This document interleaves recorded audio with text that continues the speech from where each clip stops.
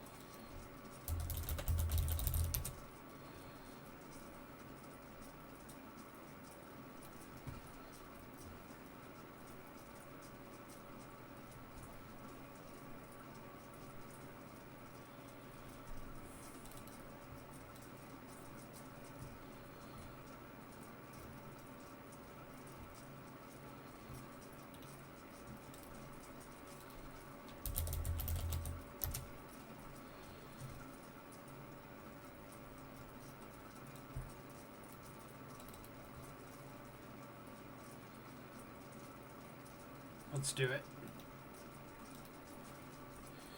Stay the 22nd. Yes, yes it is. Let's update Stream Decker.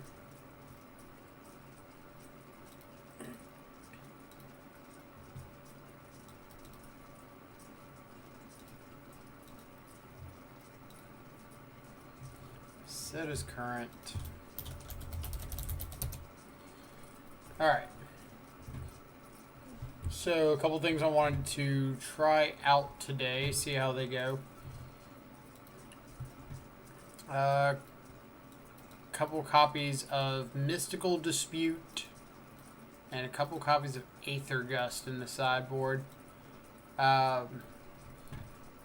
Historically, I have not been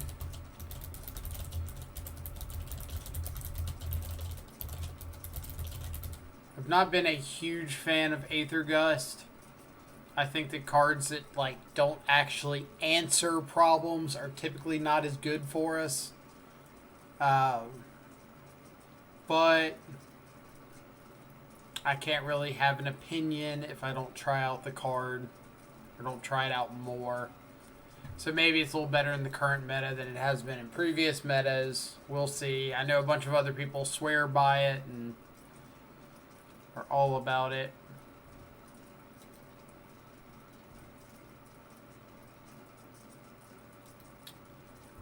Super qualifier that starts in an hour, eh?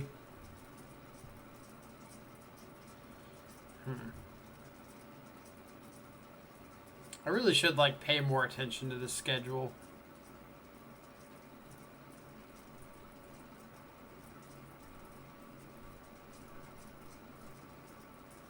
I don't think I'm going to be able to play in it. I don't think I've got 7 hours to give, but maybe.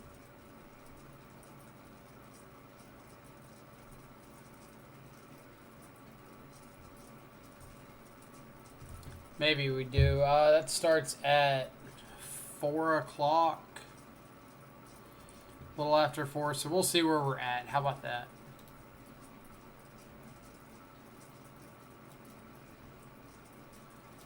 I don't want to say oh yeah, we're totally going to play in it, and then hour and a half rolls by and we don't, and somebody gets mad at me. So we'll just say we'll see where we're at 4.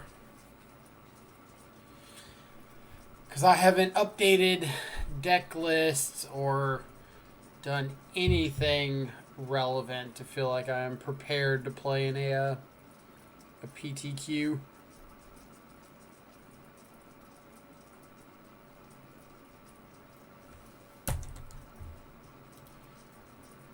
And I'm a firm believer that jumping into a premier event like that Feeling unprepared is like the easiest way to spell disaster for yourself.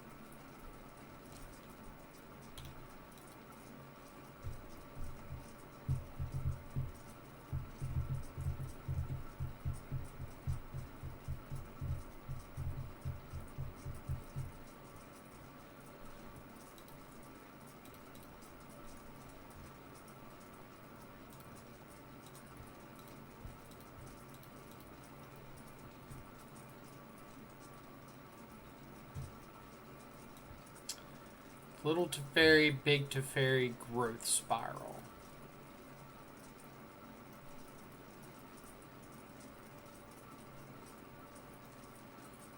So Little Teferi is the most annoying.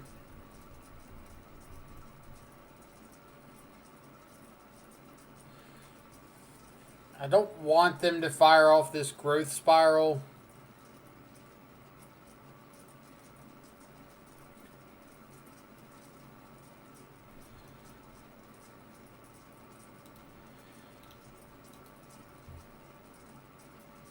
But ultimately, it does impact the board, or impact the game a lot less than some of these other options.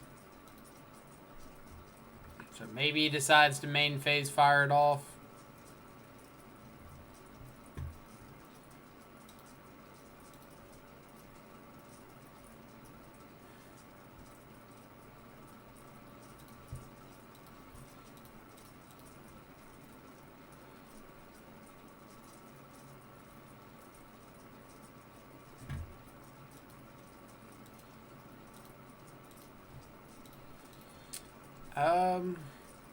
I do think that I'll Stubborn Denial Growth Spiral.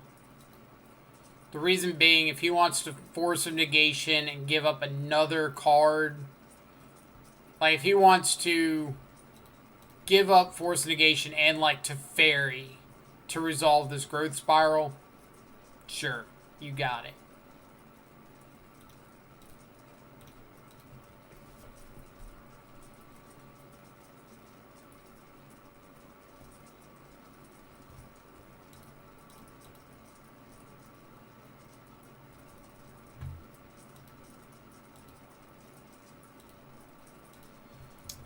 I think I'm pretty heavily in find a threat mode now.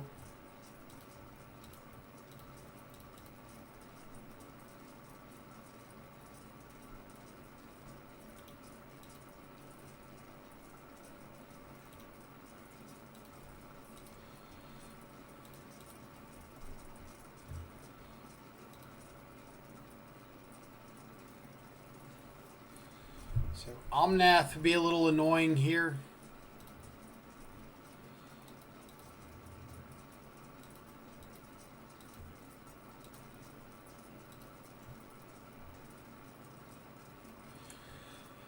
So I could upkeep Fatal Push. Splatter and Rainbow, how's everybody doing? I could upkeep Fatal Push, but then they can just hard cast Force, and I can't stub it. So if I'm gonna Fatal Push, I need to do it on my turn. They can force pitch to Fairy, and I can stub the Force. Or if they force pitch something else.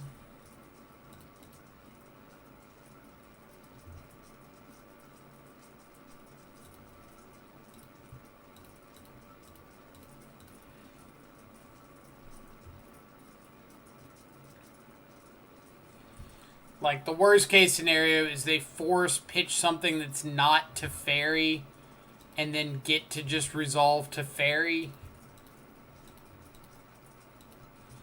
I don't think I have a good chance of winning from there.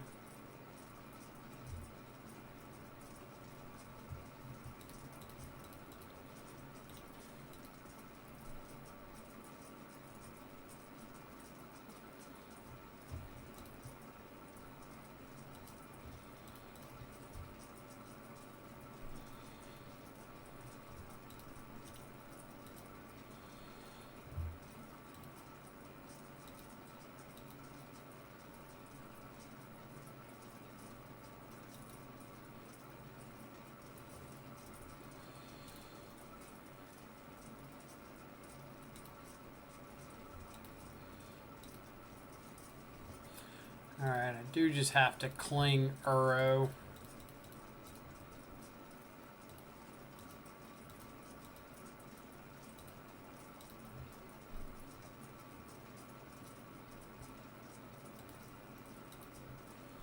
Can't really afford for that to be coming back.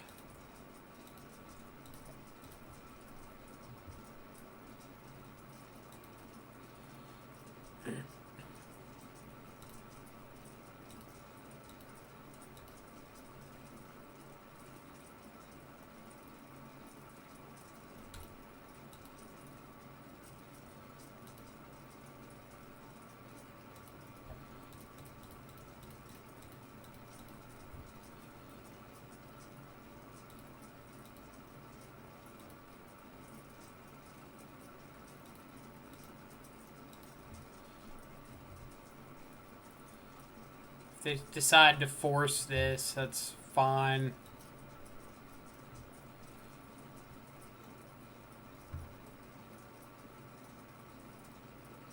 I think I am dismembering my own shadow because it does reduce the clock pretty substantially. So with this fetch, it becomes a 2-turn clock.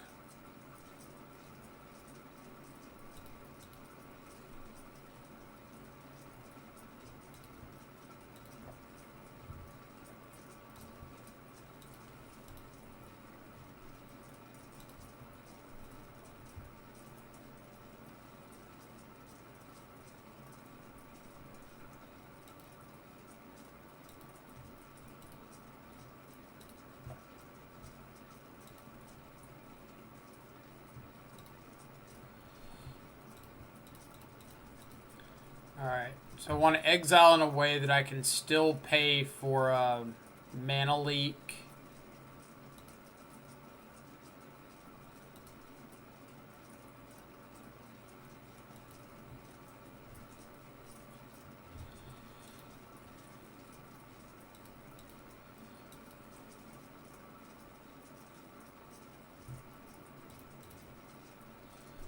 Renin 6. Yep.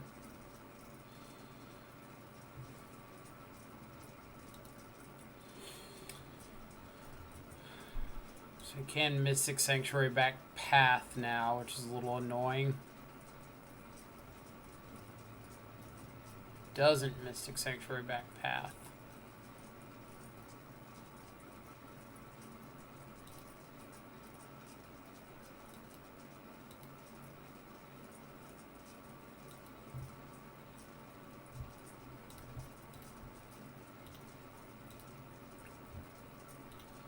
Unless he's got path.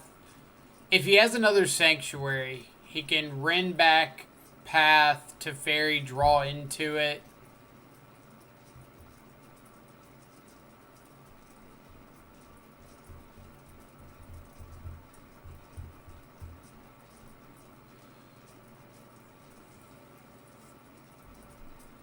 Alright.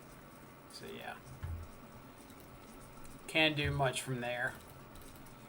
Ashiok, Soul Guide, Dispute, and Gust. Get rid of probably both Battle Rages. A Gurmag. Pushes, Dismembers. Go like that.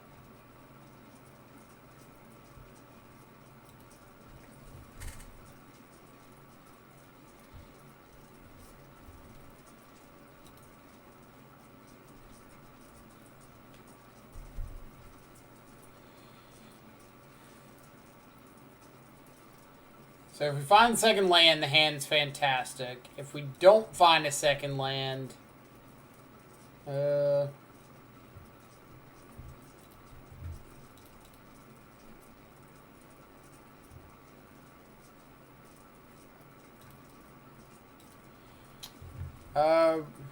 Rostalker, I think you have to, not have the space between the exclamation point and the deck.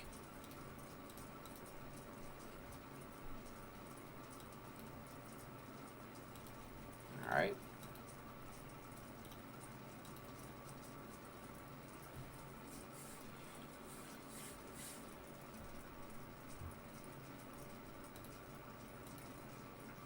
Land. Alright, so let's bobble ourselves. If it's a land, we thought scour them. It's not a land, so we thought scour ourselves. Perfect.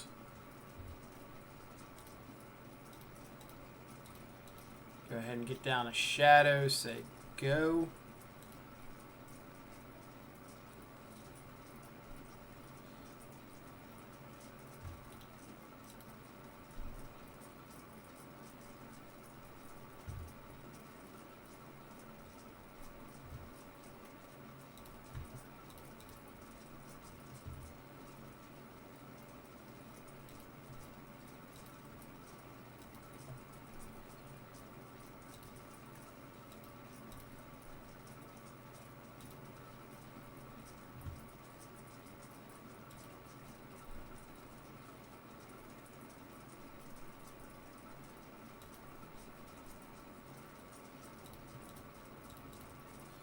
So because I've got lethal next turn, I'm just aggressively countering anything that I can here. So the next turn I'm just swinging in for the kill. Alright. Like countering that growth spiral when I have the extra counter just kind of says like I take Jace off the field completely. I take Uro as a possible like draw, not Uro, Omnath as a possible draw plus chump blocker off the equation, and just kind of make you beat me with like Teferi or Archmage's Charm or something like that I can counter. Like you don't get Supreme Verdict isn't out, stuff like that.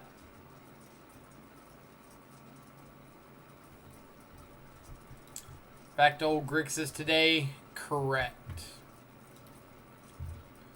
Kind of the same deal.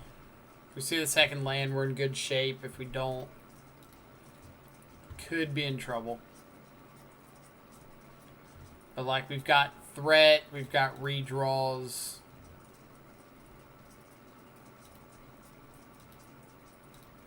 We hope they don't have a Veil of Summer.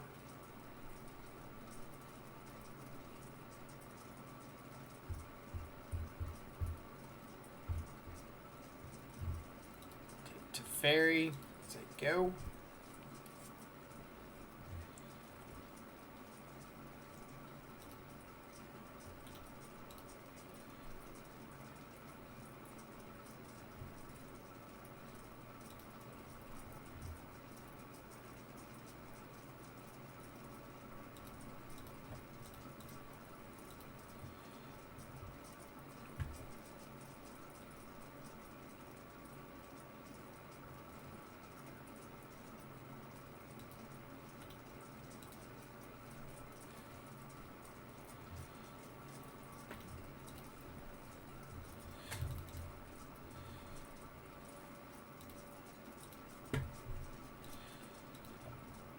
And so close.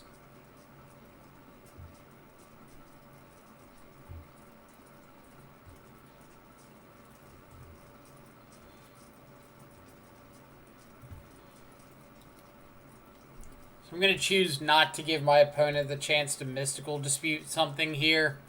Because I think if I fire off the Thoughtseize, they're just going to like take the opportunity to hard cast the dispute, and I'm just putting extra cards in my opponent's graveyard.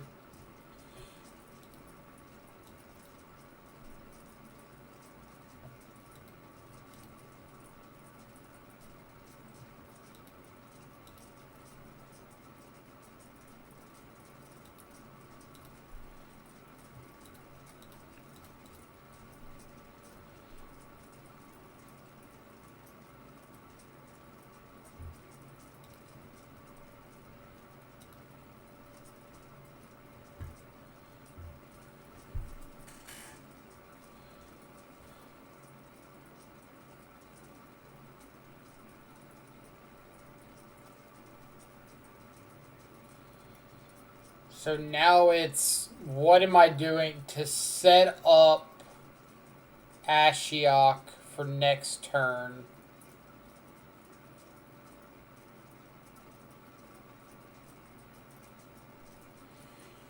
Like, I Thoughtseize. They Mystical Dispute my Thoughtseize. I play Shadow. I play Shadow, they Mystical Dispute it.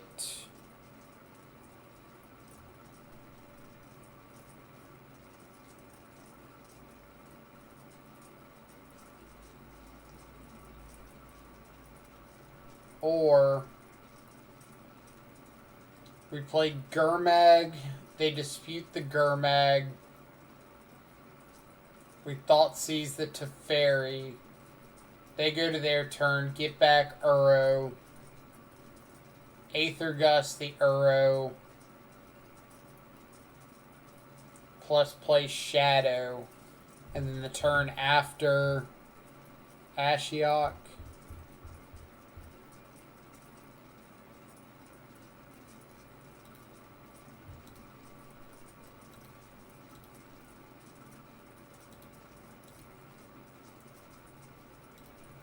Basically, I don't want Uro on board, and I don't want Teferi on board.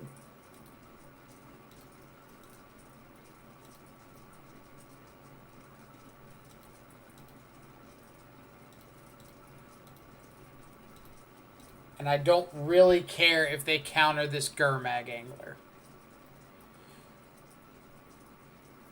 But I think they're going to. No. Thoughtseize away to Fairy.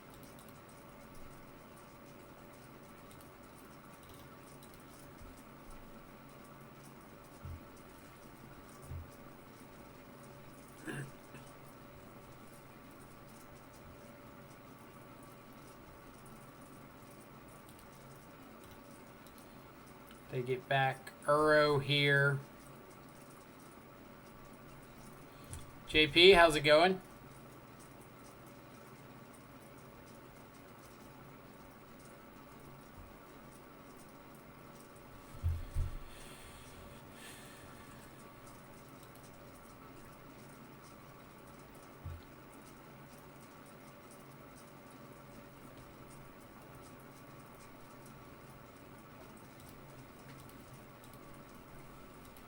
So now I get to try to Thoughtseize away this Force of Negation.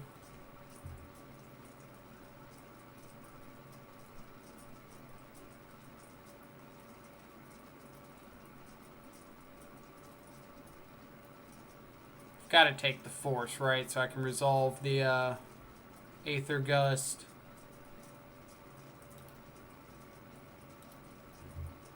Alright. Let's think.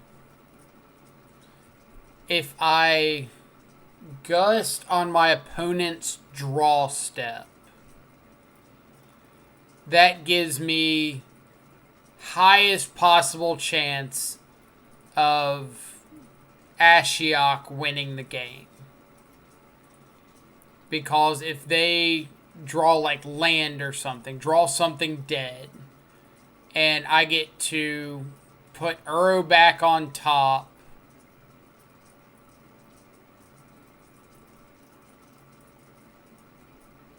and they don't get a trigger right away.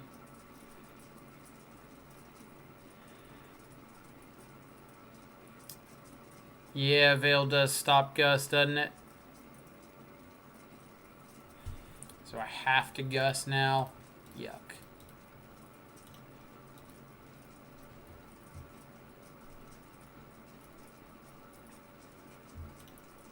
Like, the part that wrecks me here is they just get to, like,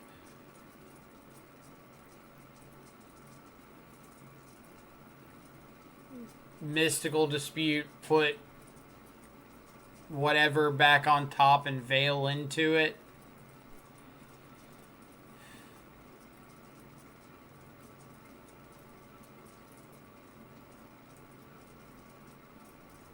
Like if I play Ashiok, they just get to veil or fetch up a mystical or mystic sanctuary, veil whatever back on top, draw into it.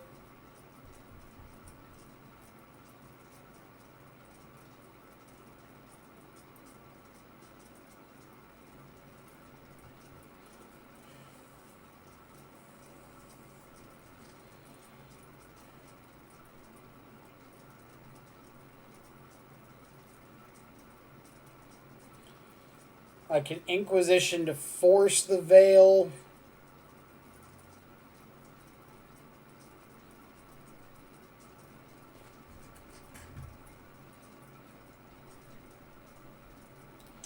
I guess we just hope they don't see the line.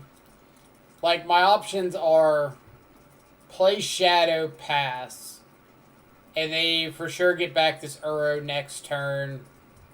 Because they can always just, like, fetch up whatever. Or, like, Veil, fetch up Sanctuary, put Veil on top, cycle the Veil. I could Scour myself. But I don't really know what I'm trying to hit with it.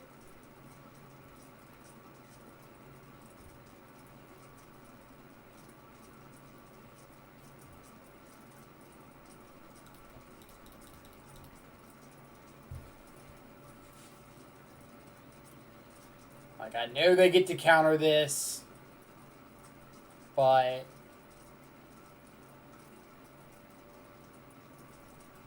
it's kind of all I got. So this should be Sanctuary, put Dispute or Force back on top, Veil into it.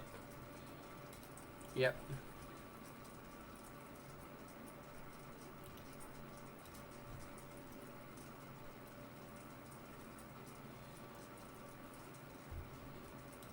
Yep.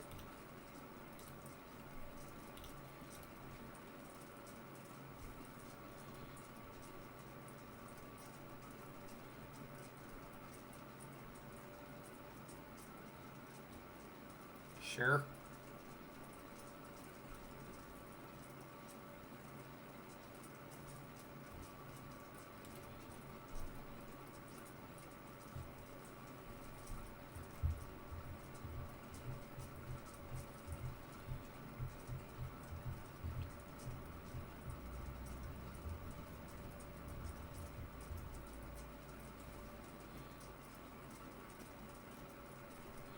I think they should have sanctuaried back that Veil first.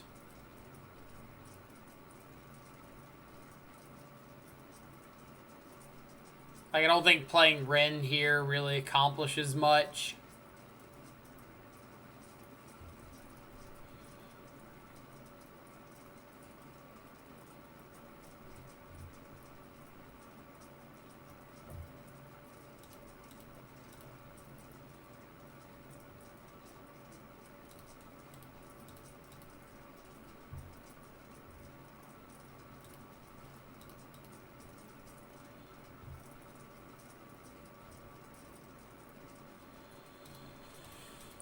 Now they get to Mystic Sanctuary, attack with Uro, get back Purge.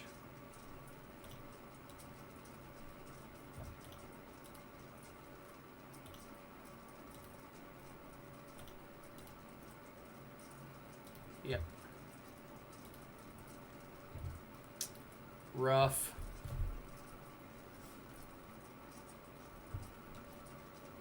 This is why Sanctuary and Field of the Dead should be banned. So I kind of talked about it the other day. I'm a pretty firm believer that I think Field of the Dead needs to be banned, and I think one of the cards between Teferi Time Reveler, Mystic Sanctuary, Veil of Summer, and Uro, one of those four I think needs to be banned. I think for the most part, it probably could be narrowed down like, Uro, Mystic Sanctuary, or Veil of Summer. Like maybe Teferi's not in the same category.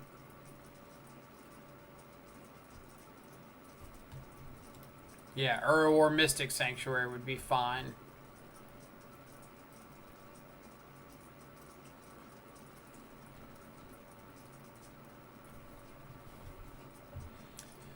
But like Field of the Dead for sure is an issue.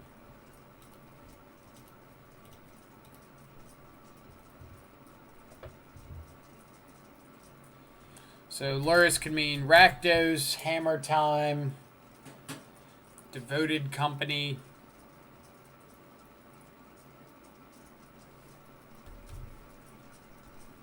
Yeah, Field of the Dead is just like a horribly oppressive card.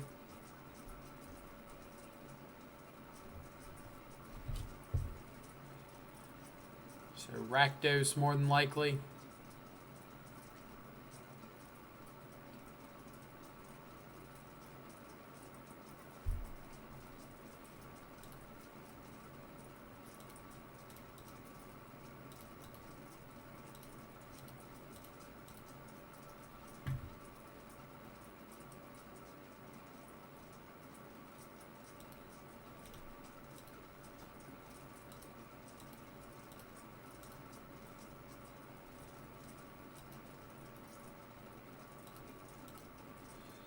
So drawing a Thoughtseize and a push next turn. Sure.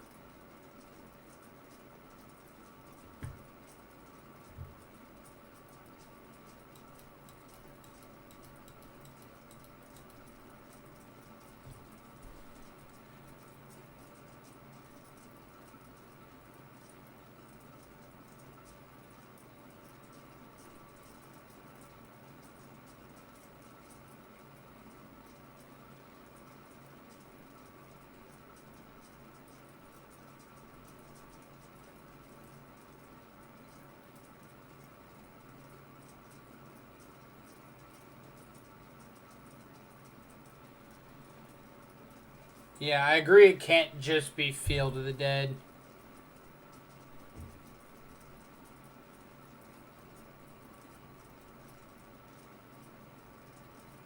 Watching me and my opponent at the same time.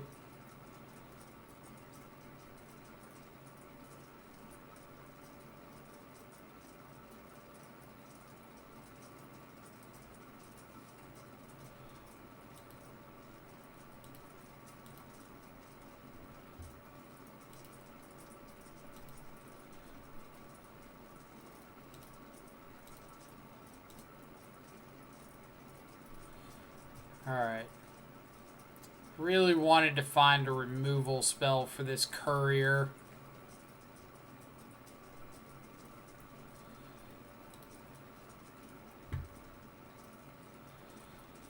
So I know their last card is Bloodstained Mire. So there's not much of a reason to go too crazy here.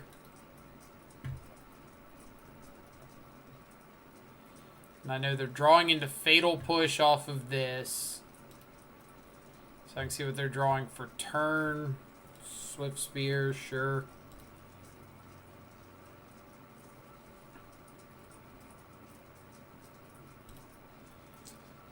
Do you think if Field of the Dead was legendary, we would have the same issue, or is just one still problematic enough? I think one is still problematic enough. Because you think about decks like Amulet Titan or the Uro decks playing Hour of Promise, they're typically getting one copy of Field of the Dead off those. If they can't activate both of them at one time. And one is typically enough to, like, overrun most opponents.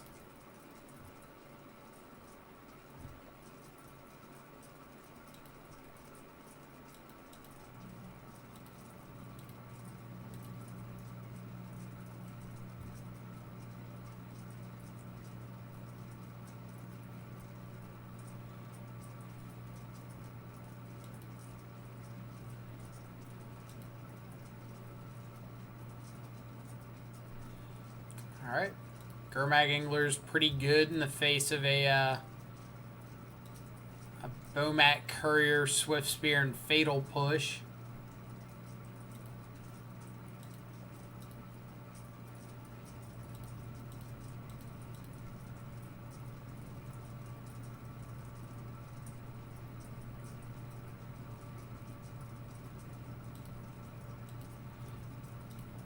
So I'm going to hold on to both Inquisition and Thoughtseize. Because my opponent's going to have the ability to crack this Bomat Courier. So I want to save both of these in case they draw into Hand Disruption and then want to put Luris in hand. I can hold on. Fair enough, makes sense. What adjustment in terms of card text would it make, or would make it fair / not super impressive? Or do you think they missed the mark too much and the concept is problematic?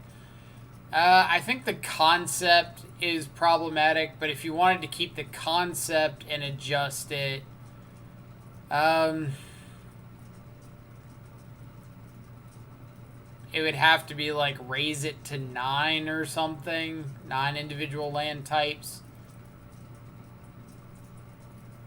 Or land names. Or maybe you couldn't have snow basics and their counterparts count as 2 different land types.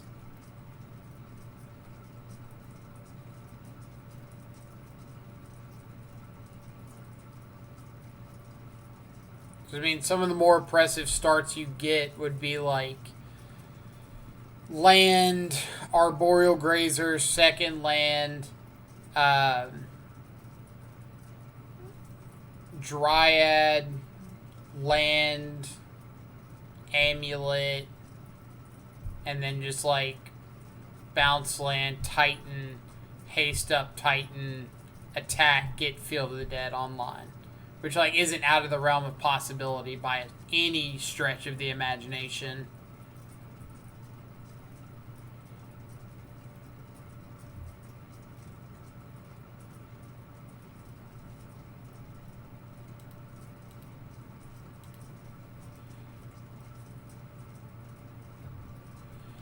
Alright, so this has got to be a pretty easy Bomat crack.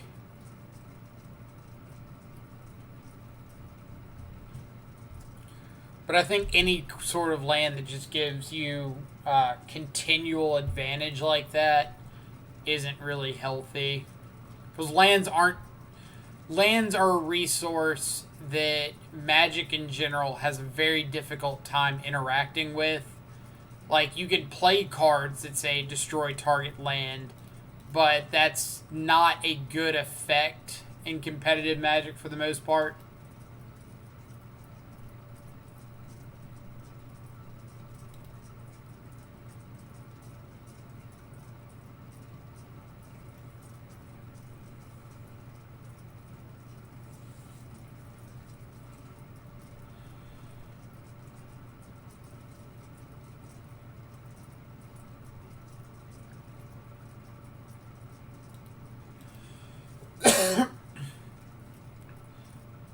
Did I miss the Fatal Push?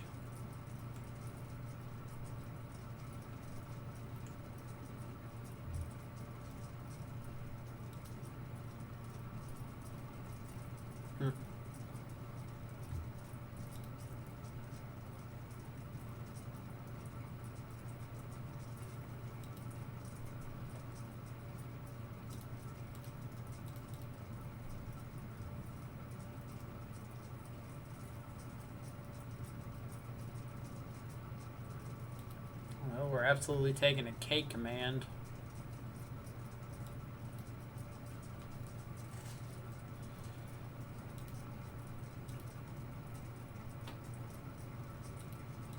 So we need to find, like, a Fatal Push pretty quickly.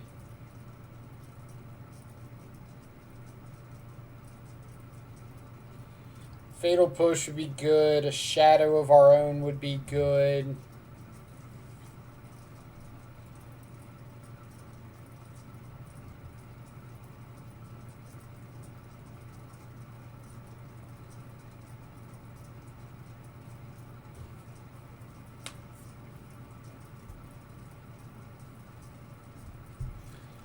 I will disagree on the destroy land thing as a depth-drawn player.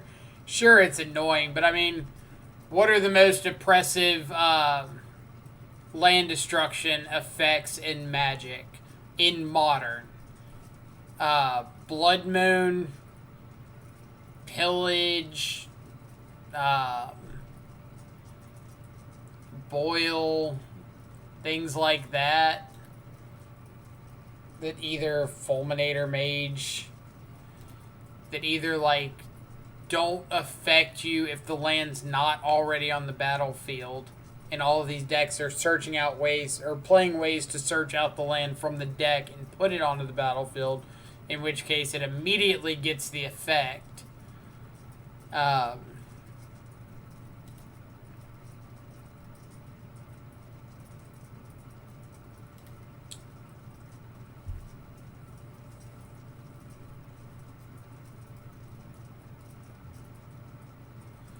So this has got to be Luris into the hand.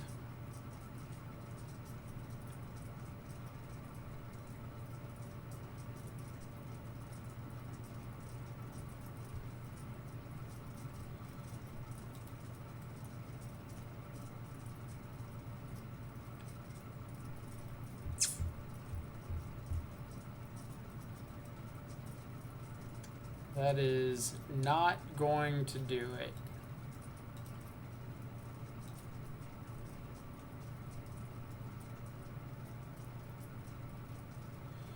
Yeah, there are very few land destruction abilities in the game that I would characterize as unfair. Right. So when you have lands that are getting some really good effect just by entering the battlefield, it's hard to compare them with land destruction effects that are getting an effect after the land has already gotten its effect in most of these cases.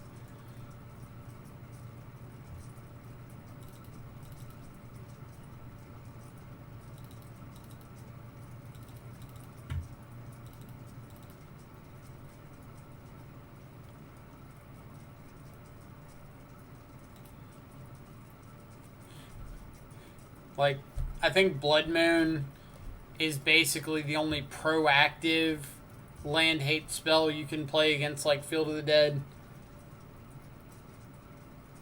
And sure, it's fine, but these Field of the Dead decks are combined with 30 counter spells, it feels like.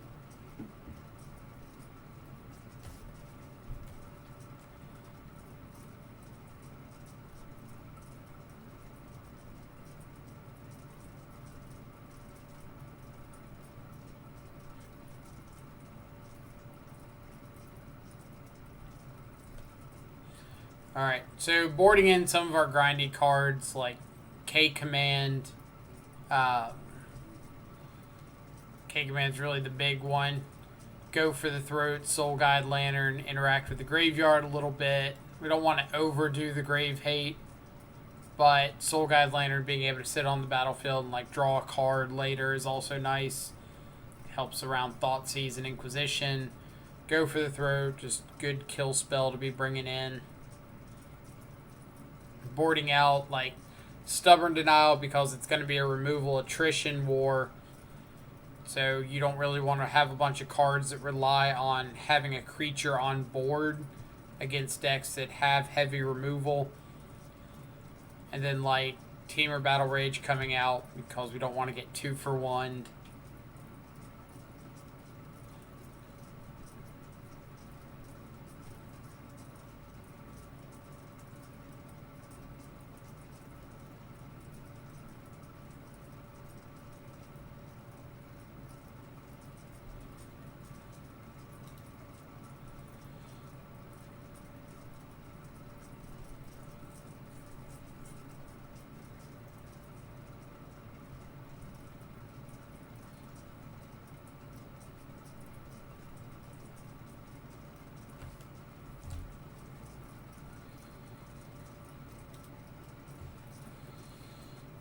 Alright, what do we got?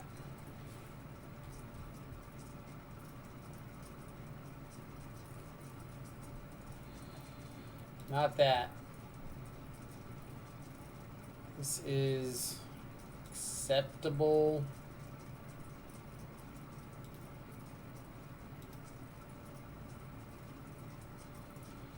Like stub on the play to counter discard spells on their turn 1. I don't like using stub on discard spells. Like sometimes you have to if you really need to protect something. But if my opponent starts off with like an Inquisition here, absolutely. They got it. I'm not stubbing that. Because there's a chance they just take Fatal Push. They probably take Fatal Push, so maybe I do. We'll see. Well, this deck is just a trip down memory lane, right? I feel like any chance I get to play Grixis, I'm all about it.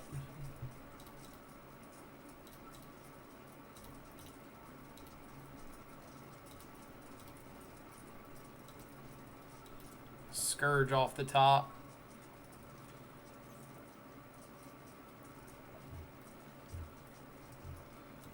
Scourge is...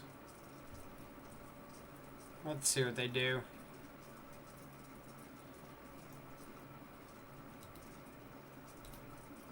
Alright, don't really care about Swift Spear. So let's just get our Scry on. Another Gurmag Angler, probably not what we're looking for. Did I see the blue-black list at 5-0 the other day? I did not. Do you have a link by any chance?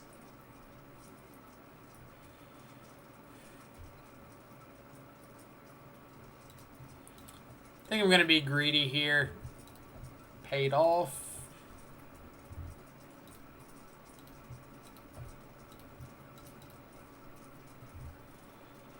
Scourge, push, push, K command. We'll say goodbye, Scourge. Was it bench doing bench things? Alright, so let's see this blue-black list. Is Raging Tilt Monster. Oh yeah, we played against them. I don't know if it was on this day, but I remember playing against the Lilies and the Jaces. I wonder if it was the same day they hit this 5-0. They absolutely beat us. I think we were playing Rakdos. And like just having Liliana and Jace and we having no counter spells, it ran us over pretty good. Brutality's a throwback. Mana Leak's in the main.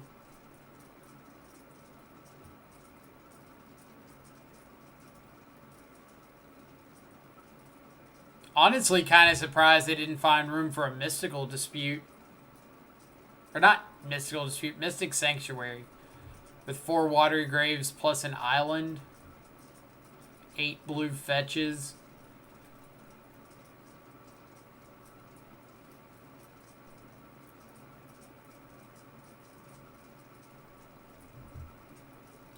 That's pretty sweet, I'll admit.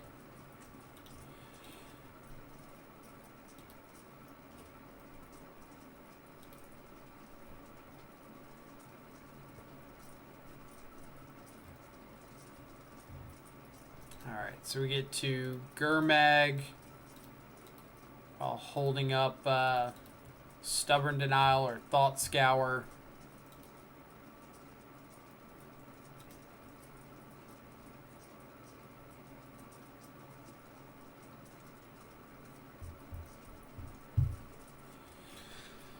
Typically, Rakdos has like 2 Dismember, maybe a copy or 2 of like Feed the Swarm out of the board.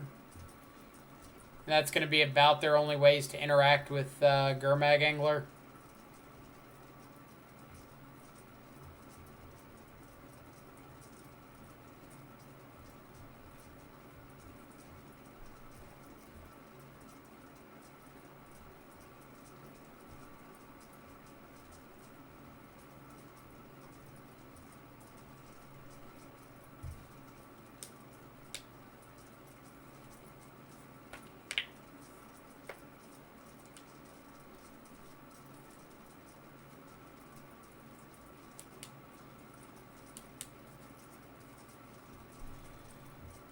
Yep. So now hand is push, push, K command.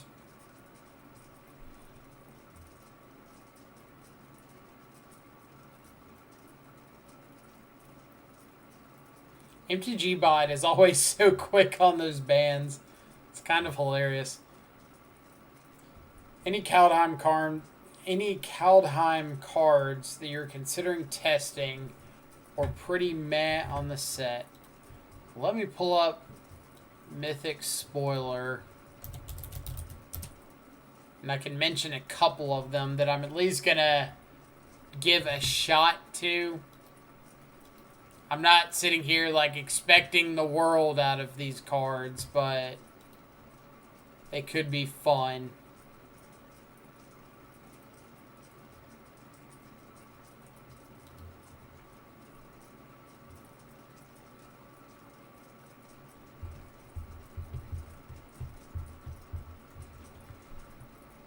So Thoughtseize lets us force the issue on K command. Or we can sit back and wait for Luris and just stub the K command.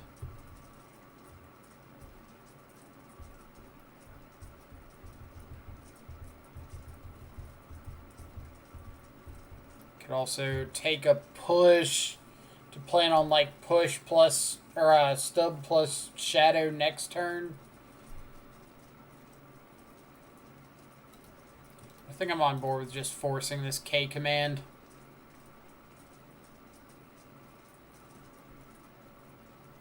There's always the chance they wouldn't even cast the K command here.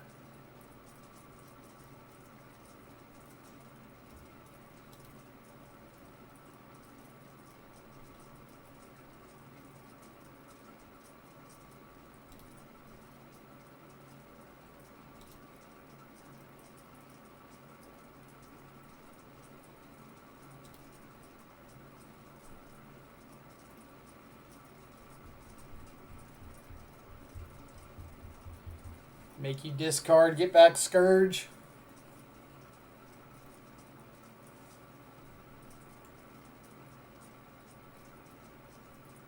Discard 2 damage.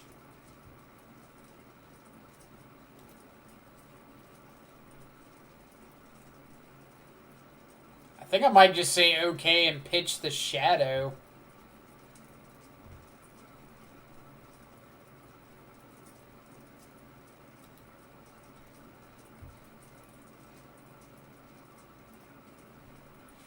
But I guess this is growing shadow too, so maybe just pitch the Thought Scour. Yeah, let's just pitch the Scour.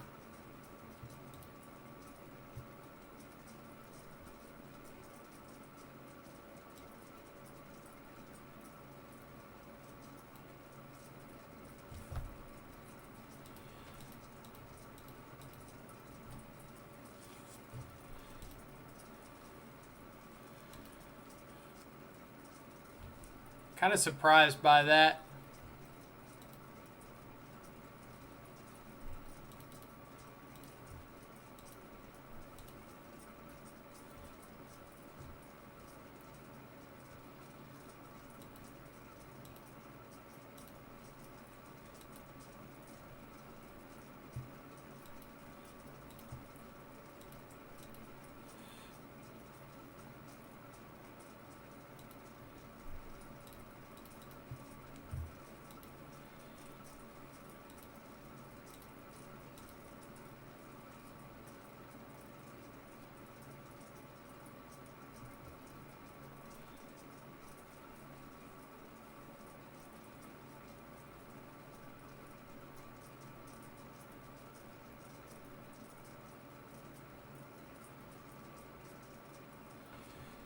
So they could Luris plus Swift Spear.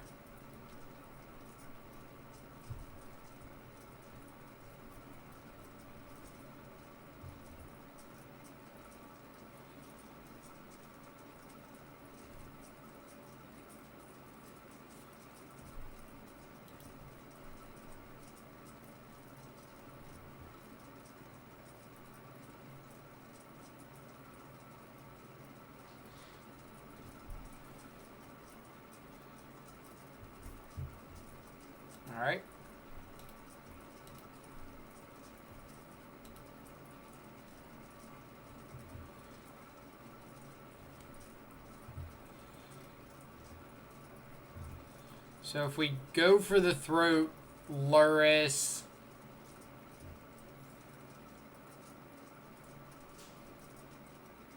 They get to push the shadow.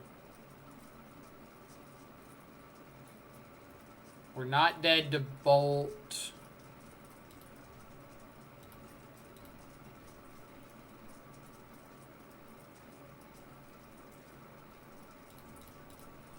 Do think we have to go for the throat Luris.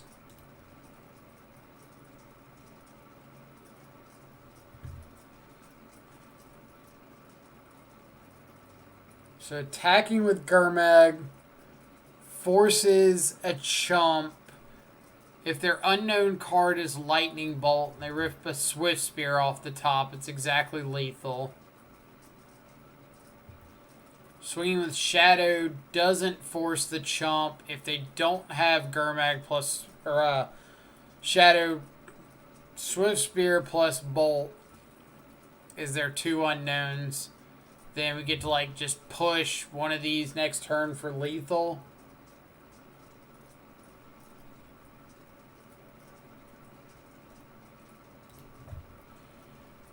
Alright.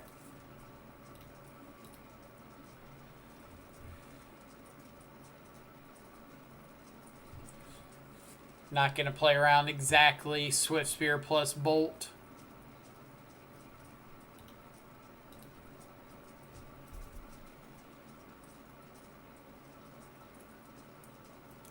Did I get punished? Did I get super mega punished?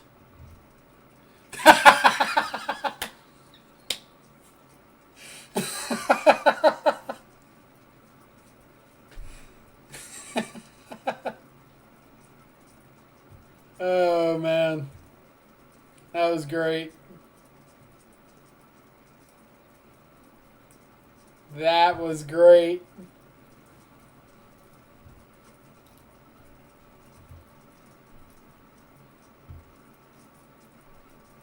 Spoke it into existence. I think I did.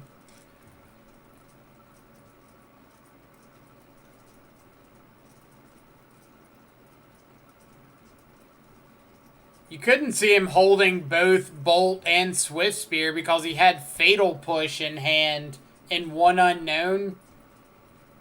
So he had to draw into the second one.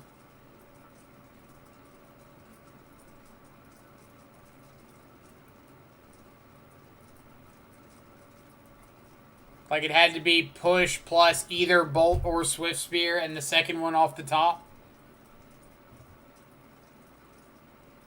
Like I said, wasn't playing around it.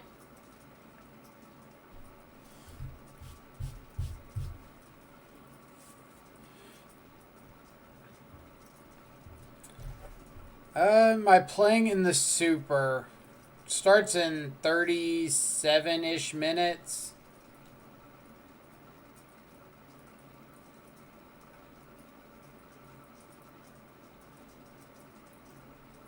He had the Fatal Push, drew the Bolt last turn. Sure, so he had to top deck the Swift Spear. He didn't kill me with just Bolt, Fatal Push, Swift Spear. He had to have second Swift Spear to get the extra haste attack and the prowess trigger.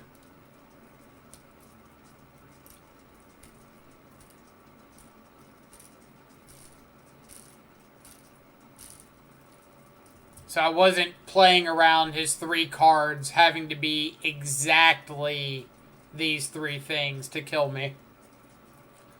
Alright, somebody asked about Kaldheim cards that I was interested in trying. I might try out Valky, however you want to say it. Not for the Cascade effect. I think the front half's kind of cool. Again, not just saying like, oh my god, I think this card's insane and it's going to slot into every shadow deck. Just trying out different things. The other one was Tybalt's Trickery. I'll probably try out just for the fun of it. Maybe in like Jun Shadow or 4-color or something.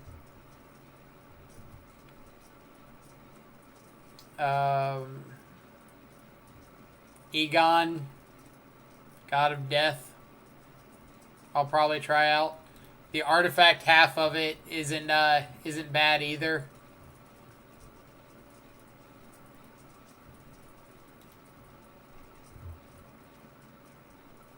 What were the other ones?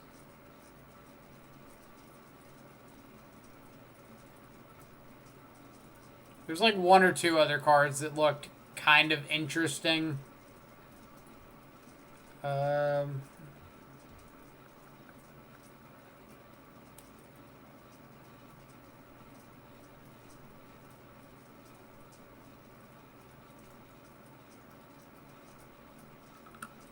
What were the other ones?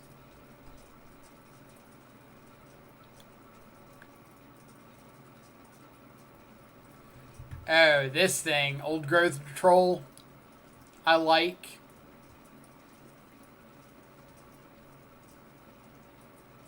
Maybe like a heavy green-black based Sultai build.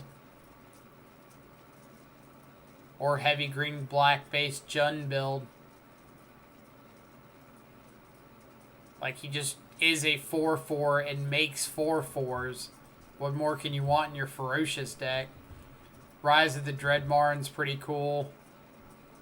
To replace all your or some of your stuff after a Wrath effect. Not that Wraths are extremely popular in Modern at the moment, but you never know.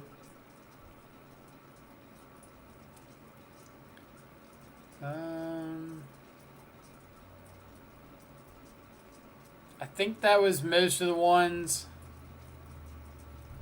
Bench mentioned Blood Sky Berserker. It could be kind of cool.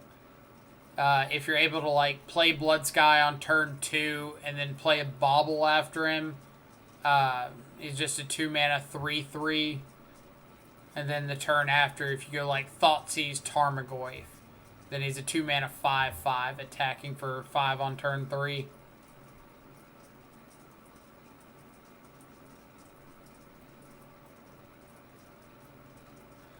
Sappy, I did say I'm going to try out the 3-drop 6/6 Egon.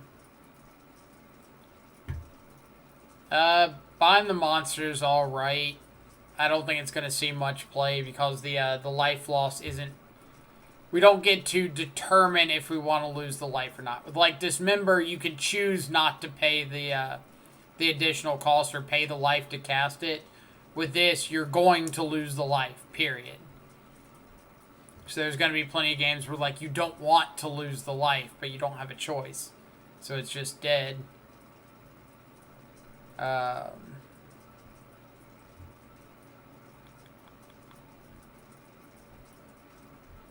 didn't know they were reprinting Disdainful Stroke. Haven't looked at the spoilers in a few days.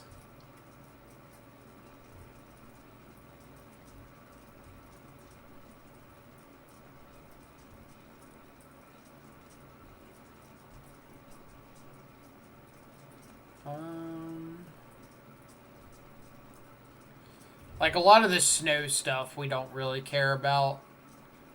There's, like, no way we're getting a big effect off of it. Betrayal's kind of cool. I don't think playable cool, but cool.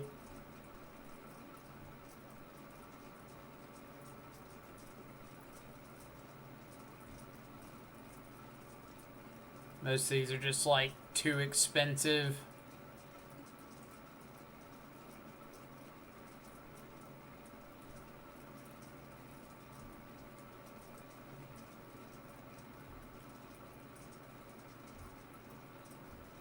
I think that's about everything.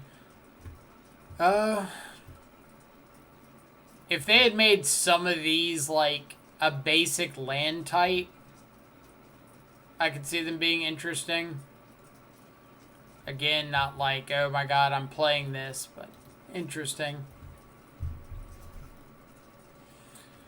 So, are we going to play in the Super Qualifier?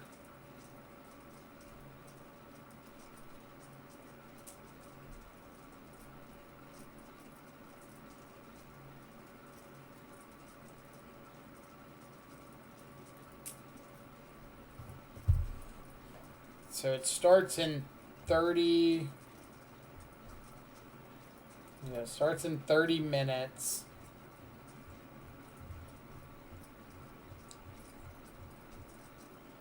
$229 players. 230, I think, just signed up. So 9 rounds. Do we have a shadow variant we really want to play?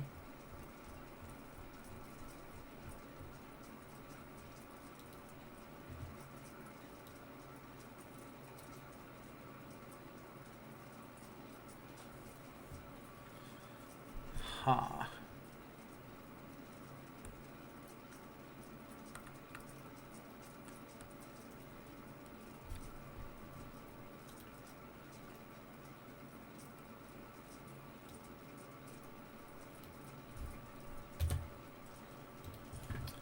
Let's see.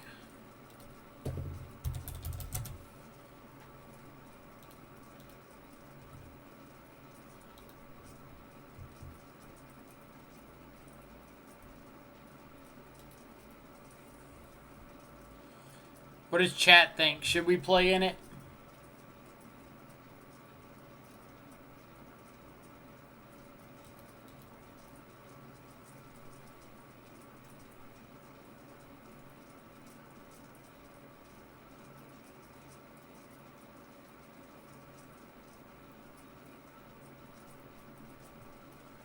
Slash, if we are playing in it, what are we playing in it?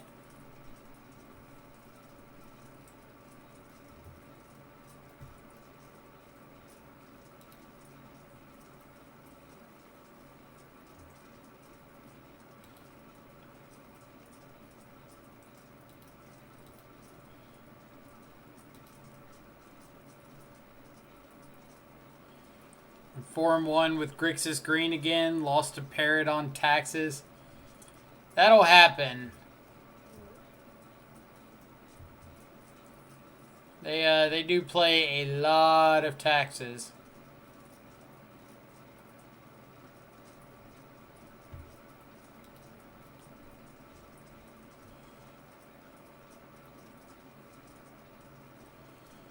Well, yeah, if I play, it's going to be Death Shadow, but like, what variant of Death Shadow are we playing? If we decide to play in it.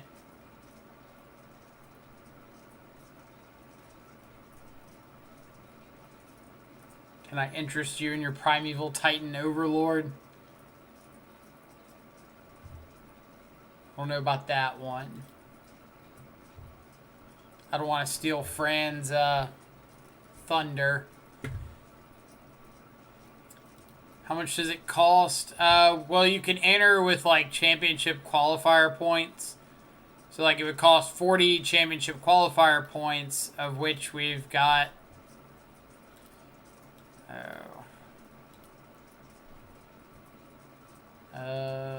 91 at the moment.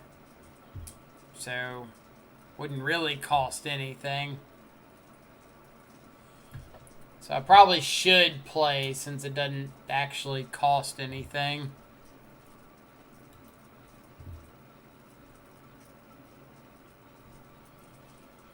So if we're playing, then the question becomes, what are we playing?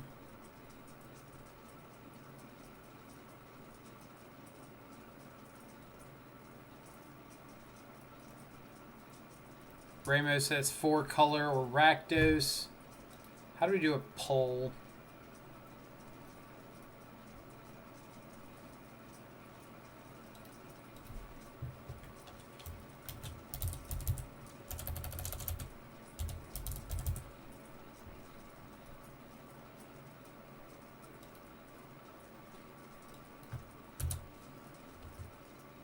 Where's Steven when you need him?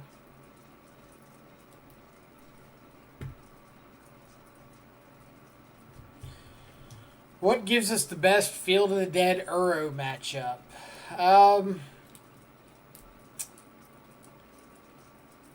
Tough one. Because, like, 4-color, if you see, like, Ashiok out of the board, can be a pretty good Uro matchup.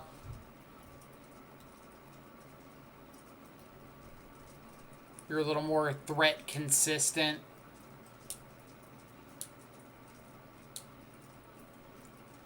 With, like, Rakdos, if you see Swift Spear, it gets pathed into Scourge and they play an Uro, like, you probably just lose on the spot. But you do get access to Blood Moon, but, like, everybody's expecting Blood Moon nowadays. So it's a little back and forth.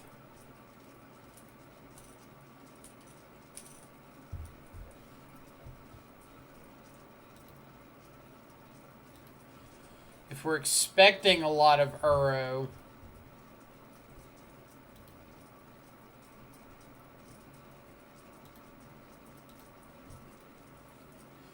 like, let's say we're expecting Hammer Time, Uro, Rakdos. Those 3 decks. What are we playing that gives us the best chance against those 3 decks? Hammer Time, Uro, Rakdos.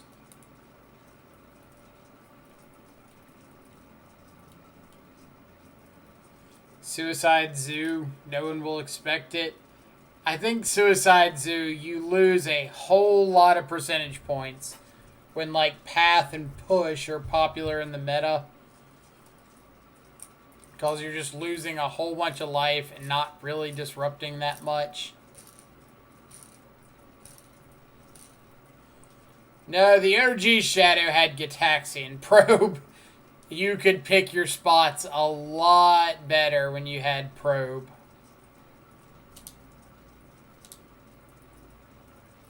I think people underestimate how much that card impacted the Suicide archetype. Like, I don't think it's playable without Probe.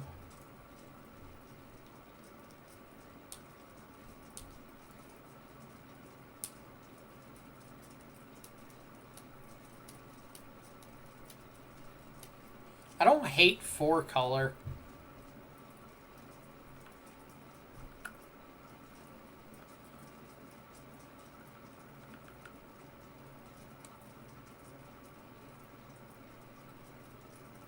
What do we think? Are we going 4-color? 4-color is the Chad option. I have no idea what that's supposed to mean. Is that good? Is it bad? Is it...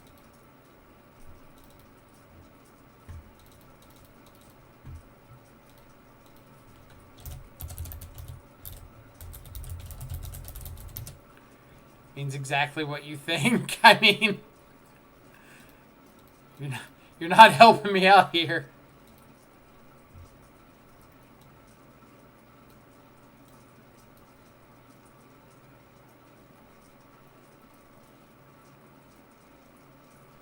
Still off of Boyle. Yeah, I've just not been impressed with Boyle, like, at all.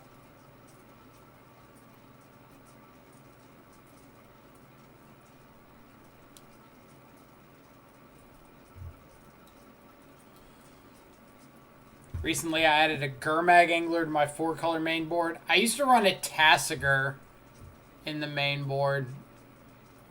It was usually pretty solid.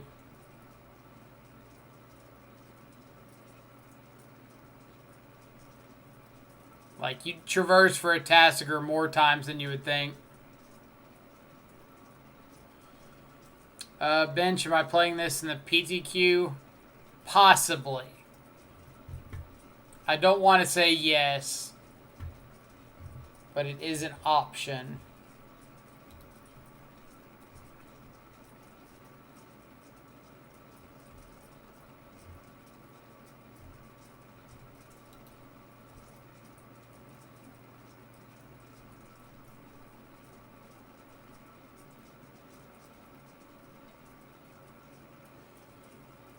I know if Bench had his ways, I would have some Blood Moons in the sideboard here.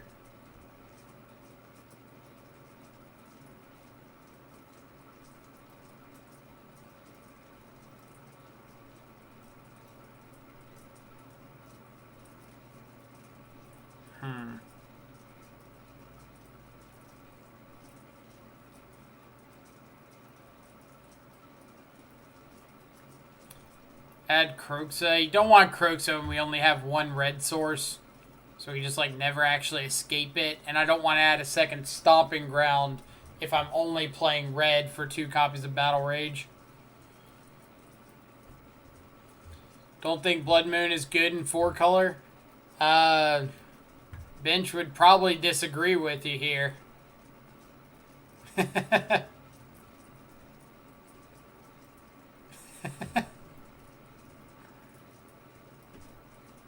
What's with that 4-color Blood Moon? We can find out if Bench will give us a breakdown. We can learn all about it. Bone Crusher Giant. That's the one I want to know about.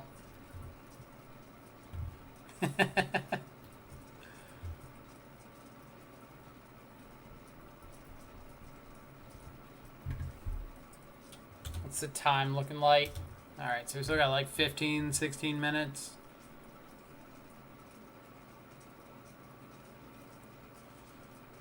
I don't even like it in red-black. Are we playing different formats? I was gonna ask you about that. Now that you mention it, I think you tweeted a red-black list with like triple Boil in the board. And I haven't been impressed with Boil. But it seems like people either love it or absolutely hate it. It's like every time I go up on Boil counts, I just run into like Tron nonstop.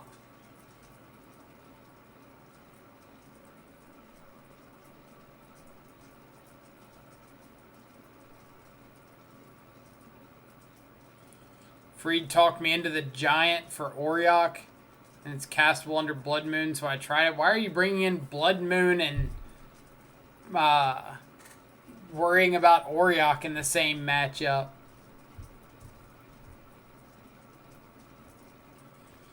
Basically, everyone expects Moon now, so fetches around it. Also, they play 4 Purge plus Gust, so it never sticks. That's fair. I can respect that reasoning.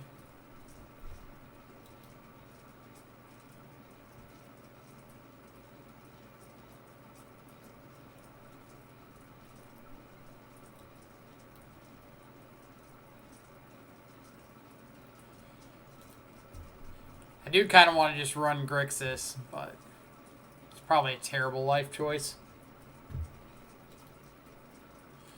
Alright, let's flip a coin between 4-color and Rakdos.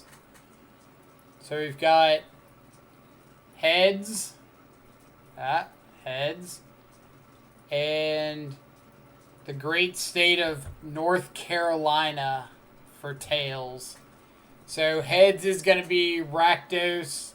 Tails is going to be 4-color. And the winner is... I can't tell. I think that's Tails. It is Tails. So we're going 4-color.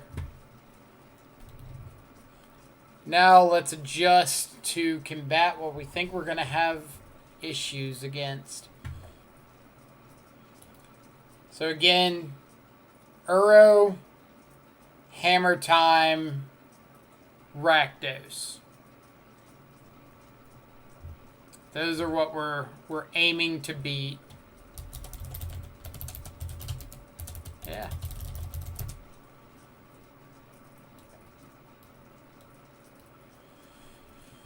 Uro, Hammer Time, Rakdos.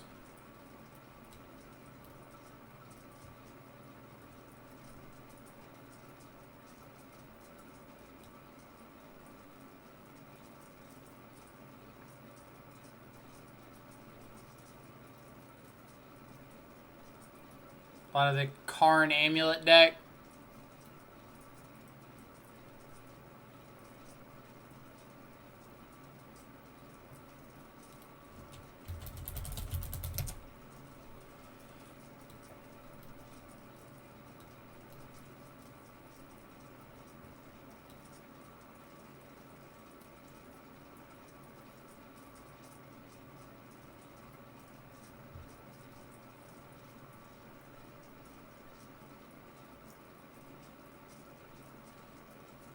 Milled a Karn Amulet using Edward 40 Hand's green-black deck last night. 1 through mill. That might be a little more extreme than I intend to go.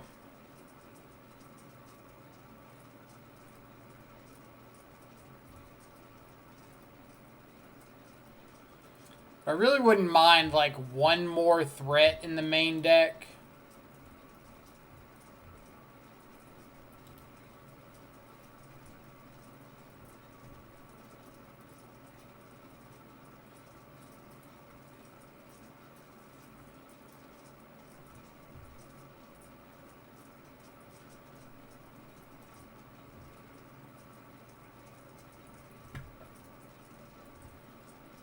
Yeah, Tasker's always been pretty solid for me.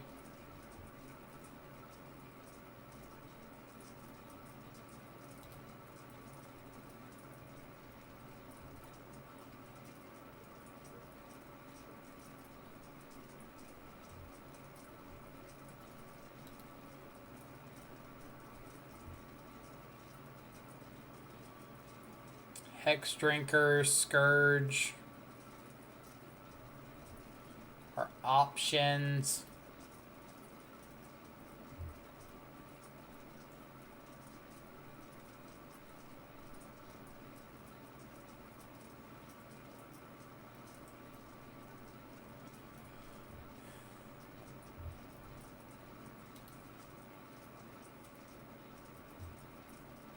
Magmatic Channeler's an option.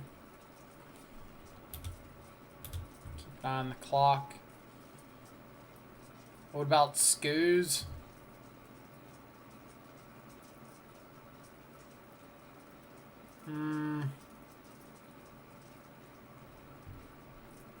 I'd give Scourge like the solid 5 out of 10 rating. Like, it's okay. It's never really going to be phenomenal.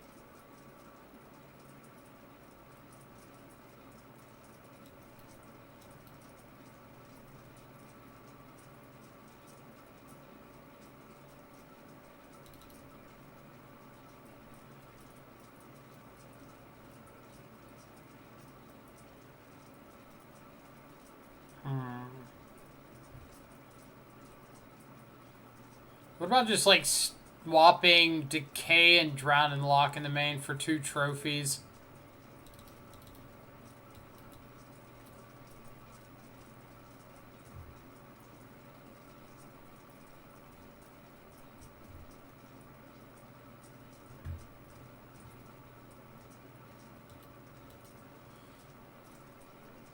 So this is going to be 4-color Shadow Moon? Nah, this is just going to be a normal, boring 4-color. No moons.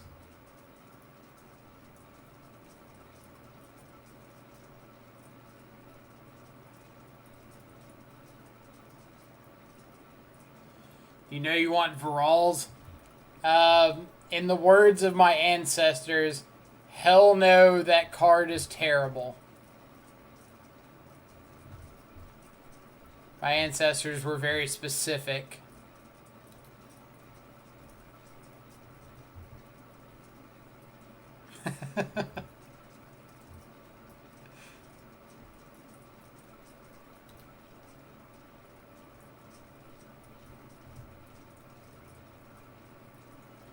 Damn, did your ancestors play Yu-Gi-Oh! Back in ancient Egypt?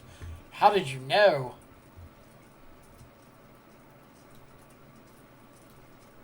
Scourge. If we ran Scourge, we'd have to rethink a few of our card choices.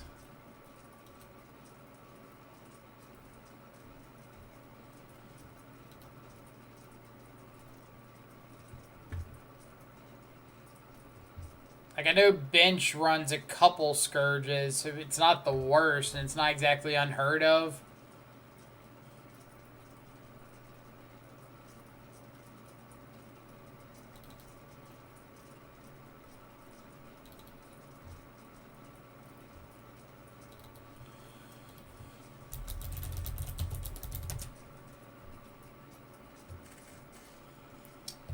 Probably have to go up stomping around. No, I'm just going to skip out on the Scourge.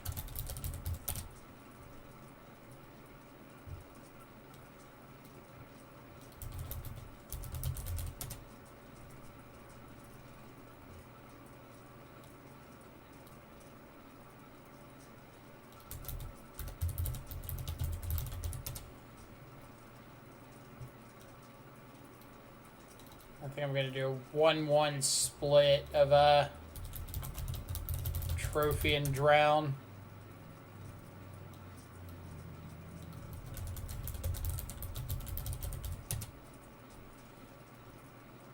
Maybe we'll play one Scourge. How about that?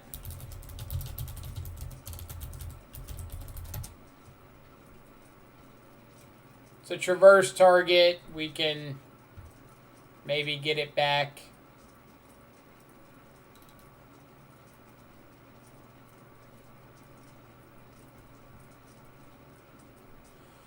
Been liking Bomb over Lantern unless you're scared of Oops. I wouldn't really say I'm scared of Oops. Just for the most part, like, most of the times I've played against Oops, the losses have come to, like, random Charbelcher.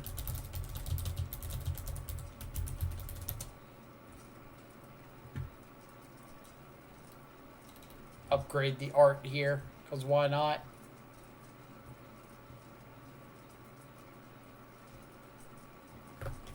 What's time looking like? So we got like 5-ish minutes. 6 minutes. Still have another sideboard slot.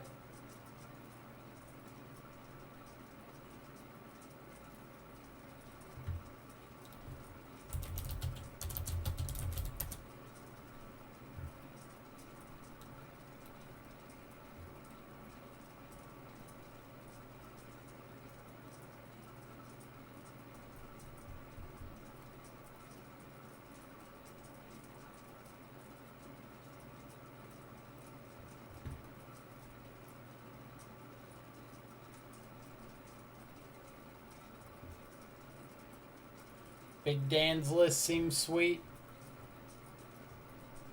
I would have to find it. Is it a Rakdos list or Jund list or what? It's Jund. Found it.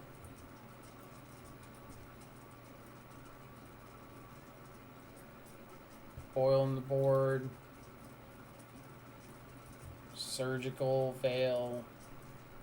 Gaia's Blessing. Snap.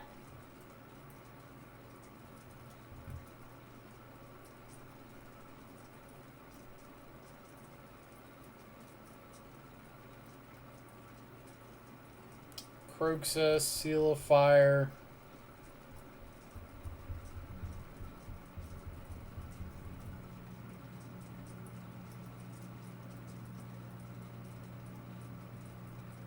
I think we're just going to register this.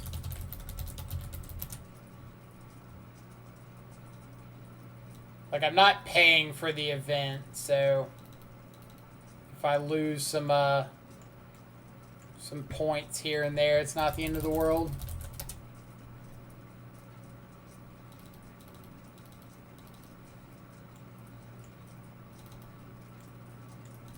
Gotta get all these incorrect arts out of here.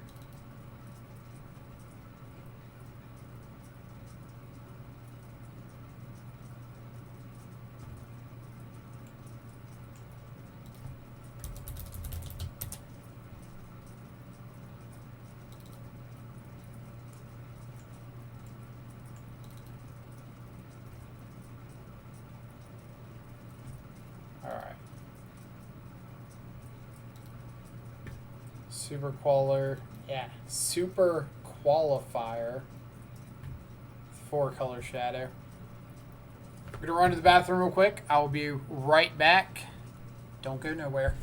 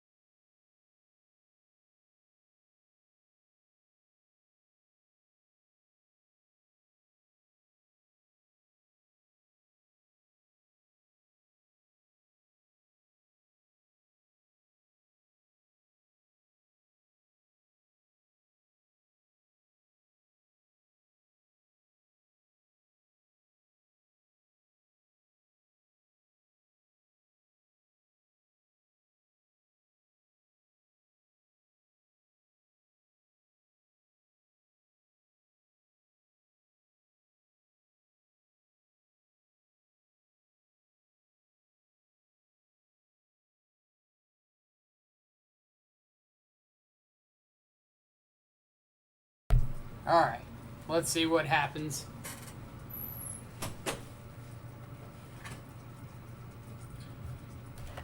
As always, we play until we either win it all or 3 losses. Whichever comes first.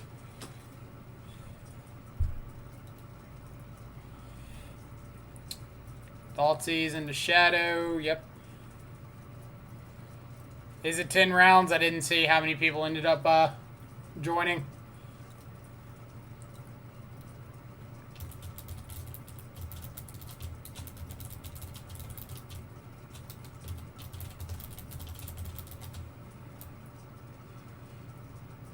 Update the record.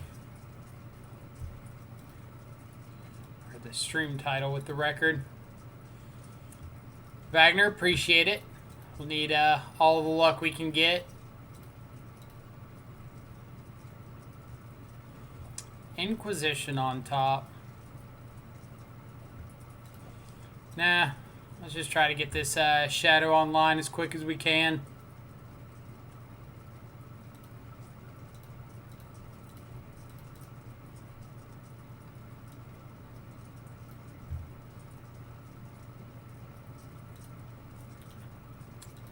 Looks like some not Sultai, but just wilderness reclamation. So we could play Tarmogoyf. Yeah, I think we're just gonna go ahead and play Tarmogoyf. Next turn, instead of Shadow, we might go like Luris plus Bauble.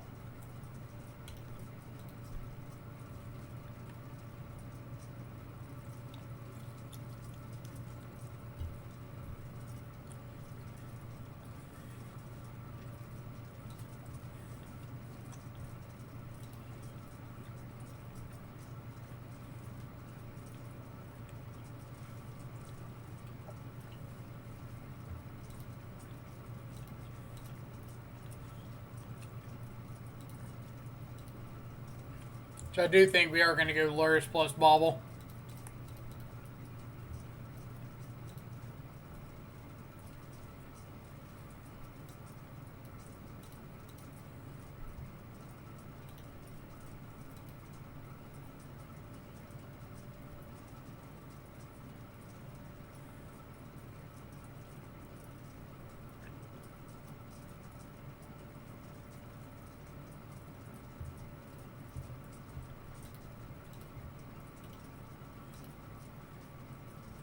Another Remand off the top, sure.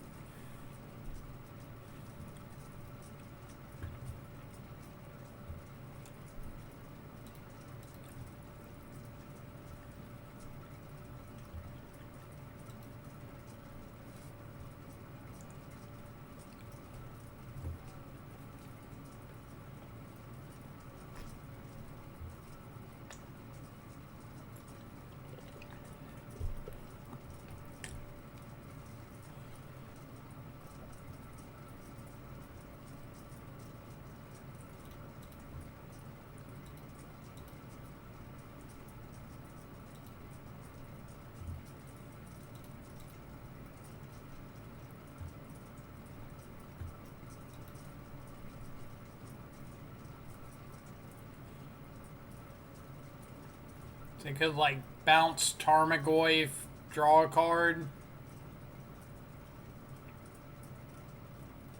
Sure.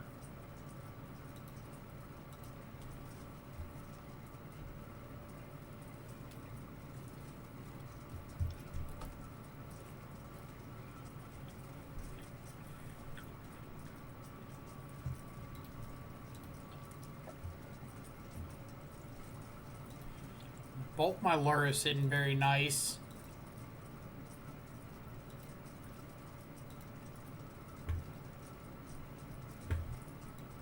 Triple Fatal Push isn't very nice either.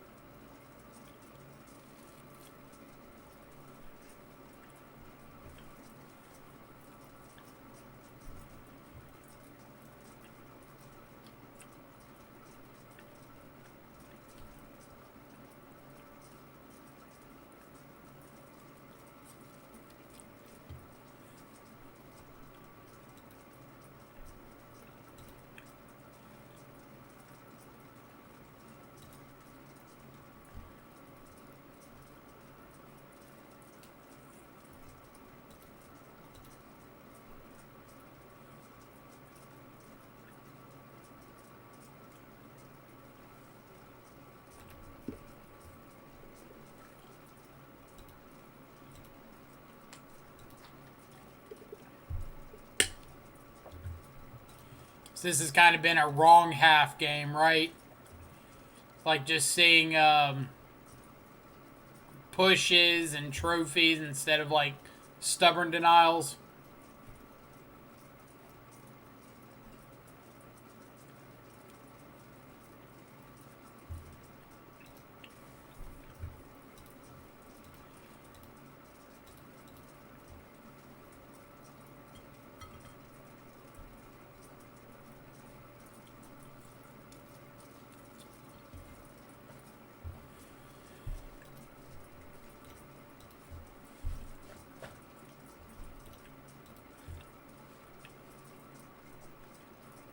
Even like a land would be pretty nice.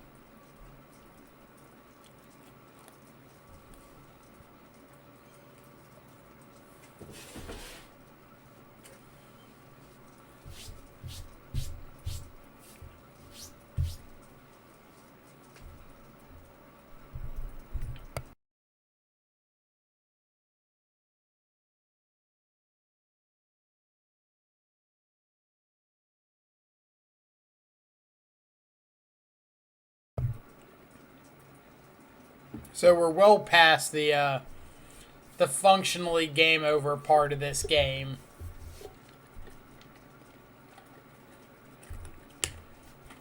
We can't battle rage. We're not forcing multiple chumps.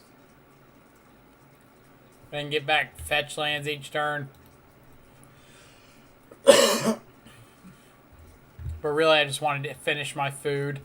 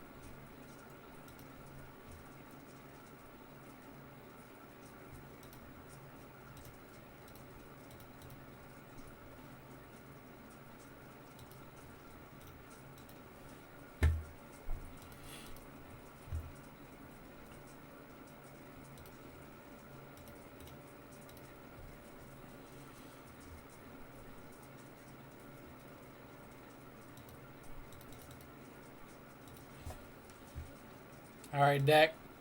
A few less lands would be okay.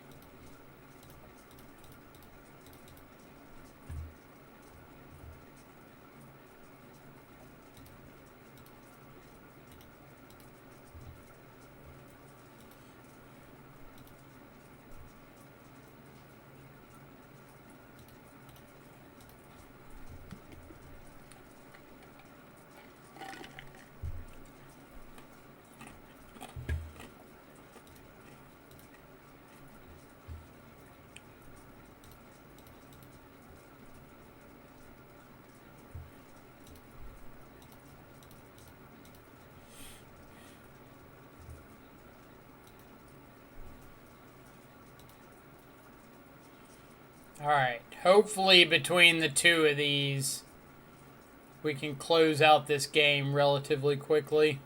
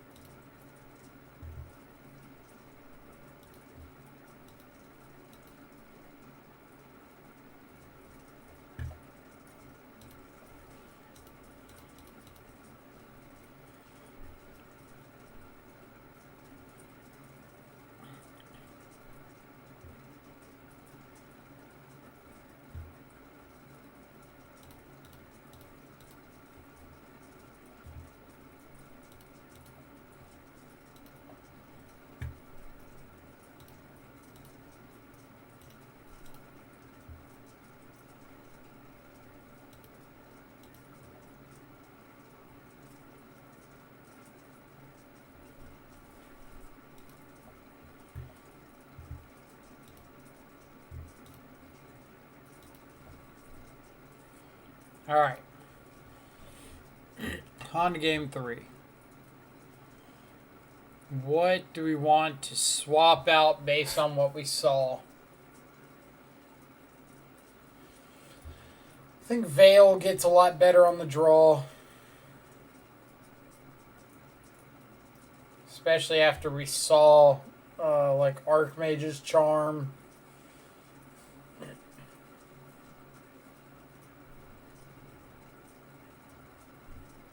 Hand Disruption's a little bit worse on the draw because of Veil.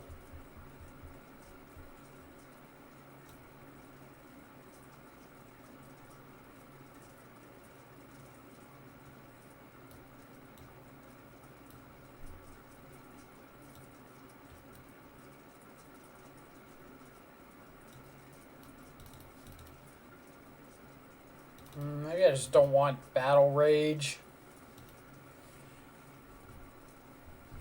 We've got Field of Ruin, so the chance of them being able to take me off of red mana is pretty high.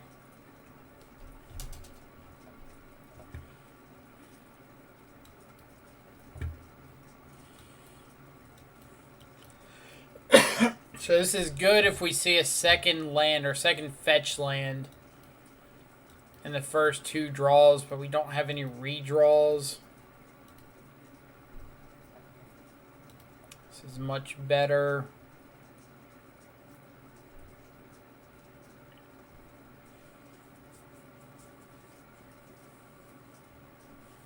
I think we're just bottoming second Shadow, honestly.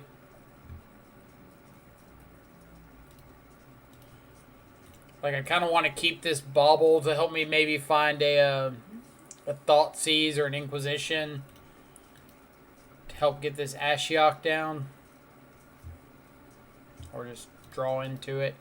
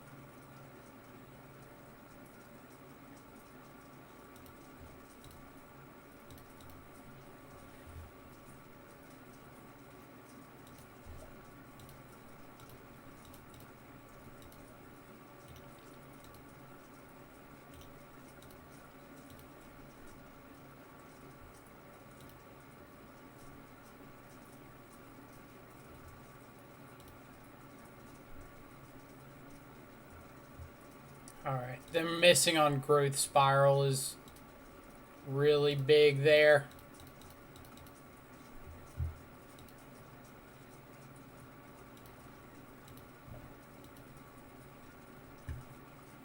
Misty, I don't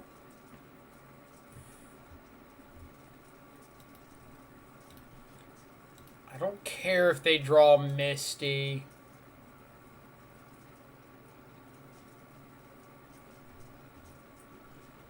Well, the problem with milling myself is they have Wrenn and 6 in their yard, which is growing Tarmogoyf currently. I have Delirium, so I don't really care about getting more card types in the yard.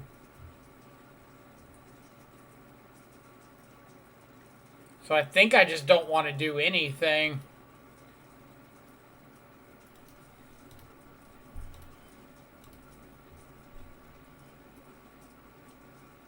Just let them have the Misty that doesn't do anything.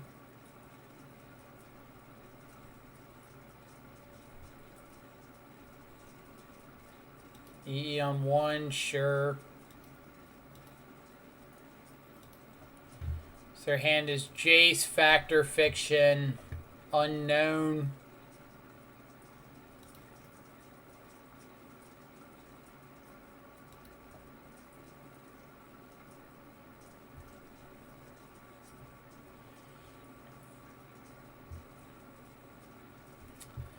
So now because I drew that, I don't even think I want to Thoughtseize here. I think I just want to play Tarmogoyf, hold up Stubborn Denial.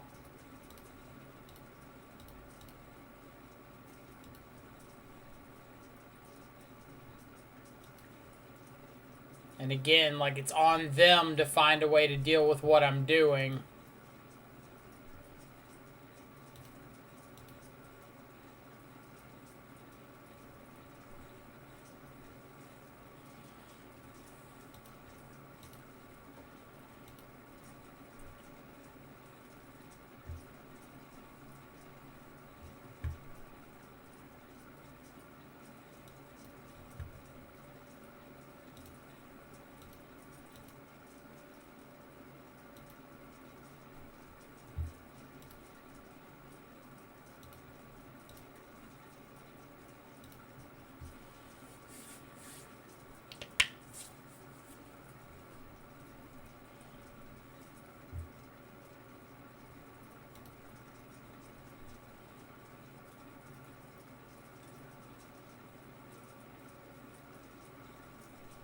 So I'm just taking Jace, countering Cryptic, not caring about Factor Fiction.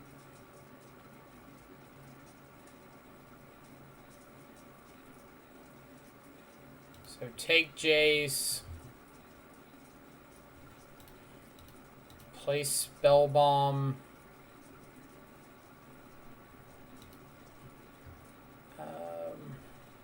I will minus on them now because I've got 5 cards in my yard, so Goyf is going to be lethal. But I stopped them from being able to, like, Factor Fiction into an Uro.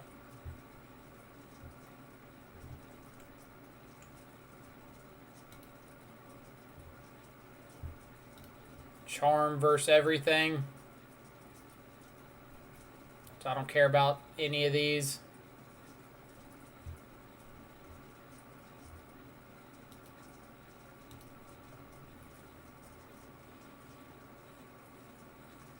Maybe I should have done, like, Charm plus Field of Ruin versus the rest.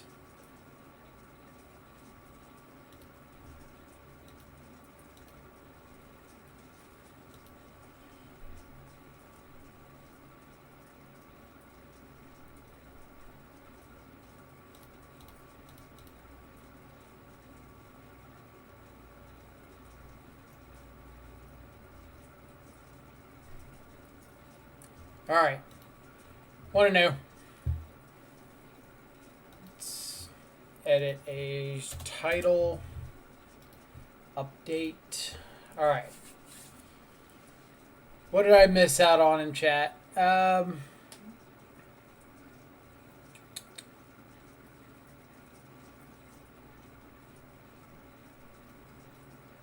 game was over in 6 minutes.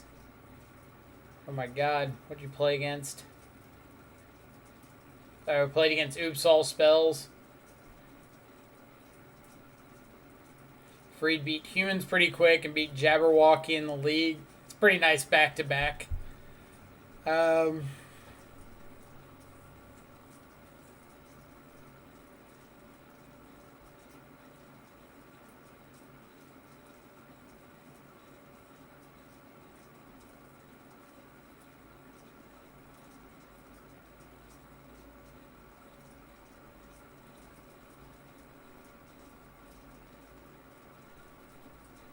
Cut. Oh, Jack's talking about our match, getting to bully their lack of removal, right?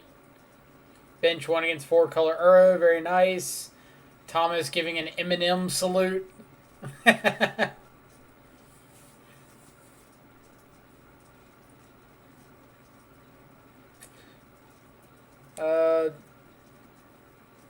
crushed Blue-Red Blitz with Oops. He played Tormod's Crypt over Soul Guide.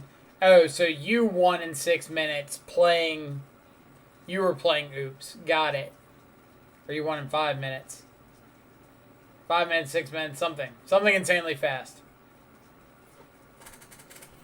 Bench, of course, still running Moon in the 4-color to beat the other 4-color. Wagner, yes, we did win the last one. We beat Blue Green Uro or Blue Green Wilderness Reclamation in 3. Thomas, am I gonna win this? We'll see. We're gonna give it a shot.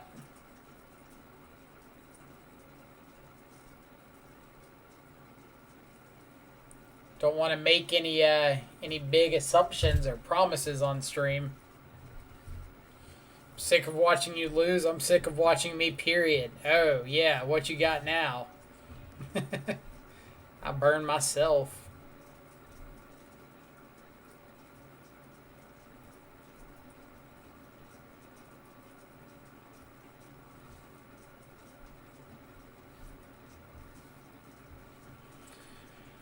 All right. So there's 65 matches still going on. Which, if I am any expert on large numbers, it's at 65. It's a lot of matches to be waiting on.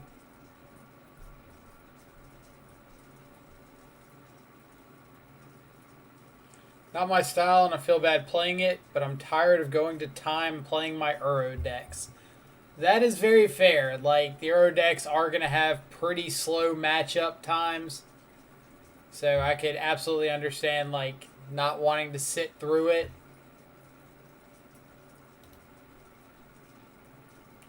I'm sure you also have plenty of opponents that just, like, don't scoop when they're actually dead. So you have to play out several more turns, just like waiting for them to scoop. Like, I didn't scoop my game 1 earlier because I wanted to finish my pizza, but I was functionally dead for a few turns before the game actually ended. There was maybe a turn or two where we could have drawn a Stubborn Denial and had a good chance, but for the most part, pretty unlikely.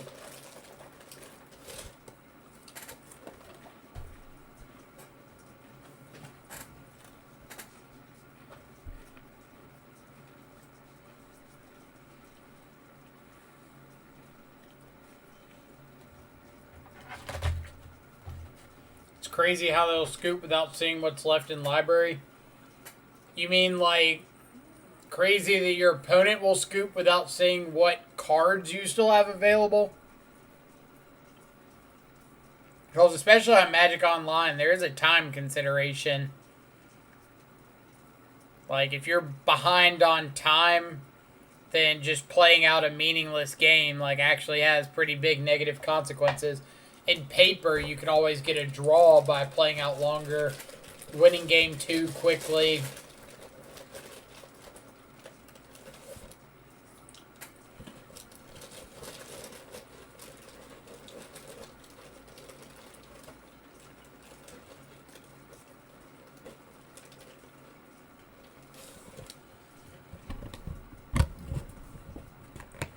They'll scoop and you won't have the kill. Well, then it comes down to, like, are you actually dead or are you functionally dead? Like, if I'm sitting here, no cards in hand going to my turn, and my opponent's got, like, a Jace the Mind Sculptor on board, but they don't have a Field of the Dead or an Uro in the yard, but they have a fetch land on board, then I'm functionally dead. Like, maybe there's a chance my opponent could have an aneurysm and, like, fall over.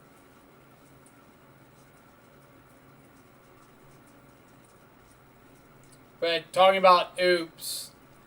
Yeah, scooping without a win condition on the stack against oops is pretty wrong.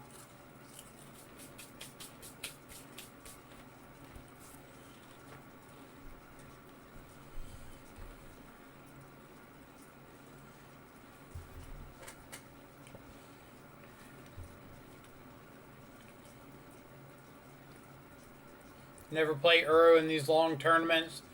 Like some free time. That is a a non-zero amount of the reason that I swapped from like Jund mid-range to Death Shadow in the first place.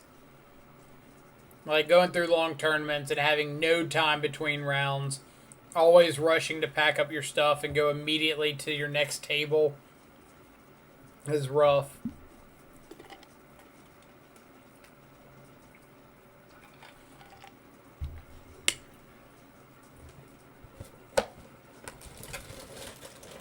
But Shadow, there's plenty of like, oh, fetch shock, Wraith, thought sees you, next turn, fetch shock, Shadow, dismember my own Shadow, next turn, fetch shock, battle rage. That'll end the game quickly.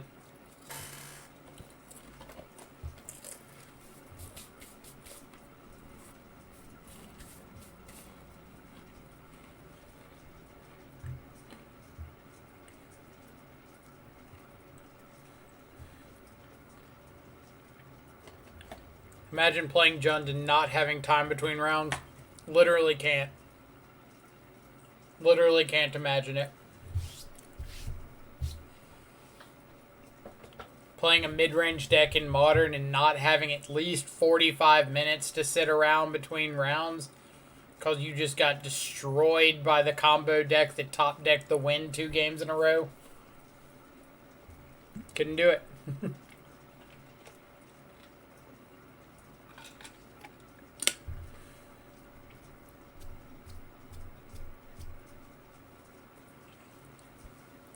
Don't you just get Troned in 10 minutes every round? See, I think that's a common myth, and it's a misconception, because you think the Tron player would go like, all right, mine, star, crack star, scrying, get power plant, play tower, play a big thing, and the game would just be over. But honestly, they sit there for like 17 minutes staring at the tower and the mine that looks like a tower, and they just can't remember which one is which. So they're afraid to play the wrong Tron land for like half an hour. So it's very likely to go to time.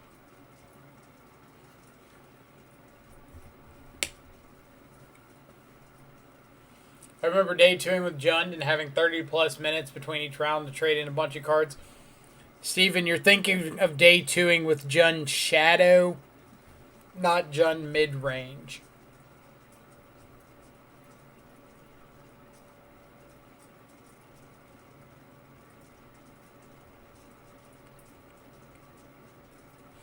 Oh, I'm not memeing at all. I've watched these Tron players.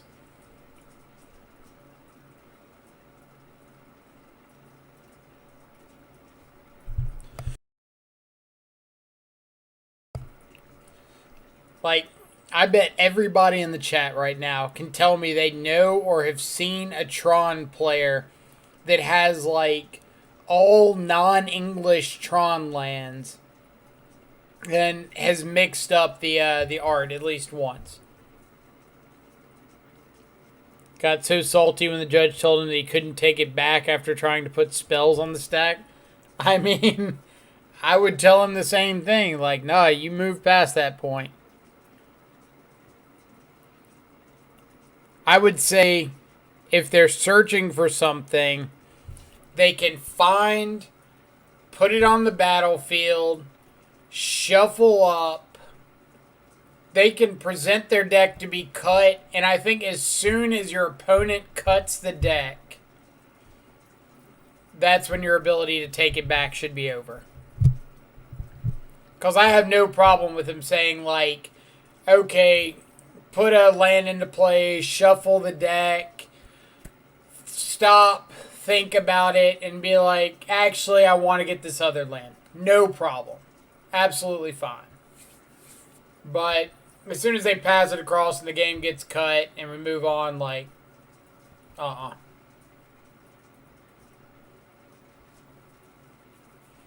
your decision has been made. Exact words the judge used, we're way past that point. Exactly. Like, you're living in 1985. We're in 2021 now. Think if we have it at any other game actions being taken, that's probably the correct time. Like, alright, I shuffle up, I pass the deck, you cut it, you pass back. I should still be probably allowed to change my mind. But maybe it's like at this point I can change my mind, but I take a slow play warning. Maybe there's a compromise there.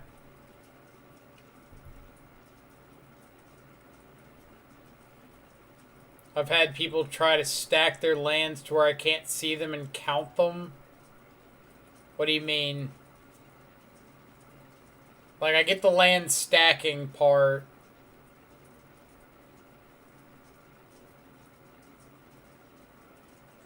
Do you mean like, look through their library?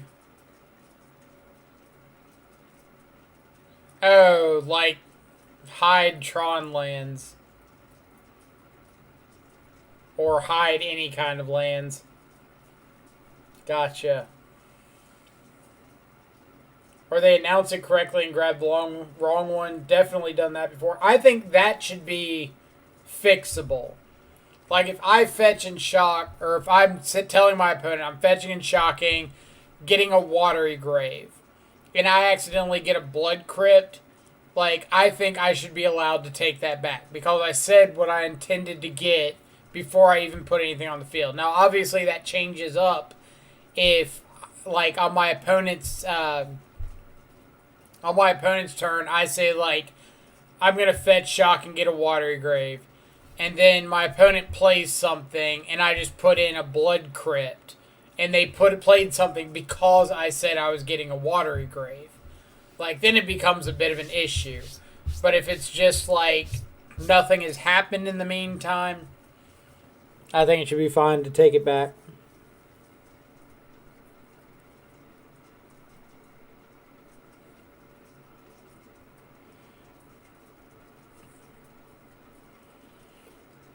I think I've only asked a judge to watch a game I was playing, like, once, maybe. It was just because I had an opponent that was playing in my mind, a little too slow. Wasn't like a big deal, but I don't want to go to time.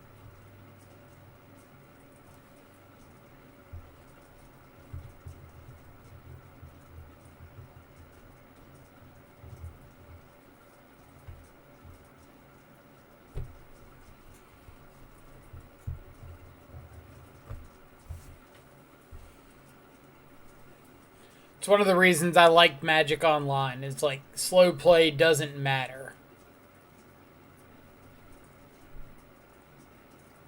Like, cool, you're just eating into your own clock. Doesn't affect me in the slightest. I was against an Amulet Titan player, and he was the most conniving player I ever seen. Were you playing against Freed? Freed, I feel like, is a pretty conniving player.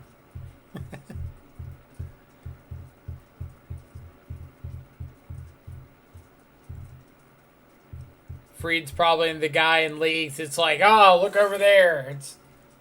It's a clown shuffling my Primeval Titans.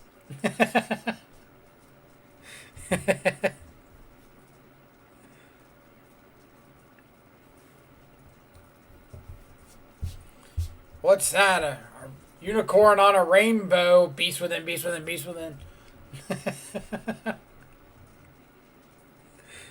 I'm kidding, Freed. To an extent.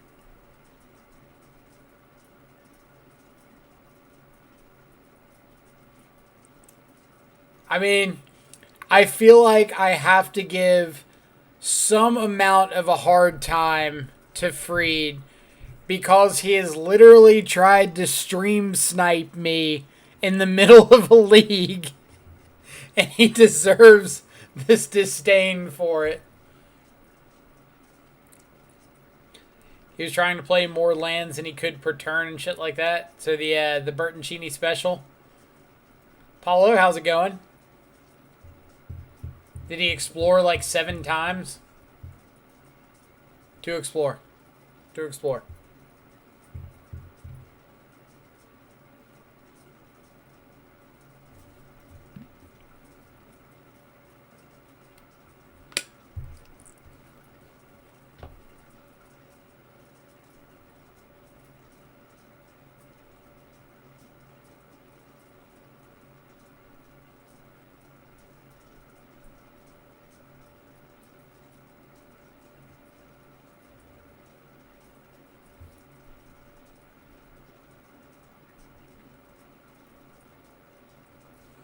Then he tried to float 4 mana off 1 amulet trigger. The math, it doesn't act up.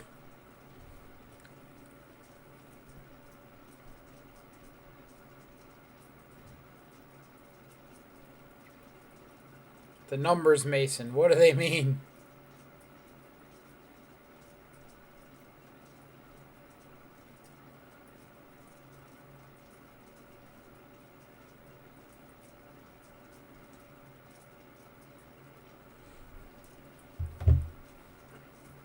I love seeing all of these emotes getting used.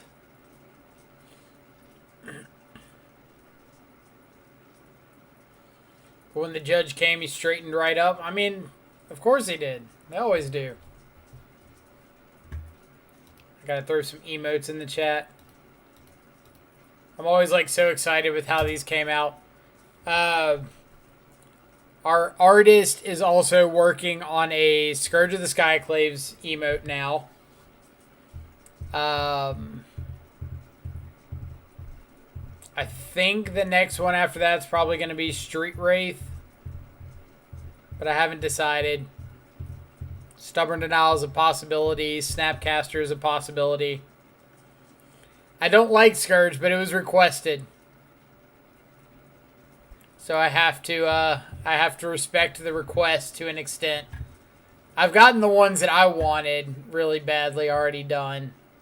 So of course I'm not going to put Scourge ahead of one that I want done. But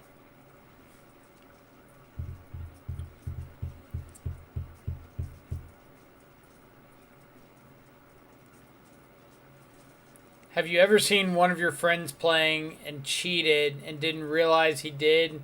You mean like have you seen a friend cheat and you didn't realize at the time that he was cheating, but like found out later? So the issue with the Tarmogoyf emote, and I'll show you. Let's pull up the art for Tarmogoyf. So we wouldn't want like one of the new Goyfs, like how are you going to make an emote out of that? We want the OG Goyf. It's really tough to tell details about what's going on here in the picture. Like you can tell jawline, like eyes maybe, head of the Tarmogoyf, like legs. But is this like mandibles? You know, he's holding a guy, but is it like a 3-finger claw? Like what's going on?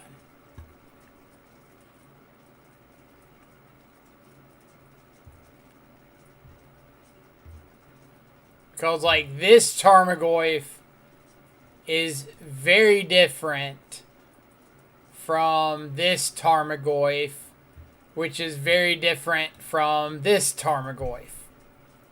So Goyf emote could literally just be thick. I'd probably be okay with that.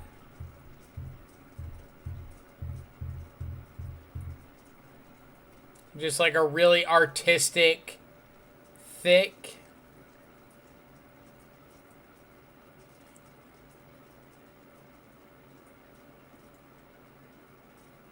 Maybe Modern Masters. Like, I think that would be the easiest Tarmogoyf to do. Art-wise. Because I feel like you could cartoon that up pretty well. But I don't know if I would be able to sleep at night having a non-OG art Tarmogoyf. Especially as an emote. Did somebody come through here and, like, determine what's what on the Tarmogoyf?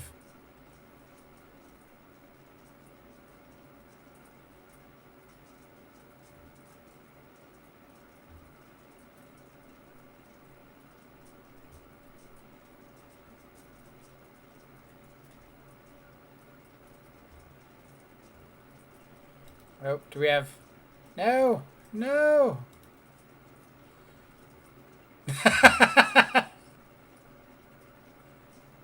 That's pretty funny.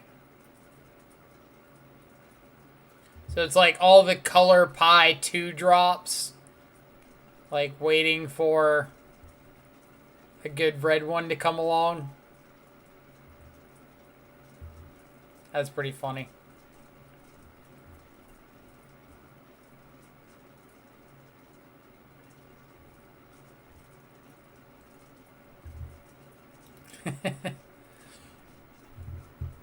Let's see.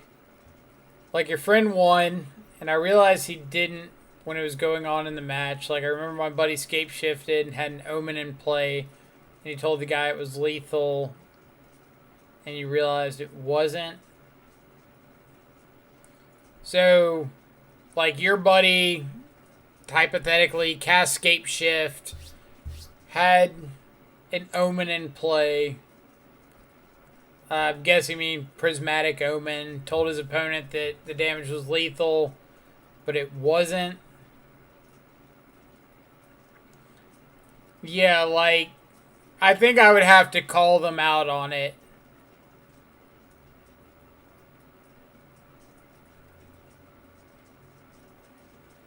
So, here's where it gets pretty important. If you watch someone cheat and you know they're cheating and you don't say anything, you're guilty. So if your opponent or if your friend does something and it's not legal and it results in them winning and they say that they have won and they haven't. So I think that your opponent or your friend can say whatever they want to say. They can say, like, this is lethal when it's not lethal. And it's kind of up to the opponent to know if it's lethal or not, or be able to work it out. So I don't think words really have a big effect, but you can get into a situation where, like, coercion into lethal is kind of cheating. Definitely cheating. Like, if I'm sitting here saying, no, you're dead, and you're not actually dead, then, yeah. But if I sit here and say, like, I think you're dead, then it's up to you to determine if you want to scoop or not. But if I say you are dead, then it's cheating.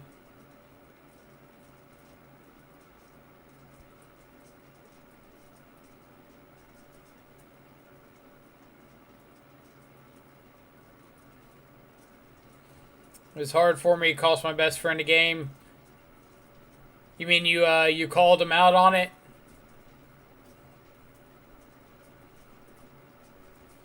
Call a judge tends to be the correct answer, but the issue is intent. Right. Like, if your opponent made an honest mistake, or if your friend made an honest mistake, and you call a judge over, the judges have a series of criteria that has to be met to determine whether or not somebody is cheating or not. Like, it has to involve gaining an advantage, intentionally breaking the rule. Like, if they did it accidentally, it's fine. But intentionally breaking it, there's a few other criteria, but you kind of get the idea. Like, yeah, you're going to feel bad about it because it's your friend. You don't want to do something negative to your friend, but you also don't want to be the person that is known for just letting people cheat. Well, it's not outside interference, it's outside intervention. And you don't have to call them out. You can just say, like, hey, stop the game real quick. Hold up.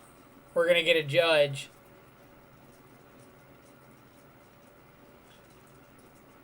Rainbow, thank you for coming in with the 2-month resub.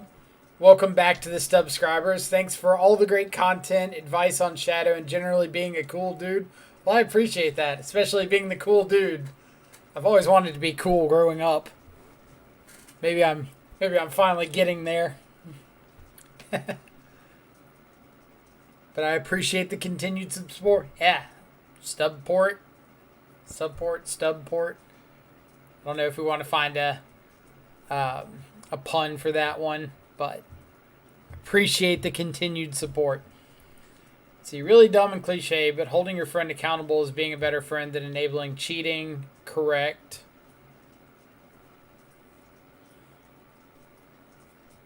If he scooped, then it's his fault for not counting right. That's kind of what I was getting at. Like, it's your opponent does have, or your friend's opponent does have some degree of responsibility there. Like, you should never just assume you're dead because your opponent says you're dead. You can either read the cards yourself and determine if you're dead, or like ask your opponent to demonstrate how you're dead. And that's completely fine. But what I would probably do in that situation is, let's see. So I'm watching a match. This person casts Scape Shift and says it's lethal.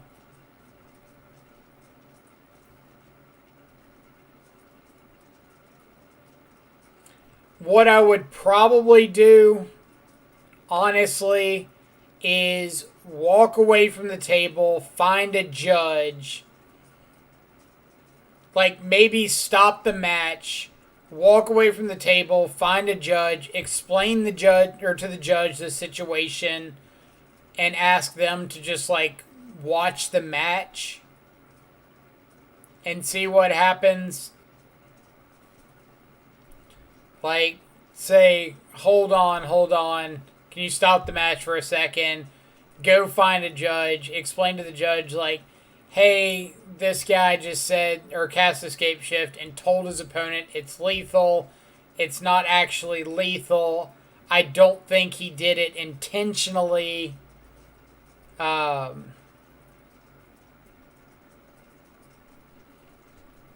you just, like, confer, see what's going on?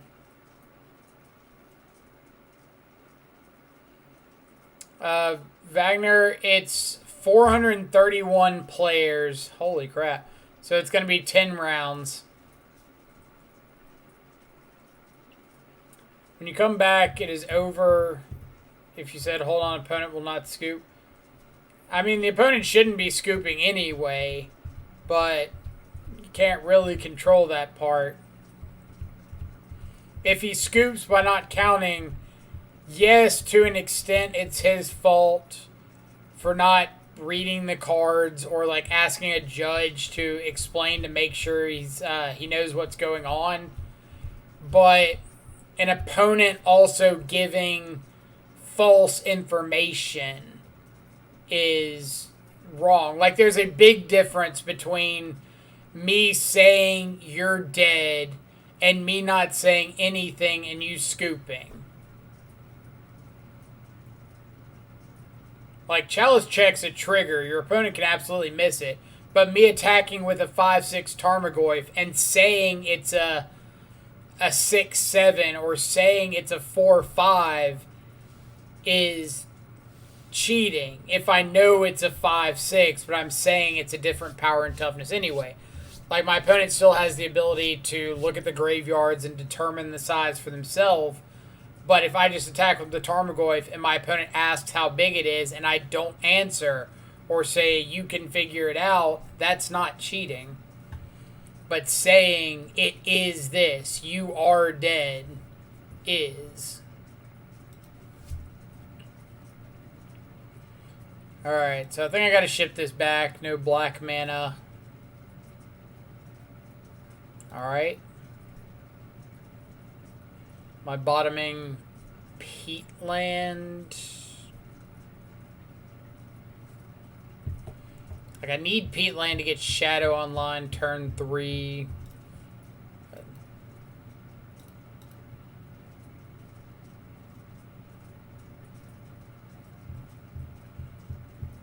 Going to assume my opponent's Karn liberated.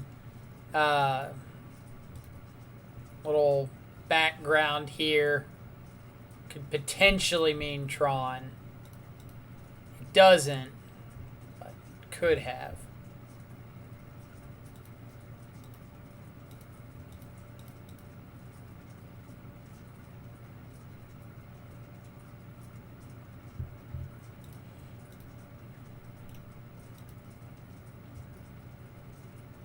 Thoughtseize Inquisition. Neither.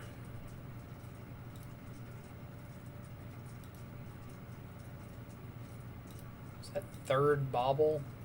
Ugh. So I can go Overgrown Tomb.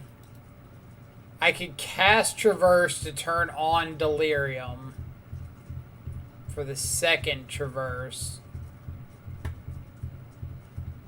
Maybe that's right.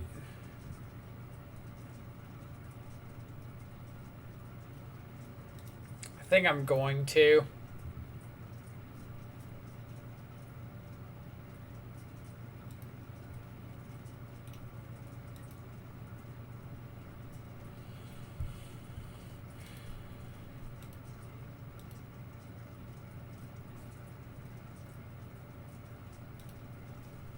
Alright, so they're going to have Dryad next turn. Then again, maybe they don't have Dryad next turn.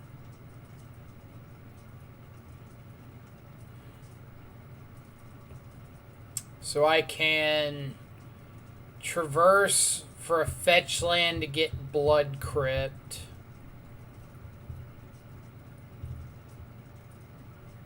I could Traverse for a Street Wraith, so I could play Shadow.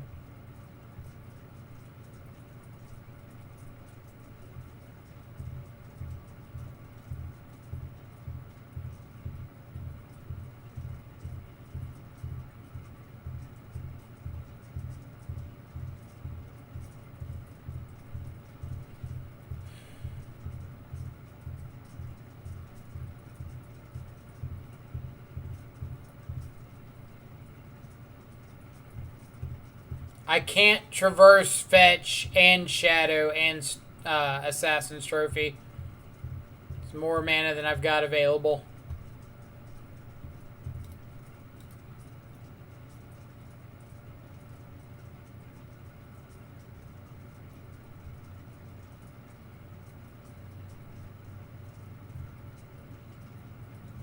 Sorry, forgot one land to turn. Yeah, we just don't get to have a fast bond emblem every turn.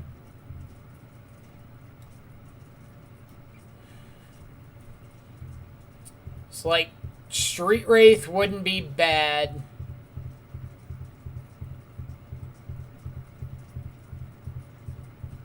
Maybe I do just Street Wraith.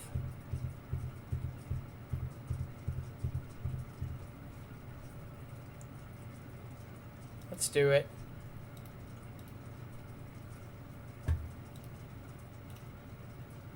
Then I'll go to my opponent's turn.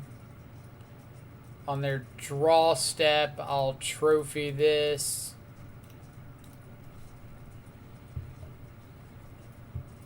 Give them a chance to draw all of their basics.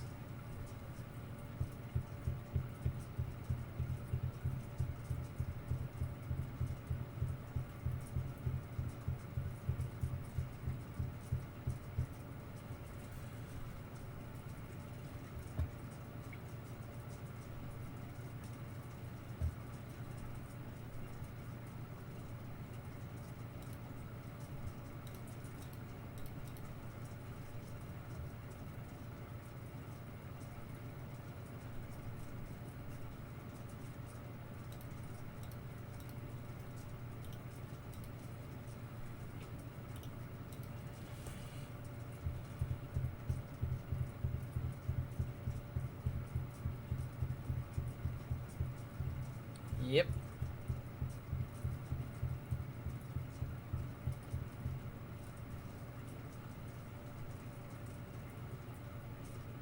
It's a bunch of lands getting into play.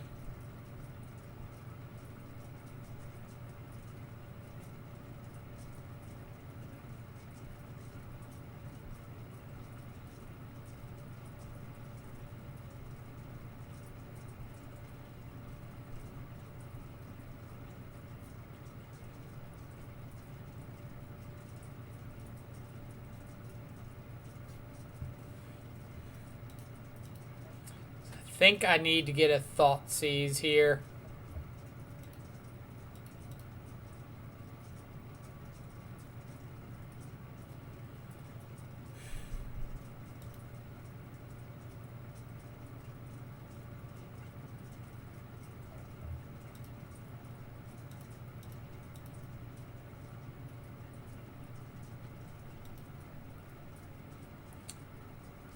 Not that many battle rages, please.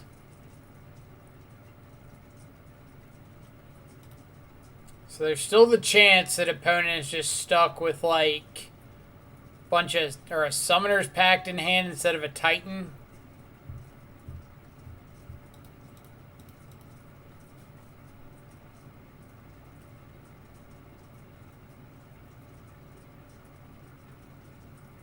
They just have the Titan Karn. Okay.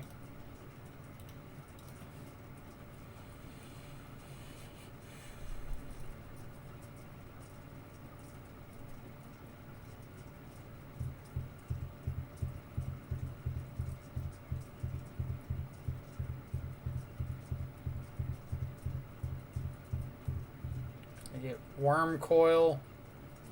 So fetch land. It's not a fetch land, but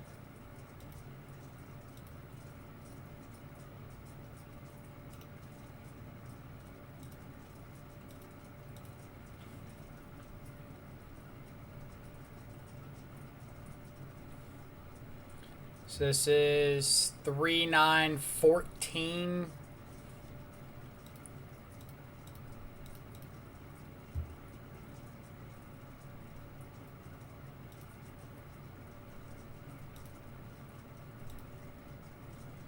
Like, it's not lethal, but my first strike attack next turn, if all they do is just go Worm Coil, go, I should be able to kill them.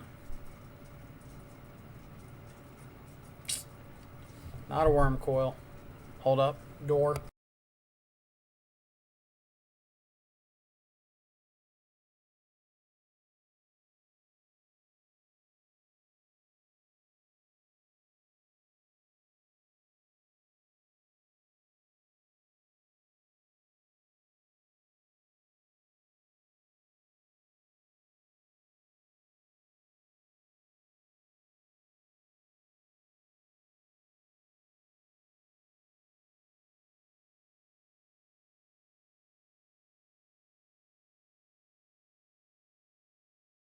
Alright. Door got answered.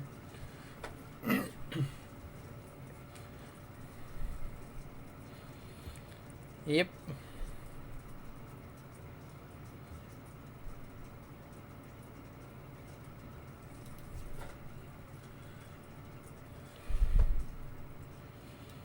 Alright.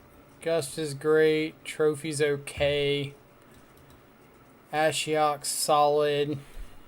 Mana Leak's okay.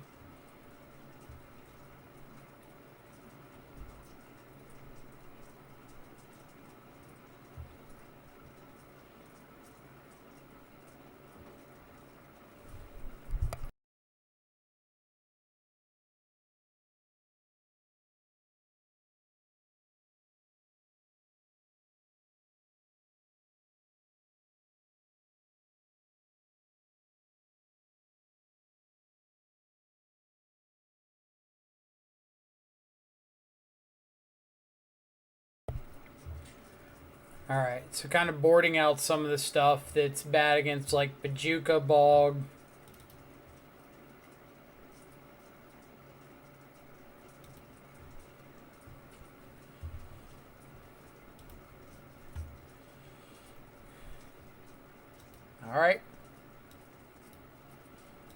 It's a whole bunch of redraws and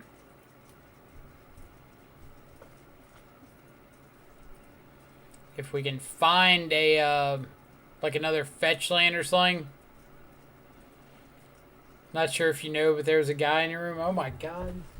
I got ghosts. Nah, it's one of my roommates.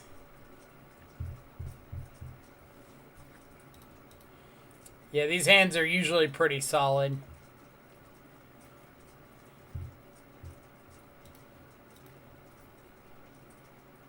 So there's a shadow on top. Alright. We've got all the shadows, apparently.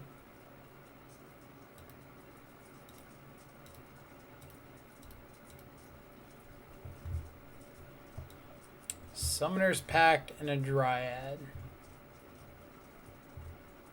So I think I'm just going to take the Dryad there because if my opponent like ends up turn 3 or something wanting to pact for a Dryad, I'm pretty A-okay with that.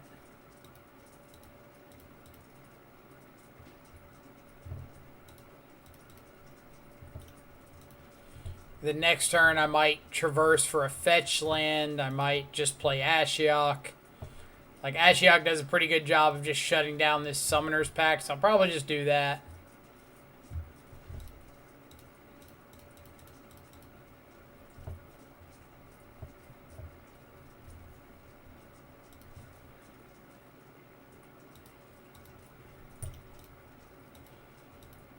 Then we just have lethal next turn with a traverse for a fetch land.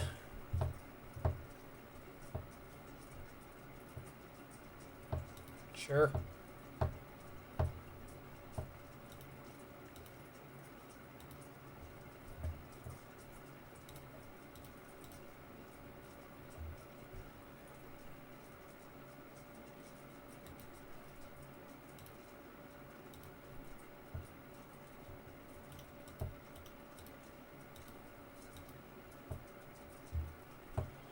Why no down tick on the Ashiok there? For the same reason that we didn't do it against Uro. This is growing Tarmogoyf. So, like, we're not playing Ashiok there to try to mill them out or anything like that. We're playing Ashiok to prevent them from searching off packs and Titans.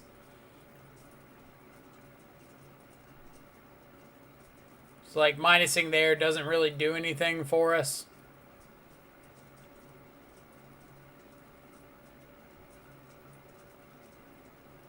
Right, like having Tarmogoyf be better if we happen to draw it. We don't need it there, but in the small percent chance that we do draw a Tarmogoyf and we want it bigger,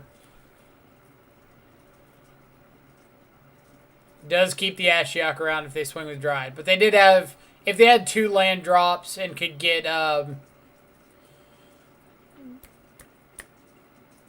Valakut online, then it could kill the Ashiok.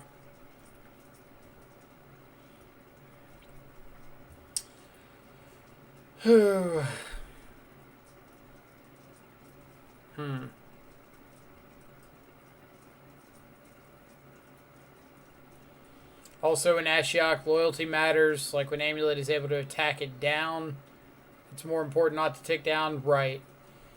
Fruit Dud, thank you so much for the follow. Hope you're having a fantastic, what was it, Friday? Yeah, Friday morning, evening, or afternoon, wherever you're at in the world.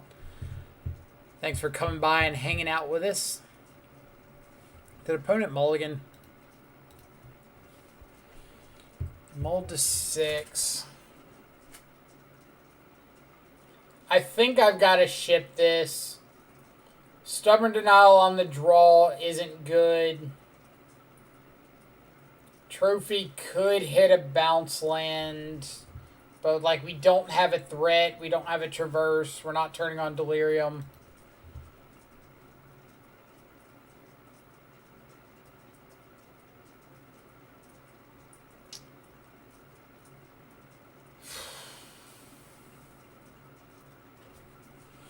Opponent mulled to 5.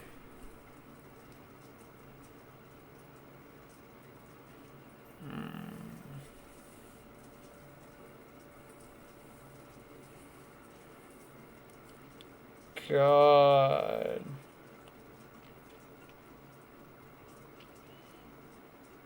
I think if this Blood Crypt were a green source or a fetch,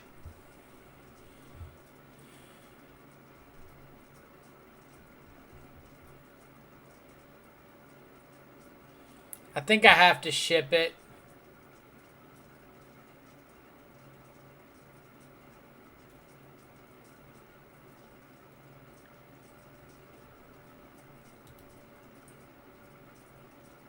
All right.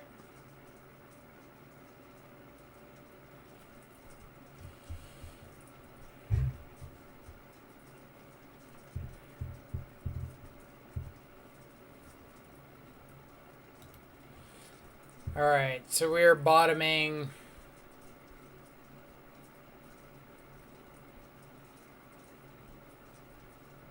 Dismember Goyf.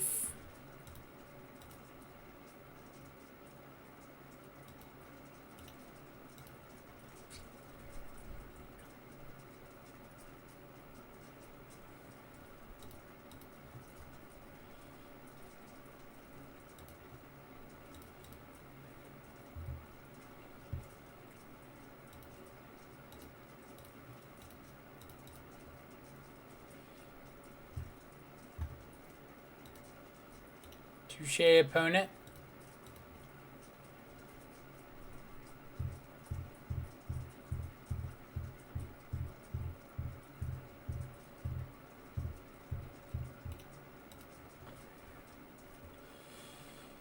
So preferably here, I can wait until the turn before an amulet would likely come up. Or not an amulet, turn before a Titan would come up. Cracking Bauble on their turn for just such an occasion. So now I've got Revolt.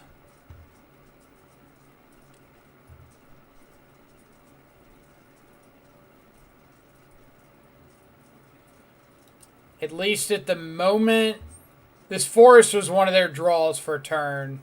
So their draws were Forest, Dryad.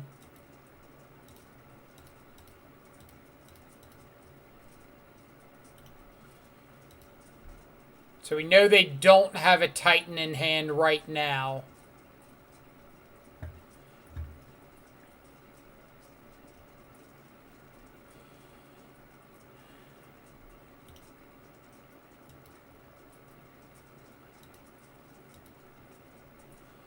And even if they had a Titan, they couldn't play it. Alright. Mana wasn't an issue, so Amulet's fine. Fetch land. It's not a fetch land, but it allows us to play Shadow, dismember our own Shadow.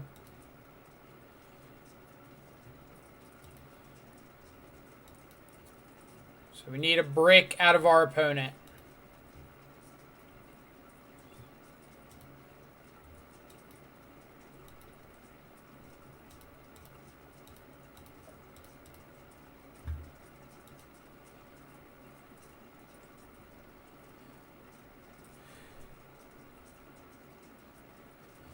Are we supposed to play for second brick?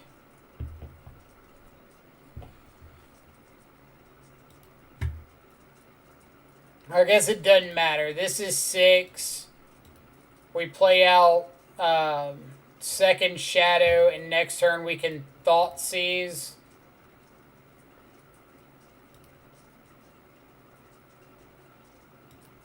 Hold, brothers, hold. Just slam that pact. Zeus is fine.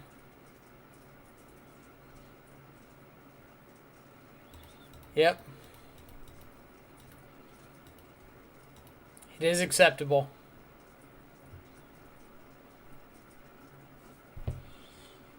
Fetch land now one time. Would also accept just Blood Crypt.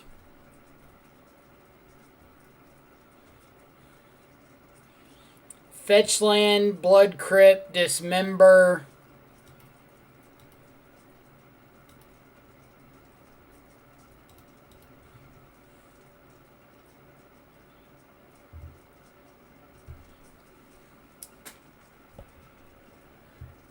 If I see Titan on top, I might cry.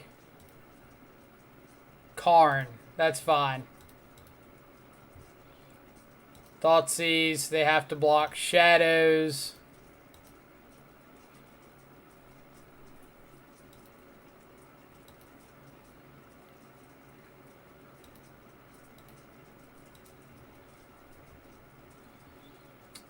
And we're not going to mess around with seeing what they might get off Karn. Just let's move on with our day. 2-0.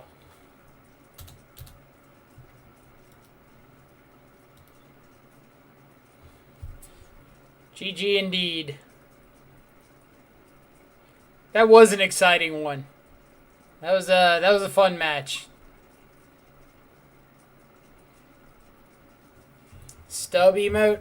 So I looked at stub emote earlier as a possibility. And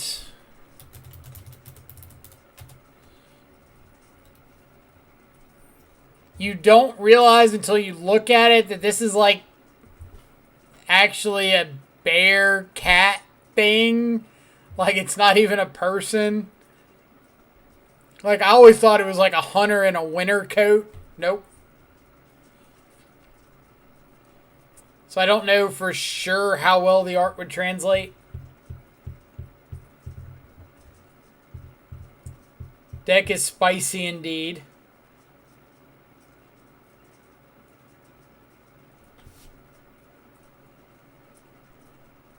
Was it 21 minutes? Sweet. We're doing good on the clock. Okay, chat, so I'm well past 45,000 channel points, meaning I get to make Mike play a deck. Should I do a poll in chat for which deck? I got some spicy ones picked out from the latest deck dump. Ooh. I mean, it's your channel points. You get to decide how you want to use them. For anybody who doesn't know, one of the channel point redemption options is 40,000 point or 45,000 points, and we run whatever deck you want through like a day's worth of leagues. The only downside is it has to be a deck that has shown up in a 5-0 deck dump somewhere over the last like few months. It's like relatively recent. You can't take a 5-0 dump from 4 years ago and say like, hey, you got to play this. Like, no, we need a reasonable chance.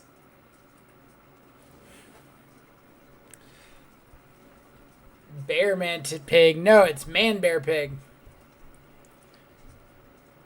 Man bear pig exists. I'm super serial, you guys. Super serial. Why doesn't anybody believe me about man bear pig?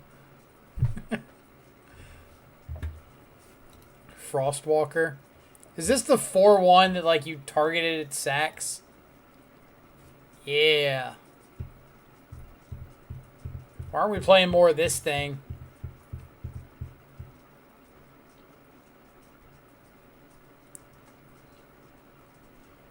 There's a Grixis Shadow Scourge list in the 5-0 today. Got Magmatic Channeler rather than Bowmat.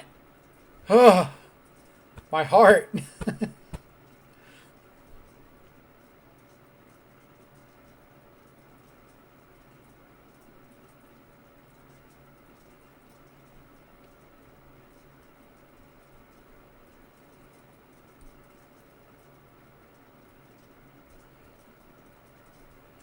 See, if that was the case, you'd play Scred for sure.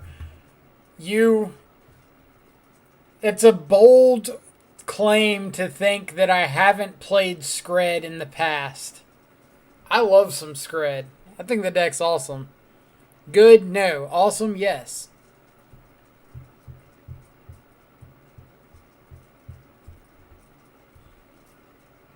I've cast quite a few Outpost Sieges, Tezzeret's Gambits.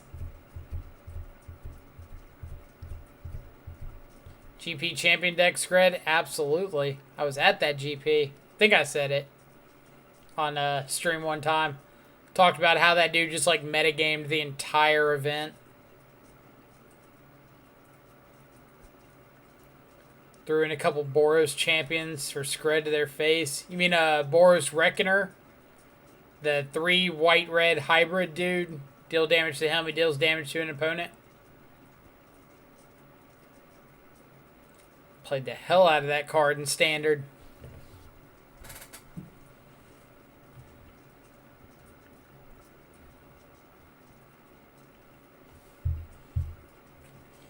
But yeah, 2-0 starts a good little kicking off for our deck.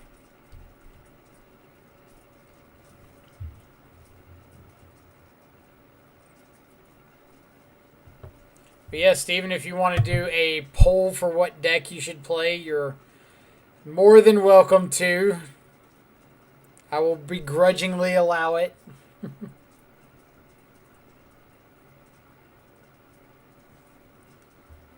First deck you ever played in Modern. Let's see. Jeskai, Flying Men. Judge's Familiar. Mausoleum Wanderer. Pride of the Clouds. Mantis Rider. Spell Queller. I remember this deck. Mainly because of Mantis Rider, Lightning Angel. 4 copies of Favorable Winds.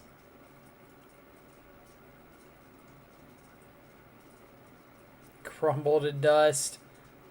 I remember how much play that card saw when it came out because Tron was everywhere. It was like, oh, you just get to exile a tower or something and get all of them.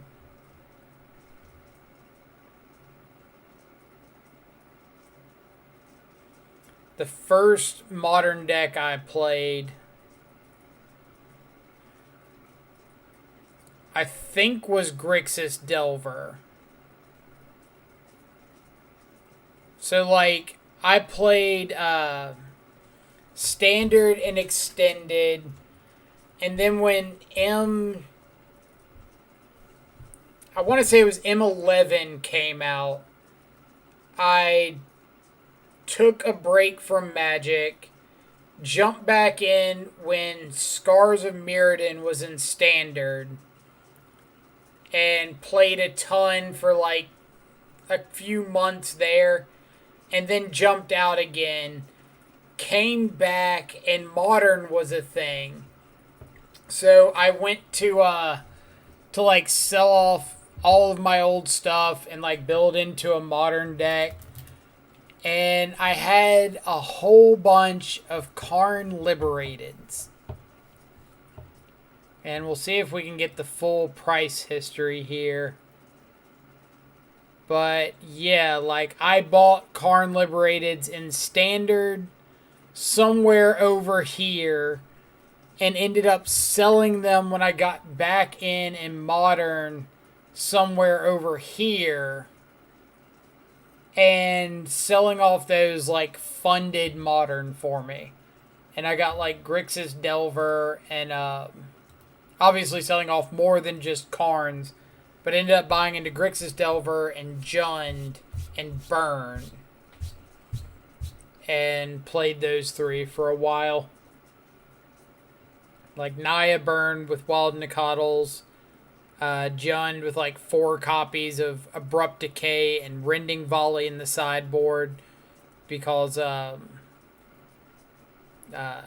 Twin was everywhere and Grixis Delver.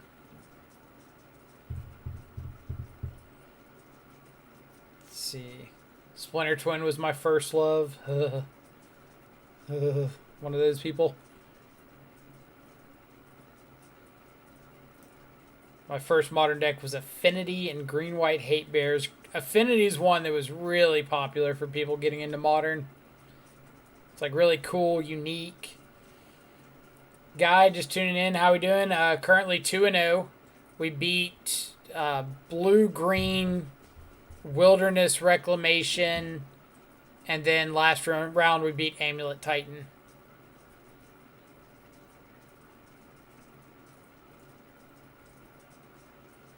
Then went to Elves, E-Tron, Jeskai Control, JW, Blue-White Control, I'm guessing. Grixis Shadow, Blue-Red Phoenix, Mardu Shadow, Bant Snow Control, now back to Shadow. Going all over the place. Yeah, I played like Jund, mainly Jund and Grixis Delver online. And then when I built into Paper Modern, the first Paper Modern deck I put together was Jeskai Nahiri with like Emrakul. And played that for a while, built into straight Jund. And then when Shadow came out as a deck, I didn't play a ton of like the original Suicide Shadow list, like Ataxian Probes, Step Links, Plated Geopede, all that stuff. But the second iterations of them, when it started becoming more like Tarmogoyf, Death Shadow, before Traverse, I'd have to remember like what all was in those variations, and then Grixis I played. First modern deck was Junk Midrange. I hope you mean like the little kid variation with like Wiltleaf Liege, Loxodon Smiter. Because I played that one a ton.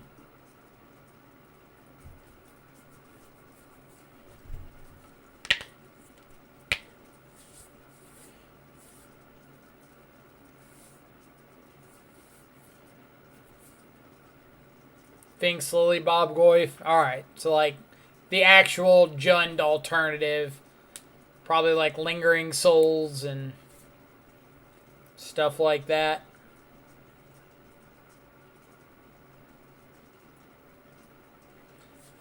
Goldfish is bugged with Lurrus when it's not your companion. Huh.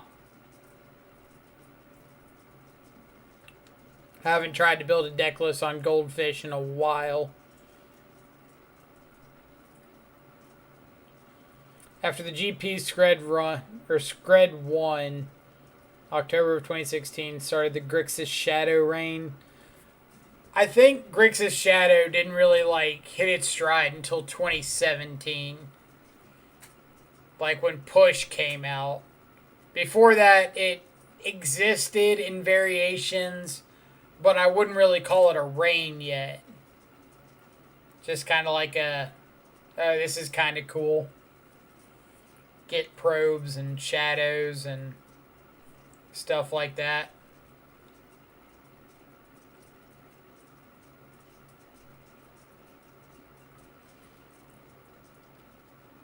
Yeah, Jund Shadow was the first like variations of Shadow that started showing any kind of real success.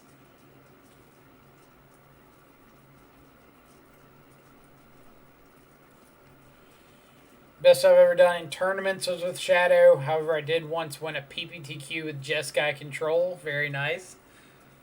Like, I liked Jeskai Control a lot. It was just kind of that issue of there were a lot of times you didn't feel like you were doing anything. So you're running like 4 Remands and 4 Cryptic Commands and just trying to live.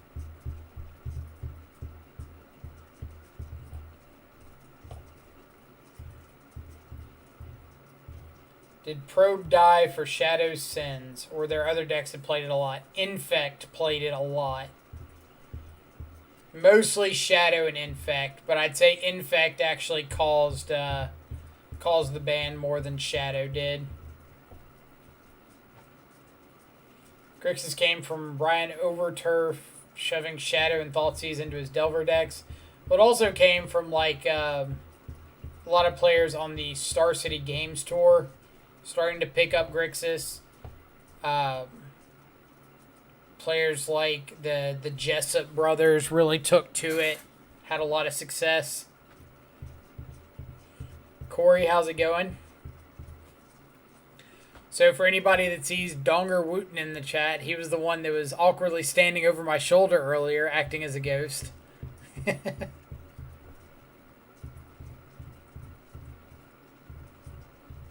Yeah, Corey Burkhart played Grixis Control at a bunch of really good pro tours.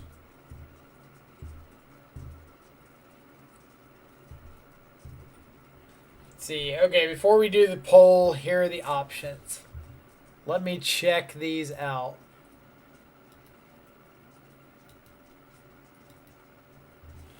So we've got 4-color Goria's Vengeance. What is this all about? Fauna Shaman, Grizzle Daddy, Borborygmos, Necrotic Ooze. I love the 4 copies of Veil in the sideboard. What is this?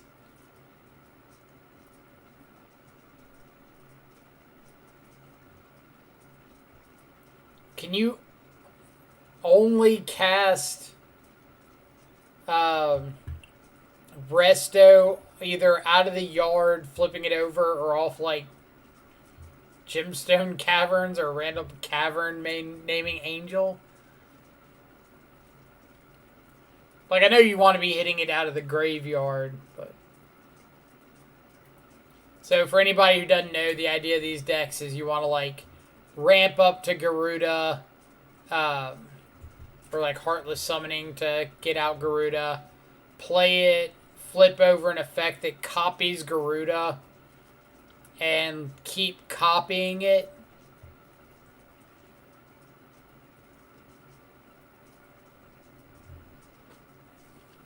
Then eventually just like hit Dragon Lord Kolaghan or something and attack with all your Garuda copies.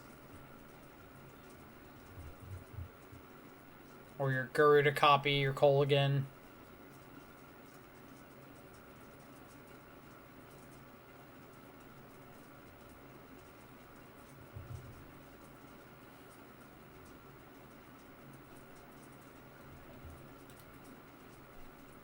What is this?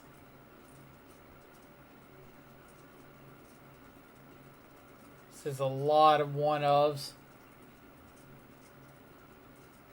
Oh, is this the, yeah, this is the Enigmatic Incarnation deck. So, at the beginning of your upkeep, you sack an enchantment, and then if you do, you search your library for a creature with 1 CMC plus the CMC of the enchantment, and put it onto the battlefield. So, you're using a bunch of, like, advantage gaining enchantments, fixing enchantments, removal stuff that you can get back at some point. And then Incarnation to start like flipping all of them into just value creatures.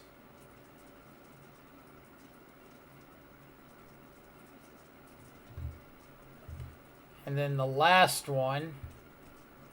So this is what, Zoomer Humans?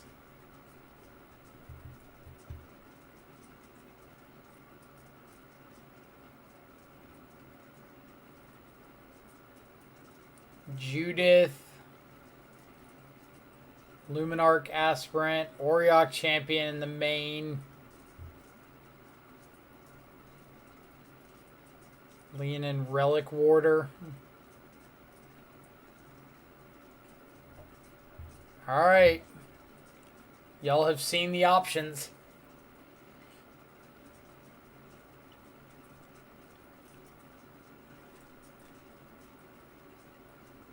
Don't forget Ben Freeman. Oh, Ben Freeman did a ton of work on Grixis. Ben was the one that started getting the deck utilizing Mishra's Bauble.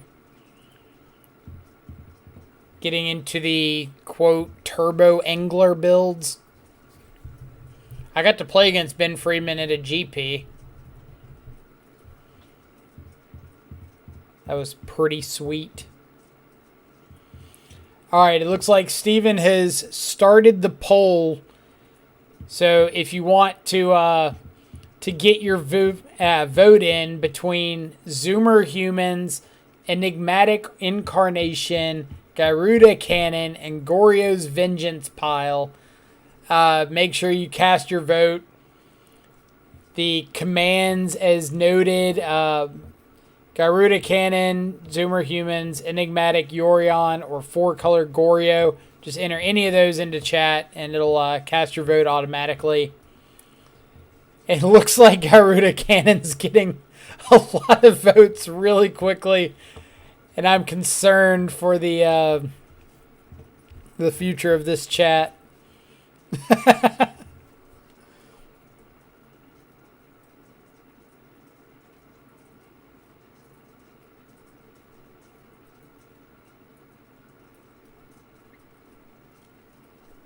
Yeah, Ben Freeman was a fantastic dude. Like, I felt a little bad because it was the height of, like, the humans and spirits popularity. And I'm playing Grixis Shadow. And it's, like, round 1 of day 2 of this GP. And I see on the online pairings that I'm up against Ben Friedman. So I'm like, oh, well, crap, this dude's about to, like, absolutely school me on Shadow. He just put out an article, like, a couple weeks ago. He's going to completely destroy me and then, like, go home and talk trash about me to everybody he knows. But, like, oh, yeah, this dude thought he could beat me on Shadow. Psh, loser. And then, like, game 1, I start off with a fetch land pass, and he goes, tapped Valakut, go. And I'm sitting here like, I don't want to say anything, but I'm pretty sure he's dead as shit. And I end up, like, 2-0ing this match. And we talked about it a little bit afterwards. I was like, oh, man, I'm so surprised you weren't on Shadow. I thought I was about to get, like, absolutely wrecked in the mirror. And he said, like, yeah, I didn't think Shadow was a great choice for this weekend with humans and spirits running around everywhere. I think Valakut just kind of wrecks those. And I was like, understand completely. Like, for players like him, it's a job. It's not a hobby. So if he's not going into a tournament with the belief that he's going to maximize expected value, it doesn't make sense.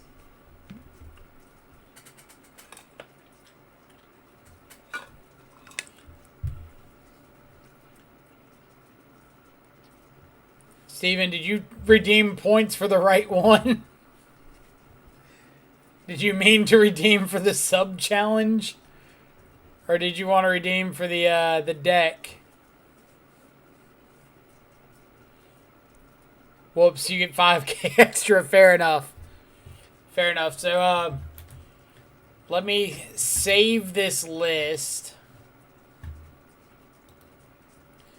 So for those of you who don't know, we have gotten our channel point redemption for a Garuda Cannon day. So this is what we're going to end up playing. Is there any flexibility in the list? Like, I don't know anything about the deck at all. I'm just wondering, like, if maybe I decide to run 4 Chalice of the Void in the main, or do you want to stick to the exact 75? Like, it doesn't look like a lot of people are putting up big results with the deck, so.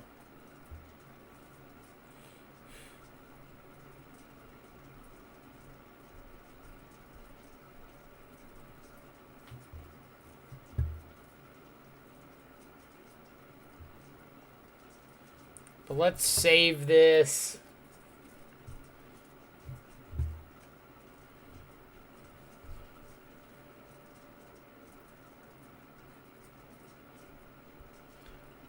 If I win this super qualifier, unmod Steven and mod me. I mean, you're going to have to talk to my mod about whether or not I can do that. Alright, let's go ahead and add this in.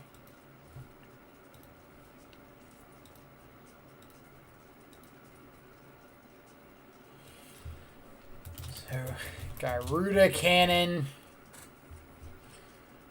All right, Steven, I'll let you pick the. I'll just ban guy in the finals. Checks out. I'll let you pick what deck box you want to put it on. I don't know if you have a personal opinion. I don't think they made ones of all the companions, unfortunately. Can the Nets win the championship? So I had that discussion with somebody the other day. Definitely Yoko. Deal. I think that the Nets do have a very strong roster. Obviously, picking up your own super team with Kevin Durant, Kyrie Irving, and James Harden is good enough to put a lot of teams at least into the playoffs. I do think, however, they're going to have some personality conflicts, and you kind of see it being reflected in the media. How every time there is a report going on about what's being done or said in New York, it's always about Kyrie or James or someone saying that they're putting the well-being of the team above their own personal feelings, or they're focusing on being good teammates.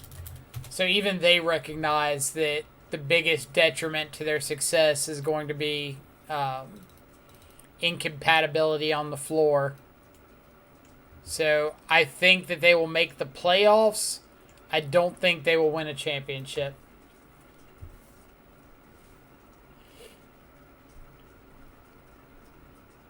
Let's see, if we end up cashing this deck, I'll be quite impressed. Makes two of us and absolutely fixing the artwork. Do you see some of the art?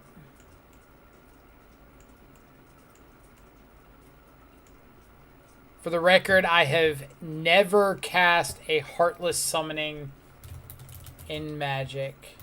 I'm kind of excited because there was a Heartless Summoning green-black value deck that ran around for a little bit while Todd Stevens' green-white value deck was around.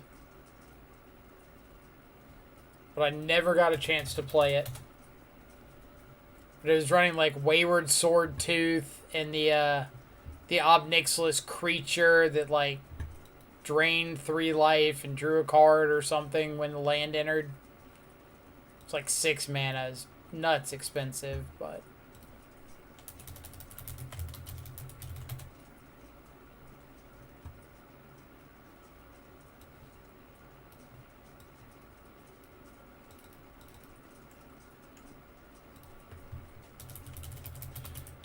yeah, I gotta fix the artwork because we gotta, get our money's worth out of this $25 token.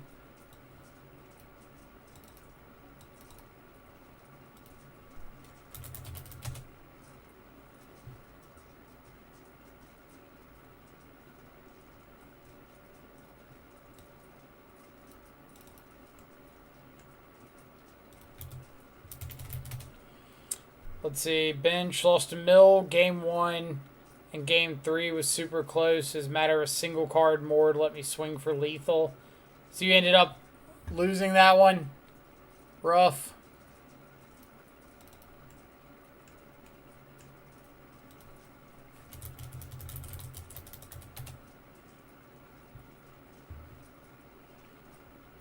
Was the token a one-time thing or will it be a regular deal? I don't know.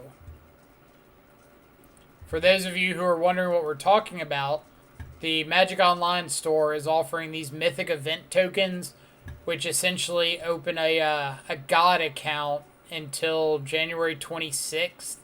So you can access like all the cards at any time, but we don't know the details of it yet. We don't know if it's going to be like a regular thing, if it's only for a brief period, if they're going to like let you renew it or what. So no idea on the details.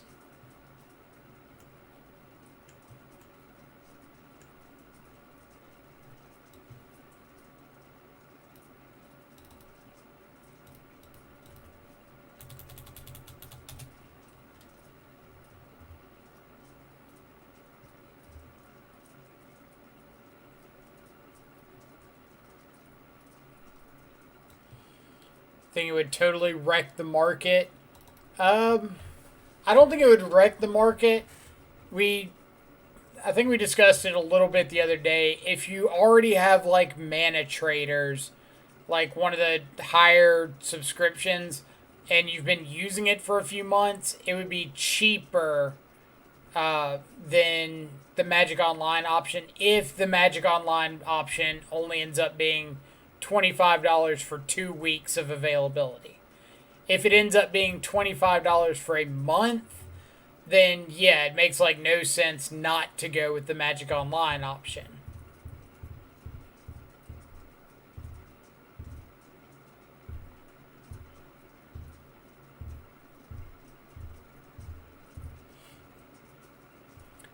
But you also have to kind of wonder like what the reasoning is behind it. For example, if they're really concerned with pushing standard and like standard draft, things like that, then why are they allowing people to have access to all the cards instead of like just standard legal cards? What stops you from trading the cards away to bots for money? So you don't actually get ownership of the cards. All that happens is you are allowed to enter events with cards that aren't in your collection. Which is why when I'm going through and like editing decks, let's see. Let's say I wanted to add like snow-covered mountain. You see it says I have 0 in my collection, but I can still add it to the deck and play with it.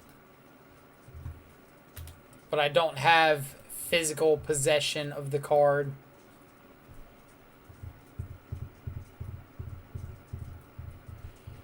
I think they realize that everyone uses rental accounts. Doing their own one means they get their cut. I think that's fair. But if they cared about other people doing rental accounts, then it still wouldn't matter if their plan was to push limited and standard, like push arena. Because you can't rent on arena.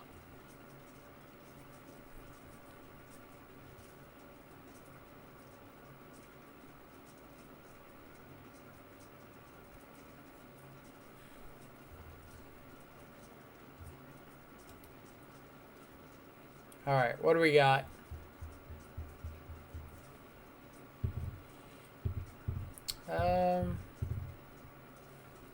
Not terrible. Up against another Luris deck.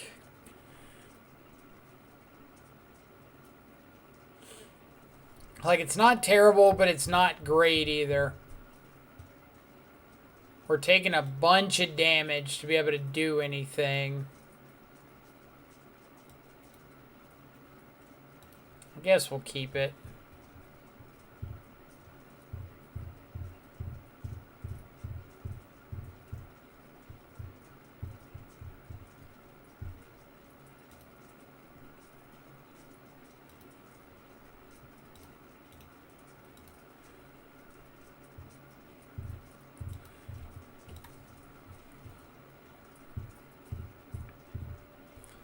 Like, game one, not knowing what kind of Luris we're up against kind of changes things. So that's kind of worst case scenario, is Luris burn.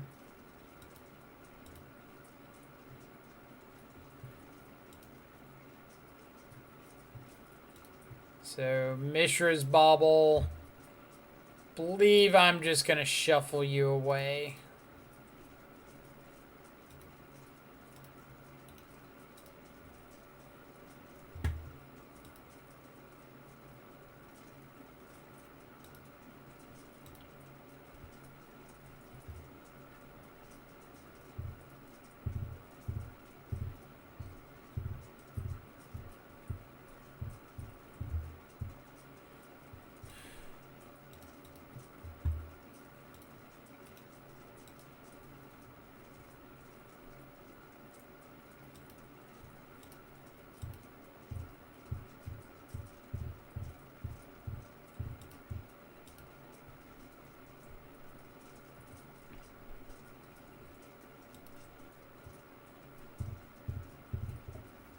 Don't want you, Mishra's Bauble.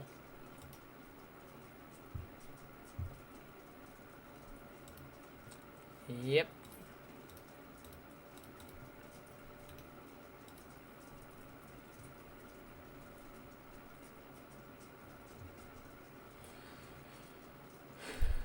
Let's see. So let's bobble ourselves, because if this is like Tarmogoyf or Shadow on top, we want to draw it now.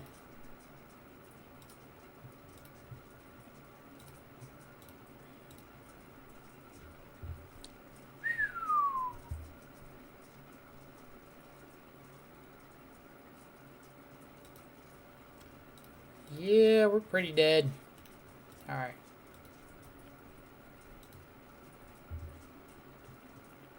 So let's get these things out. Bring in some of these things.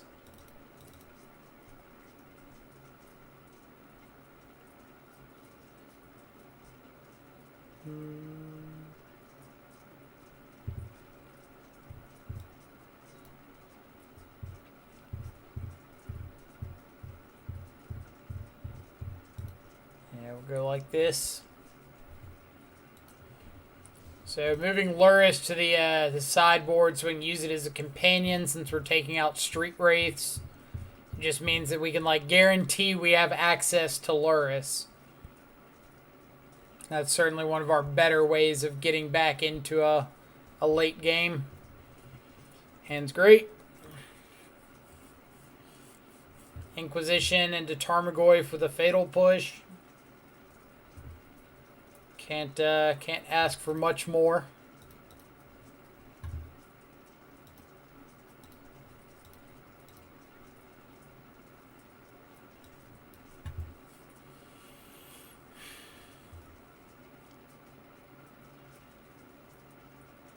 I think I'm on board for just taking Swift Spear. Yeah, like I'm gonna Tarmogoyf next turn. My opponent can play Eidolon, and I get to Fatal Push it and just like start swinging away. It prevents him from getting like a free 3-point attack in here, as well as having the ability to trade off Swift Spear plus Bolt for Tarmogoyf next turn.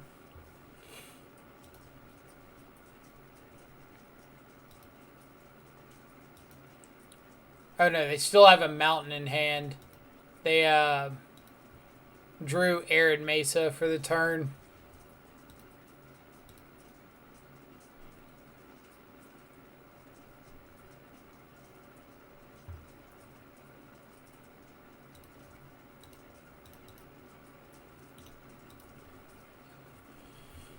This also means that if they kill my Tarmogoyf, I do just get to get Delirium online.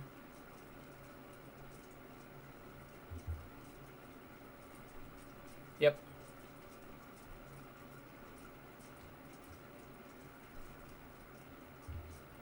So second Tarmogoyf would be really good.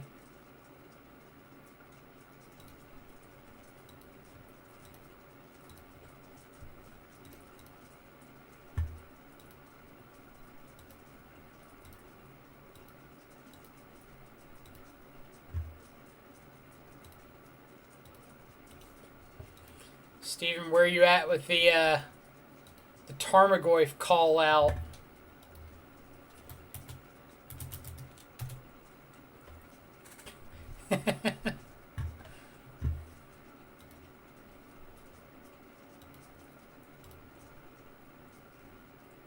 Alright. That one's pretty okay as well, right?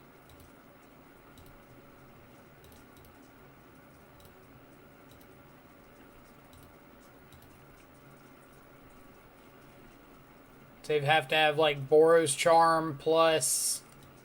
God. Don't do it, opponent. No! They had to have second Charm.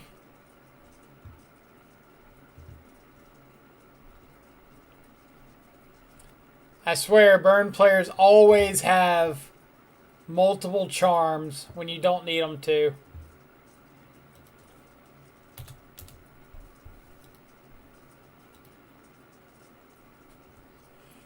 So yeah, we just needed like a stubborn denial or a cling to dust, something there.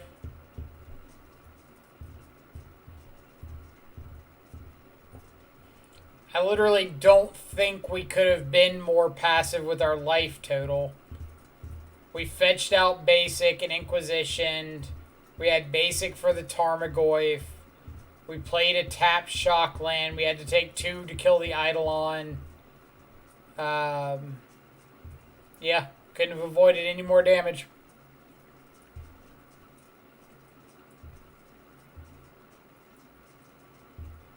OP's hand was beating a lot of decks. That's why you play burn. I mean, to an extent. One more like land and we win. Anything other than Boros Charm and we win.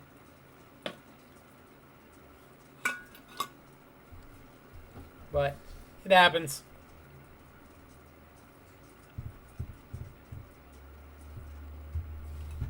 It happens.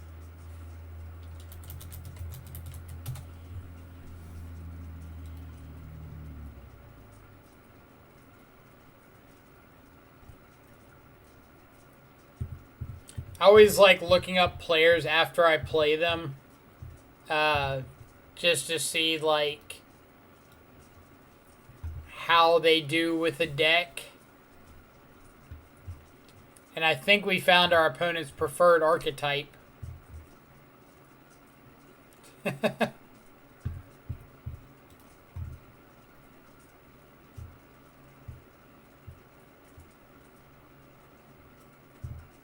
I don't know why this is showing up under white-red.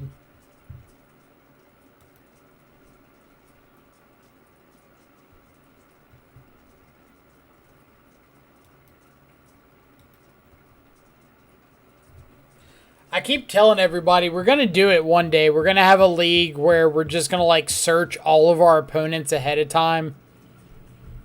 And just like play completely off guesses.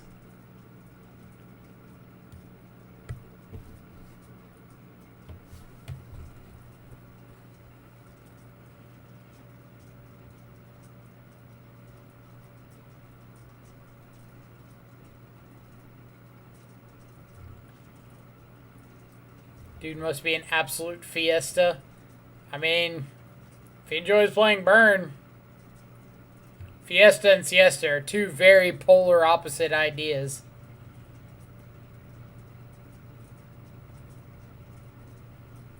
Would you like to party or would you like to sleep after a meal?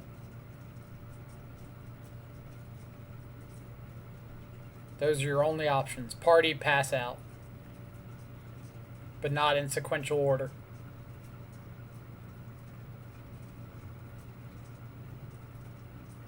You want to sleep after a meal? So do I. Like, I want to sleep before a meal. I want to sleep during a meal. Like, don't tell me what to do.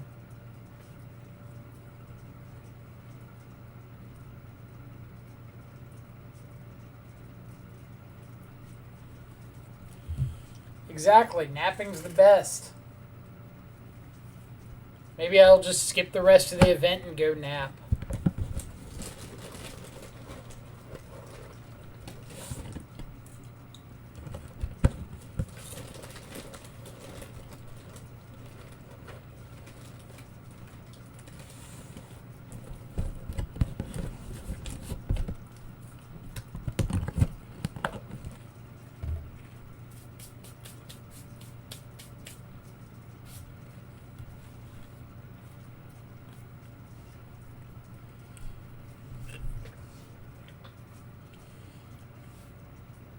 You like sleeping with my meal? So, I get the sexual innuendo of the comment, but I've seen you sleep with a pizza box.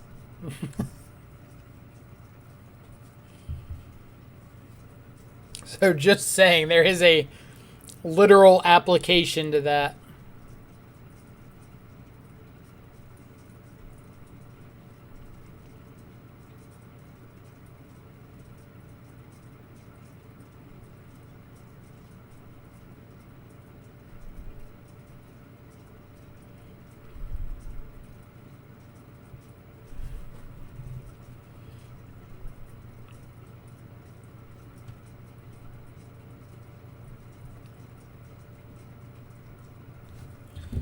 All right. 3 rounds down. 2-1. With 10 rounds, I'm assuming it's going to be like 10-0 makes it, 9-1 makes it, 8-2 will probably have some number of making it. Scryfall art game. I didn't know this was a thing. Oh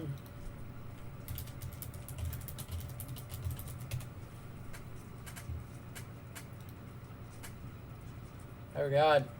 Oh god, this is a thing. Oh, Voracious.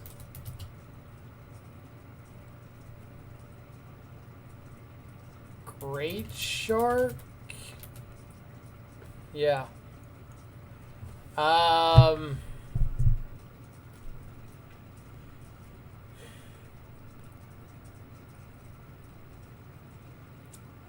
I do not know. Wait. No. Alright. Mace of the Valiant. Yeah, I did not know that one.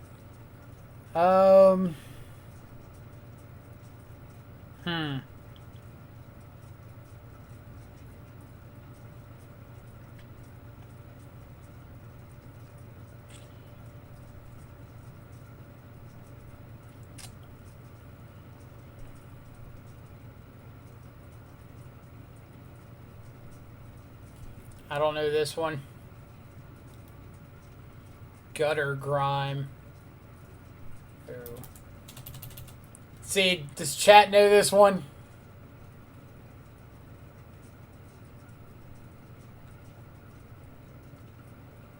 Come on, chat should know this one.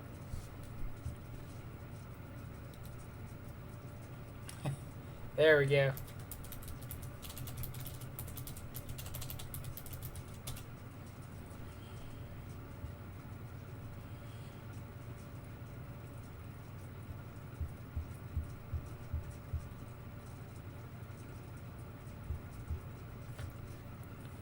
Huh.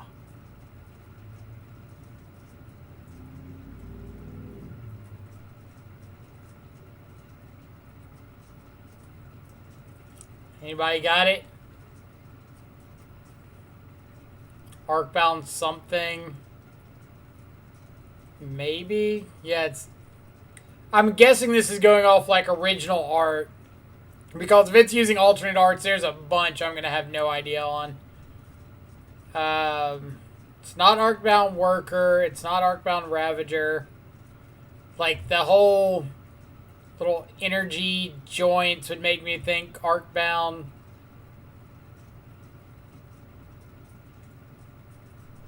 Arcbound Scrappy. Arcbound Reclaimer, sure. Good call. Or did you guess? Did you look it up? You better not have looked it up. Warcry? Oh, no, I'm thinking of a different card.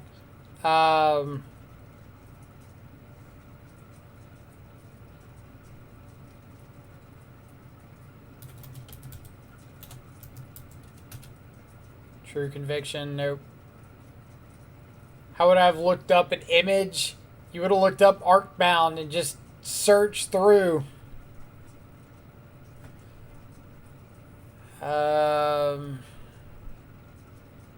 Arc Lightning. What do you think of this one?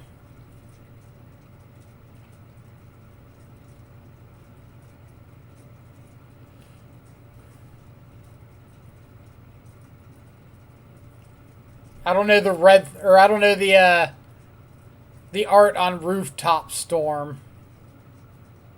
Bolt Bend. Is it actually Bolt Bend? I could go with that. Command the Storm. You were so wrong. Oh god, I know this one. Oh,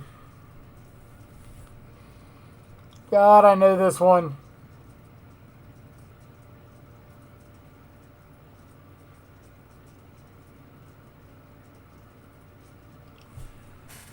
I know that I know this one. I'm gonna be so mad when I miss it or miss it.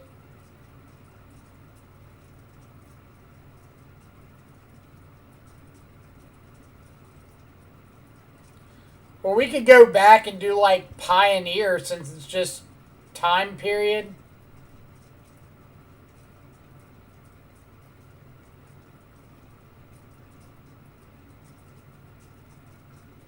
I Mark of Eviction. God.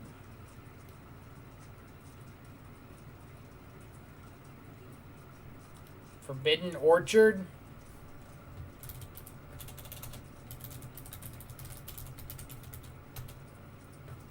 Boom. Alright. Yeah, let's try Pioneer. Azusa. Lost but seeking.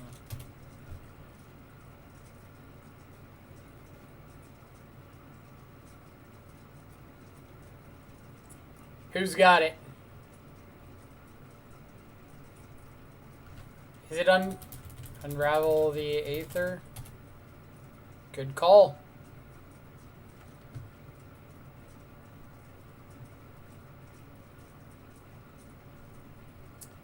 I have no idea on this one. Flame Spill?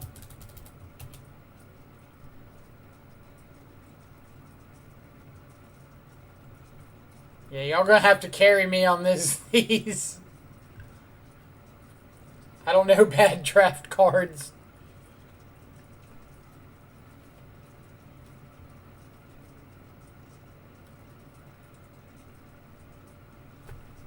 I don't have a clue. We'll give Ruthless Ripper. Good call, Dunbar coming in clutch. Some sort of elemental, I would assume.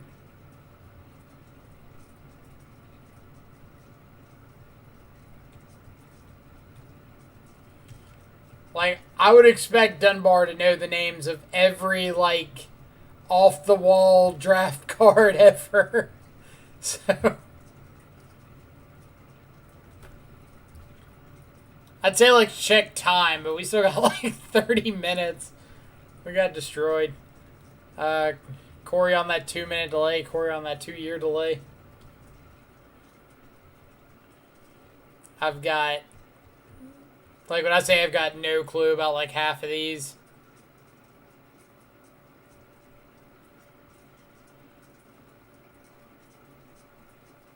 Let's just move on to the next one. Oh, Baffling End? Is that it?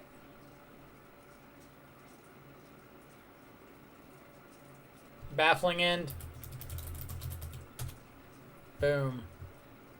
Oh my god, oh.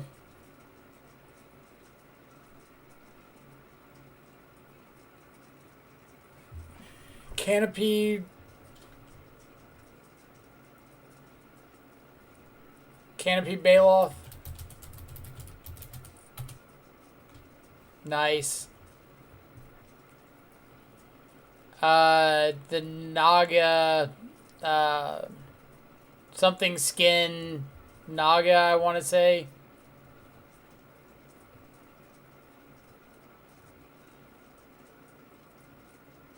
Kinra something?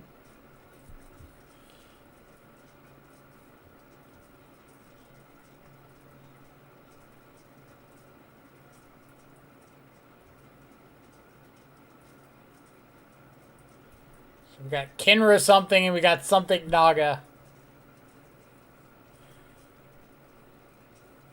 Like, I was pretty sure it was something Naga.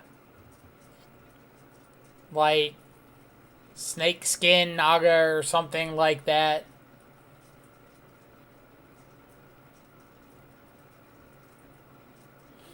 Like, I know it's from Amonkhet, or like the Amonkhet block. Whichever one Eternalize was in. Should have done more Amonkhet Remastered.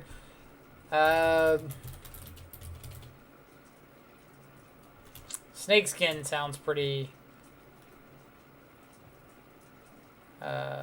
skin...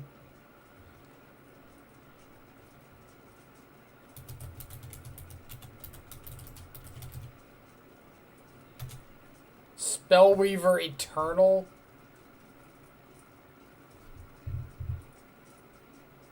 I could have sworn that one had Naga in its name. Alright, 5 mana, the Brainstorm dude. Corey, where you at? Yeah, Cavalier.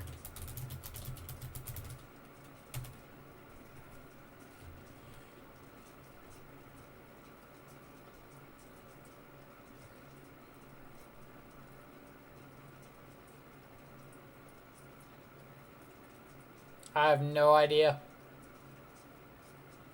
Like, it's not a gremlin. I feel like I know a good bit of the gremlin cards.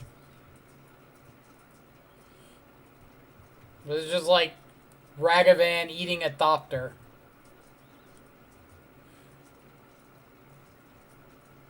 Appetite. Does it have appetite in the name?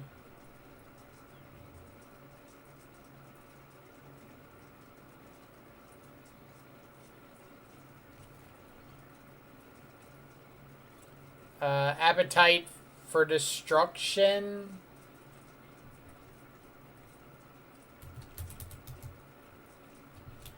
Appetite of the unnatural. Appetite of the unnatural. Good call.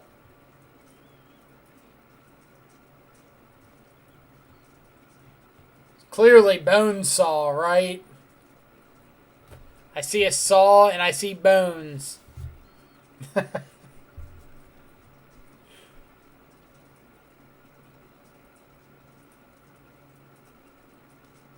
Coward dude. If it's a new card, like out of the new set, I'm going to give looking at a Mythic Spoiler a free pass. Because I don't think anybody knows the names of these cards yet.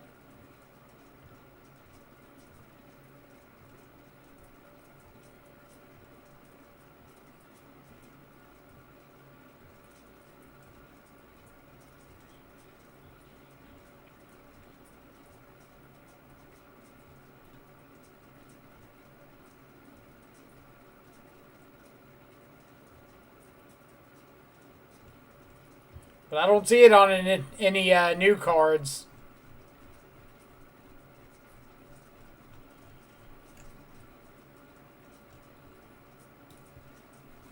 I don't think it's out of the new set.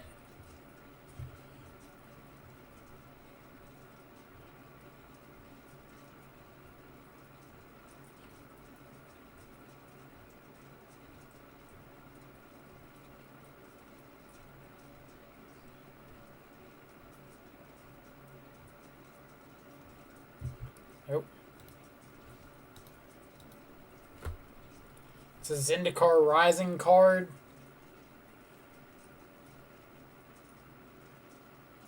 Kargan... Maybe like Kargan Warlord? Kargan Instigator?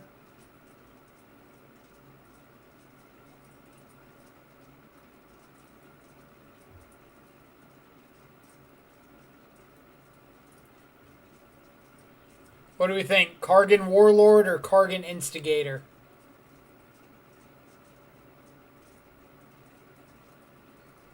Unless somebody's got a better name.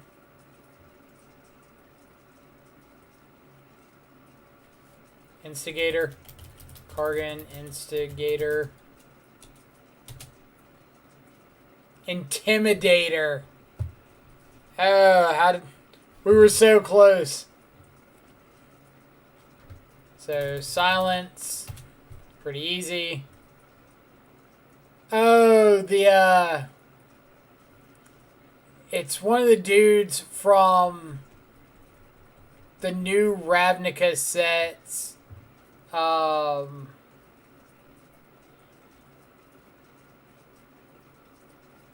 it's not Harpooner.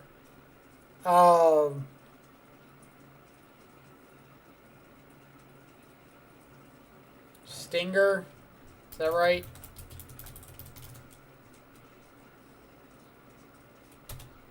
Good call. Easy. Easy. Huh. So it's 100% the Jeskai monks.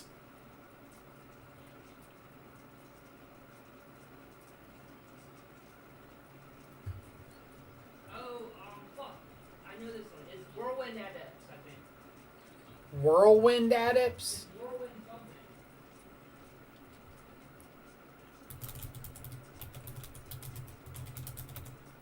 So that's the vote we have right now. All I know is Jeskai, and it probably has prowess.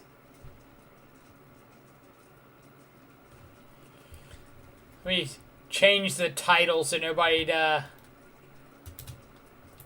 see. This is Scryfall art game between rounds. So nobody comes in and wonders why we're not playing Magic at the moment. We'll give it a shot. Ojatai's summons. Somebody was off.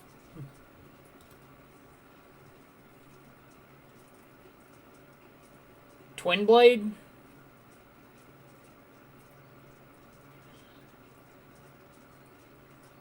Bench is in a tough one against Doomwake.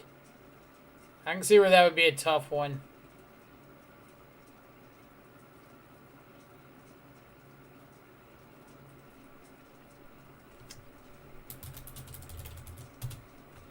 Battle Mastery. Psh. Get out of here. Alright, well, let's pull on their match. We'll look from the Doomwake side. How about that?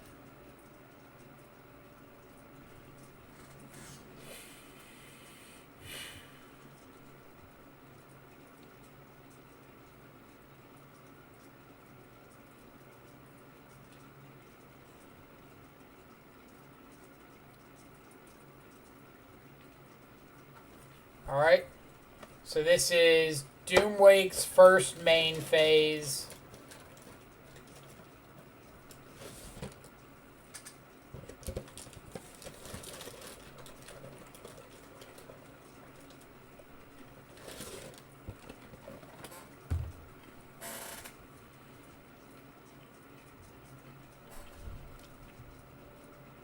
I gotta make sure Bench doesn't have the chat open so he can't hear me.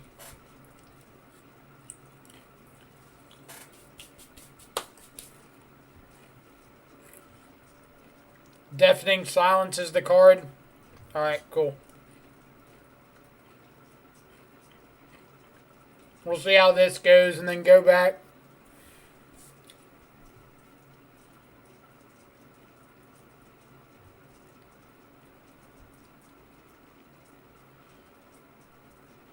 So,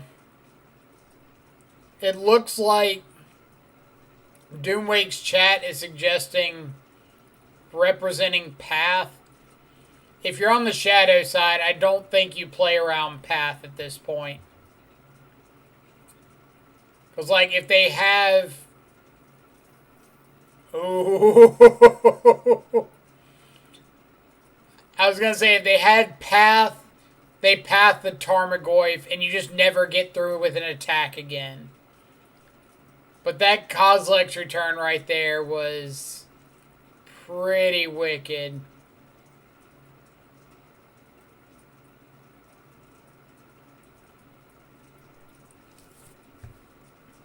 So now you have to chump block with the Spike Feeder.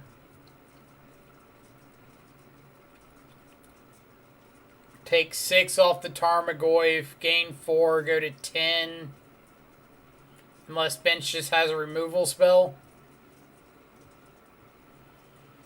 Like I said, you're absolutely not playing around Path here. And if you have a Battle Rage, there's no reason to go for Path. Like, Doomwake has to block.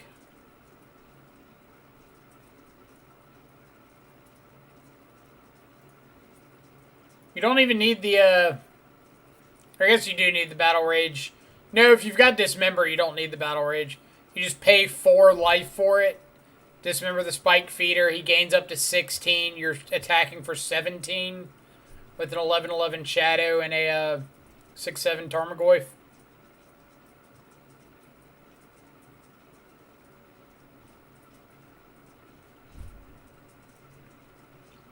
Is this Gore Clan?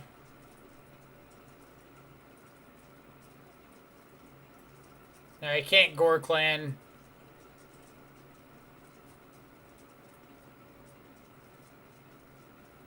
Maybe Plague Engineer.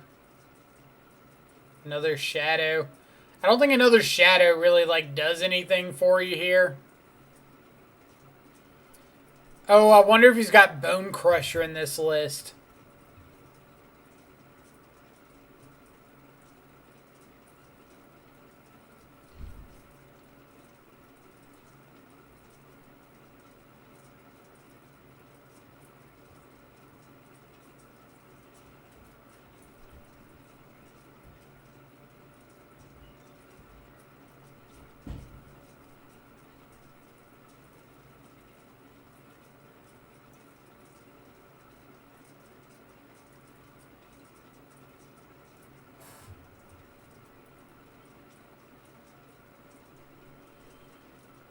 Like, you want to end the game this turn, if possible.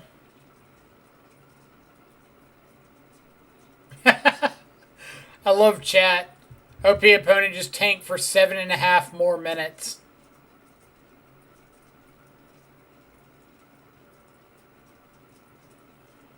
Love how Freed's over here, Antis is over here, talking up Doomwake.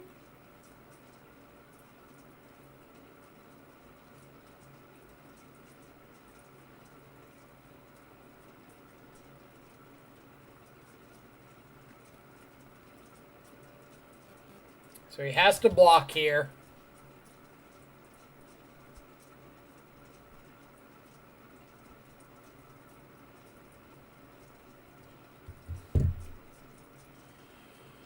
And I think, however he blocks, I think you just don't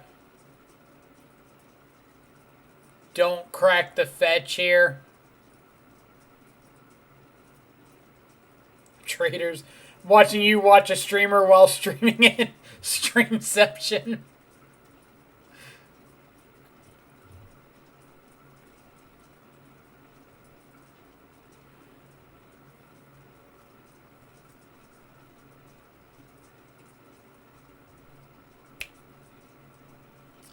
So I think Doomwake like has to rip company here.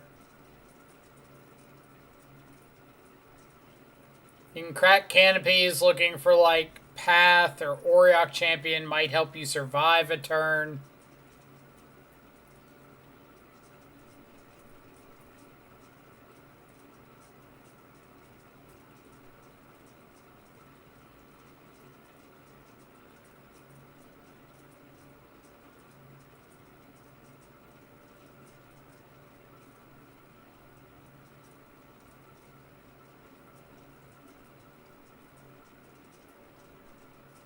Hell yeah, bench.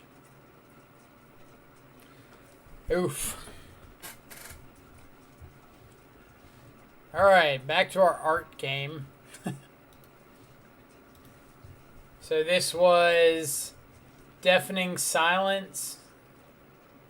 Is that what we said? Yeah. Deafening Silence. Good job.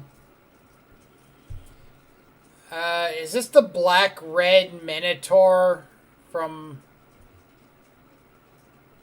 like, Hour of Devastation?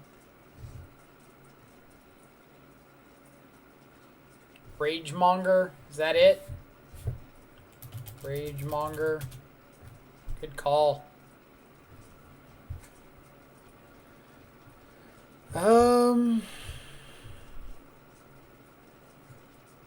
No clue.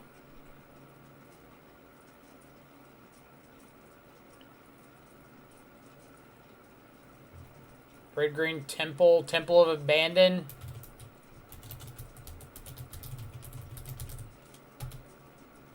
Good call again.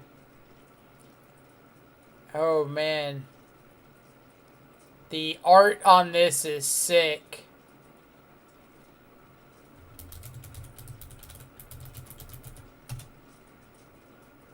Drana.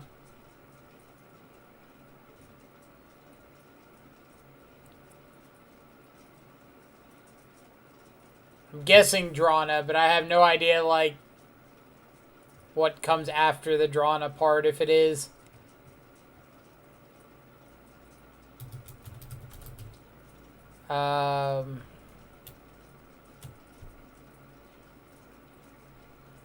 The discard too? Oh, you mean like Wrench Mind?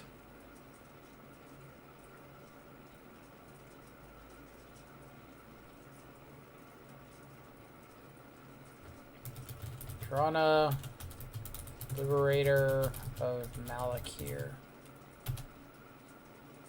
Mind Drain. We were off. GG Mind Drain.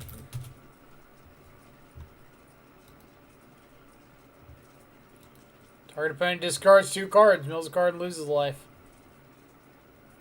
Alright, we gotta start listening to Ryan more.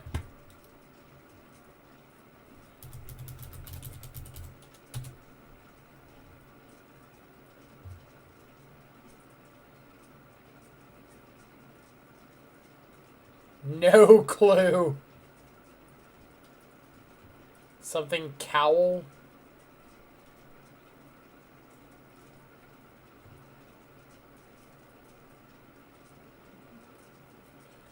Revolt, and it does a big thing on instep. Alright, we've got to vote for aid from the cowl.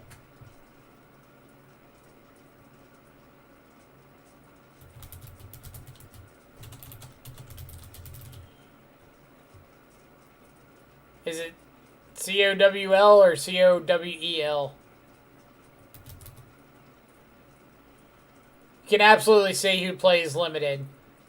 Like, Dumby Door up there, if you see his name, plays a ton of limited.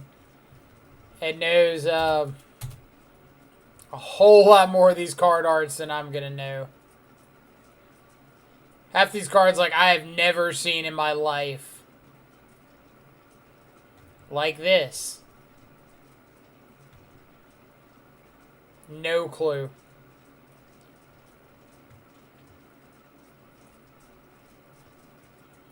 Reclaim the Waste.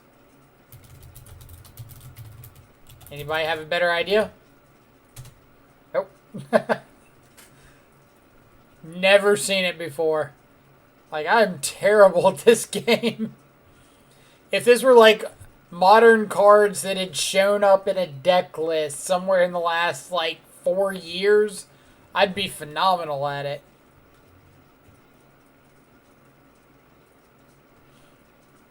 Set green and a kicker for 3 to add 1 or 2 basics to hand. Right.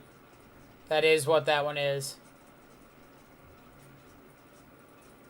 What you described is Reclaim the Waste. Yeah. 1 mana enchantment creature.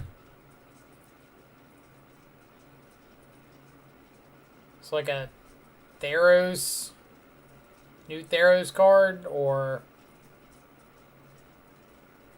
Bestow. So I have no idea. Fruit Dud. Have fun. Good luck with the rest of the league. Going to sleep. I appreciate it. Thanks for stopping by and hanging out. Thanks again for the follow. Hope you have a fantastic rest of your Friday. I think I'm going to skip this one because I have no idea. Doesn't sound like we have a lot of options in chat.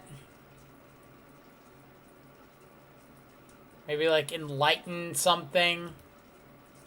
Archetype of Imagination. Yeah. That. Holy crap, what is this?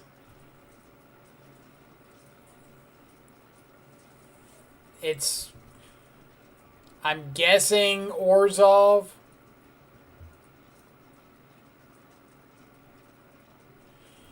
Bench, yeah, we were watching your match. Or we were watching Doomwake's stream side of your match. That Kozilek's return was killer there at the end. Maw of something.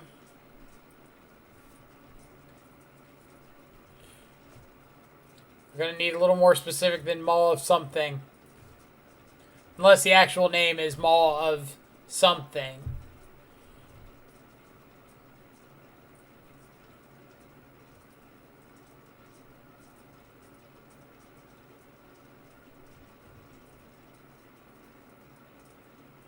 Maw of the... It's like Maw of the Obsidat.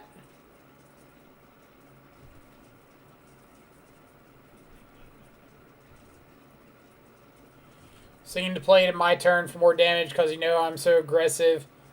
Stop myself to play around top deck. Coco. I mean, he drew like 4 lands in a row, so it worked out. So Maw of the Obsidat.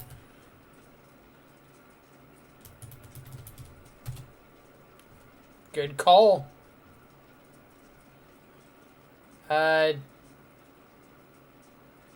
Jace's Ingenuity. I'm gonna grab some ice. Y'all think it over.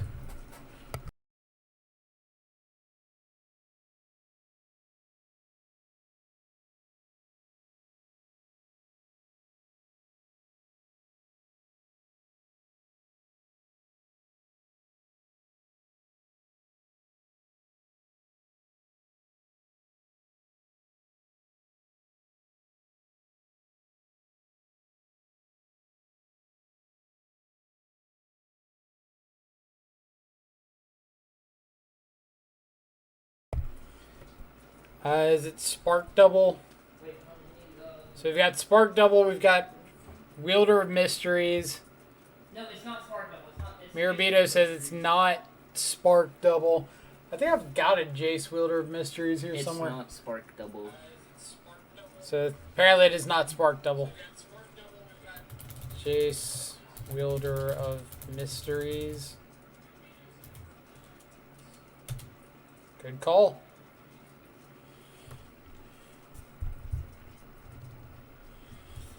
Bench, I lost to Burn. Game 1, we kept a blind hand with like 2 fetches, double Wraith, Thoughtseize, something like that. Nothing we could have done. And game 2, our opponent just went on like an absolute flurry 2 turns in a row. And top decked like 3 straight burn spells against us. Like, we didn't take any unnecessary damage, and they just did every point they could.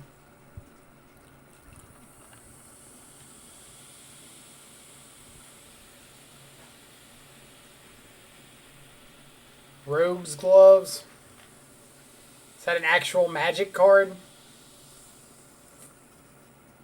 Like I'm telling you, y'all could be making up cards. I'd have no idea. But if there's something I've learned, it's not to underestimate Ryan. Good call. Oh. I know this one. Cry of the Carnarium.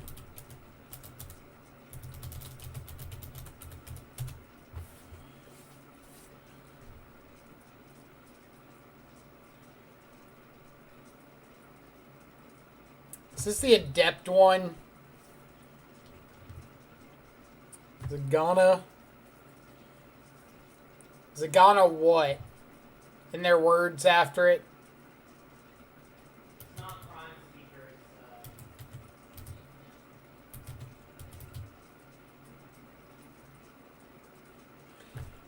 I feel like we shouldn't be penalized for not knowing the words after Zagana, so...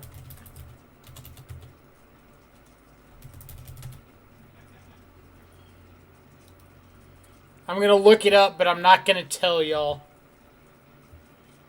Zagana the Mind Sculptor. So I have found it, but I'm not gonna enter the words until somebody guesses it.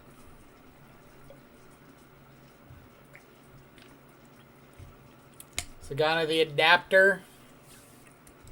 So we've got Zagana the Mind Sculptor, Zagana the Adapter. Any other guesses we want to go with? My stream lag is killing my reaction time. Utopian Speaker. Alright, so we've got Mind Sculptor, Adapter, Utopian Speaker, Simic Queen. We need a consensus. Utopia is in the name for sure. So it sounds like we've got 2 votes for Utopian Speaker.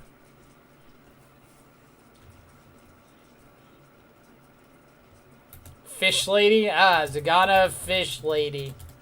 Got it. Alright. We've got a bunch of people voting for Utopian Speaker now, which is correct. Oh, familiar. Oh,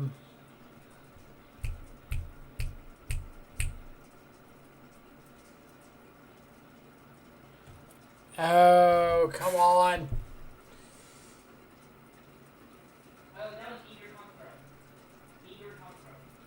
Alright, Corey says Eager Construct. Incorrect. Bonded Construct. This is why we don't listen to Corey. Construct Scryboy. You are coming up with some of the most fantastic names. Construct Scryboy. That's the red primordial. Luminous Primordial. Luminate Primordial. But good call. Good call.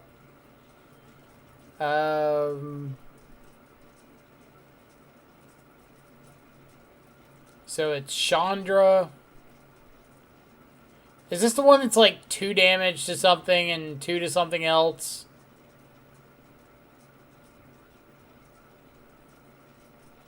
Fiery Temper. That would make sense. That was from Origins, wasn't it? No, Fiery Impulse. Fiery Impulse was from Origins. Fiery Temper is the Madness one, right? Impulse was the one that was like 2 damage, and then if you have another copy, it does another one.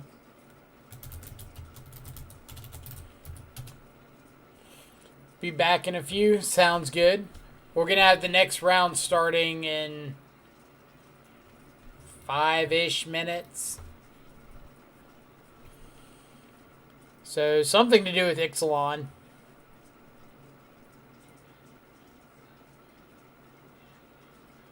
It's like, obviously, vampires. It's something night or battle.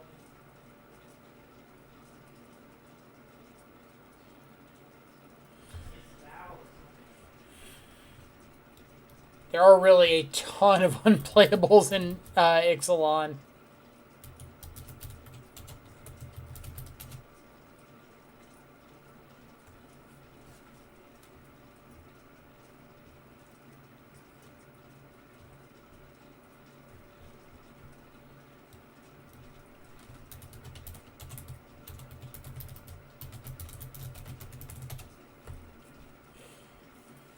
How many chests for a sub? Got trophy 16.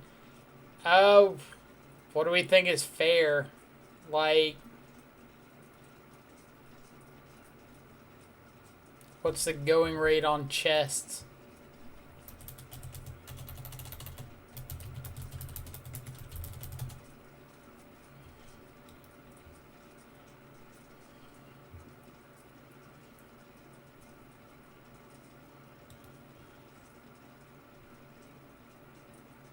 So if chests are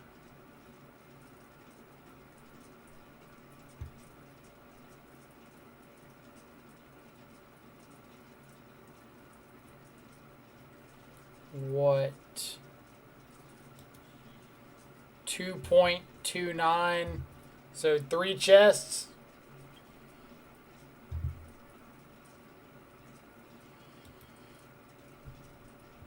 Yeah, 3.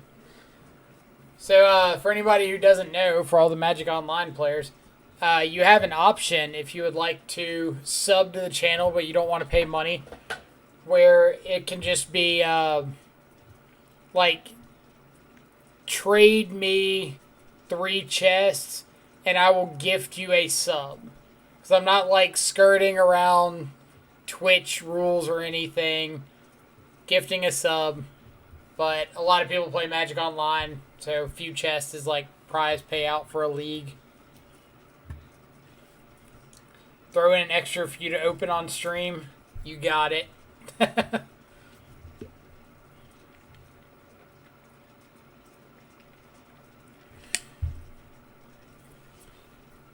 What about like if we open something that's worth more than 5 tickets, we'll gift another sub into the stream.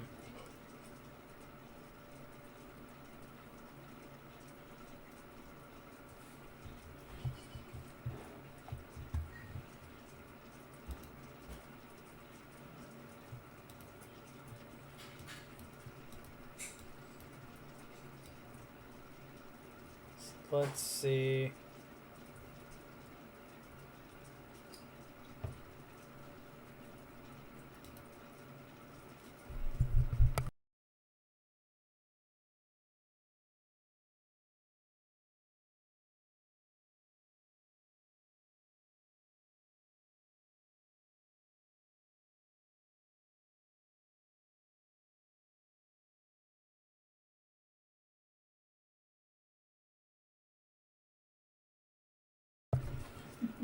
Alright.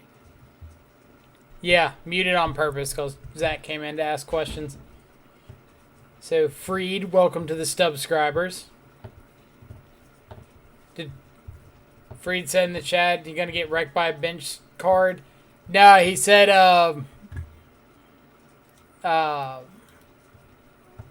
that I believe he said that Doomwake had to top deck like a company right there.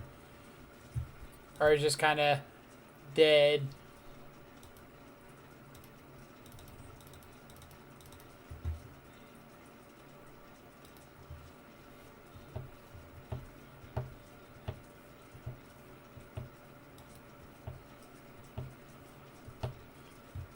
All right, Freed, have fun with all of your fancy emotes. For anybody that is a subscriber, feel free to spam some in the chat. For anybody who doesn't know or is curious, all of our emotes are custom done by a graphic designer friend of mine. So they're all exclusive to the channel. No other Death Shadow player is going to have access to them. Nor are any other Death Shadow player subscribers going to have access to them. We currently have Temur Battle Rage, Thoughtseize, Gurmag Angler, Death Shadow, working on Scourge of the Skyclaves. And I want to get like Street Wraith, Stubborn Denial, all of like our stereotypical Death Shadow cards. And it's going to be hot fire.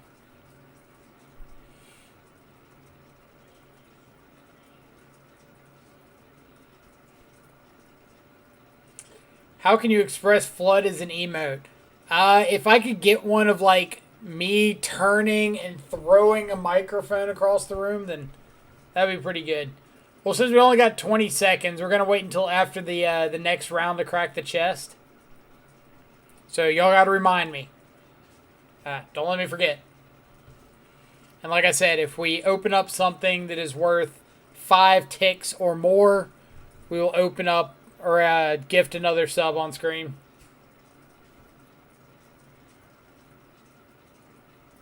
Fish is already in water, kind of a flood emote. Got you there. That Gurmag Angler is in some water. Pygonti. Does this mean we're against Amulet Titan 2 rounds in a row? Or no, we were against Burn last round.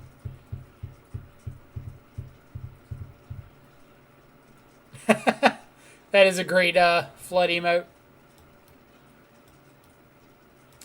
Opponent has revealed Luris, which means I think I'm going to keep this.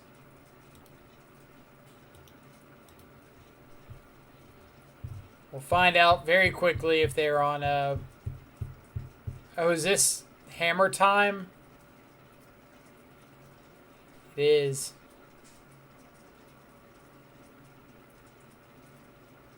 Okay. Okay. Calm down, opponent.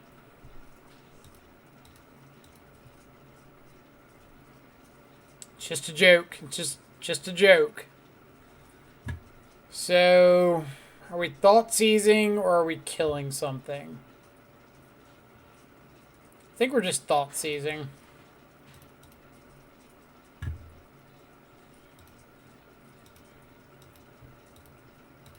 We just like don't want them to have anything.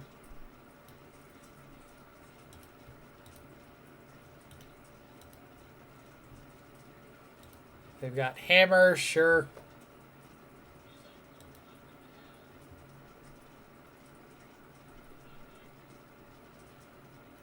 This looks like just put Luris into the hand.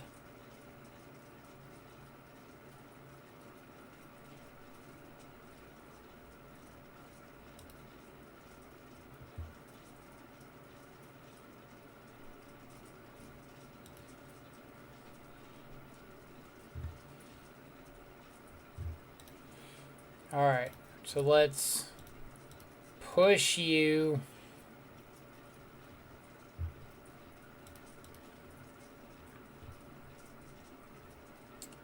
Opponent is going to be able to Luris plus Giver next turn, regardless of what we do.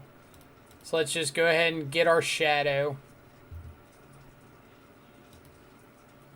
Say go.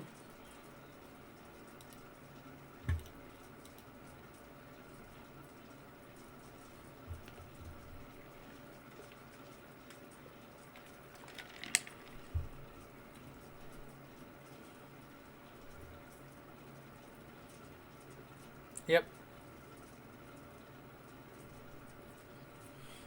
Mm-hmm.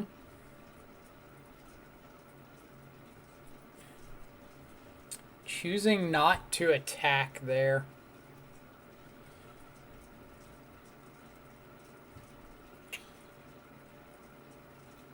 So what's our game plan? We know that they've got Silent Clearing Colossus Hammer in hand. We could fetch Shock a Blood Crypt, Inquisition the Hammer, play the Shadow, hold up Dismember. I think that's probably best line.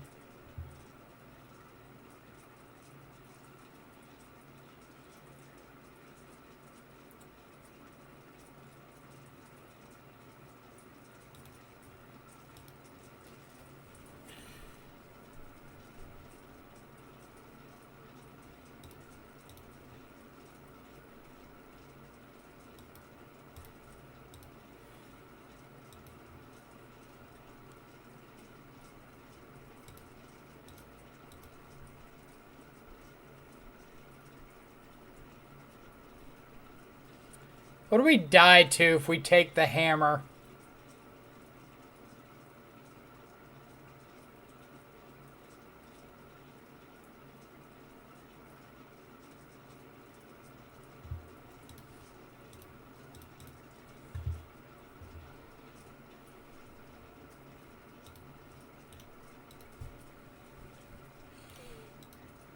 Well, it would have to be like aid into crack this, draw exactly hammer.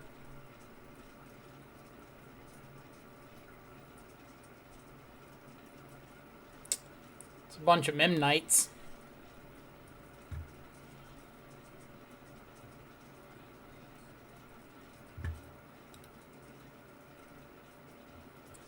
So opponent could have just killed themselves.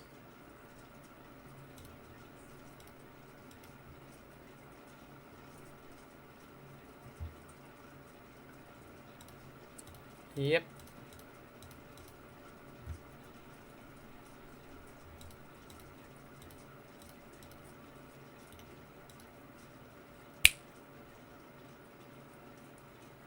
That's a big old 20 ball to the face.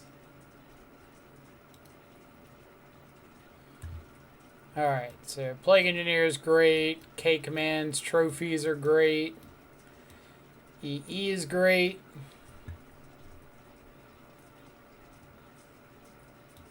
Think that's about all we want. Things we do not want.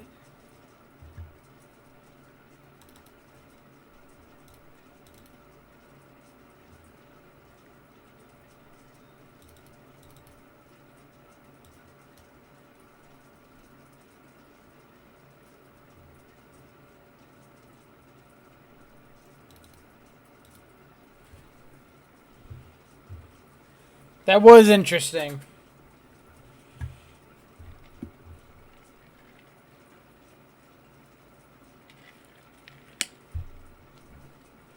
They did make me have it. I'll give them that for sure.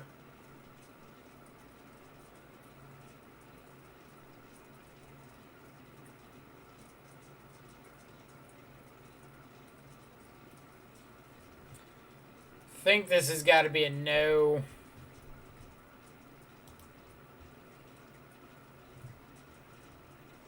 This is a yes. Bottom Battle Rage. So now we've got like turn 1 Inquisition, turn 2 Tarmogoyf, or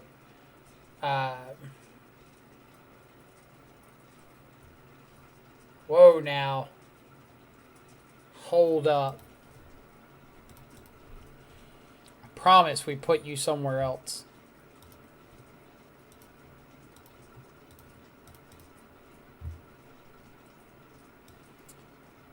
Double Hammer, Pure Steel, Fatal Push.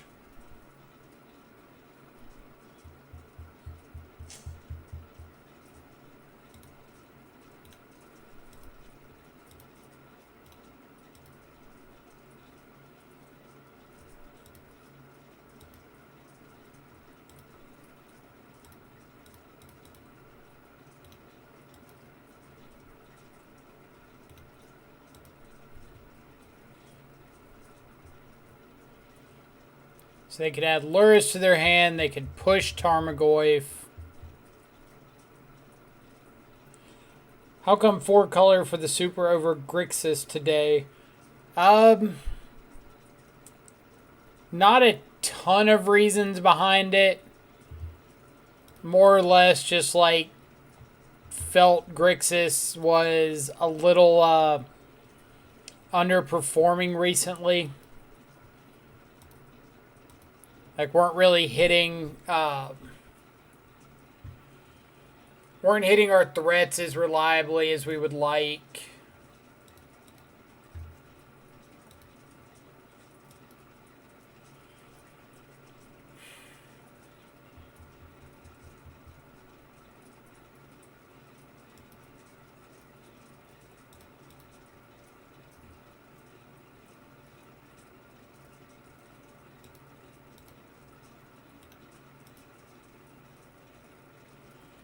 There's also a lot of paths over pushes. That's fair as well. But for the most part, I just didn't think we were hitting our threats reliably enough. And I wanted to make sure that if we were playing threats, we were hitting them.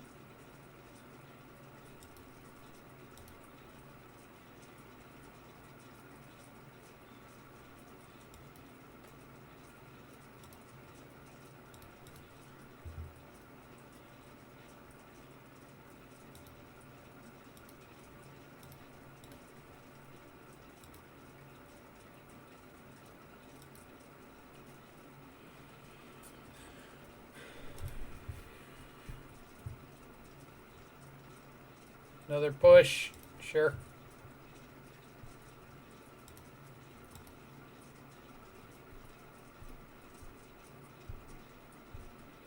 So this is Luris, Get Back, Pure Steel Paladin. I'm assuming.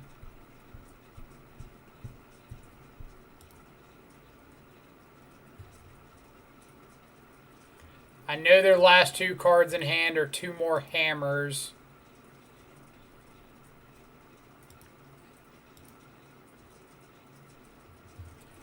So, how do I want to approach this?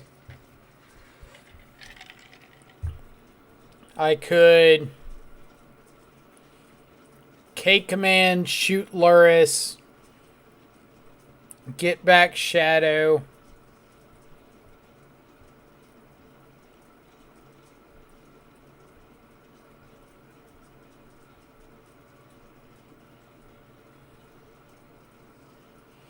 I could K command, shoot Luris, get back Goyf.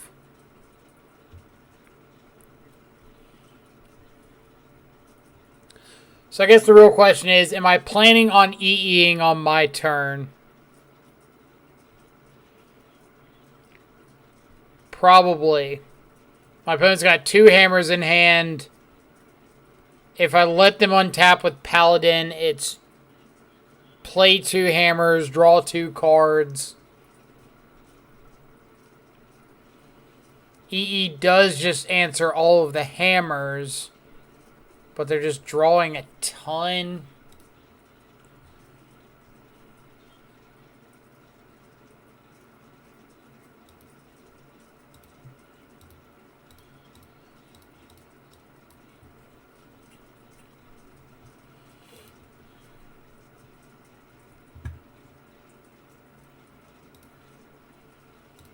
I might be able to just set up a lethal Shadow next turn.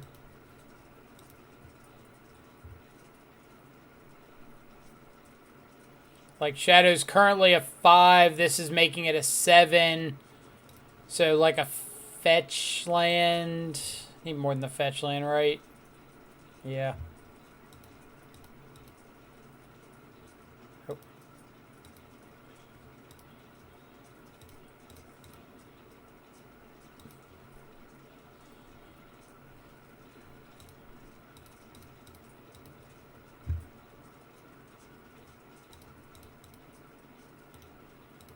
Like another Thoughtseize would be lethal. Street Wraith. Traverse.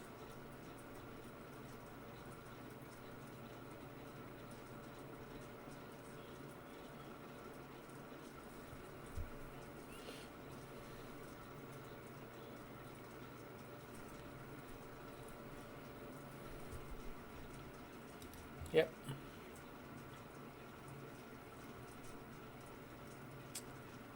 So that is not lethal.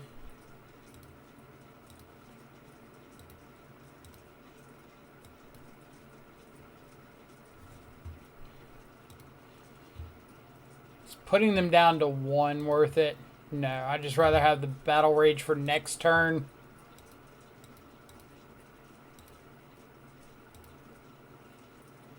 Die to like a Paladin off the top. Also die to that.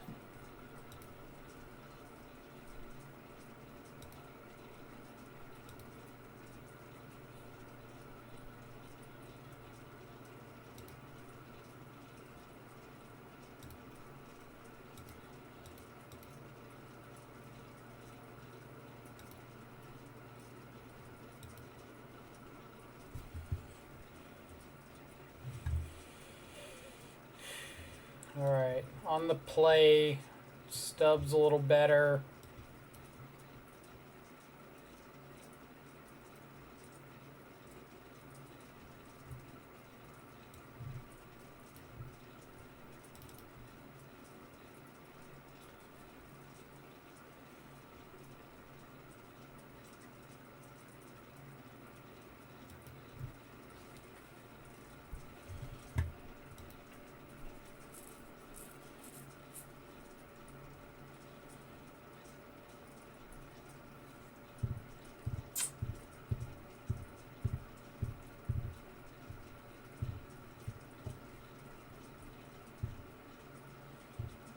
A green source, and it would be an easy keep.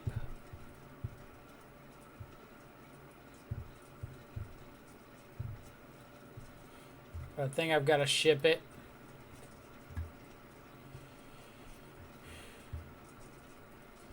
All right.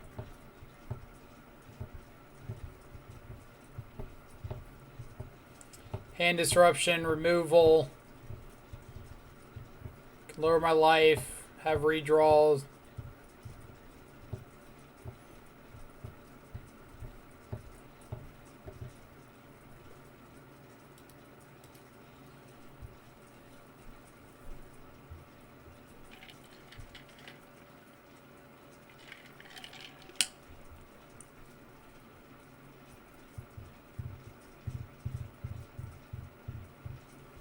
See if opponent's keeping 6 or going to, or keeping 7 or going to 6.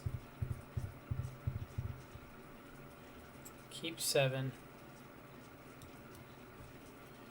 Let's bottom peatland. We'll just get Blood Crypt.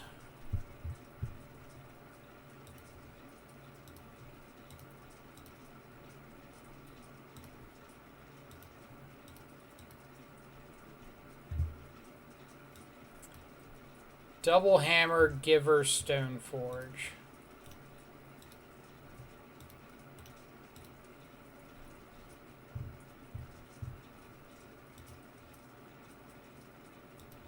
Yep.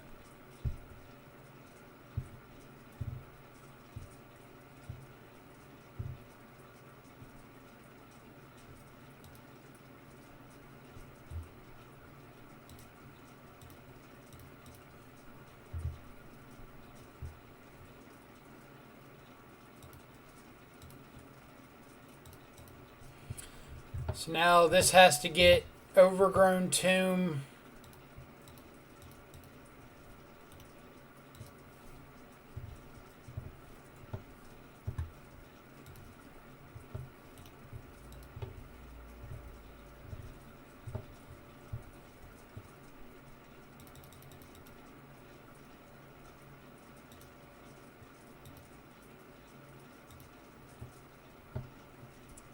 On fetch land.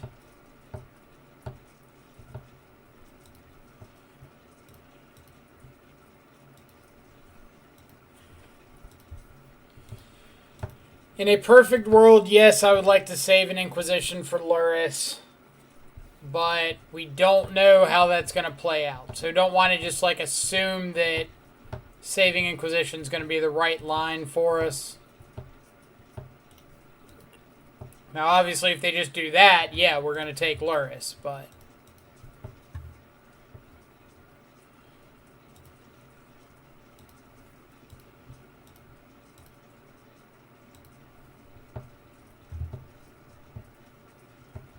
And they've got the aid.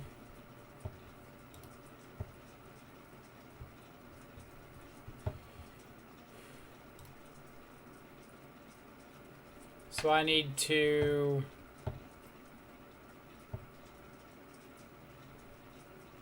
pay a life here, and then every other turn I can start or I can crack peatland.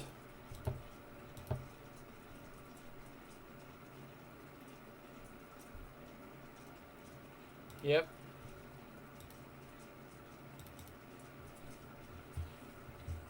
So that's dead. Because I can just crack this clearing.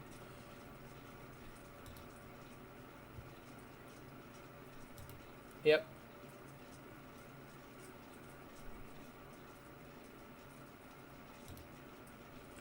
Alright.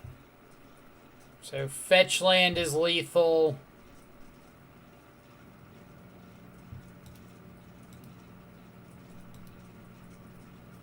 K command is lethal.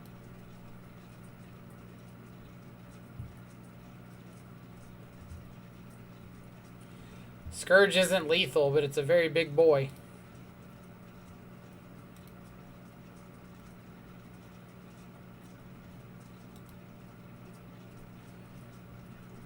What am I drawing into? He doesn't have any hasty threats. So I'm not worried about dying on the crackback.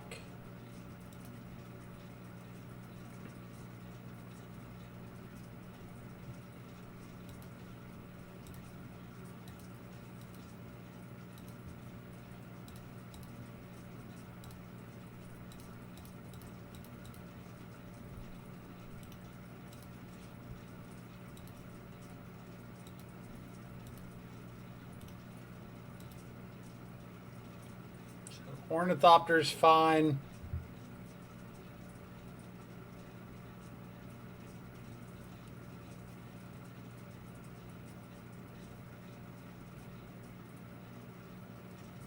Could play like double chump blocker.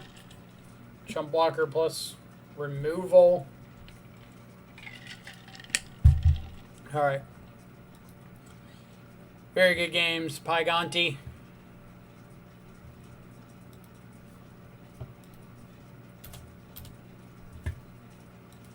So let's update the record.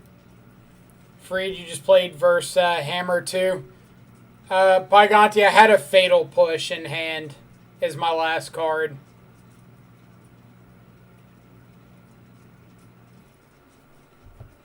But yeah, really good games. I was kind of hoping to bluff you out of going for it on turn or on game 2, since I didn't have a Lethal Shadow on the crackback. I had Battle Rage in hand, but you went for it. It's like, dang.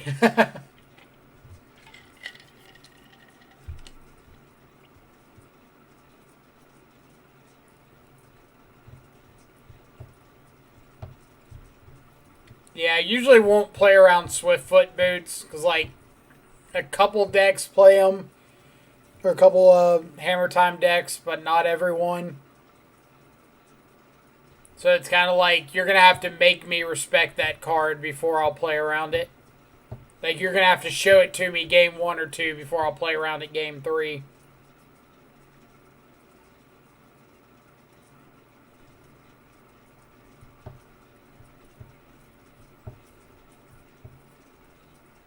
But yeah, really, really close games.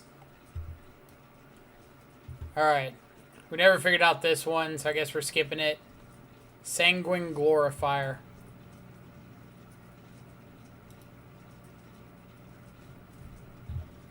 Where all my windows go into.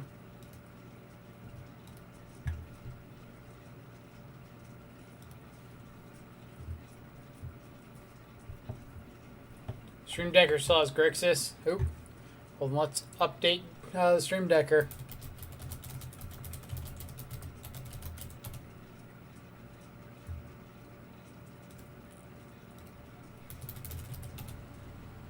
Yeah, Stream Decker. Upload. Hope I saved this one.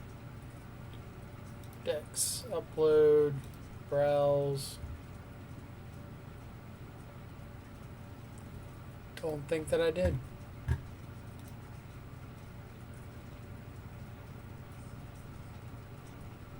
I was too enamored with Garuda Cannon to save my own deck list.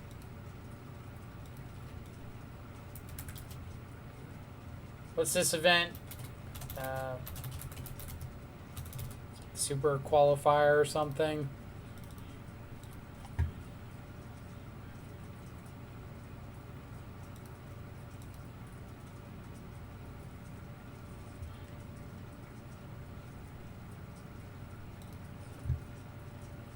Set as current, so let's see if that makes it work. Boom.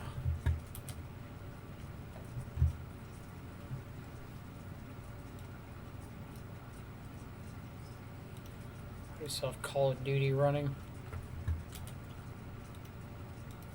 Go away. Go away.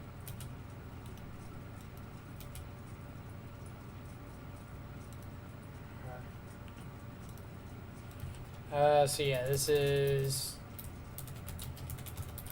Experimental Frenzy.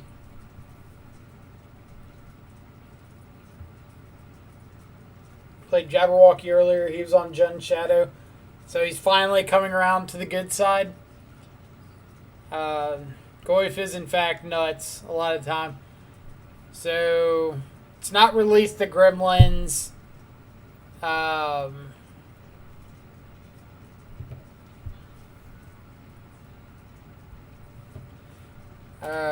come on.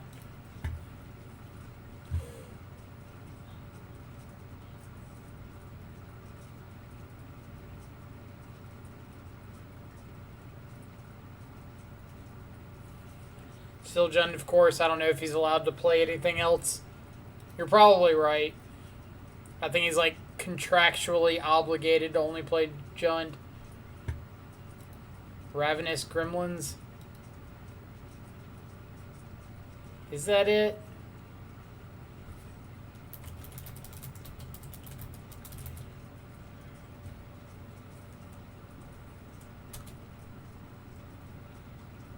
Ruinous Gremlin.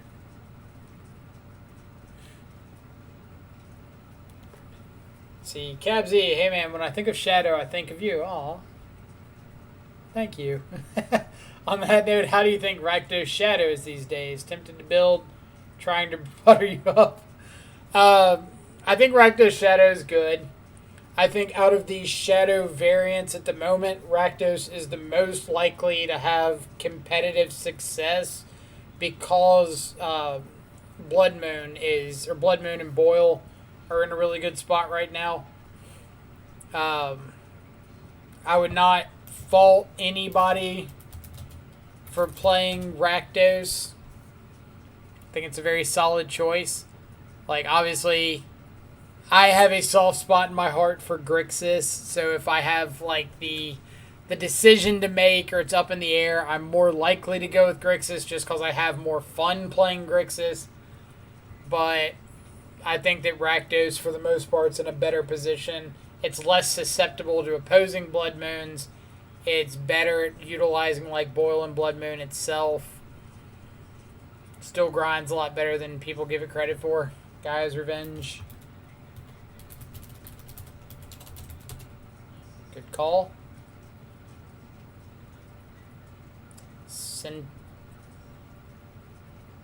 Centaur Courser. Something like that.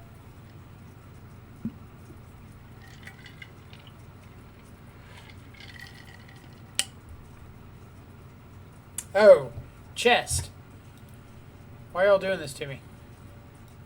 You're supposed to remind me of these things.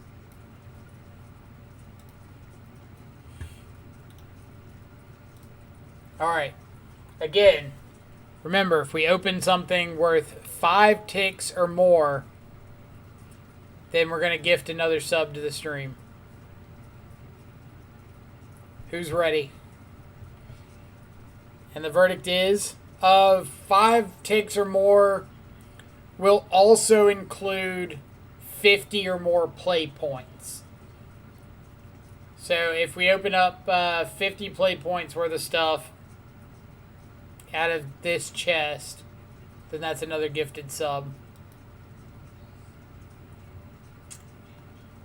Chrono Savant. Turning from the graveyard to the battlefield tapped, you skip your next turn. I don't know if that's going to be worth 5 or more ticks. But we'll open up one more. I'll make it a combined. So let's see if Chrono Savant is worth anything. I've never heard of the card, so you never know. It is worth 0.02 ticks. So 10 play points, 0.02 ticks. If we hit at least 40 play points or 4.98 ticks worth of cards, we'll gift a sub. We'll do it combined.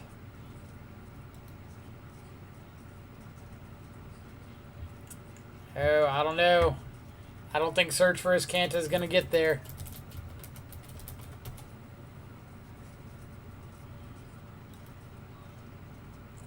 .09 ticks. And then Punish Ignorance.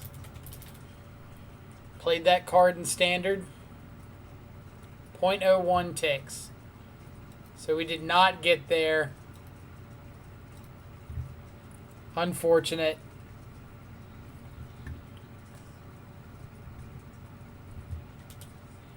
When you say playable modern card, I'm assuming you're referring to Search for Iskanta and not Punish Ignorance. But I could be wrong. Could be wrong.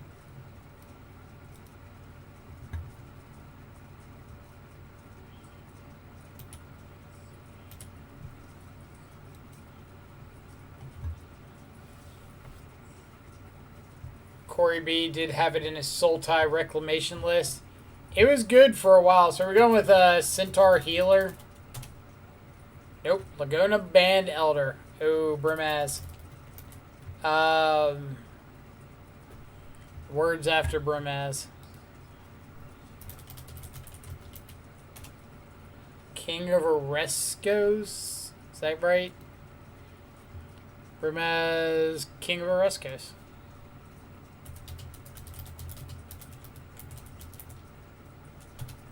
Boom.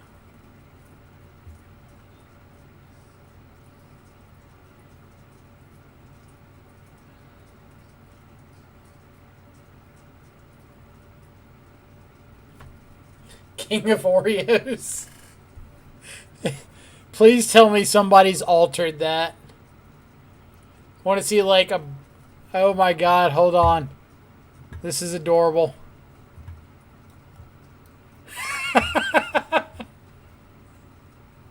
It's Brimaz tokens.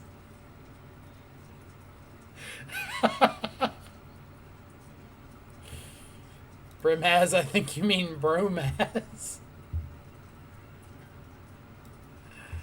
That is a fantastic token. On the downside, I have no idea what this card art is. It kind of gives me a Temur impression.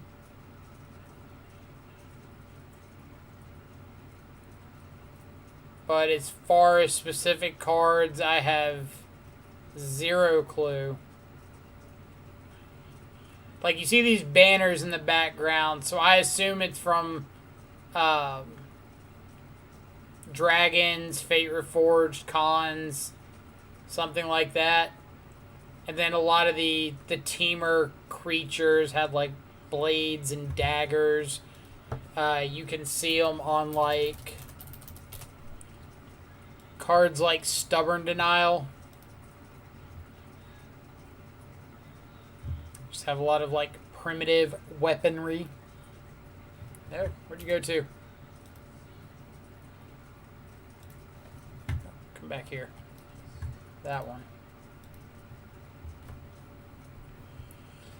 Used to collect those SCG tokens when they were a thing. Goose of St. Traft. I got a few of them around here somewhere. Savage Blade Knuckles. You know what?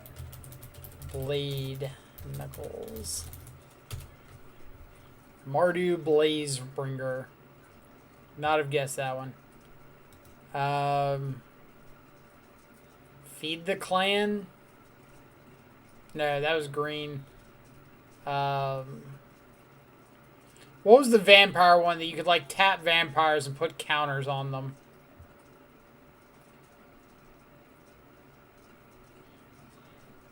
Come on. Come on. Oh, is it,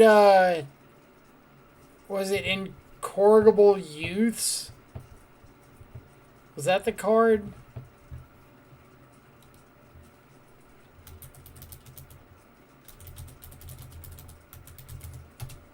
Yes. Very nicely done.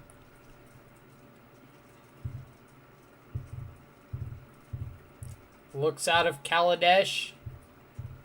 A lot of fancy metal work.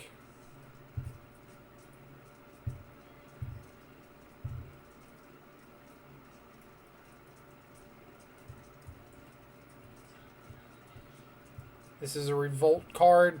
Like the card had Revolt, or it was from Aether Revolt.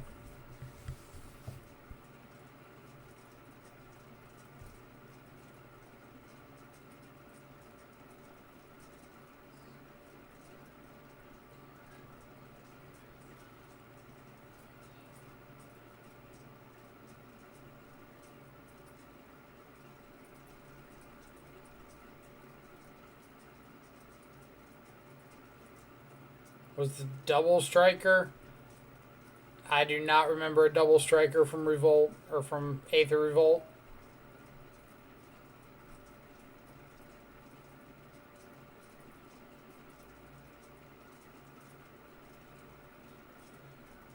One white CMC.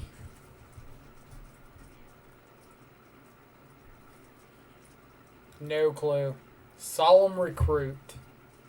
So let's look this up. Solemn Recruit. Make sure we got plenty of time before the next round. Oh yeah. Still 26 matches going on.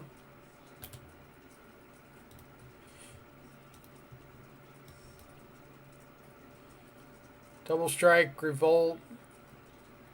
Put a 1/1 counter on it. Oh, is this the counter one? Ulamog's Nullifier? No. Yes.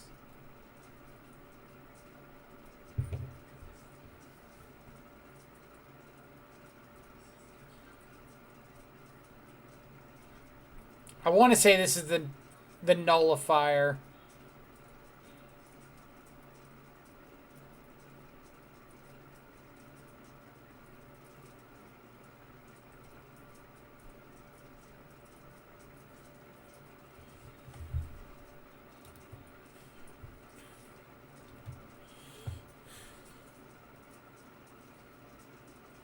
Isn't this the Flash 1/4? Isn't that the Nullifier? The, what was that mechanic? You put stuff from the exile into their graveyard. Process?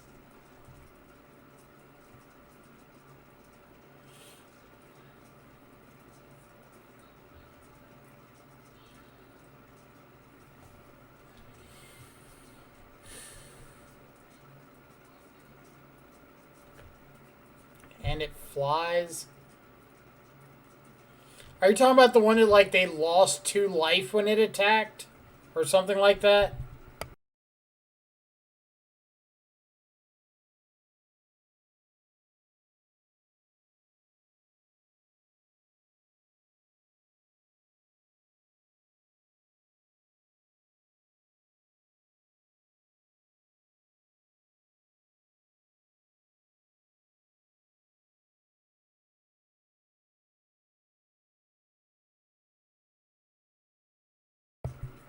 So I'm not sure.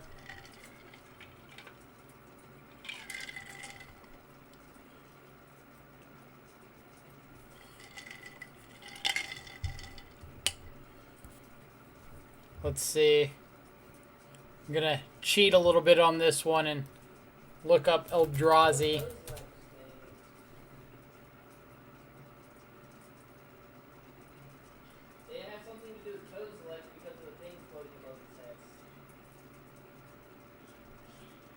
I'll take your word for it on that one.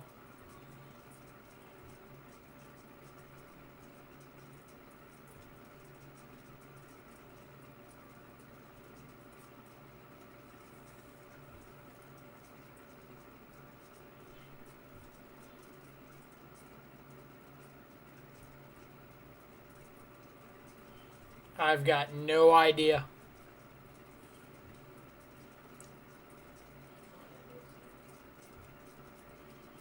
I'm like looking through all the Eldrazi and can't even find any that have got this art.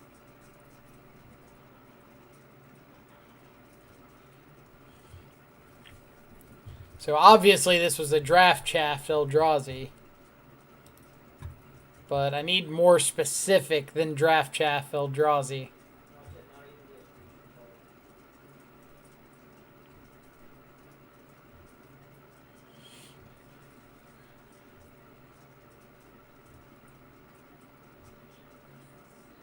Nope. That's close. No. Come on. Nope. Like, honestly, who remembers all the name of the bad Eldrazi? If it's not like Endless One, Mimic, Thought Knot, Reality Smasher, Matter Reshaper, Matter Displacer. Then did it even exist? Ulamog.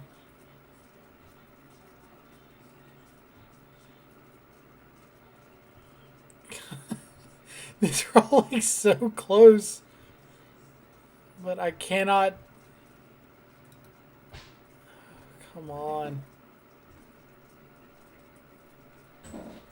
Nope.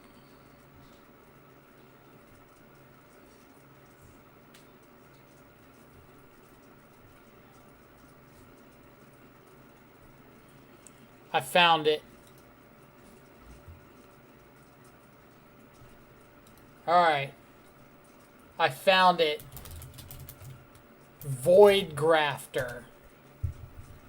It is a 1, a green, and a blue for a 2/4 with flash. When it enters the battlefield, another target creature you control gains hexproof until the end of the turn. I don't know how y'all didn't know that one. Oh, is this the Saproling Lord? It's like 1 in a black, made a Saproling, buff Saprolings.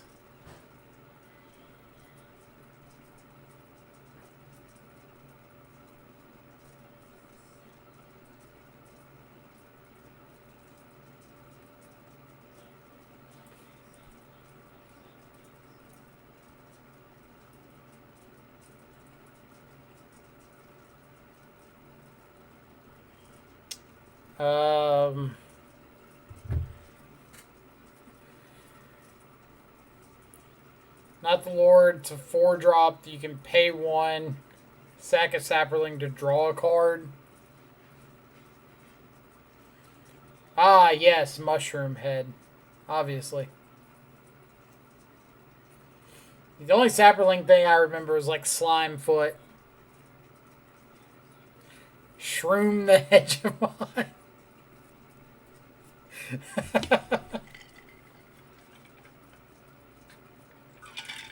That was pretty good.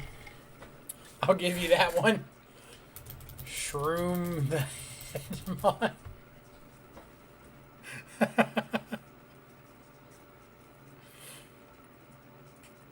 For anybody who hasn't been playing Magic for a while, or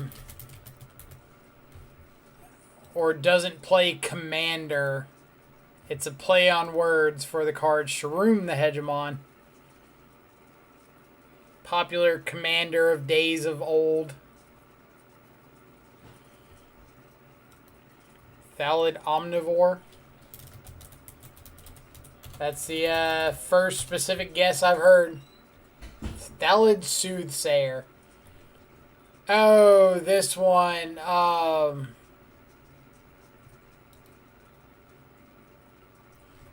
No, don't do this to me, brain.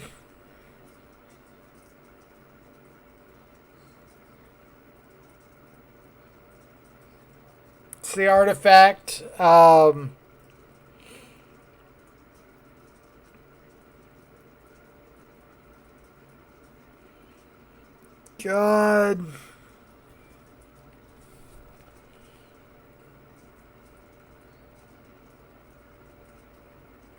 You were really close, Ramo. Closer than we were getting. God, I know this card.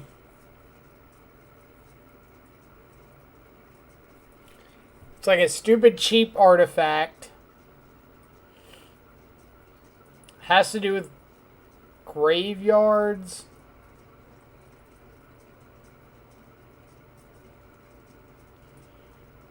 Is it the one like when a creature enters a graveyard you gain a life?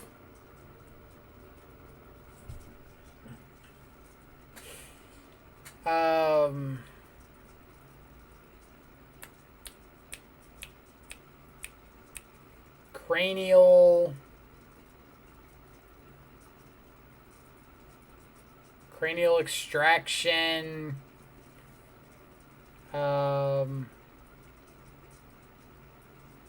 Skull's McTubehead, yes. That was it.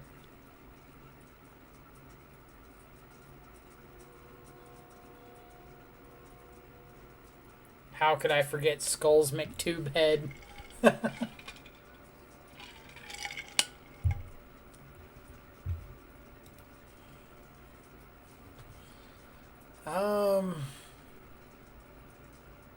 I really want to say it was something like cranial extraction, something like that.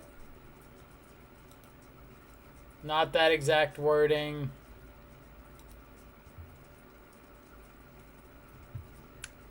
It was cranial, but it's cranial archive.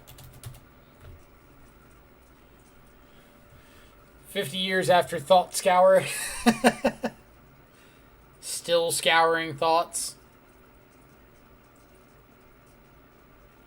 Looks like a human from Ixalan. That's as far as I can get with this one. The art style screams Ixalan.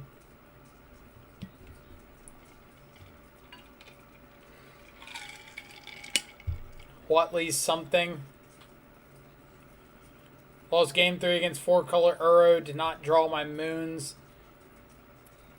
That'll get you. That will get you.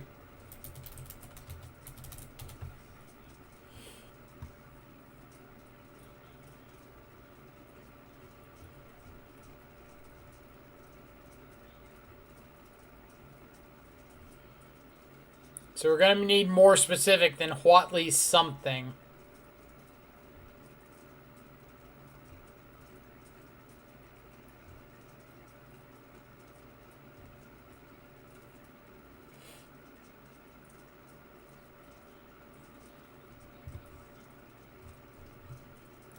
Whatley's Sunwing.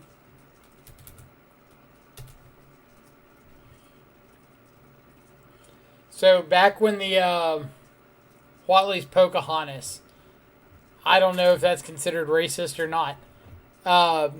Back when like the Ixalan pre-release, or I can't remember if it was Ixalan or Rivals of Ixalan. I think it was Rivals of Ixalan. Because it had the Whatley Planeswalker. Or did they both have a Whatley Planeswalker?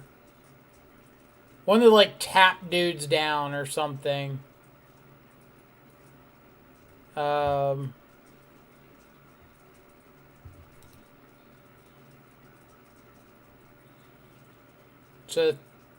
first one, or it might have been the second one, because the second one had packs from the first one, right? Whatever one it was, there was a kid that came in and was just like absolutely obsessed with dinosaurs. Kept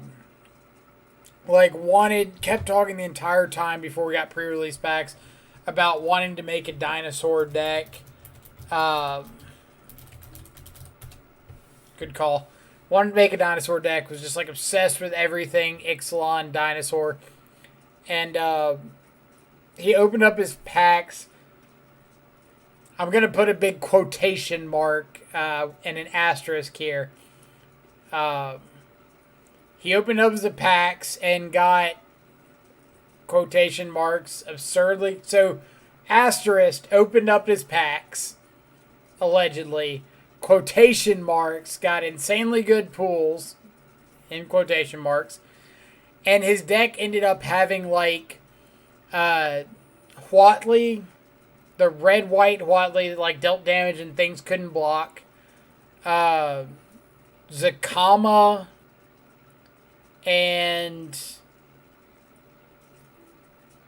one of the other ones. They were like the two Gesholf, the two big legendary dinosaurs. So it was like the third or fourth pre-release of the weekend. And so I was like, are you sure you opened all three of these in the same pool? You got the Planeswalker that dealt with dinosaurs. You got like the two legendary mythic dinosaurs. You've been talking about being obsessed with dinosaurs all weekend. I'm kind of questioning the legitimacy of this pool here. Alright,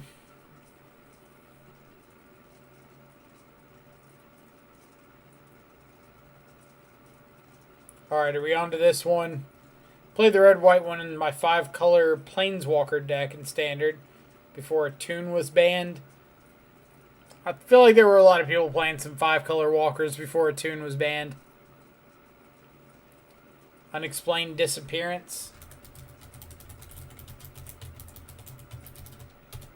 Good call. Oh, easy one.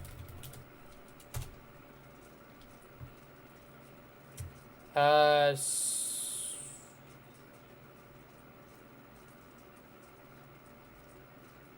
don't know.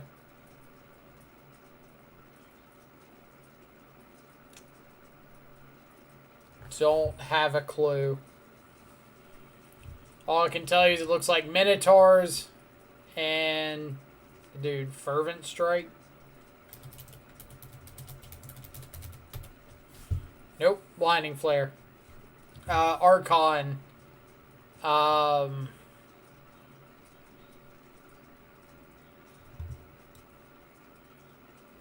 this like the M21? The one that was like a 3/2 flyer with protection from white or something? If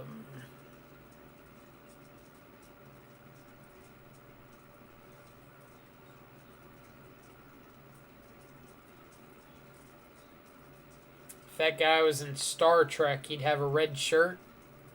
Talking about this guy?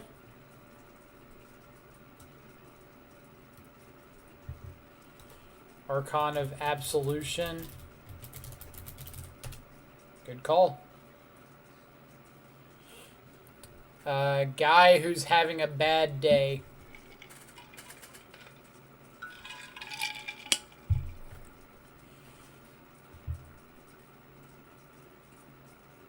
Dang it, I'm parched.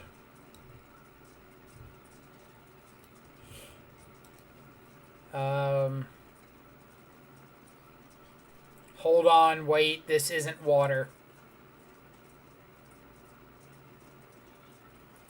Popeye's biscuit with no drink. Now we're talking.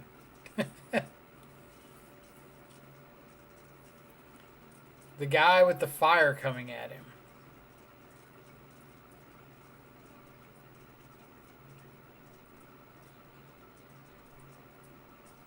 Pocket sand.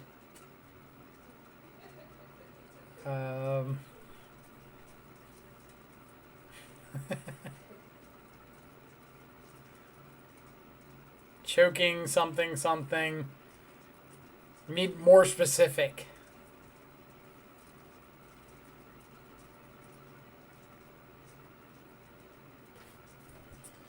Choking on pocket sand. No, it was Ancestral Vengeance. Come on. Is this Tower Gargoyle?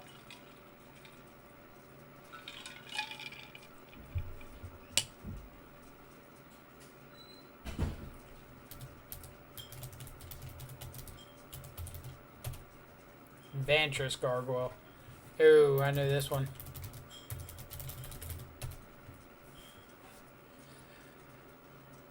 No idea. Yeah, y'all had the Vantress. I just sped up. I was so sure.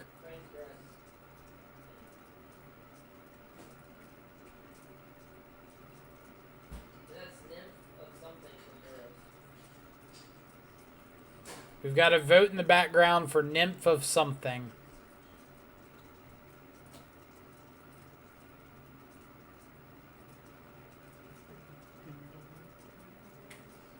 But Nymph of what?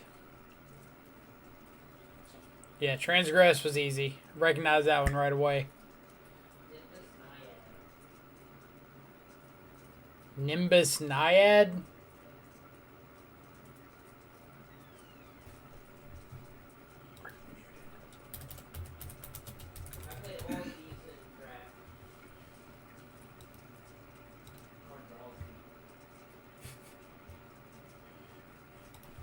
Had to look up how to spell Nimbus Naiad.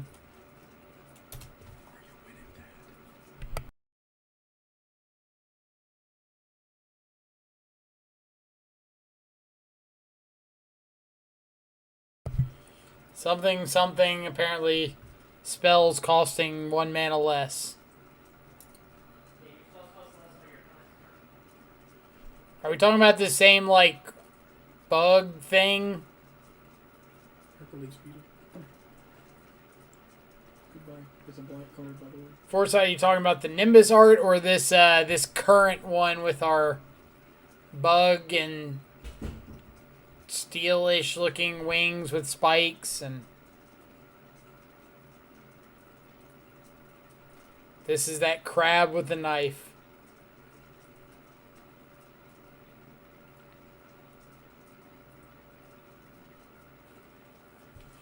This crab.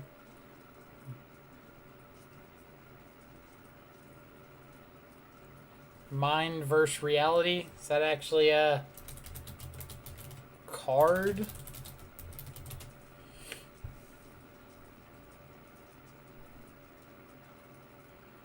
That's not a card. You over here lying to me. Are you talking about this is the crab in his mind?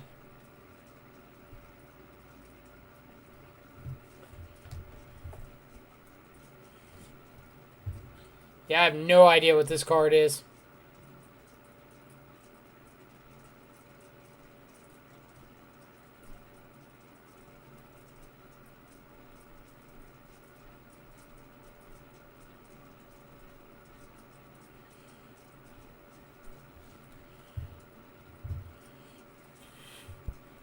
You're in 69th right now? Nice. We are in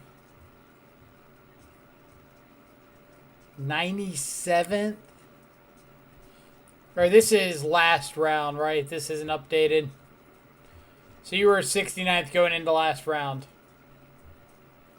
Nice.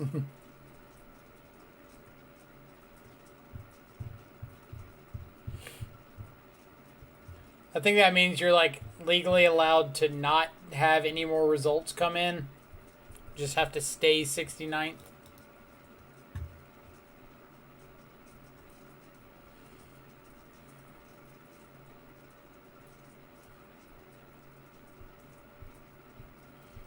So it looks like after 65th is pretty much trash payout.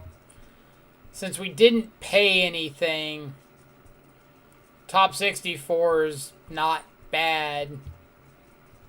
Top 32 solid. Top 16's solid.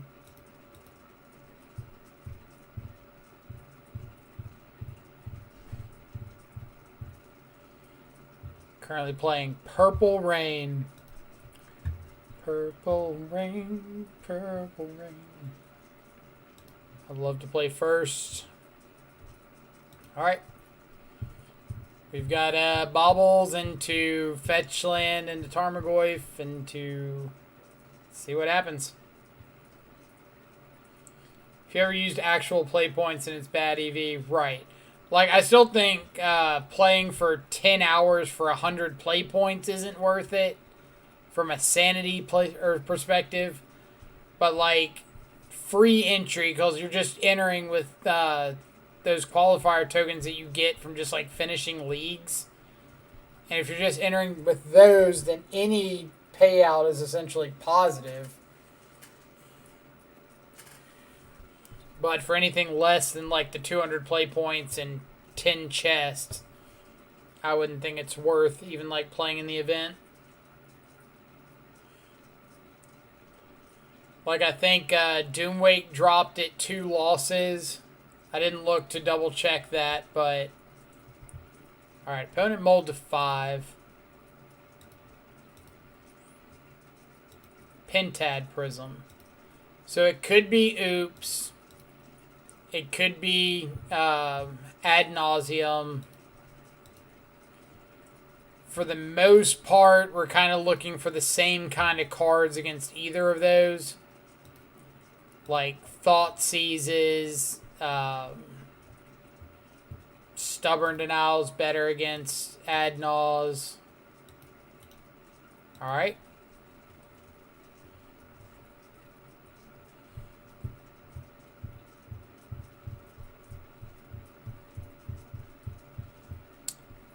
So this is probably going to be a double hand disruption turn. Seagate Reborn is like pretty big tick off that it's oops all spells. So if that's the case, let's go Thoughtseize, and if they have 2 payoffs, we'll Inquisition the second one. Otherwise, I want to get this Shadow down. Alright, they have no payoffs. So if that's the case, we're taking what? Smashing, so they can't just, like, smashing our Shadow? Or do we care if they smashing our Shadow?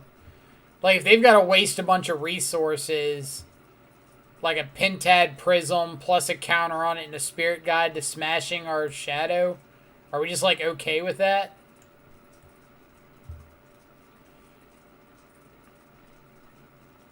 I could also take both the Pentad Prisms, so they have to draw black mana and a payoff.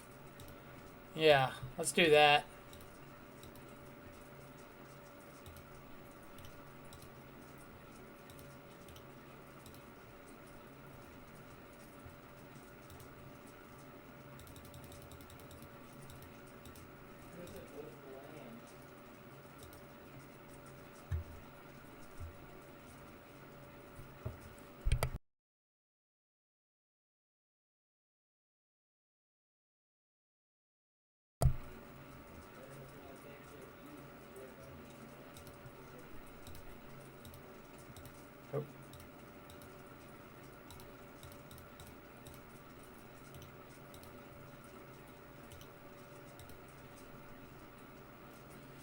Alright, so from here it's a race.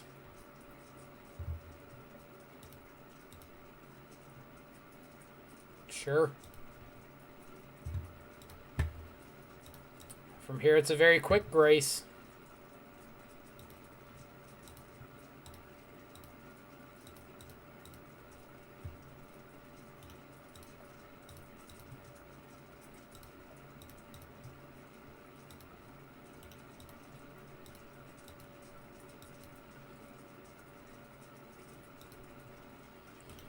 Alright, opponent.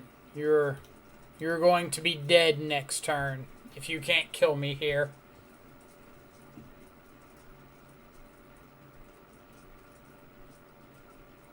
Despite your best efforts, I would like you to be not alive anymore.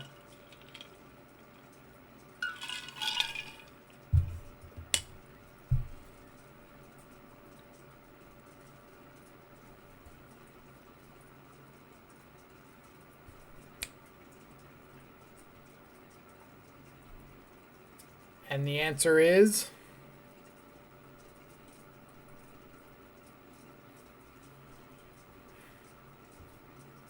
aha.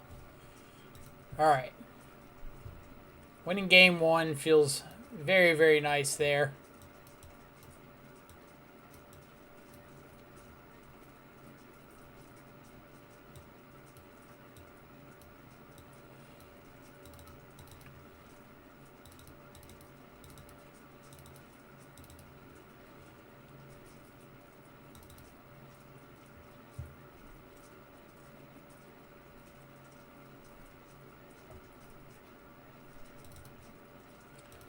I feel like I remember somebody before this event started. Oh, I know who it was. Are you still in the chat? No, he left. Ben Jones was saying he preferred Nihil Spellbomb over Soul Guide Lantern. And unless I was scared of Oops All Spells. And I said, well, I'm not really scared of Oops All Spells. But, I mean, there's not really, like, that big of a downside to Soul Guide Lantern over Spellbomb. And then immediately went and changed to Soul Guide Lanterns, or changed my Soul Guide Lanterns to Spellbombs. Because, oh, when's the last time we ran into Oops All Spells? It's been a while. Silly me.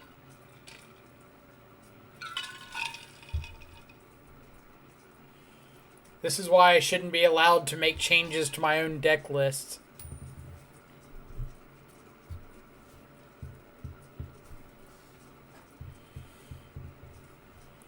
Maybe I want the extra Stubborn Denial in case of things like Charbelcher.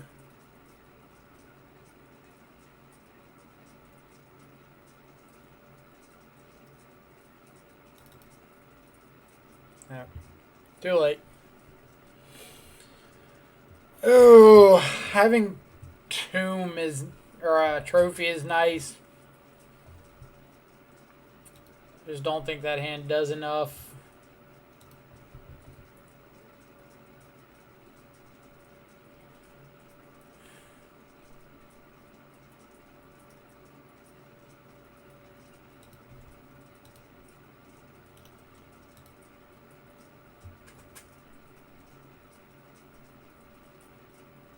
Much better indeed. Still needs some help.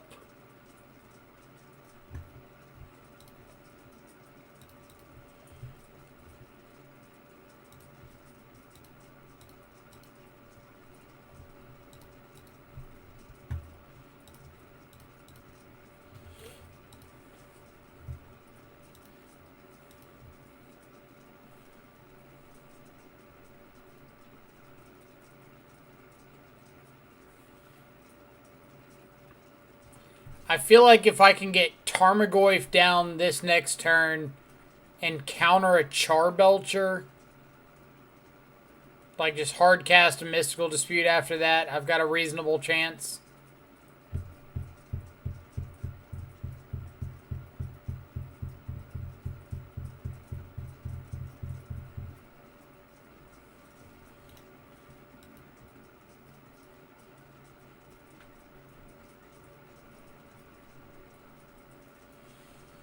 Or is playing Shadow with Cling better?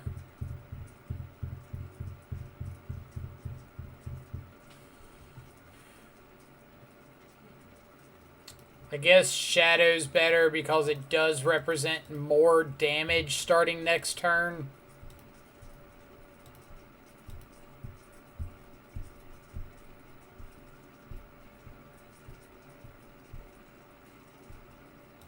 Yep.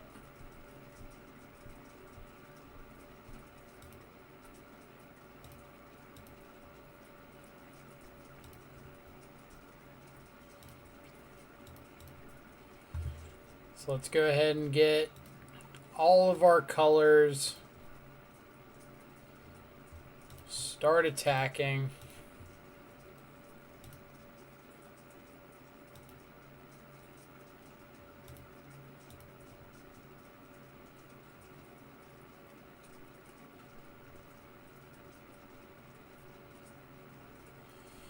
Since we have the Spell Bomb, we might need to just like aggressively cling one of our own lands.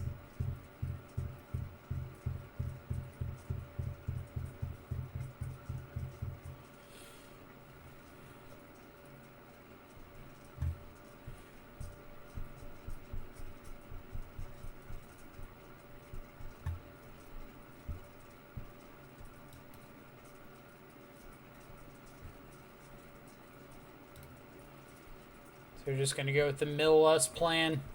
Sure.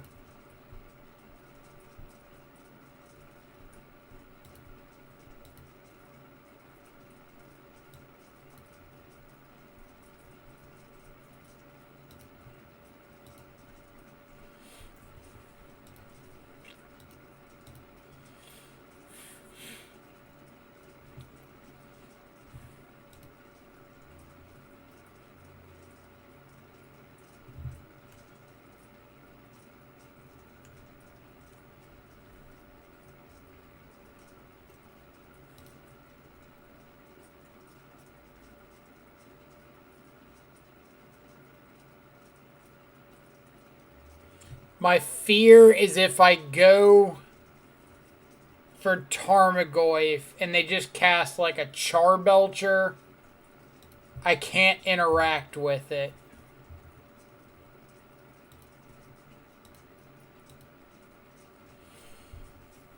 Like anything else I can interact with.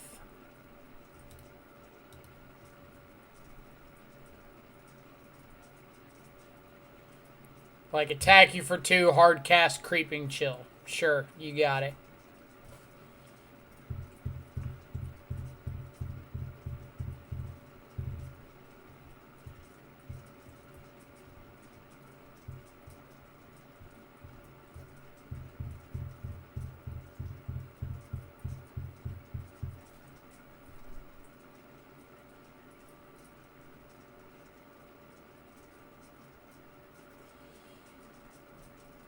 They could play... It kind of looks like they were going to play a Vengevine. So this has got to be hard cast Creeping Chill, right? So Undercity. Dispute this.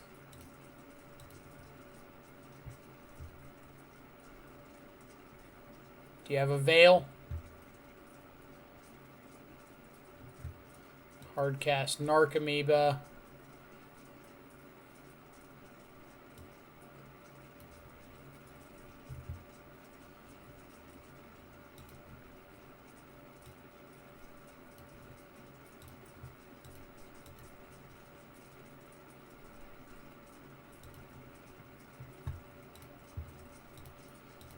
Here's Tarmogoyf.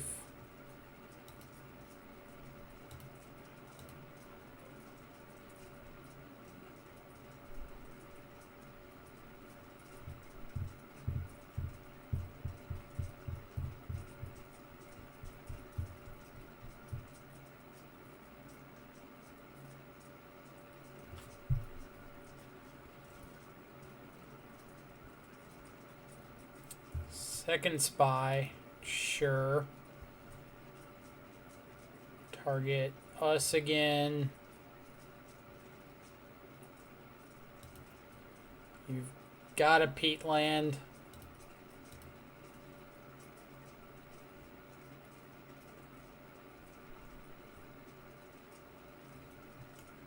This thing has flying? Go figure.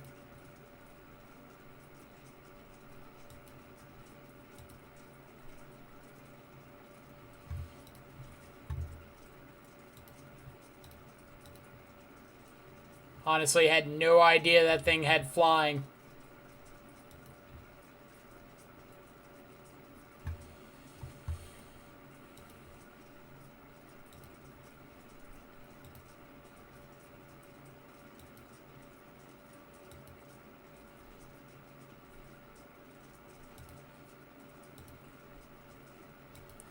So this means that I'm not dead to a hard cast Vengevine or Creeping Chill. Why does this thing have flying? Makes like no sense. Flavor fail.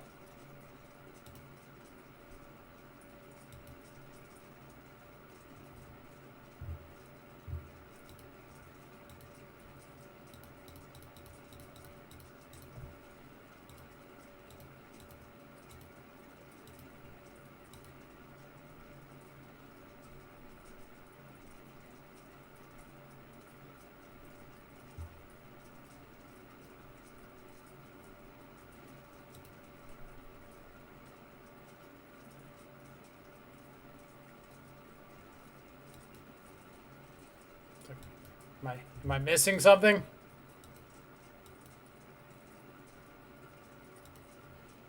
Huzzah! Alright, cool. GG's. Look at them. Look at the one nurturing peatland. For the love of God and all things just and holy, look at the peatland. Oh, man.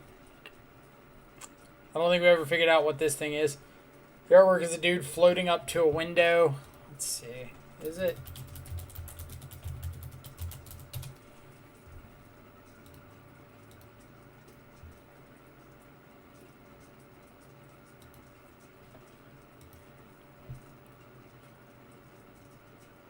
This is like the most rapey artwork I've ever seen. Dude's just like floating outside of somebody's balcony window.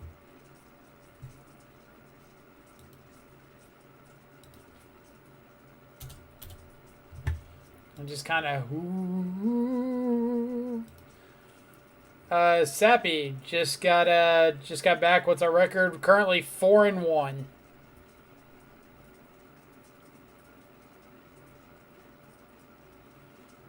Paul gifted 10-round PTQ. Holy crap! Right, it is a long one. Spying on someone sleeping. All right, I'm gonna run to the bathroom real quick. If anybody can figure out the artwork of this card, drop a name in chat.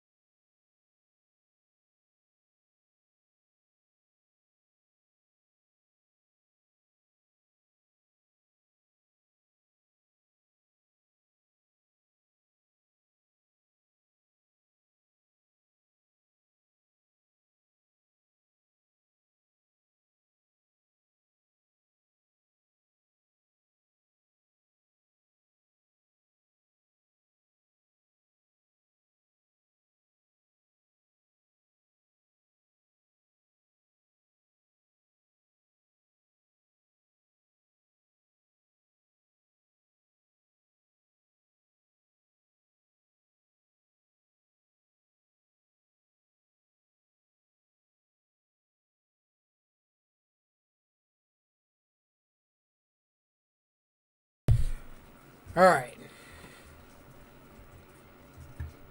Googled metal lobster with no leads. Sounds like metal lobster is what we're going with. Armored Kenkrix, obviously. So, it looks like some sort of golem. But what kind of golem? Is it a golem? Also, I gotta look up what Armored Kenkrix is. Kenkrix. No. Kenkrix. Magic 2011. It is a vanilla 2/5 crab.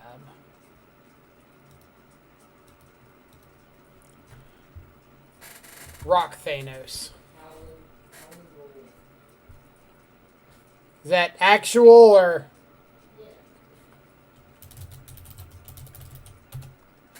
Good call.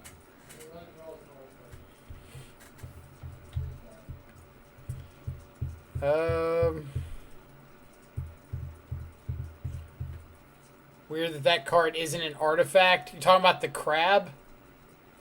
Yeah, I thought for sure it would have been. That thing's like more metal than organic, isn't it? What part of this is pincers? How do you even identify this as a crab?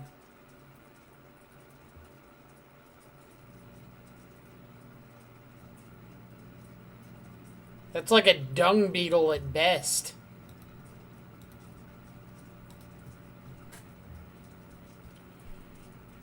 All right.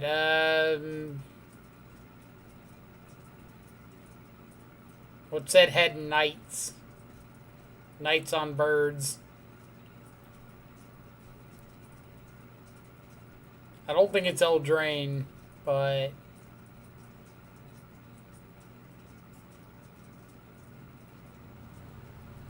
Those are griffins, right? yes, they are griffins. Wings, beaks, legs, long tail, griffin rider. Sounds good. It's not Griffin Rider. Griffin Rider art is old as fuck. Well, I don't have a lot of guesses here. I don't know these terrible crab cards. Armored Cankrix #2. How about that? Give it some Yu-Gi-Oh names. Just start throwing numbers at the end of everything.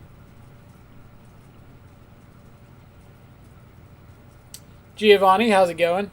Yeah, we're playing some 4-color Shadow today. Currently 4-1 somehow. Paladin.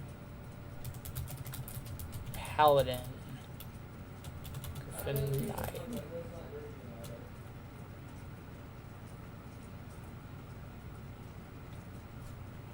We'll go to the next one. Silverwing Squadron, obviously.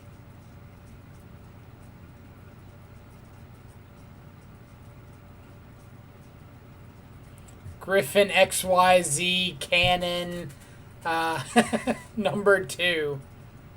There we go. Griffin XYZ Cannon #2.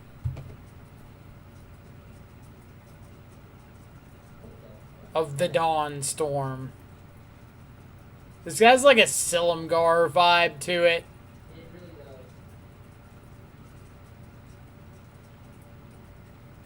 Like, the banner up there on the shoulder, is that the Sultai Sidisi banner? It's Silumgar Monument. It's the monument.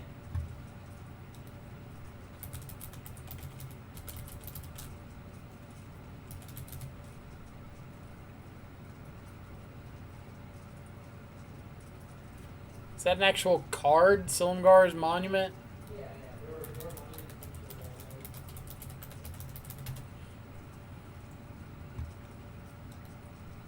there. That is the card. I didn't know that was an actual card. Yeah, they're like the key rings or whatever. 4, a blue and a black, becomes a 4/4 blue and black dragon artifact creature with flying until the end of the turn. Huh. Alright, Tamio Field Researcher.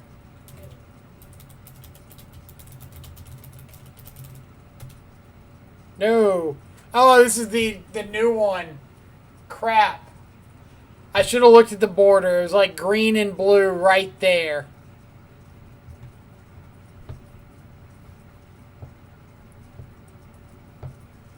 Oh, Collector of Tales roll. Collector of Tales? Yeah. Field Researcher was the Nope. best one. Oh, I thought you were talking about the one that just showed up. Never mind. Why am I listening to you? Master of Predicaments. I don't think anybody's getting that one anyway, were they? Alright. Silver something box.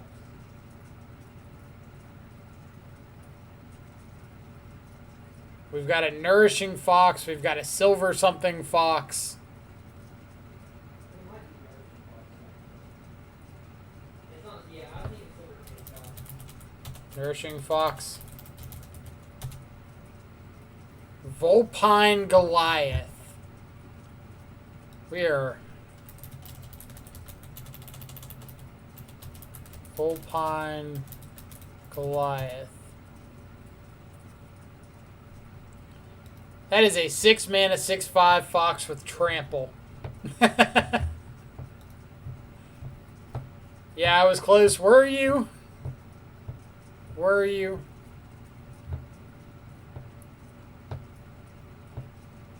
So are these like Thallid down here that this thing is just like devouring?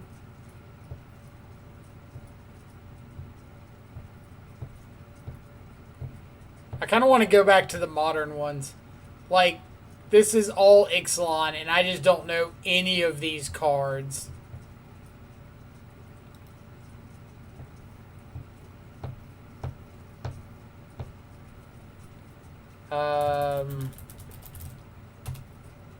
Bad deal. Oh.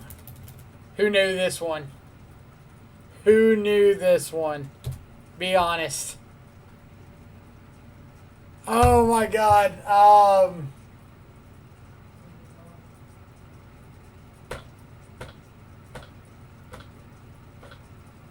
I know this one. I know this one. Oh, that's actual something. They call it actual.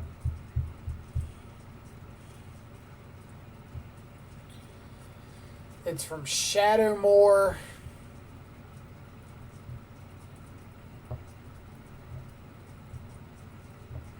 It's not Ashling the Pilgrim.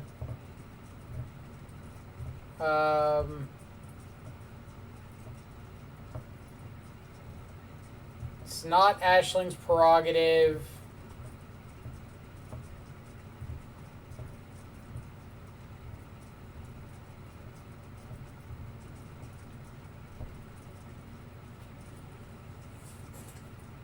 Mother of Runes, so close. So close.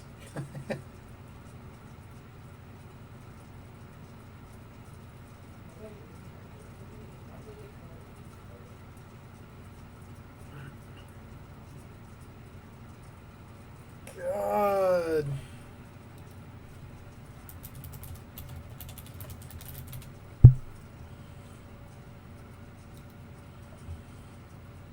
It's like all these wither creatures.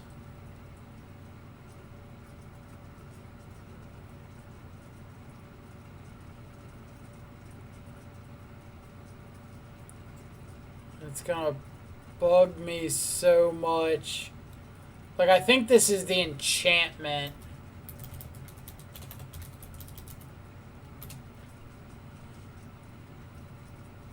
Was it the red black enchantment? I think so.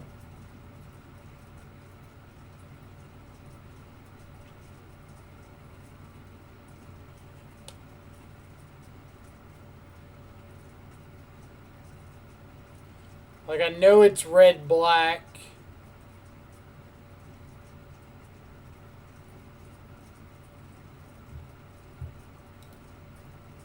Ah. Found it. Soot walkers.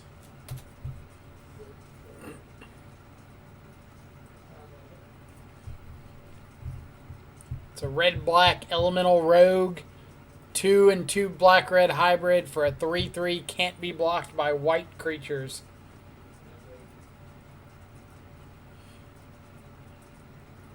Alright, I got no idea on this one. Plated something, armored something.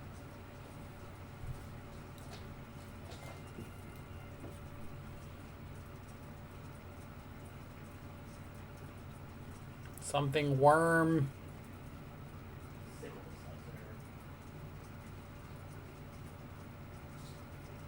Who's got the worm name?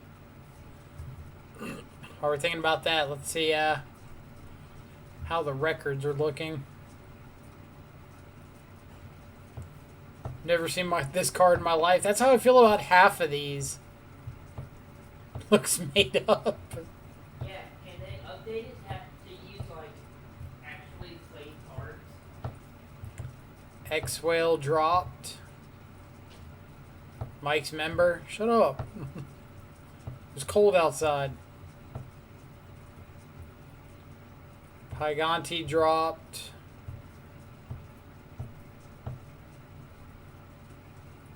Soul Strong out. Is there an option for playable card art? There is not. I wonder if there's any good Sporkle quizzes. I know Reed Duke does those all the time. Yama Killer's out.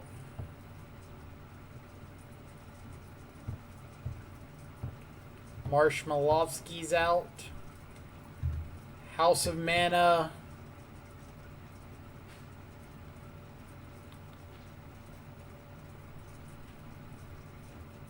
Bunch of people I don't know. Continuing. I don't know, like 95% of these people. How many more rounds? How many more matches are still going? 23 this round. I'm about to walk to the store. Think you have enough time? Game week's out. Do you think we can make it back in 15 minutes? 15 minutes? Yeah. All right. I'm going to walk down to the gas station real quick before the next round. I'll be right back. So if you decide to go nowhere, just know we're starting the next round in probably like 20 minutes. But I'll be back as soon as I can.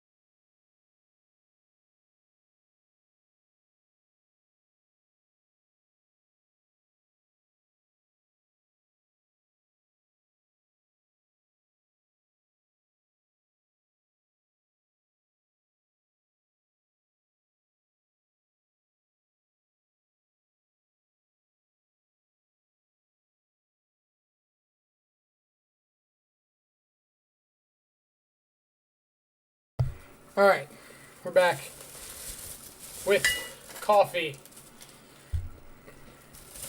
You know, so we can stay awake through the rest of this event. I'm gonna see if these are as good as they were in my childhood. Ice 9 at 2 and 3. Ugh.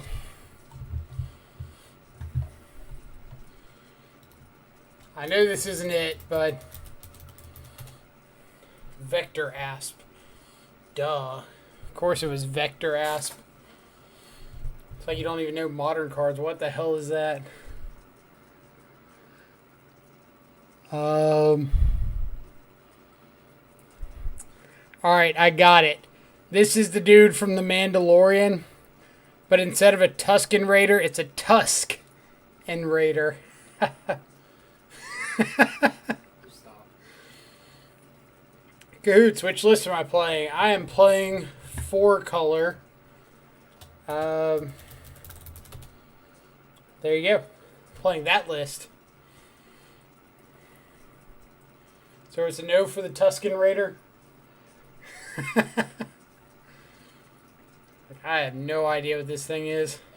Moxidon, War Beast. Loxodon Convert. Convert was the word we were looking for. Cahoots, no problem. If you got any questions about the list, feel free to drop them.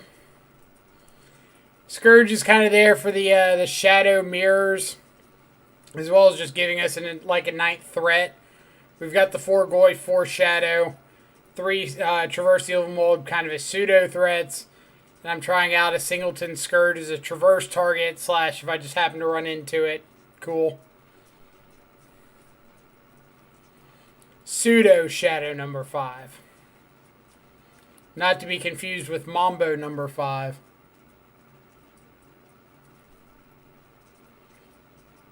So it's something probably like Temur or Mardu. This is definitely Mardu, right? I don't know.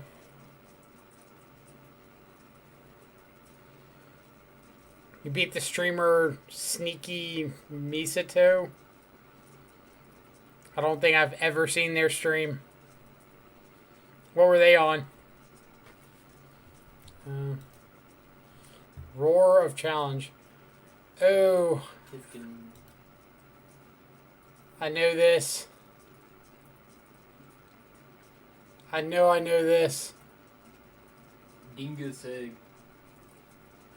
Rock egg, please. God, I know this. Oh, good. Now I'm going to have Mambo number 5 stuck in my head. He had an interesting build of green-white Heliod with Vile and Nobles instead of Sprawl and Arbor Elf. But much worse versus Karn. Yes. Yes, I would imagine it would be. Oh. Alright, I gotta cheat.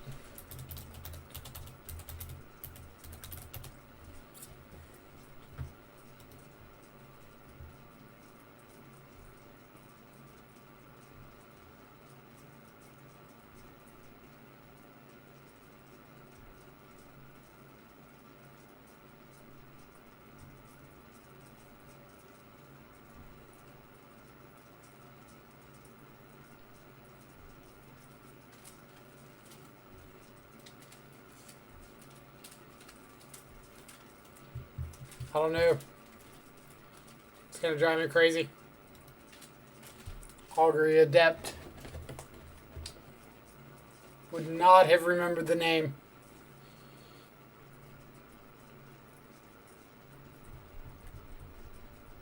Get to this one in a second.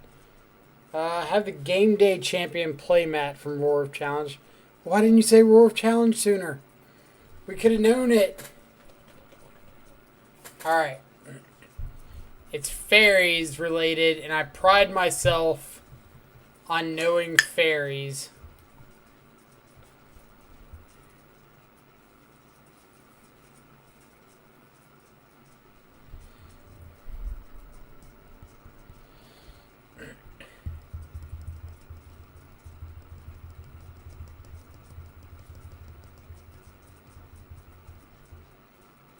Not.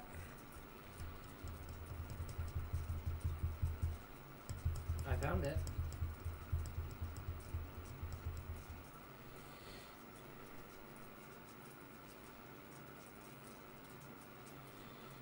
I'm down to like 3 options in my head.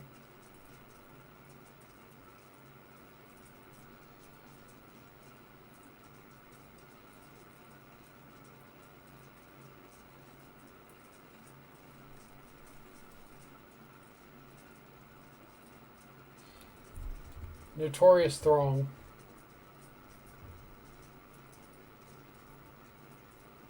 I found the art, but it didn't give me the name. Son of a bitch.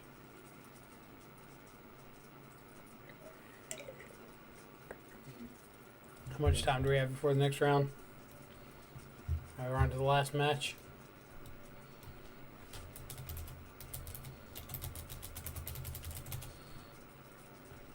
Not Notorious Throng.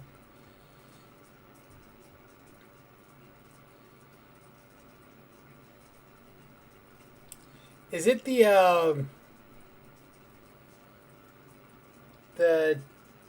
take an extra turn prowl? No, that's Throng, isn't it? Yeah, it's not Throng.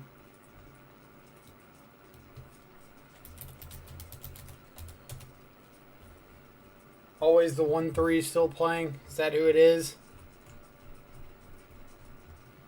Are we waiting on a 1-3? Oh no, round ended. Never mind. We'll get back to our fairy card in a second.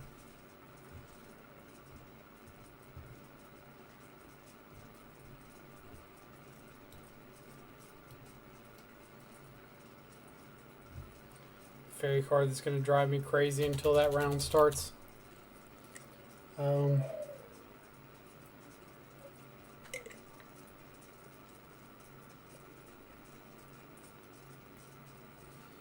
Could name like every fairy card it's not.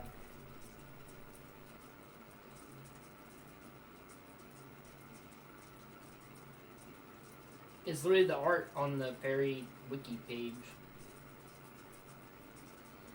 Fairy wiki page. Yeah. There's a fairy wiki page. The MPG wiki, bro. Oh.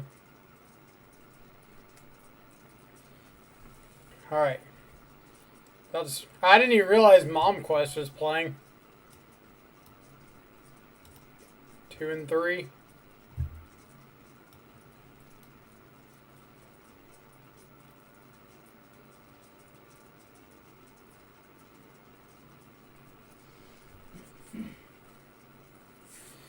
Alright, 7 seconds till round 6.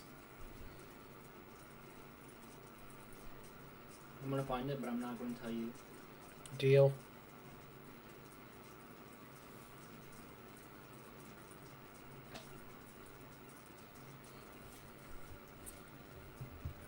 Draft.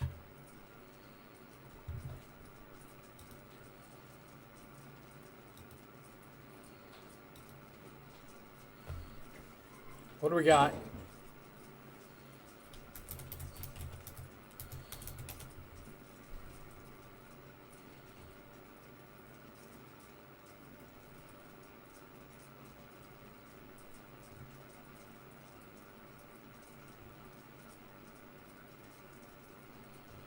We have got waiting until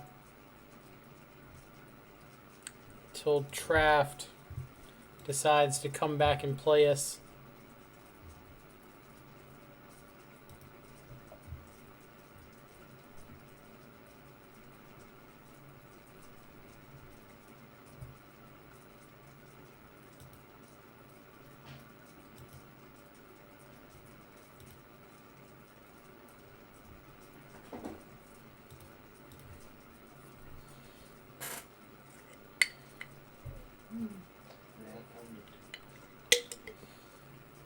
Well, Tony might come back eventually. Maybe.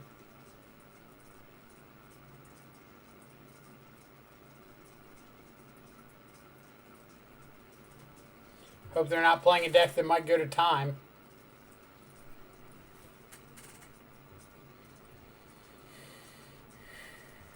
I guess on the slightly optimistic side, winning by opponent timing out is still winning. But I don't really want to win by opponent timing out.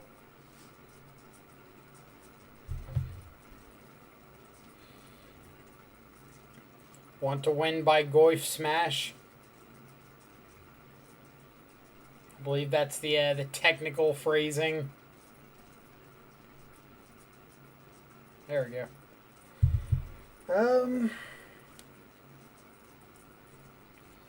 So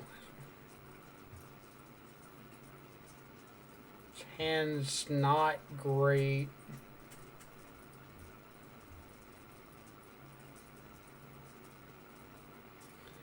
Like, what decks is this good against?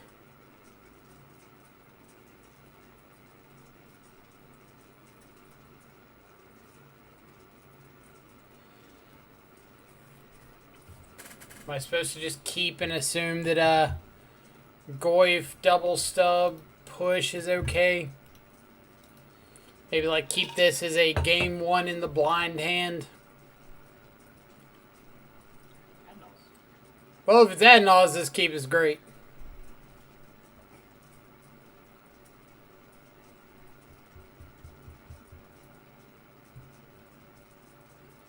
So what am I getting off of this?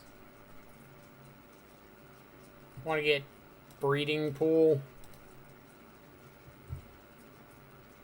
But I can pivot and get a blood crypt if necessary.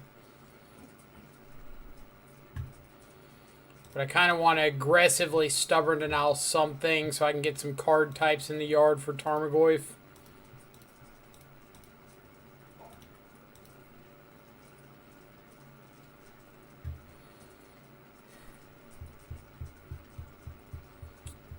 Am I trying to counter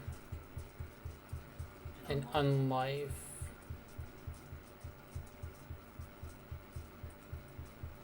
I feel like I would rather just get down Tarmogoyf.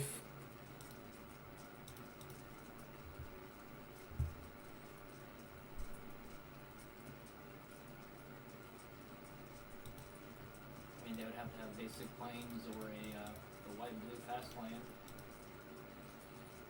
Or Gemstone Cavern. Gemstone Mine. Yeah. Cavern's the pregame one, isn't it? There's a gemstone mine. Alright, so sorcery in the yard grows Tarmogoyf. So, thank you, opponent. Best draws here would be like Scourge, second Tarmogoyf. Shadow wouldn't be the worst.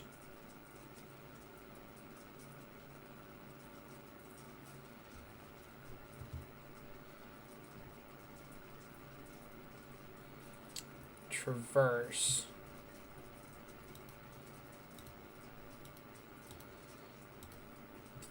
I think we'll just play Peatland, plan on cracking it into their turn. Few card types away from Peatland being relevant.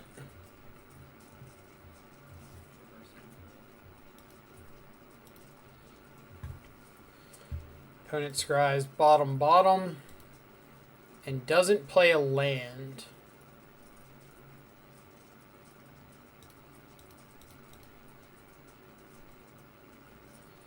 Alright.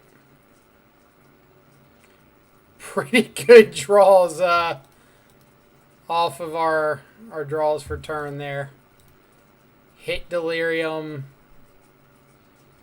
Alright, so they've got Unlife coming off the top of the deck.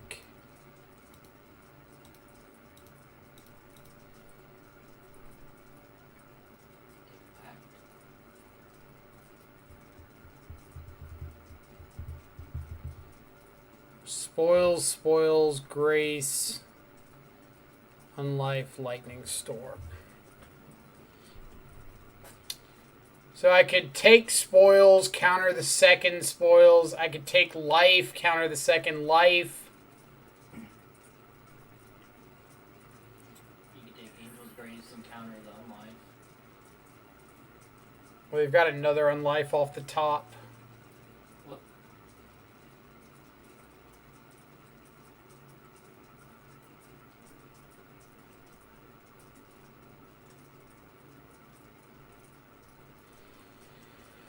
So if I take spoils,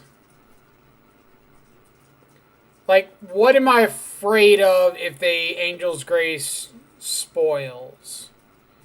They get Angel's Grace double spoils and get, like, Admirals. Angel's Grace ad nause to try to go off the turn after. If I take spoils, then what? You could take the coin flip that they don't have Oracle or Labman in the deck. Take the Lightning Storm.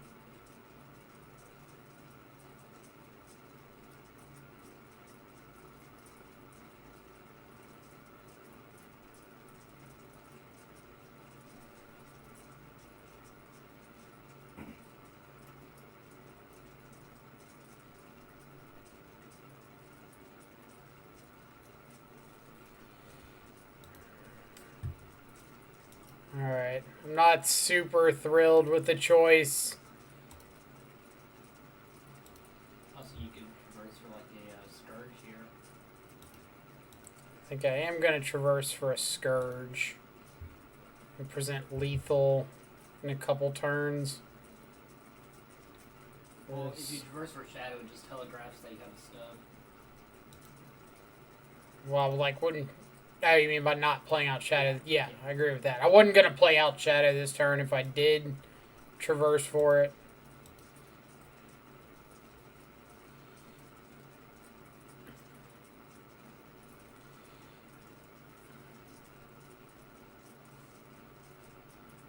How big is Void? 4 or 5. Turning into a 5/6. If you said this.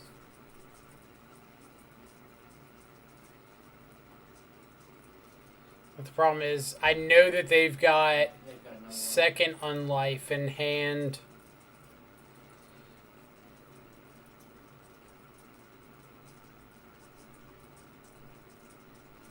But I feel like I just need to save this stub for spoils.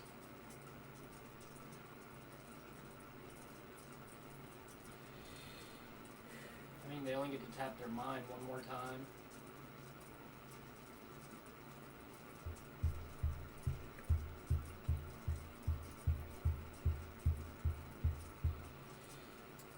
So if I counter...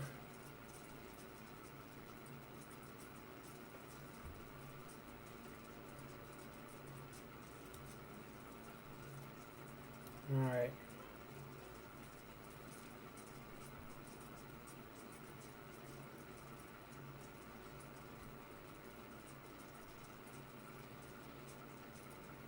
Like, a big part of the problem is if they just go for spoils right here, I have to start making decisions.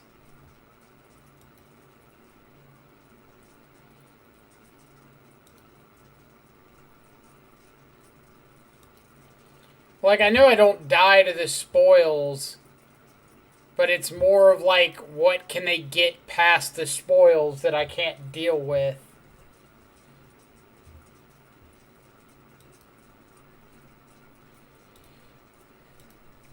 You did traverse for another 3 rate.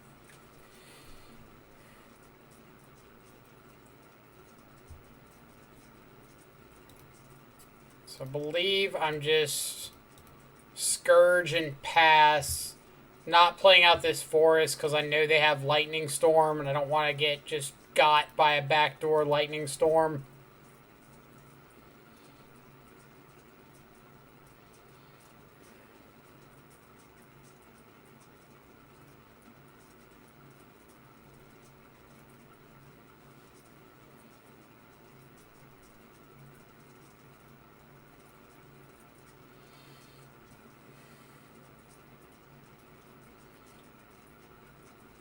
So suspend Lotus Bloom, you got it.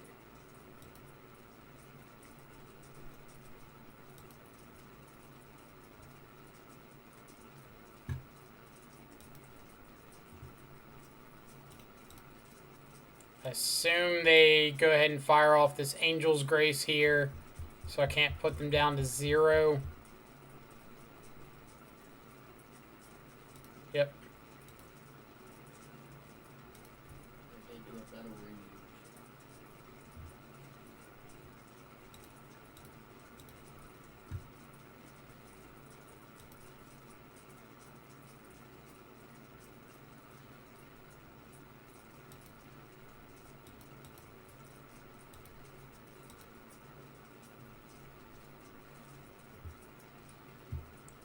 Slight, sure. I also just like don't have enough mana to cast an Ad Naus right here.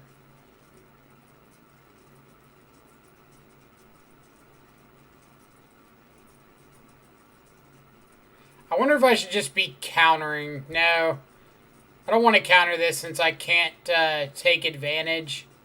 Like I'm not untapping and killing them. That'll reuse.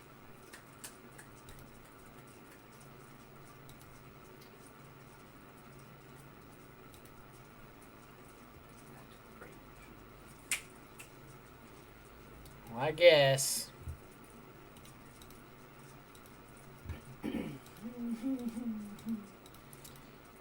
This one, opponent. Bonk. So now we're countering spoils because they could get Angel's Grace here. Don't care about Lightning Storm. Alright. Game number 2. Mana Leak comes in. Dispute. Trophy. K commands. Get rid of pushes. Dismembers.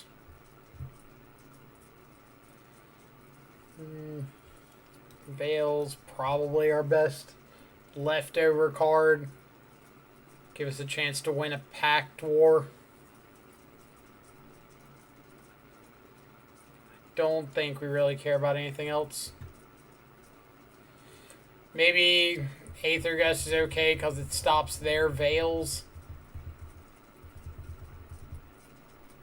Like, I guess Aether Gust over Cling to Dust at least has text. Kind of. I think Cling has more text. Draw a card. I don't know. They're both pretty bad. You're bringing Ether Dust in for a card they may or may not have. Alright. You can convince me with EE. Oh. Maybe not.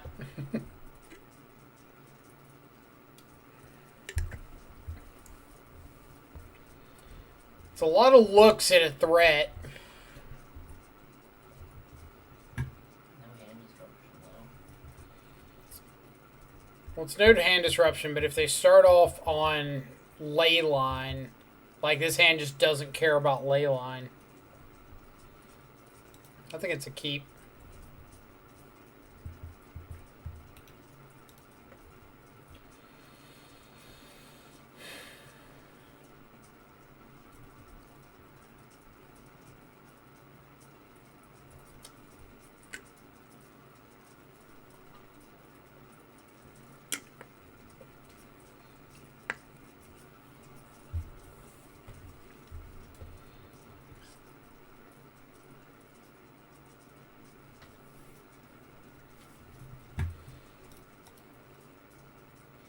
So they scried one top, one bottom. So we can see what they scried at the top, spoils. What we've got on top, shadow.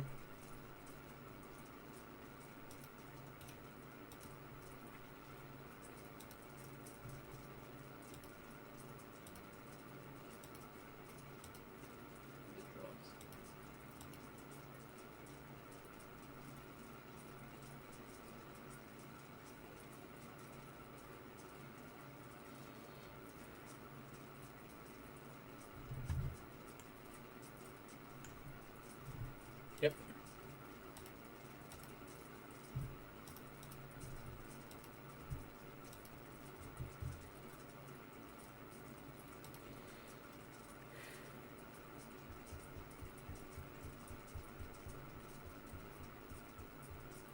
they have Boss's Oracle in hand, they could kill you.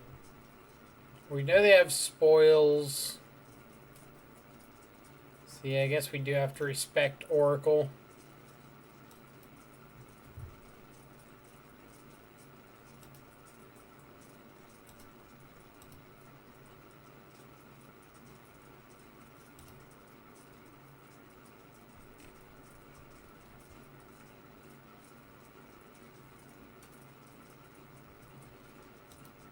Got Lotus Bloom coming off suspend next turn.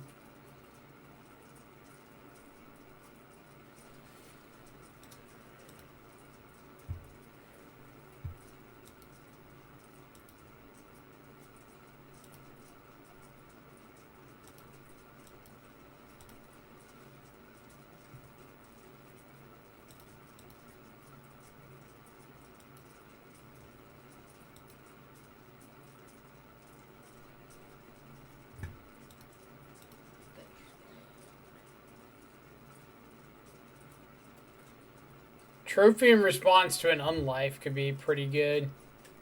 Or in response to spoils.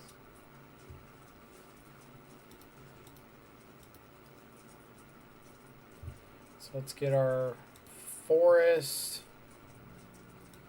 So now we've got Traverse online.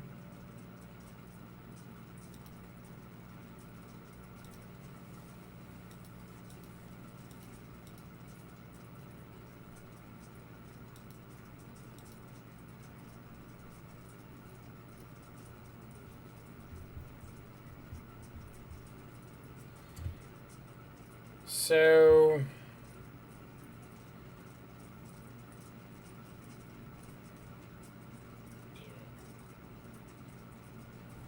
the options are spoil for Pact or spoil for Ad Nause.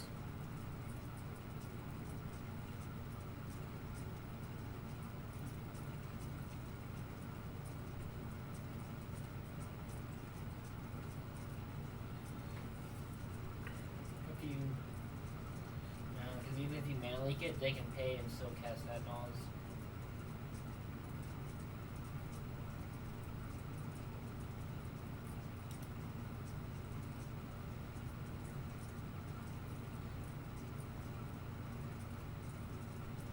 So they did go to get Ad Nause.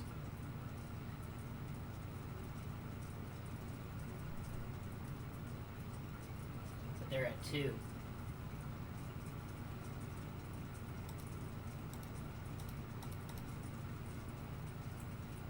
Pact or Veil. Wow. Yep.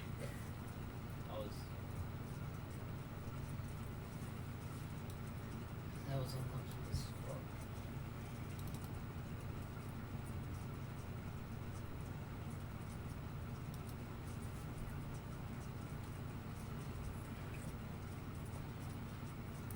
That's why I don't like the you only lose to this game. We've seen my odds today. I don't win that very often.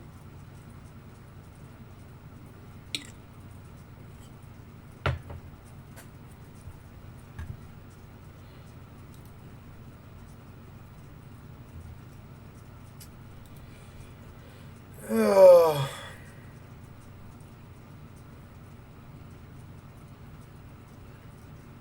If they don't have Leyline, this isn't the worst. If they do have Leyline, it's pretty terrible.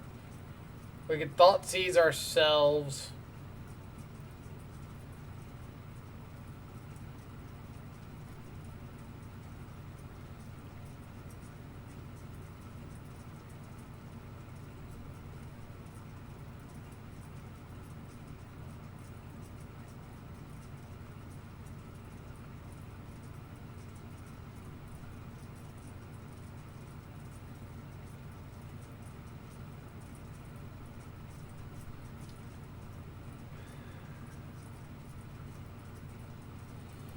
I think I'm supposed to ship this. It's basically a 6 with the basic swamp. And then both of these shock lands are like barely getting our life down.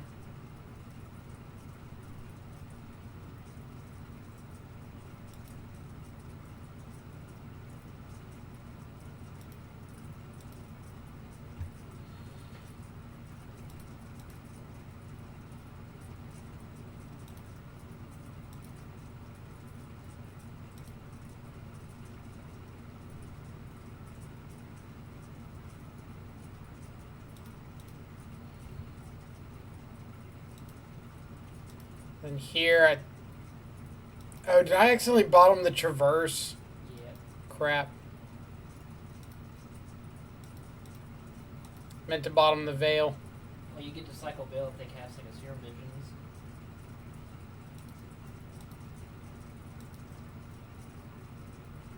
Land. I think we just punted that one from a misclick.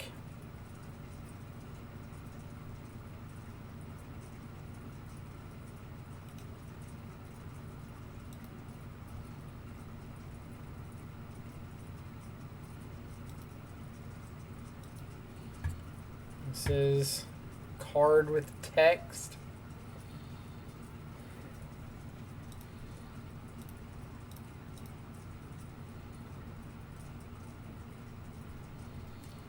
Angel's Grace, Adnaw's Oracle. You gotta take the Oracle. They can kill you with like a Spoils off the top. Well, they're killing me with Lotus Bloom in a couple turns. But you have Leak for the Adnons.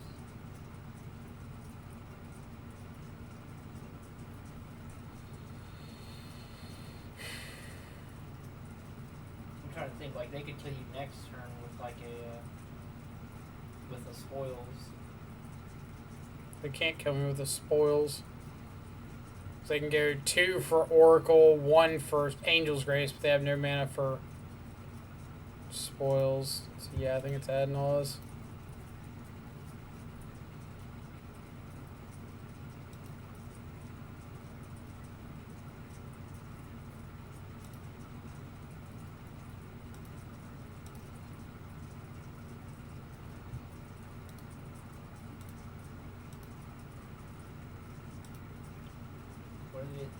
What are the upsides of you like mana leaking? I just have to go for this. If they drew spoils, they drew spoils, or Adnaw's, whatever. I've got to get a clock on game.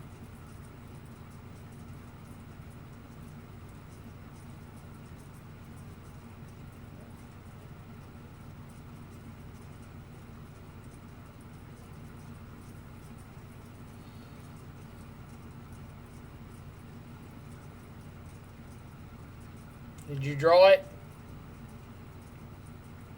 Did not. All right.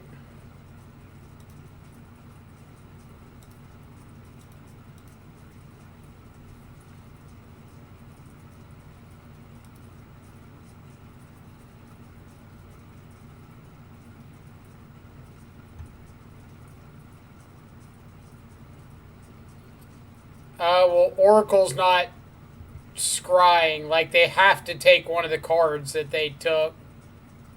No, they can choose not to take any. Oh, it is put up to one of them. Alright, never mind. Did they keep one of them?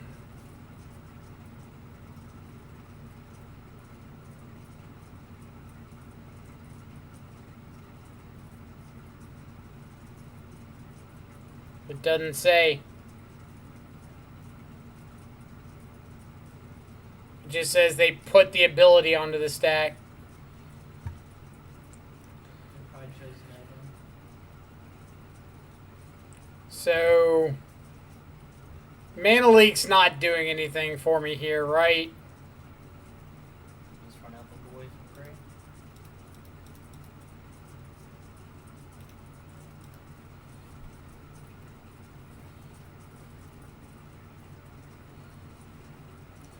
Like, unless I get a third landing and start K-commanding Lotus Blooms or something. Mana Leak's kind of dead.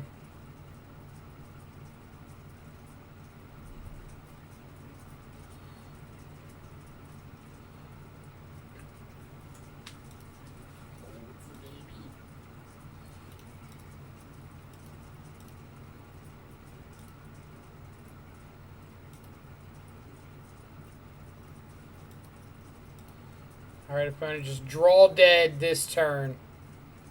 That looks dead. You trophy one of the things first, maybe? I think I K command, blow up a bloom, make them discard. Because, like, they have to fire off an Angel's Grace next turn. So is that right? Yeah, discard, destroy an artifact. Yeah, they can go off instant speed if they draw Adnals, but, like, I can't play around them having Adnals Angel's Grace now.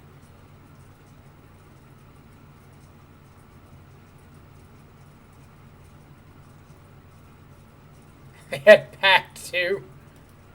Oh, man. So, like, they have to fire off an Angel's Grace right here.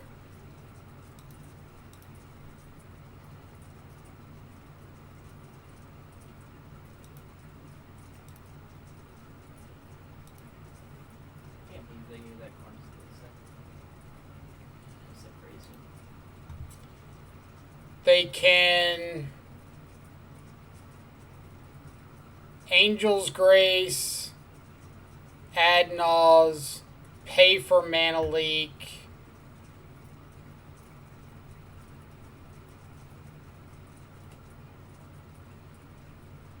So if I fade this turn, Well, depending on how many packs they have, you might be able to Mana Leak the Lightning Storm, Veil of Summer, a Pact.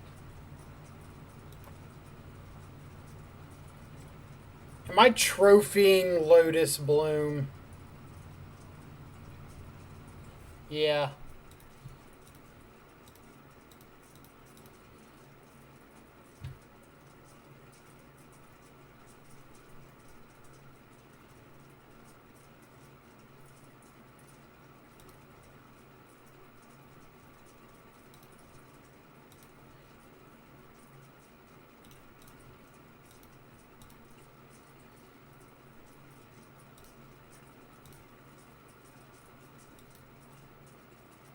I don't know why they didn't word Angel's Grace like Phyrexian Unlife.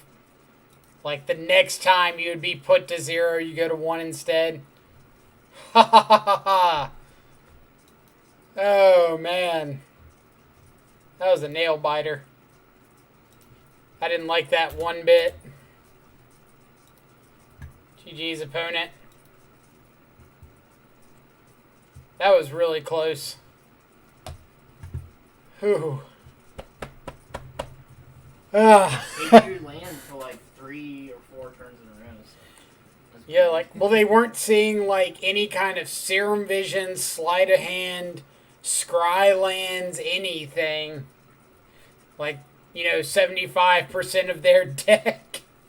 Their hand was really bad, too, by the way. I mean, it was okay. They had, like, all the mana.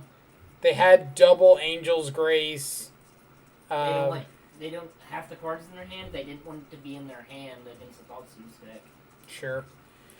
If only those Veils were real cards. I mean, yeah, they could have been real cards like Fatal Push and Dismember and, cards with legitimate text to them.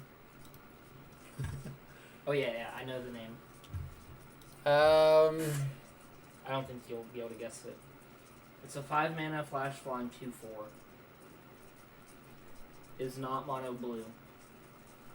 Well, I knew it wasn't Monarch Blue. When X comes into play, attach all auras enchanting target permanent to another permanent with the same controller. Does it start with a W? No. Alright, then I got no idea. Glamour Spinners.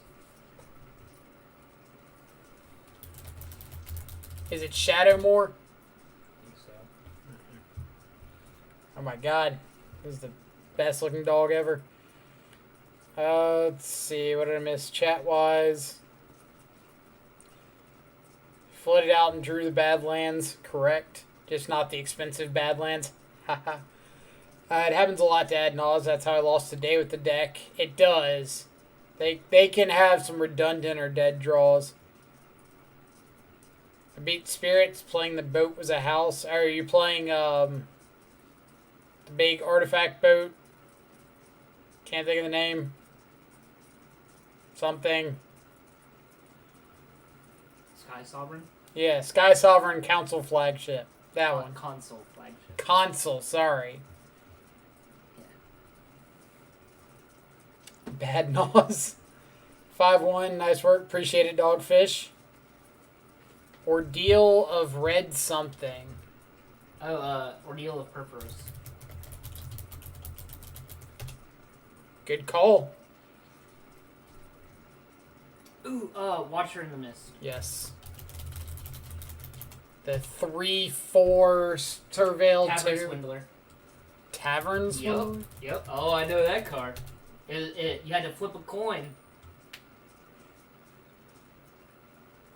I don't know that card. What's on his neck? Is it just like a jewel or something? It's like a little devil. It's got a bunch of skulls. Looks like it's from Innistrad for sure. Probably like something caretaker. There's a lot of those in Innistrad. Hell's Caretaker. Being a bomb, so I figured I'd come watch some Shadow. Too tired to play myself. Fair enough. Like, we just finished, round number 6, so we got 4 more to go. What's your record now? 5-1. I think 5-1. Yeah, 5-1. There is a card named Hell's Caretaker. I feel like that's a lot older than this. Probably.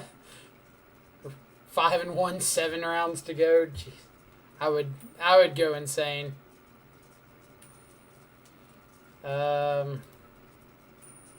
Tormentor's Trident. Yeah, why didn't we know that one? Ooh, more fairies. Come on, Michael. Focus.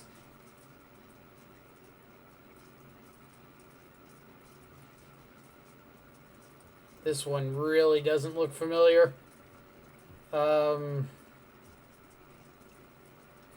Finals will literally be like 5 a.m. your time. At the rate we're going, 4 more rounds of Swiss. It's this next round would start in like 20 minutes.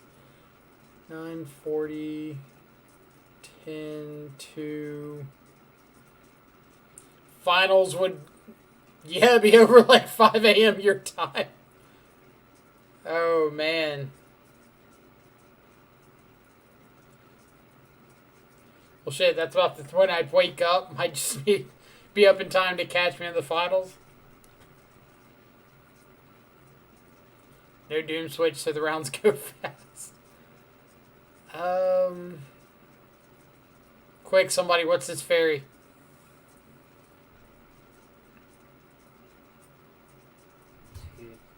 Is it a click?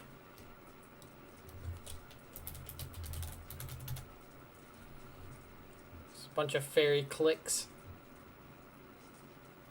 Might be one that's received new art. Do they do alternate arts in this? Steven, you're the expert. It's like I already said earlier, if they do alternate arts, I got nothing. Like, I know it's not Vendilion Click. I know it's not Mistbind.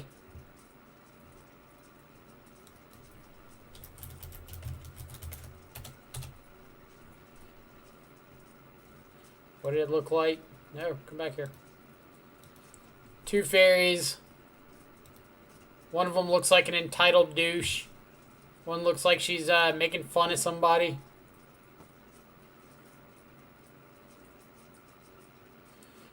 Wife brought me home a case of beer. I'm in for the long haul. There you go.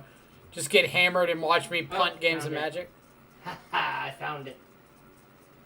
But you can tell me I have... Nightshade Schemers. It's the black kinship fairies. What's not going to get that one? Oh, that's it's a green sorcery from Amonkhet. It makes zombie tokens for lands.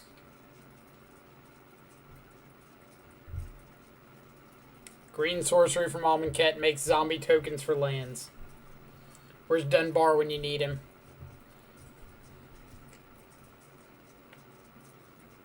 It's a rare, I think, too.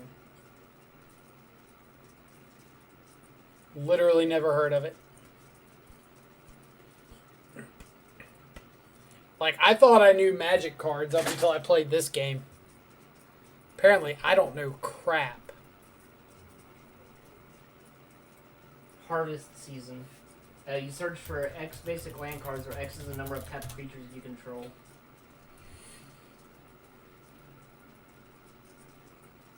This looks like something straight out of Phyrexia. Yeah, it's one of the living weapons, I think. It looks like. Looks like a sickle stripe. Lash drive? Sickle or something? Pierce Strider. Pierce Strider. I have no idea what that is. I know, It doesn't like, even look like a magic card. some of these are so all over the place. That looked like a Mastodon art cover. Raymo, the hero we need. Exactly.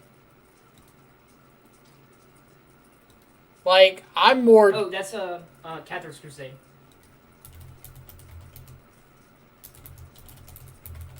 No, it's not. Overcome. That's from Amulet. It is... I know they're... What, manticores? Or is that the old name for them? Chimera.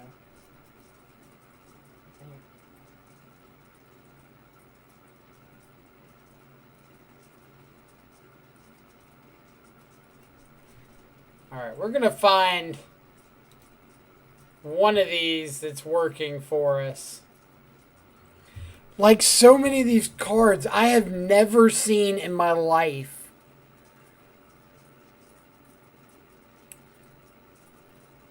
I'm pretty positive I have a reasonable idea of like what cards I've seen and haven't seen. Some of these are just all over the place. Death's Oasis. No idea. I know I've seen this. Is that not the Delve creature? Soul Flayer?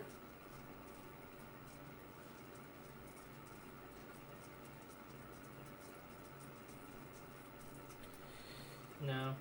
Looks like it, though. It's like high school all over again. I haven't known a single answer yet. Dude, I've played Magic for, what, 12 years, 13 years, something, and I've barely known like a fraction of these. I don't know. Baleful Eidolon. Like, no idea what this one is. Cryptolith, right? Oh. That one is... I've seen Cryptolith, right? I'm just... It's a 3-mana white. Leave Blue Dust. Like, just give me one I know. Are Alright. you not entertained? We're just going to Sporkle quizzes.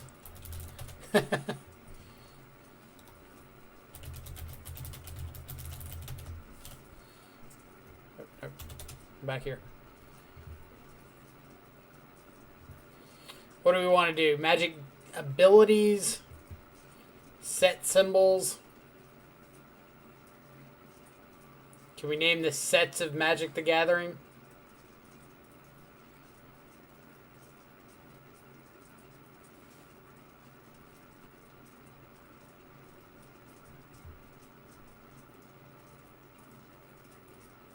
What do we want to do? Need some feedback from chat. The Magic the Gathering cards with Lotus in their name. Fatties. Magic the Gathering fatties. He named the creatures from Magic the Gathering with 2-digit power or toughness. Death Shadow's on that list.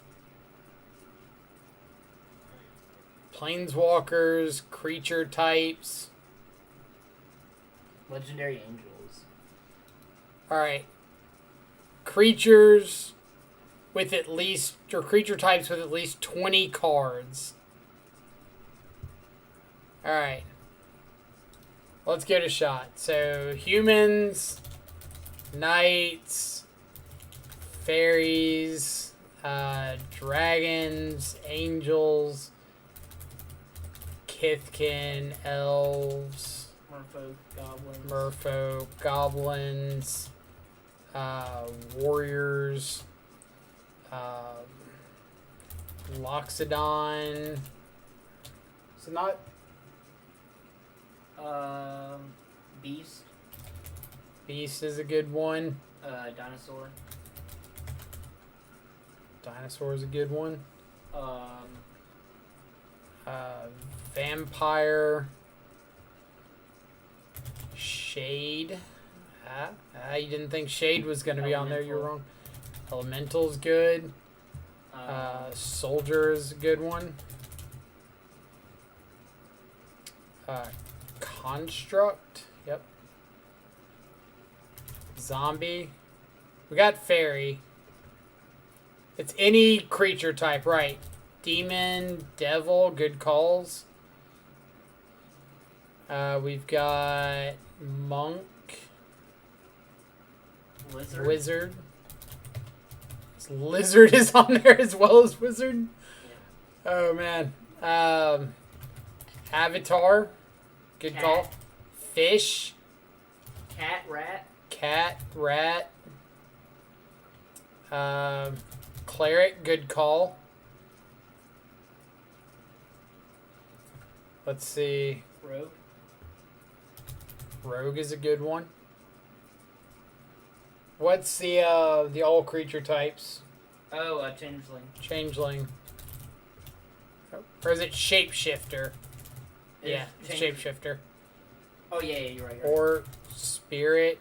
Could call on spirits for sure. Orc as well. Fucking Minotaur. Core. Minotaur. The Dalkin. Dalkin. It's VED. VEDALKEN. Good call. I don't think there's 20 Lurgoyfs. Yeah, there's not. How many oofs are there? It's OUPHE. Not enough. Dwarf is good. Artificer. Good call on Artificer. Did not think of that one.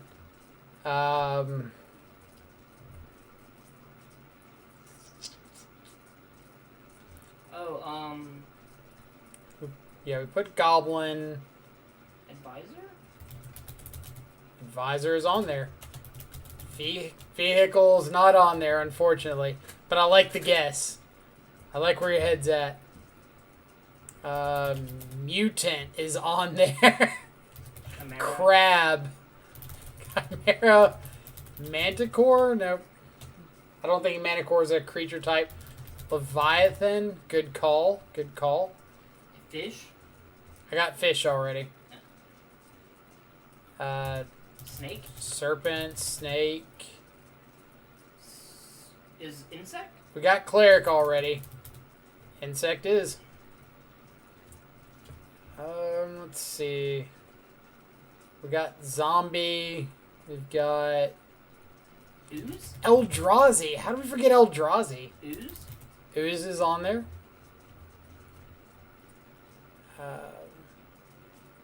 What were bird? We've got spirit, right? Yeah. Yeah. Is it God? cleric, rogue, Good wizard? call on God. Noble? Nice. Wagner, what's the record now? We're 5-1. Shaman? Shaman. You lost to shamans before, as have I. Can confirm. Is crocodile a creature type? Crocodile is on the list. Bear, wolf, dog. Good calls. We do have dwarf. Bird. I've got bird. Oh. Wait, Drake. Drake. Nice. We got dragon. Is monkey? Nope. What about ape? Ape is. There we Gotta get those Simian Spirit Guides and Ragvans. Ragavans. Those Curd 8. Hoots Magoots. Lion? Nope. Falcon. Oh no, it's Leonin. Archer. No Leonin. Oh, they're cat. They're cat. Thopter. Nope. Nightmare. Ooh. Solid. Avatar. We got Avatar already.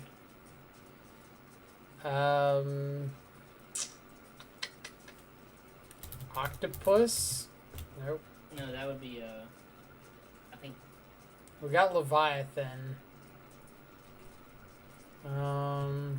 Horror? Good call. Oh, Giant. How did we miss that one? Squirrel? Nope. We've got a Giant, Monk, Wizard. Weird wasn't on there. Let's see. We've got Goblin, Demon, Aristocrat. Nope. That would be under Noble. Let's see. Yeah. Not enough nymphs. They're Dryad. Dryad. Or Druid. Yeah. Or Dryad is also a creature type now, right?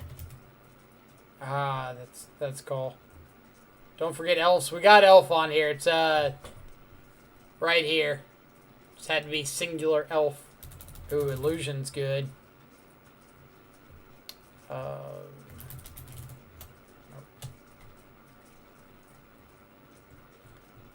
Let's see. Good call on Golem. Giant, Elder Giant? Or Elder? Elder is on there. Phantom. We got Shade. Ooh, Tree Folk's good. Good call, Math God. Yeah, I was thinking like niche creature types from like one of those sets. Right. Wait, somebody's- Samurai? Samurai's on there. Ninja's on there. Oh, what are those? No, those are all Those spirits. yeah. Yeah. Horror we tried. It wasn't on Kami? there. We got Rat. No commies.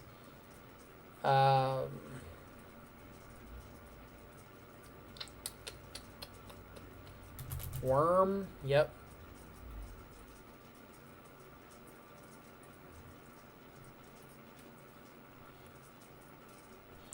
Come on, let's at least get like this first column. We got Minotaur. This elephant is a creature type. Go figure. So they're not all Loxodons. Apparently not. Yeah, they made dog a creature type. Troll's a good one. Kenra. Kenra. Or I guess those are dog. Hey, you're Jackal. Jackal. What oh, else? Shark. They made Shark a creature type, right? Not enough of them. What are y'all trying to do? Name Creature all the types. Creature types. Oof. Already tried it. Not on there? It's not on there. OOUPHE? There's not enough of them. There's only like fucking 7 of them. Aetherborn. Good call on Aetherborn. Just It all wasn't on the creature types? official list. Yes. Factory worker? Minion? It's got to be at least 20 of these present. Minion? Monk? Minion is on there. Monk? I know monk. I got Monk already. What was Cat? Cameo? Is there cat. any Moonfolk? Tog? Nope. Try Moonfolk. Moonfolk's Was one of it- the unofficial ones. These are like the ones down below 20. Oh, okay. So Aetherborn and Moonfolk were both below 20. Hydra's a really good one. Good call. Ogre? Oh, you streaming? Yeah. Oh, hey. I'm just standing here. Ox? Yeah. Okay. Not enough Oh, Ox. just OX. I mean, it would just automatically populate in. Are you sure? Basilisk. That'd be a snake. I don't. What are the like? Oh, you know what every set has that's a trash and draft? A crab. I already got crab. So what is? We got bear already. What are the Creatures that have more, like creature types. Viashino. Good call. I thought those were Vidalkin? dinosaurs. Sphinx. We tried Vidalkin. Not enough. Scarecrow. There are 35 scarecrows. Brushwag. Brushwag? No. You know what we didn't try? Nope. There's a ridiculously obvious one. We got Elder already. Think of tribal decks, Aether Vial decks in Modern. 5 color. Elemental? No. We already got Elemental, I think. Yeah. I already Nope. know that. 5 color. Imp, good call. Slivers, people. Slivers. Killed on yourself. Spider. Oh, Spider's a good one. Come on, can we get 2 more for the first line? Kavu, good call. Oh, man. How much time do we have before the next round? Oh, it's starting in 8 seconds. What's your record, bud? Kraken.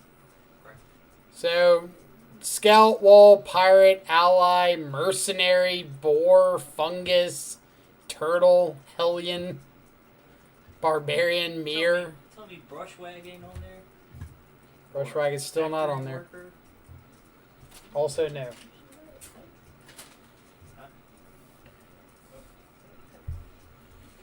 Lost a die roll, waiting on Bolt the Birds. Kill them birds. Fuck them birds. Easy keep. Hand's great. Pretty obvious easy keep there. Or is Zaxxon screaming? Back street. Back. This person plays Storm.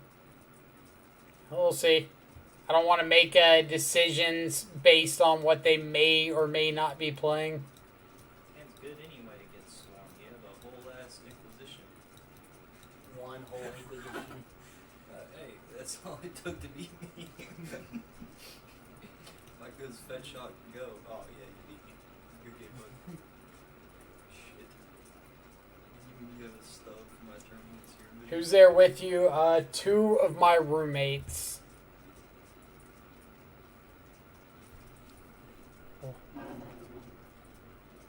These people. What do you mean, these people?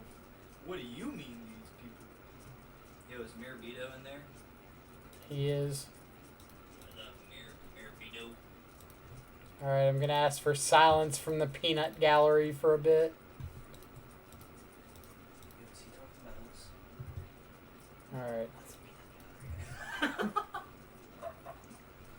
Ritual. How did they scry? They scry 2 on top.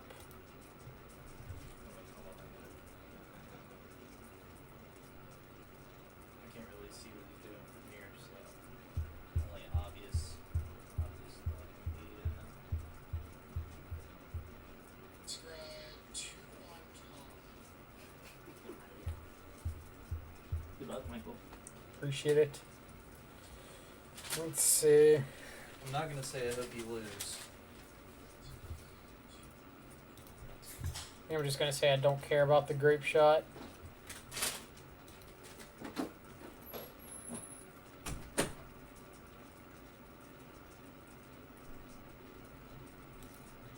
So, which art of steam vents have they put in play? That one. So we're card type off of Delirium.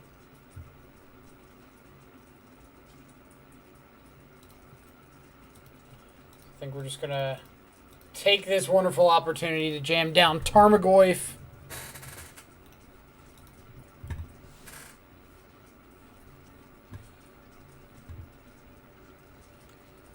This is the other one.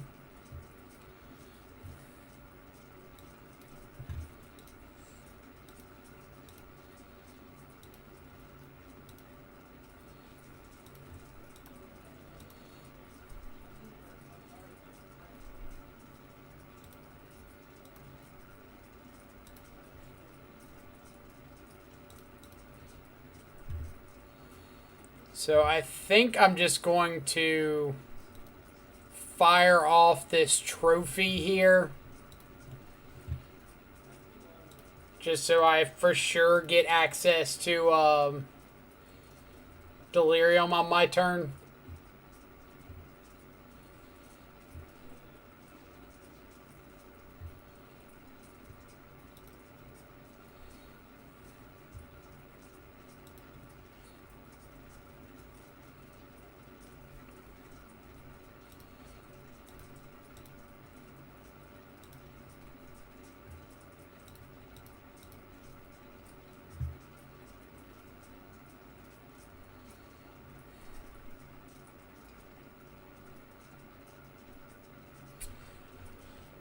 So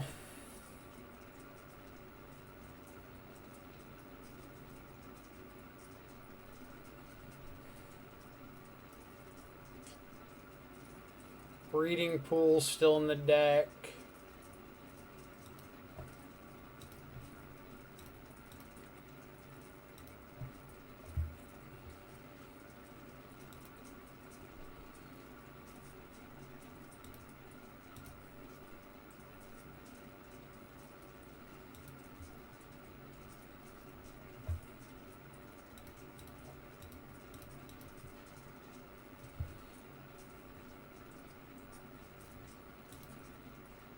All right.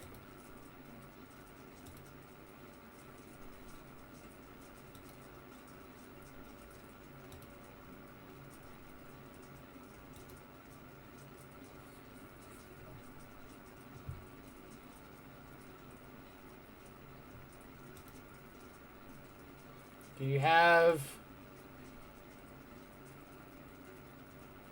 Alright, so they can't Past in Flames now.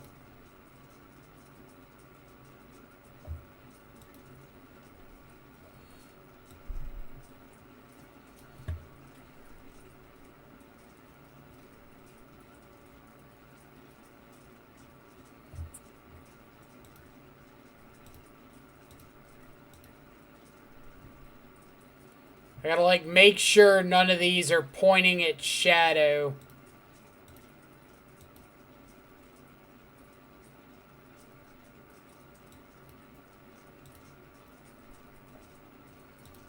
And now they just die.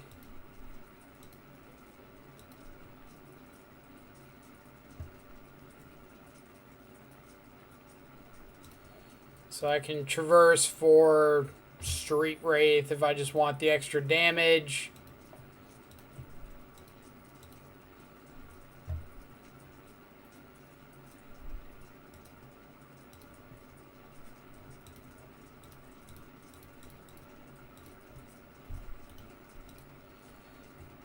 And death. Alright, game 2.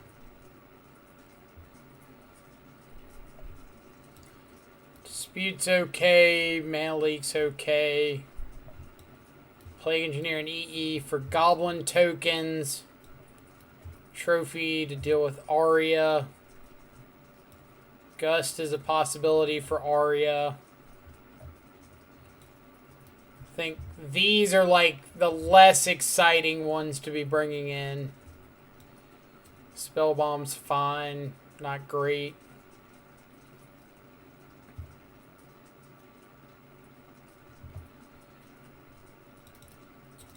Boarding out Dismember. Board out a Push. Board out a Traverse.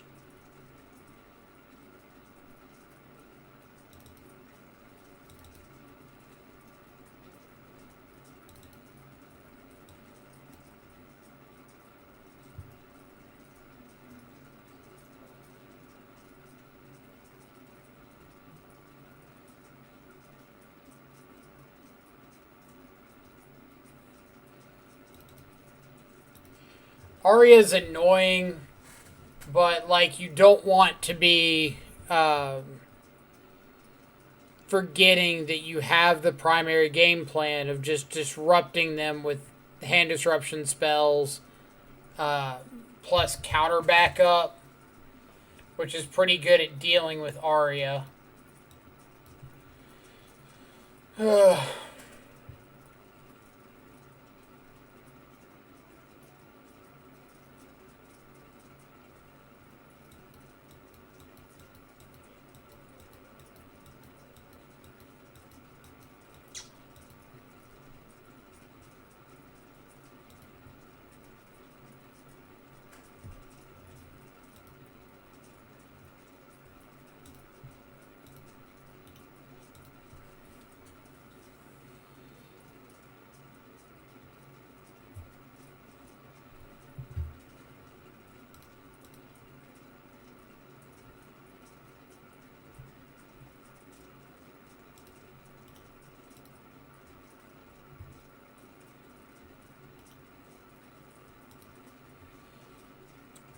Veil stops Grape Shot if they cast a blue spell while storming off. No, Veil only gives protection from blue and black spells.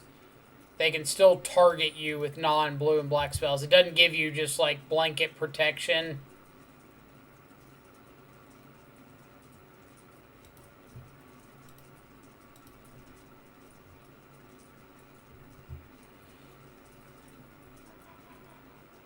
I think I'm just slamming down Tarmogoyfs. Kind of like if they've got Arya, or if they can just storm off and kill me right here, so be it.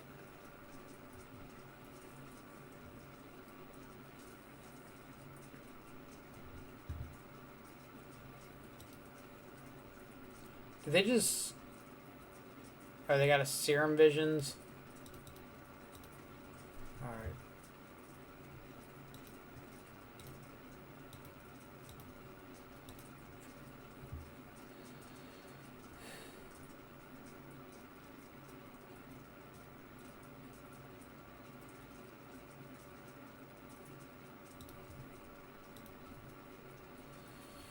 I wonder if I'm supposed to just hold up Dispute this turn.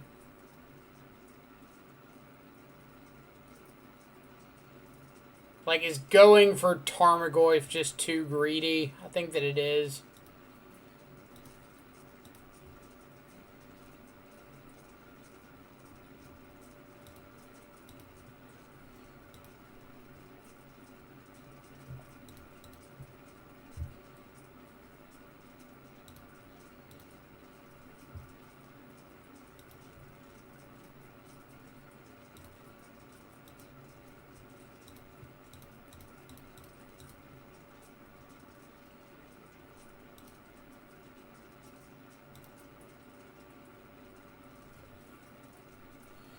Alright. something, that's the way the cookie crumbles. 6-1. Alright. I did not expect that Battle Rage to work out that way. I expected, like, Remand, Echoing Truth, Repeal, something.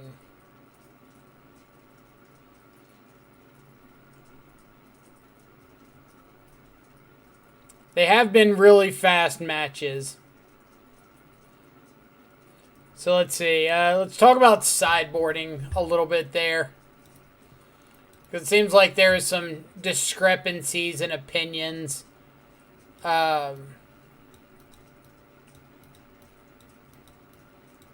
So for me, when I play against Storm, my priority for hand hate is Aria of Flame. After Aria, it's like Empty the Warrens. But I would rather have ways to deal with Empty the Warrens after it's resolved, and more ways to proactively stop Aria of Flame. So bringing in like Assassin's Trophy for Aria is okay, but it's bad against like the rest of their deck, because once it resolves, they've already gotten the effect that you don't want them to have, which is us gaining 10 life to kill shadows. EE could hit an Aria, but it's slow. But like Mana Leak, your Hand Disruption, Stubborn Denial is how you should be attacking Aria. Otherwise, post board, they bring in things like you saw Pieces of the Puzzle there. They're far less reliant on their graveyard. So I wouldn't want to go overboard, like bringing in 3 Spell Bomb plus Ashiok's.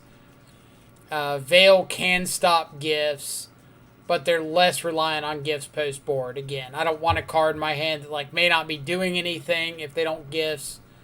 Because like Veil doesn't stop Aria Flames. It doesn't stop Empty the Warrens, which is how you're typically losing post board games.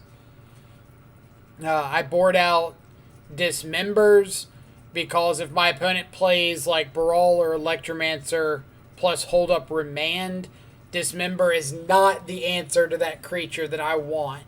I'd rather have Fatal Push. Because if it gets remanded, I don't care. But if Dismember gets remanded and I have to pay like 8 life to kill the dude, that can often be overkill. Because then you're just setting yourself up for your opponent having like a chip shot, grape shot for lethal. Yeah, other than that, like boarding down on things like Traverse, Dismember, you could trim a Street Wraith or 2 if you want to. Yeah, I did bring in Plague Engineer there. I think you should absolutely be bringing in Plague Engineer. Post board, they're typically cutting down, like somebody mentioned it, cutting down on like Electromancers, maybe trimming a Grape Shot, trimming on Gifts Ungiven, and they're going up on like Arias, they're going up on Empty the Warrens, the Pieces of the Puzzle, stuff like that. So those are where you really want to be interacting. But Plague Engineer, yeah, you can traverse for it. Really good against Empty the Warrens tokens. Bring in EE as well. 2 mana Wrath effect for the tokens. Has the added benefit of you could hit Brawl, Electromancer, or Aria Flame, any of those. Yeah, they're absolutely trimming gifts. Some number. Like I said, they're not as reliant on their graveyard post board. So like going all in on the Grave Hate plan against them is counterproductive. I might bring in like a Spell Bomb or 2. Usually just like 1. Because as long as you're like interacting with Past in Flames, you don't really care about their graveyard. Then bring in Plague Engineer and EE for sure. And then Mana Leak for sure. Other counters, like I like Mystical Dispute more than Aether Gust. Aether Gust against Empty the Warrens doesn't do a whole lot. Against Aria, it's just saying, alright, I've got to find an answer next turn regardless. But Mystical Dispute, like countering Brawl, can be a hard counter for a lot of their plays. So I would typically go that route.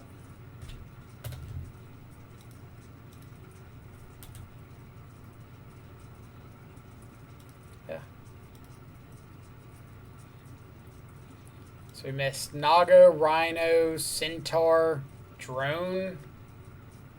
I have no idea what a drone is. Assassin, Skeleton, Griffin, Plant, Rebel, Fungus. Ally. I thought about Ally. I did, because I was thinking about Zendikar. I was like, what about the dudes that get effects for like however many you have on the battlefield? But I kept thinking they were humans, and Ally was just like an ability.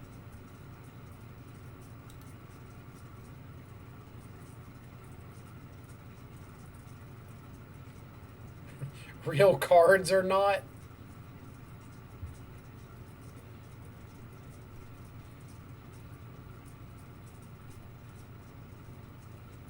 Red, white, or blue?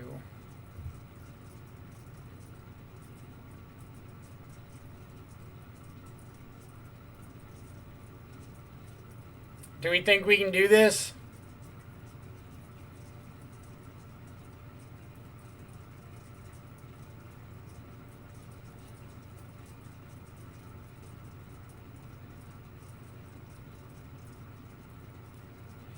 I can think of like 10 or so of them.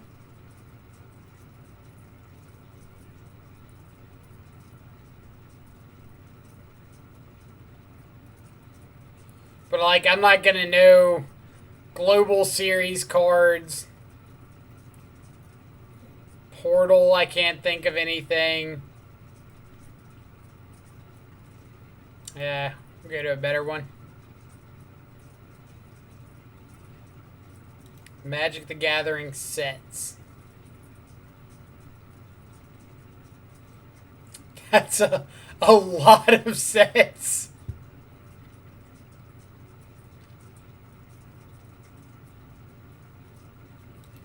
That might be a little overkill as well. How many Lotus cards? Let's see if we can do all the Lotuses. 4 minutes. So we've got like Blacker Lotus, Black Lotus, Jeweled Lotus wouldn't be on here yet. Lotus Bloom, Lotus Cobra, what do we got? Is Magic? Yeah, that's not Magic 2020. That's like the Commander set or something like that. Yeah, Lotus Field. Good call. Lotus Valley. It's not... It's the other, like, Lotus Field. Yeah, Veil. That's it. Gilded Lotus. Good call. Lotus Petal. Wagner, good night to you as well. Appreciate you coming around and hanging out with us. I'll need all the luck I can get. Fate Reforged.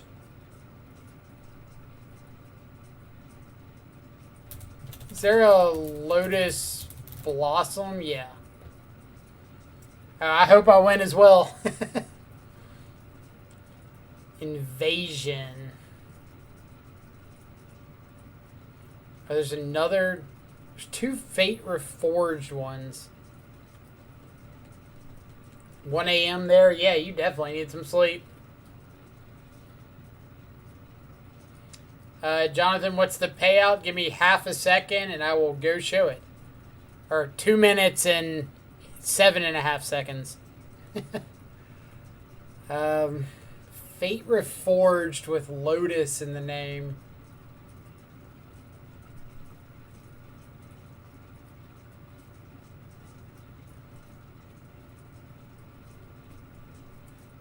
Fate Reforged with Lotus. Missed a follow. Trip6KB, thank you so much for the follow.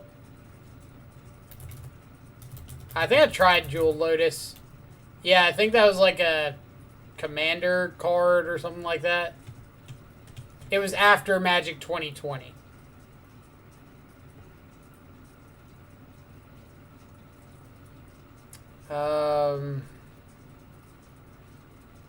Got Lotus Cobra. Night Wagner.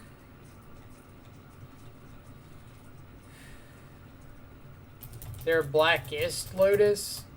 I'm trying to think of like Unhinged.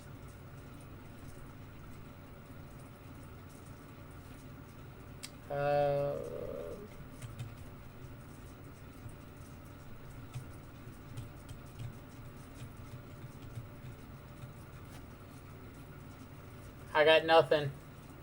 I got like 4 more. And I don't have a clue. Mox Lotus. There's 2 from Fate Reforged. How do we not know those? Lotus Eye Diamond. Easy.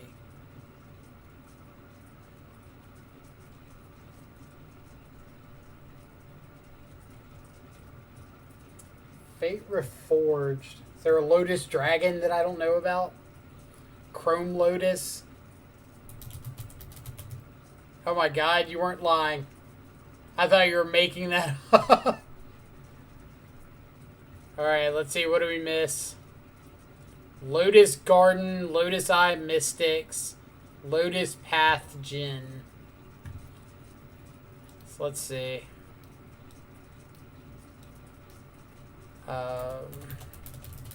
Lotus Eye Mystics.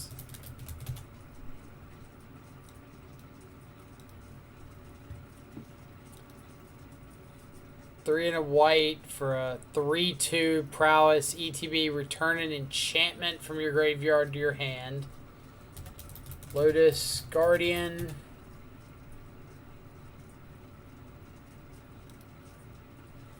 Flying, add a mana of any color. 7 mana for a 4/4 that taps for a mana. Lotus Path Djinn. Flying, prowess. That's it. I feel like we got the good ones.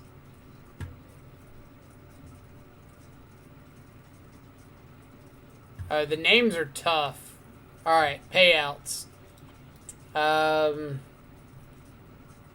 Top 8, whole bunch of stuff. Full set is Zendikar Rising. 100 treasure chests at least. 600 play points at least. Top 16, another 50 treasure chests and 400 play points. Top 32, 25. Top 64, 10 and 200. Basically anything past like 64th isn't really worth it. But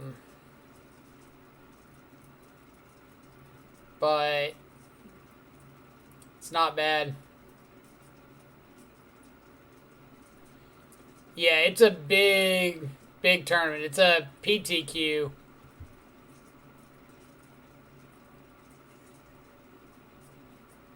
It is 10 rounds. And we just got through round number 7. Is that right?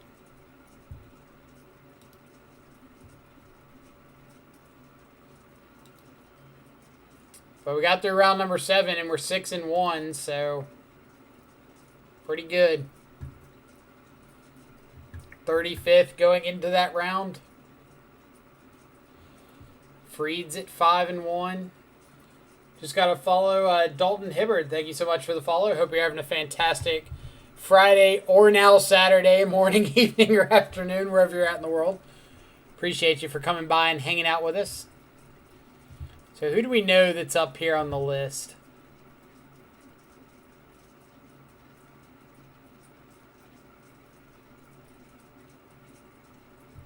So we know Freed up here at 5-1 going into game 2. It looks like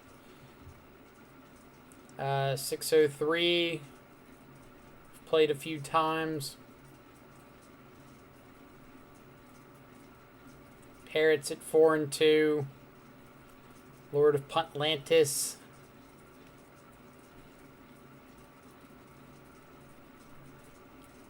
Traft we just played last round. Hugo's 5-2. McWinsauce dropped. I'm kind of surprised there's as many people dropping at like X&2 as there are.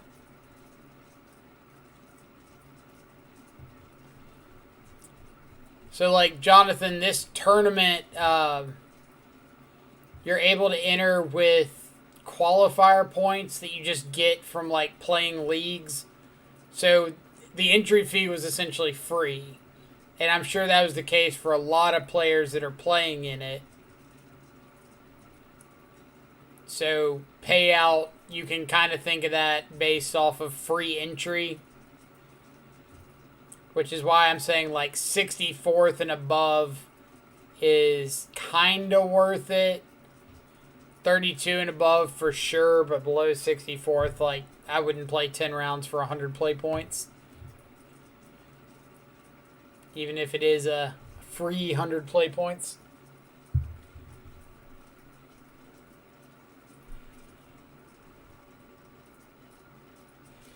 But I'm going to run to the bathroom real quick, grab some water, and I'll be right back, and we can jump into another Sporkle quiz.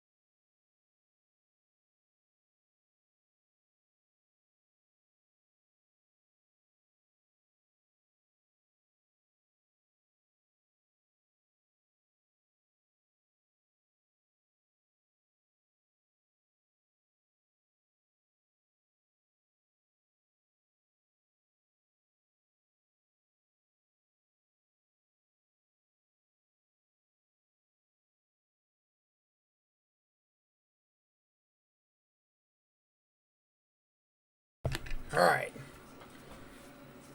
Let's see. So we've got 17-ish minutes till the next round starts. Let's find us another quiz.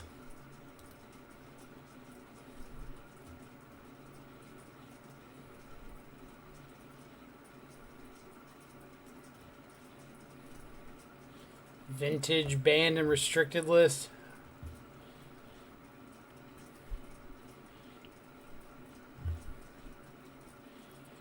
Color combinations.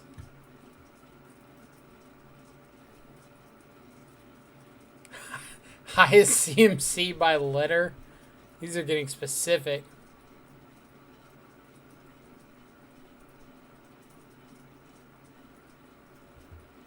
Magic the Gathering streamer lingo.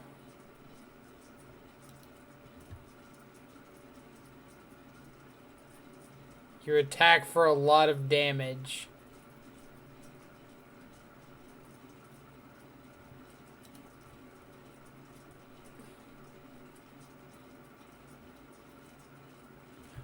Alright. We're going to skip that one because I have no idea.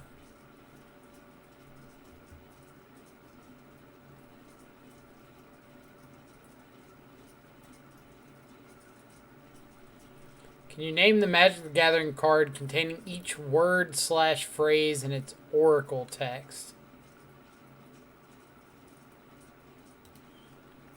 So, can't lose. Platinum Angel. Alright. Skip your draw step.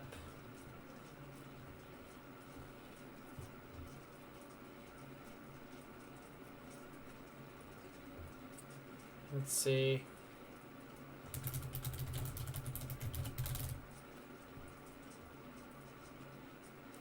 Two additional.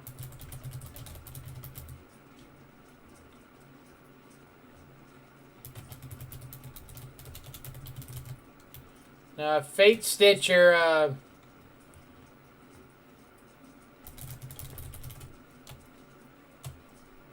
Fate Stitcher is the untap one, isn't it? Tap, untap.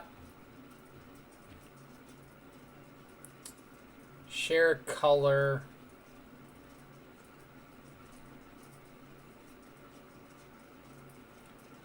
So, are you thinking of Life Spinner? The one that like lets you choose upkeep, draw, or untap? No. Upkeep, draw, main phase, combat, and you gotta skip one. From combat, Maze of Ith? No. Thought it was like untap it, remove it from combat. Whenever a player taps, so that would be like Mana Barbs, Total CMC,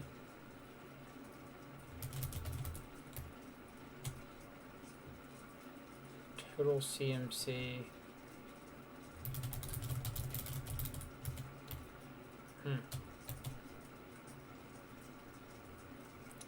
Different names. Causes you to discard. What was that Tamio from earlier?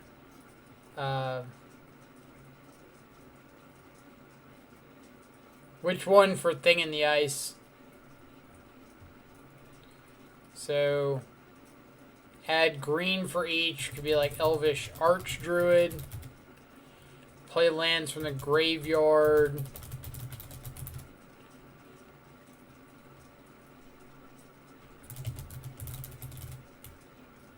All creature types.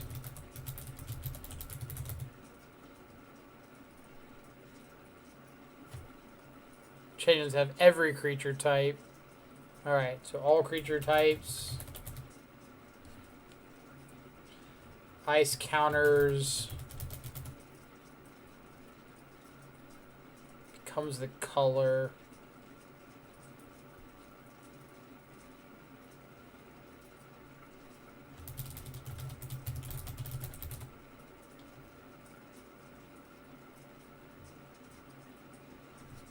Oh, for ice counter. Yeah, that would have worked.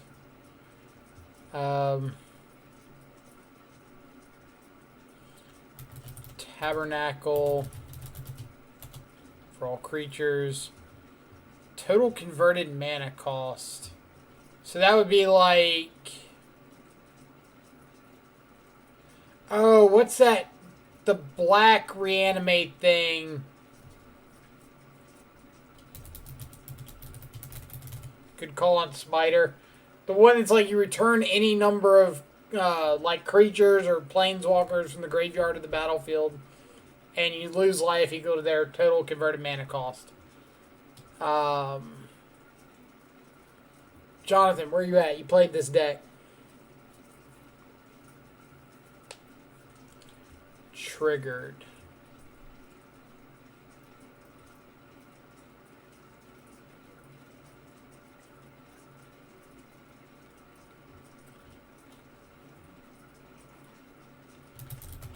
Command the Dread Horde. Yes. Yes, good call. From combat. Like, I thought Maze of Ith would have been the combat one. Regenerate?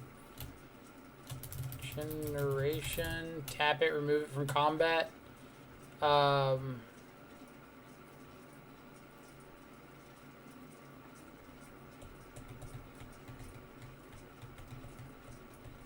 What are the Umbras? Oh. Becomes a color is Blind Seer. Good call. Danny Diaz, how's it going? What are we doing? Oh, for sacrifice any number of? Good call. Labyrinth of Gophos. Labyrinth of Scophos. Go figure. Share colors, Painter's Servant. I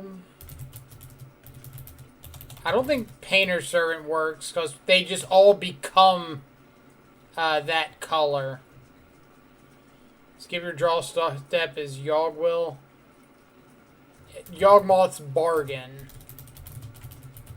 is the one you're looking for. Yawgwill, you just don't discard. They go to the grave. Grindstone, that's a good one for share a color. Deck list, if you in the chat hit ! deck list. Stream Decker deciding to leave. Yeah, sometimes it just like decides randomly in the middle of a stream to not want to be connected anymore. There you go. Triggered. Stifle, yeah, so it could have been like Stifle, it could have been Panharmonicon, copy a triggered, activated or triggered ability. Could have been Rings of Brighthearth, could have been Nimble Obstructionist. So all we've got left is exile another target permanent.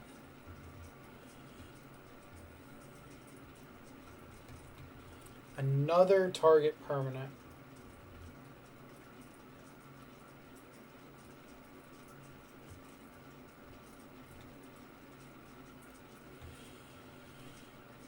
So for like changing a target, like Bolt Bend.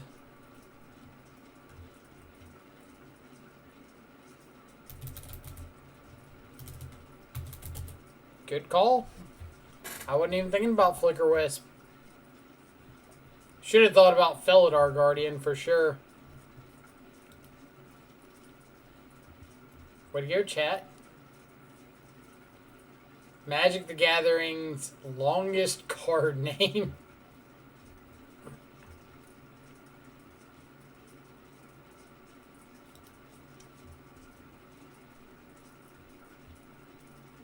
Do you have to guess symbols?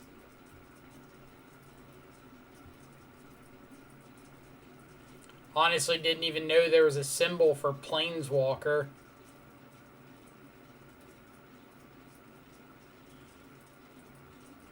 I can guess a lot of these. But Planeswalker?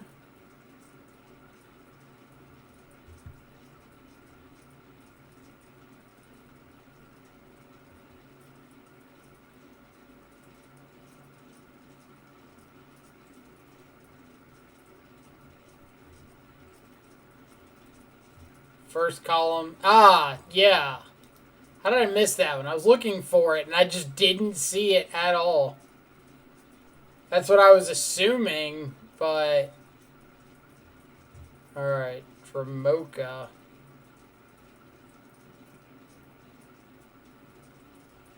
Like, I have no idea about Dramoka.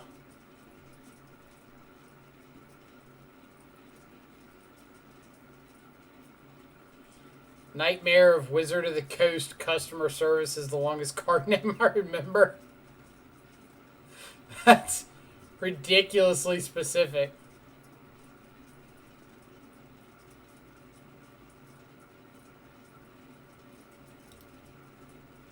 Oh yeah, of course, Dramoka. Alright, Demir. I saw you a second ago. Where'd you go to? There. Simic. Chaos.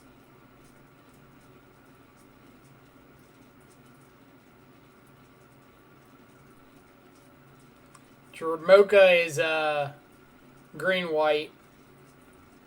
It's like the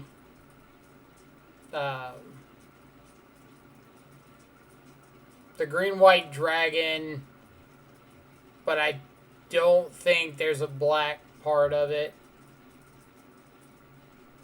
Chaos.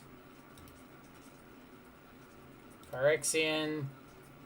Creature, like, there's a symbol for creature.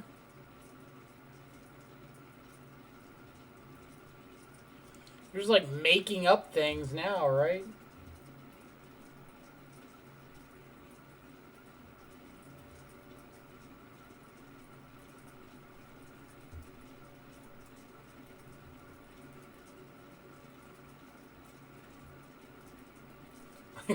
Which one of these is a symbol for creature?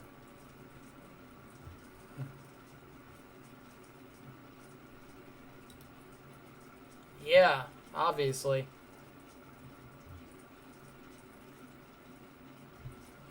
Alright.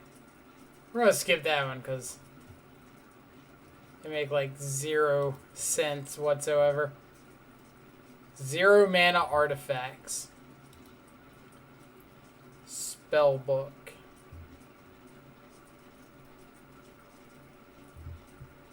Spellbook. Claws of Gix.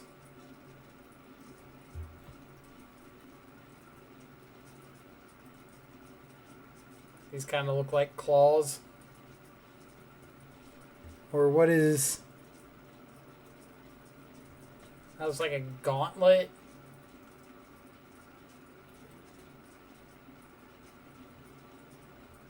So I'm between this one and this one. I don't know what either of these are. This doesn't look like claws, so I'm going to go with this one. Mana Crypt, easy. Shield. Is this Cathar's shield? So then, oh no, that one. Alright, Lotus Petal, easy. Bauble, easy. Tormod's Crypt. There. Herbal Poultice. So I know like Mox Opal, Ornithopter, Mox Diamond, Black Lotus, Herbal Poultice.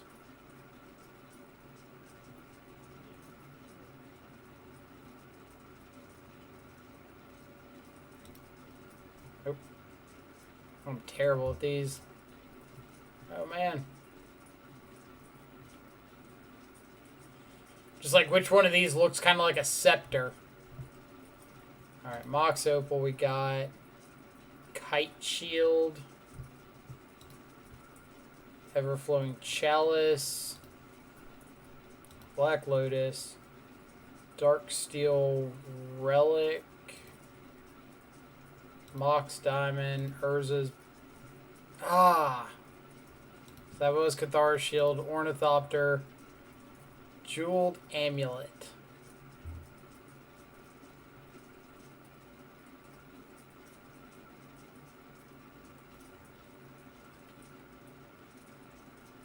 None of these really scream Jeweled Amulet to me. We'll go with that one. I didn't even see that one. Oh my god. Why are y'all letting me do this?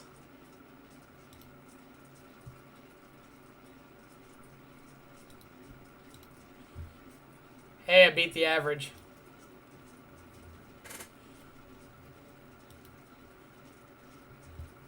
I beat the average. We got 2 rounds left, a few minutes.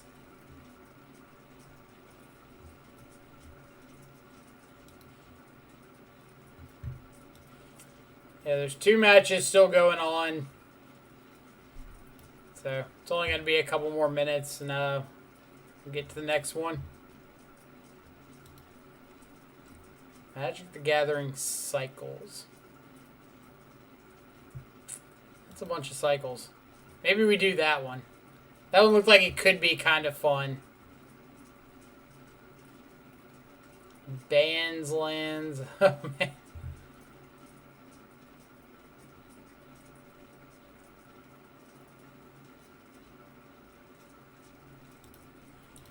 Maybe we'll think about that one.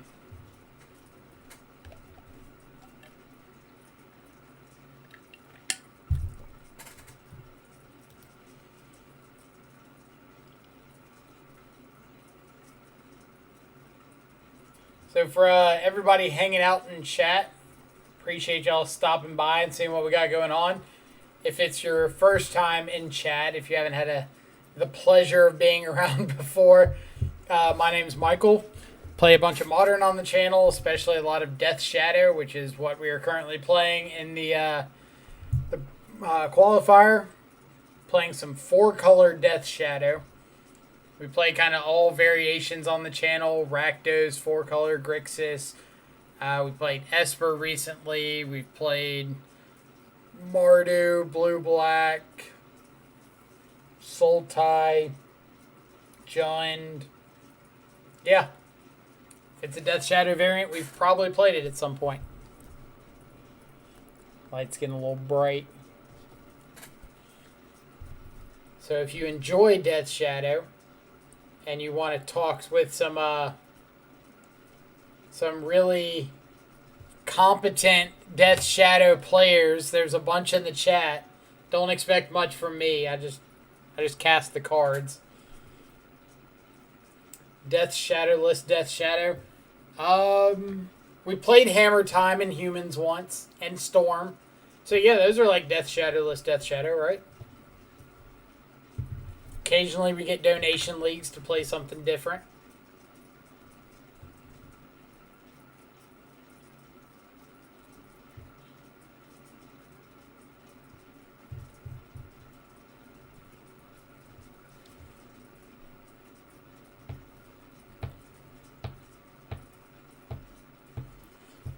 I wouldn't call that a dono league. But, yeah, we are going to be playing a Channel Point Redemption League. Obviously not today, probably like Monday. For Gyruda Cannon. For anybody who's not seen this monstrosity, you're wanting to ramp or cheat out Gyruda is your companion. When it enters, you flip over the top 4 cards of your library. Each you and your opponent mill 4, and you get to put a 4 or an even CMC creature from among them into play. So the idea is to get down your Garuda, flip over your cards, and just start hitting copy effects, bounce effects to copy Garuda. Flip over another one. Repeat, repeat, repeat, repeat, repeat. and you can either, if your opponent's drawn more, you might be able to mill them out, but probably unlikely. We can also get out like a Kolaghan.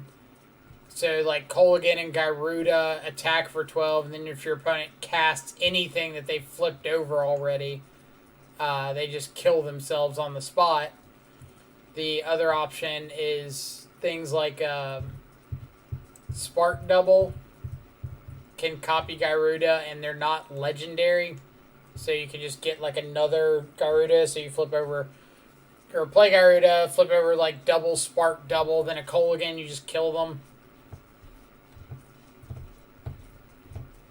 But I believe, yeah, Gyruda can only hit things that it milled over right there, so you can't like stockpile bounce cards from your graveyard. But we'll see how it goes. It's going to be interesting, if nothing else. So the last match going on.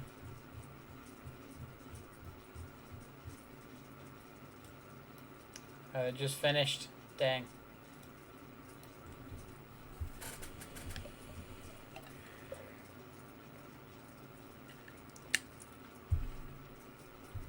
I like how you're explaining a deck you've never seen and kind of figuring it out as you explain it.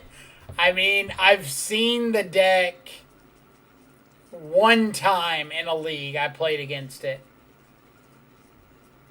But it was like it was before the companion rule changed, and it was like Gyruda values. They were running like Primeval Titans and all these big 6 drops. Had like Primeval Titan and Grave Titan, so it was just like get Gyruda, maybe copy it a couple times, mill some cards, hit like a Primeval Titan, go get some value lands, something like that. This one is certainly far more combo oriented.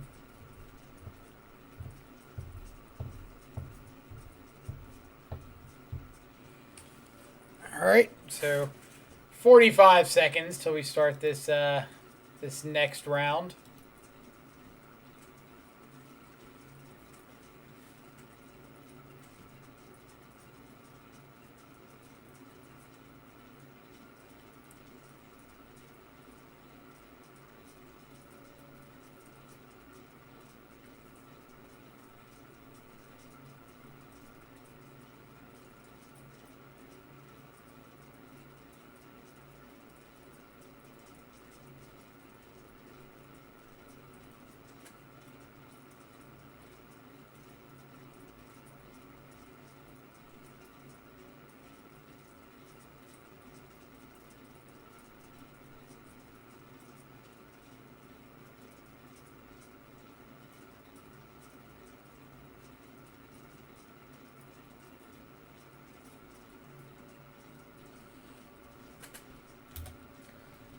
Alright.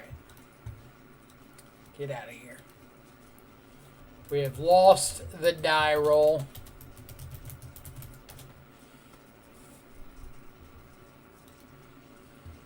Opponent reveals Lurrus. So, this hand is okay in a Lurrus mirror. It's not great. But we're definitely not throwing it back. Ryan, appreciate it. I need all the good luck I can get.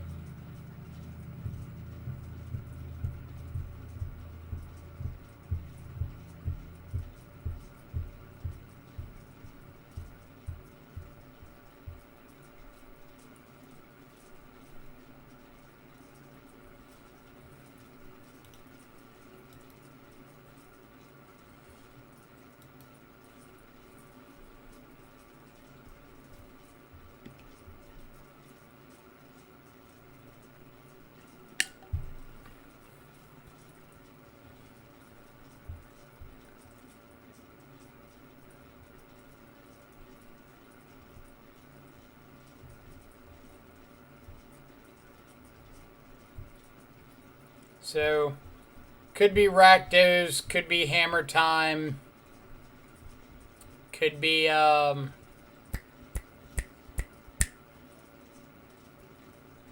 Devoted Devastation.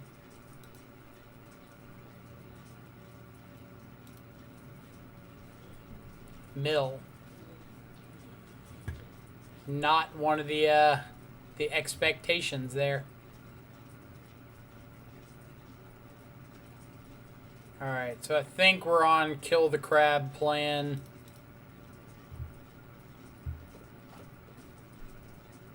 What's your current record? 6 and 1. Ooh, baby, keep it going, right?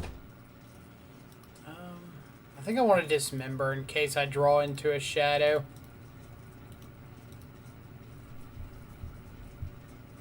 Trap me.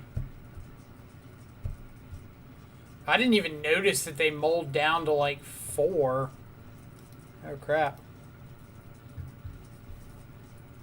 So they mold to 5.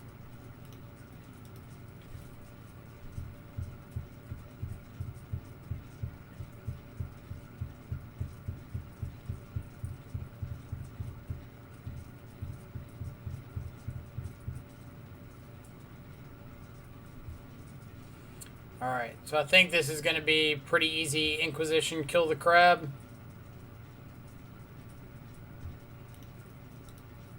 Surgical my shadows, you got it.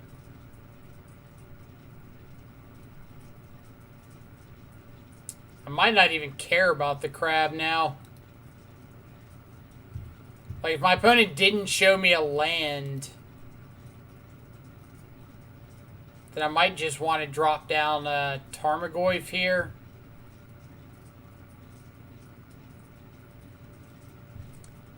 Raul Magic On, thank you so much for the follow. Hope you're having a fantastic Friday morning, evening, or afternoon, wherever you're at in the world. So, kind of worst case scenario is I play Tarmogoyf and they go like second land, Milieu, Drown in the Lock, or Fatal Push, something like that.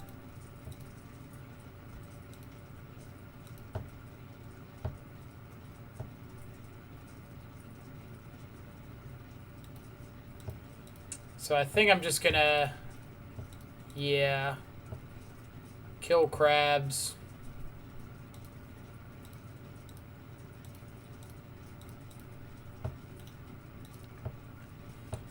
And decided to Thought Seize instead of Inquisition there, because there's a chance their last card was just like an archive trap that they couldn't pay or play on their turn.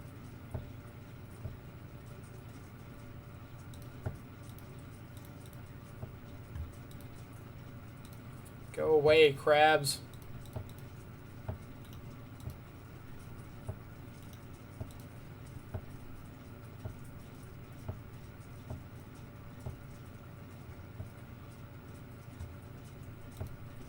All right.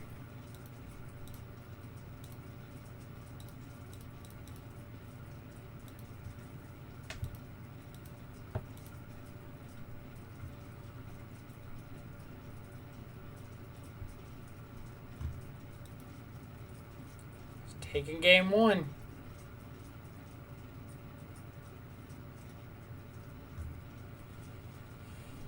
Alright. Spellbomb's good. EE's K-Command's pretty good. Veil is great. Dispute and Mana Leak are both okay. Don't really need Wraith. I don't like Battle Rage in the matchup because I don't want to have to get red. So maybe that's an argument to not bring in K-Command.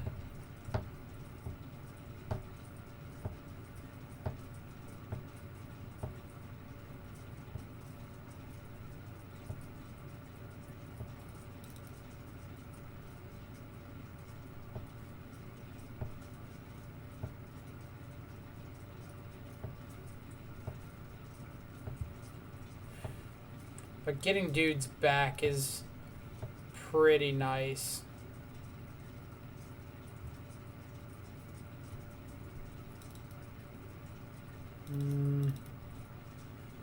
What are my biggest pressure points?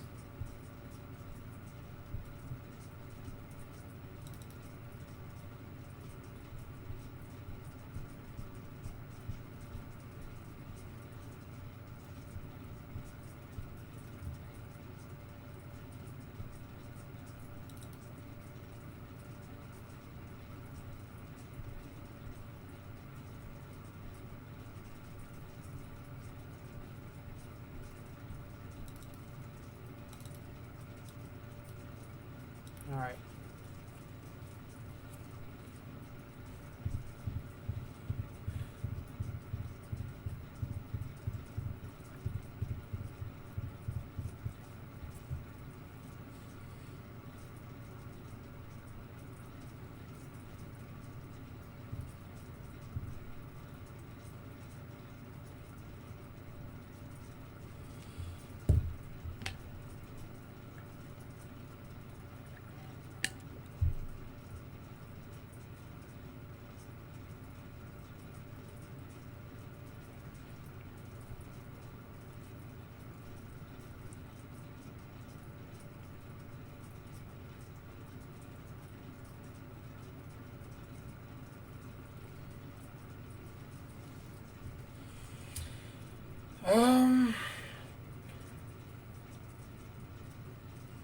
All right.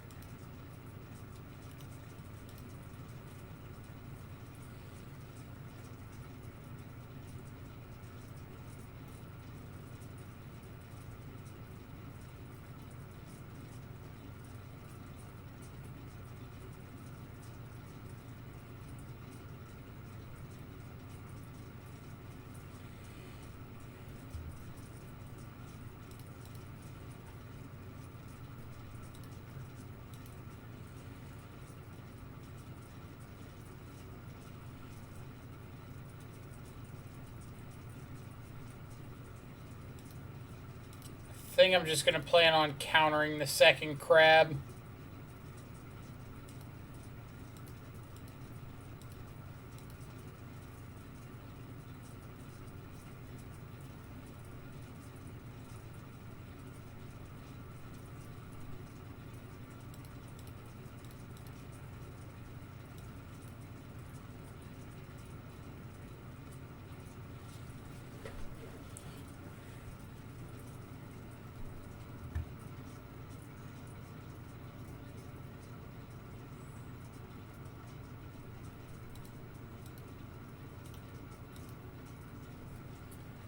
Double shadow.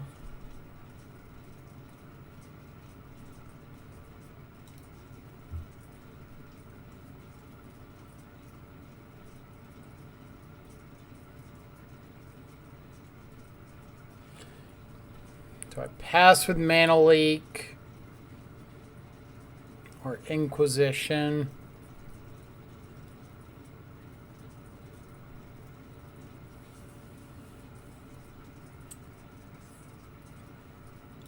I think I'm going to pass with Mana Leak.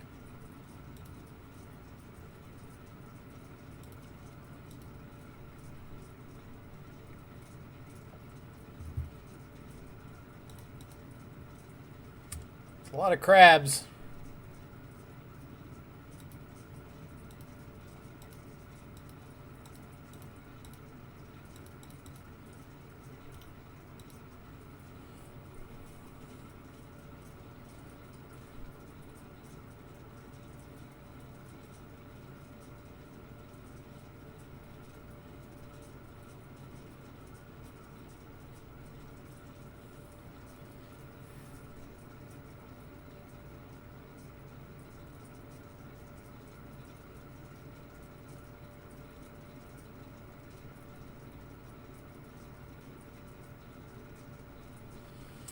Visions is kind of one of the things I was hoping to dodge there.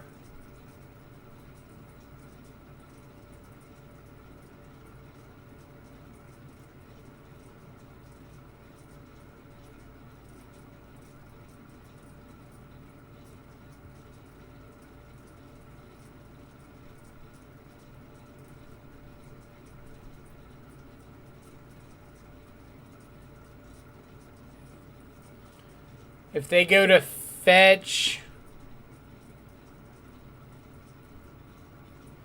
Surgical Tarmogoyf.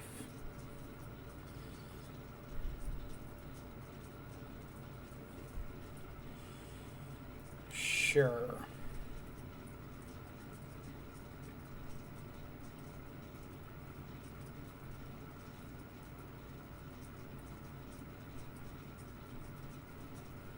So they've hit 3 shadows.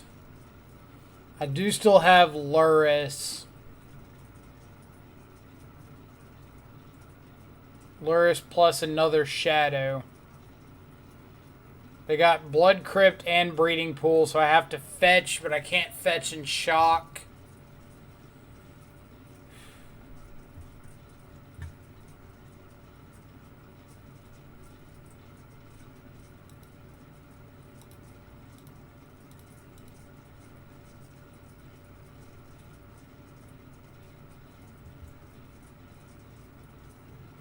So many crabs. Oh my god.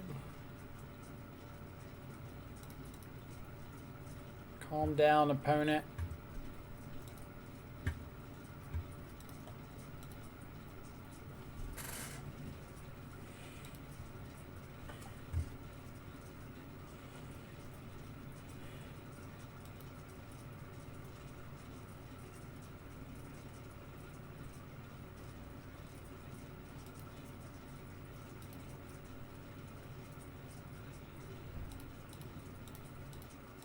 So respond to this by killing a crab.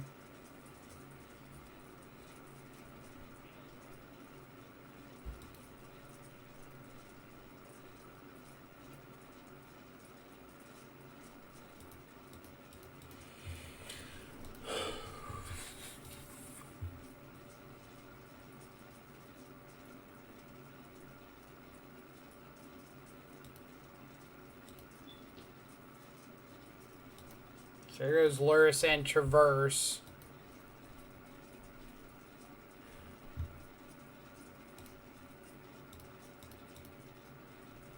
Scourge is found.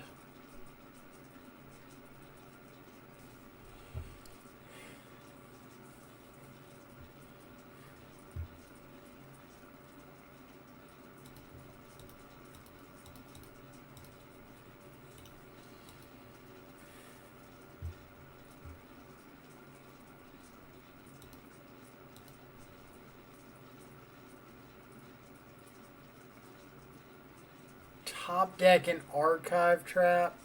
Come on.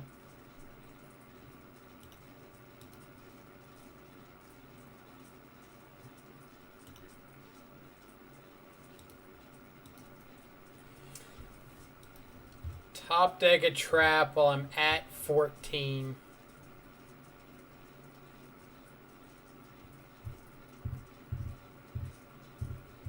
Maybe I'm supposed to put Luris in my companion zone just so I can't flip it over. It's like I just always have access to it.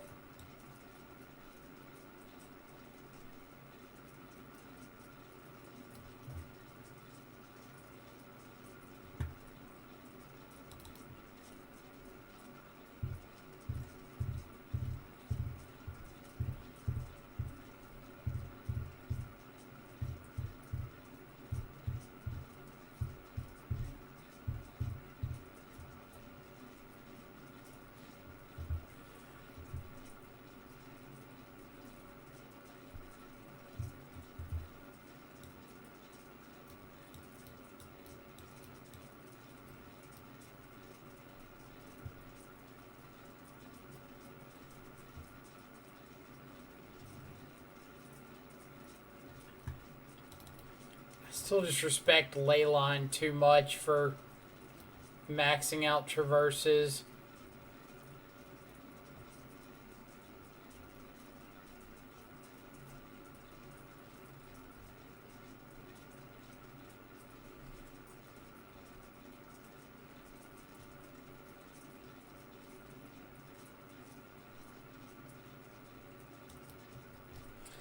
I know that milling the Blood Crypt is a liability, but the red cards seem better than Trophy or Dismember to me. Absolutely not better than Dismember. Because I need to have answers to the crabs. Like, you saw how much work those crabs did that game.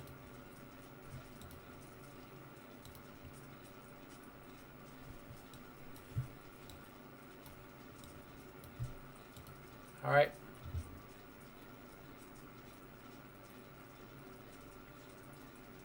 They're not revealing Luris, so they could have Leyline, Ensnaring Bridge. I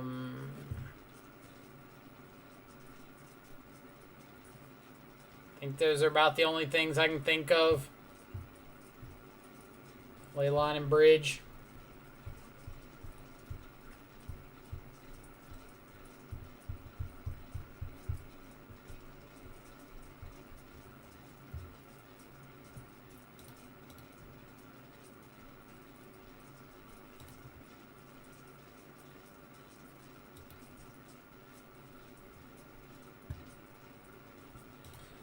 Rune Crab off the top. Alright. Crab and Trap. So if I take Trap, I can push a crab, dispute a crab.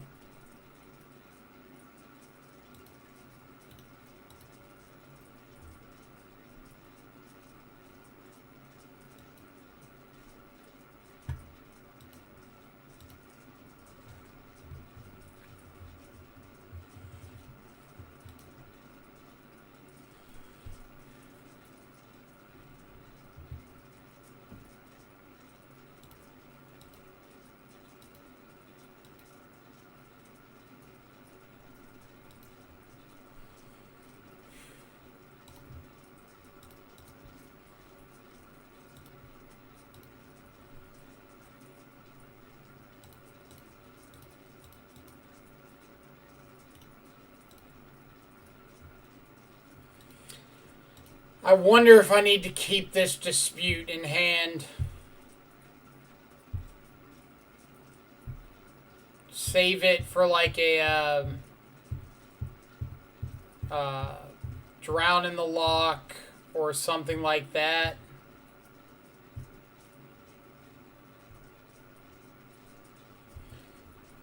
No. No, I'm just going to counter the crab. Get down Shadow next turn, like start clocking them pretty good. I can add Luris to my hand.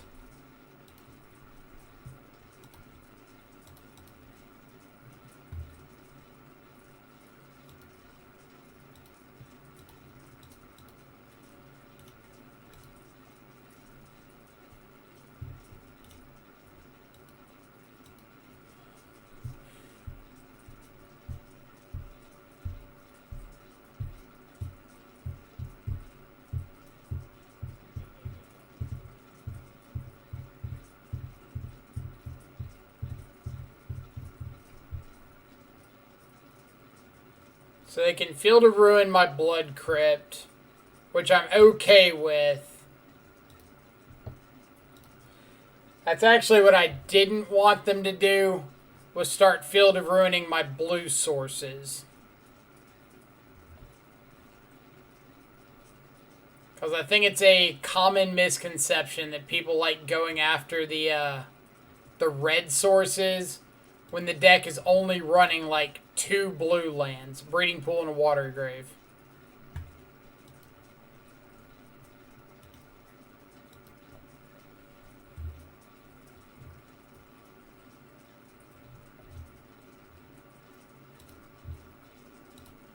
Alright, so I get Breeding Pool off of this because they didn't mill that over.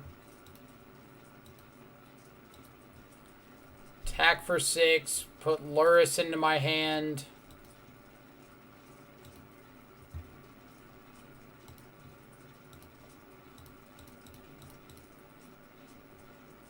So go. I've got 2 Shadows, Spellbomb, Scourge in my graveyard.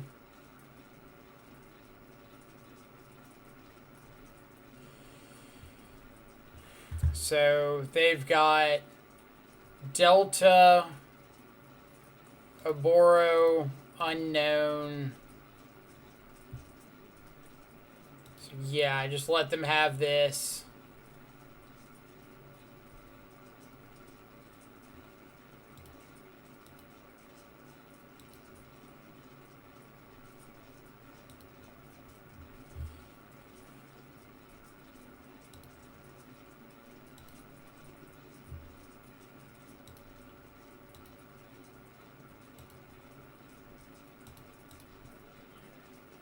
Not even finding anything off this. That's fine. I just want to get the shadow up to a 7/7.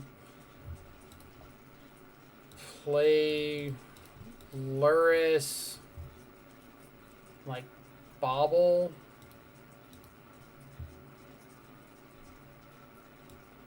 Say go.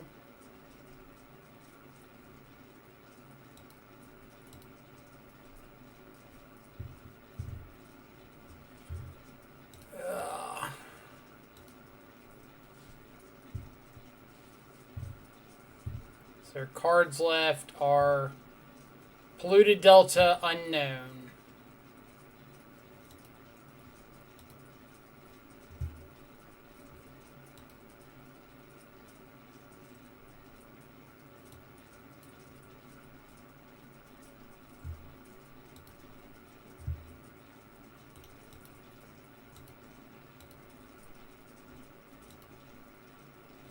All right. Props to opponent for making us play it out. We might mess up and skip our combat step. Alright. What did I miss from chat? They did not reveal Luris right. So I was kind of thinking Leyline and Snaring Bridge. Probably Leyline more than Bridge. But if you're bringing Leyline, I don't know why you would bring in or keep in Surgical.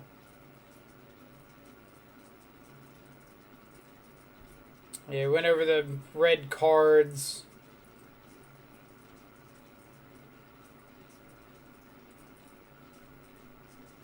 Yeah. So he got the K command thing. It does answer Hedron Crab, but doesn't answer Ruin Crab. Mazu, our only loss was to Burn. Burn had this sick couple of hands against us.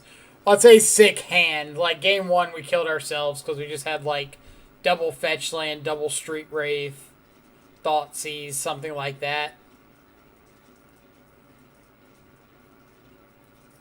7-1 is pretty hype.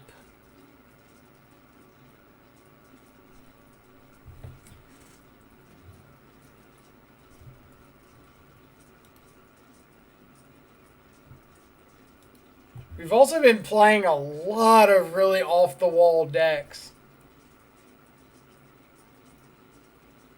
Like between Storm, Adnals, Mill, like it's not usually how I expect an event nowadays to go.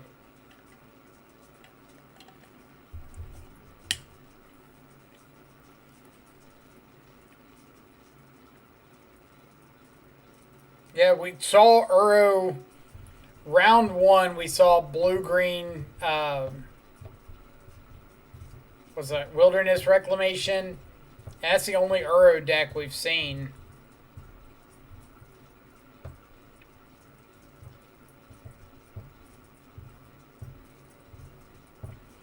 Have 3 other streams up. Haven't seen much Uro on those either.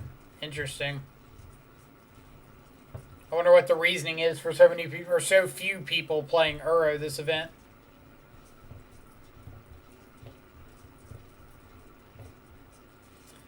So let's see. Freed is in game 3. Parrot lost.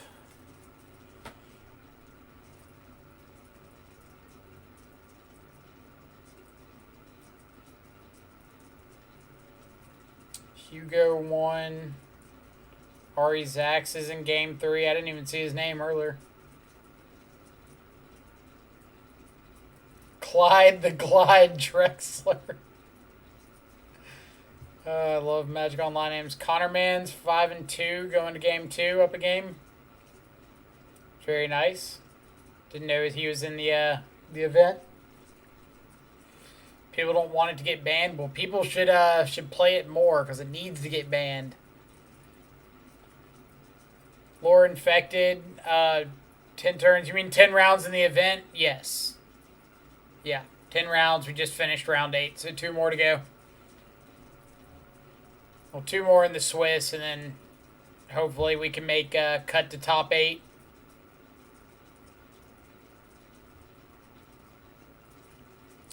Jabberwocky 5-3. Lord of Puntlantis 5-3. Purple Rain we played earlier 5-3.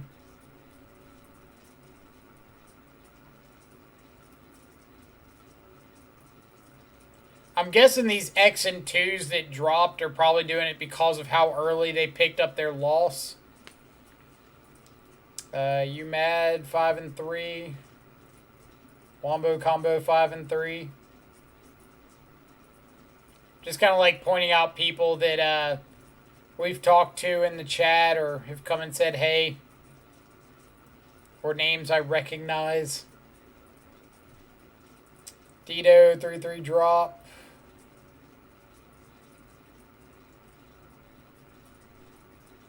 Leviathan 3-4 drop.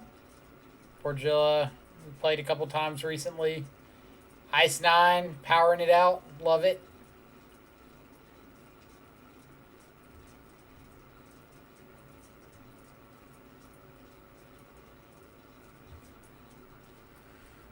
Let's see.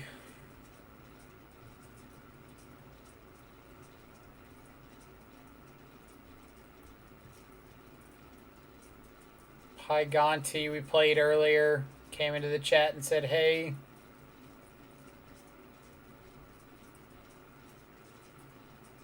Bench must have lost the round after Doomwake. Or 2 rounds after Doomwake.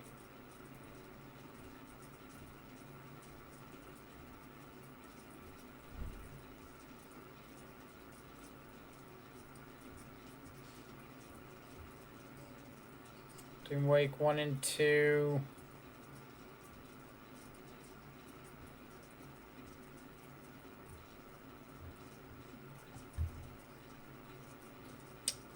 All right then. Let's see.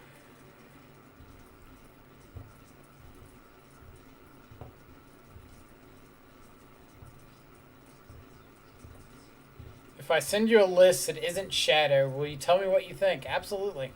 We can talk through it. Drawn and quartered 13. Go, go, go, Mike. I am optimistic. Thank you for the support. Mark Moling. Anyone want to trade a PS4 Pro Spider-Man edition for some modern cards? So my page has turned into a Craigslist site. I think X and 3 still has a chance at top 32. I do think X and 3 has a top 32 chance. X and 2 should be... I think some number of X and 2 will make top 8. Not all, but like 1 or 2. And then X and 2 will be like the rest of top 16 and could squeak into top 32.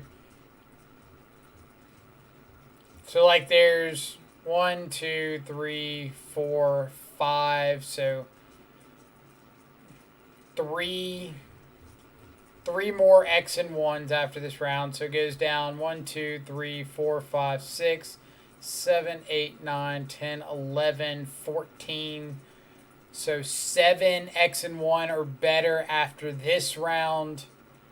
And then the next round means there'll be 4 X and 1. And then 4 X and 2 in top 8. And then the rest will be top 16, top 32.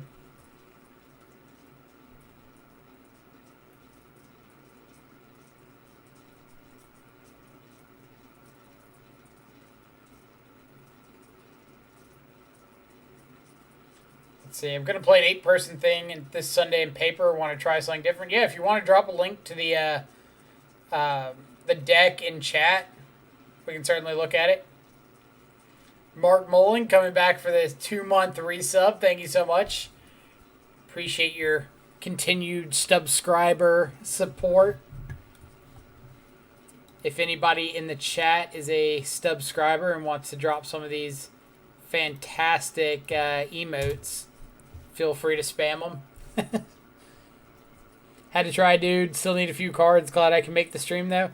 Yeah, I appreciate you coming and hanging out. Hopefully somebody will want a Pro Spider-Man Edition PS4. Drawn and quartered. I'm a friend of the mod of all mods, S. Mirabito. He told me that you were doing well and I wanted to check it out. Good luck, good luck. I appreciate it. Thanks for stopping by and saying hey. Mirabito is in fact the mod of all mods.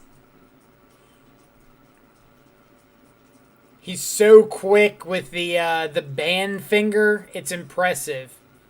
Just like, oh hey, how's it going, Ban? That's a really cool deck, Ban.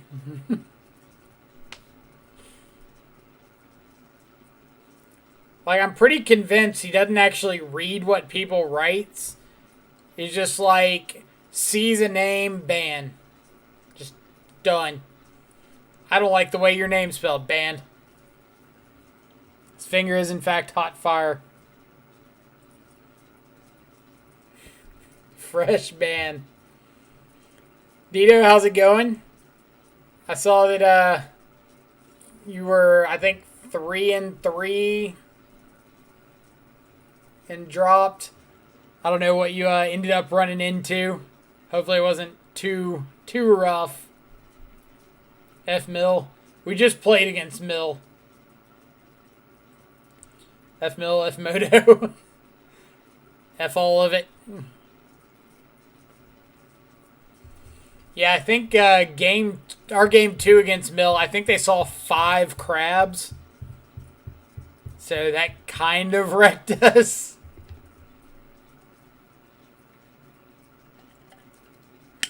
How do you play in these? Is it play points? So this one, I don't know if I can show it.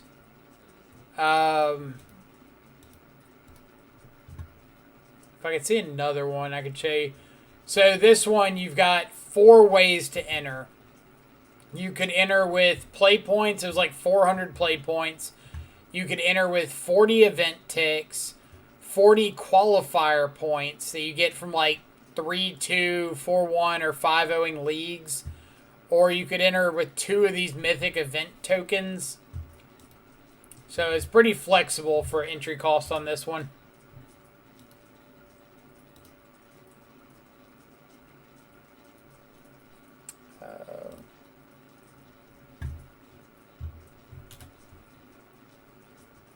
No. Back. Stop it. Come back.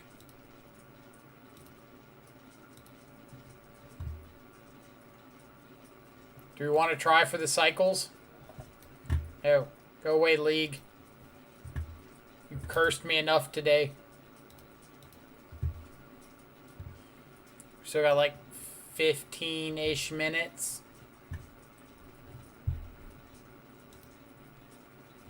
So, Moxes. Mox Pearl, Mox Sapphire, Mox Emerald, Mox Ruby, Mox Jet. Legendary creatures from shards. Oh, those are the big like 8 mana ones, like God, not Godsire? The ones that you can like search for.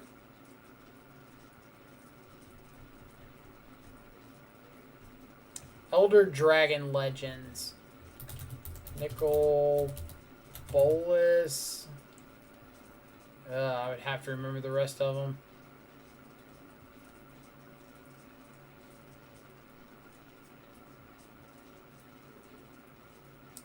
Common Slivers, Incarnations.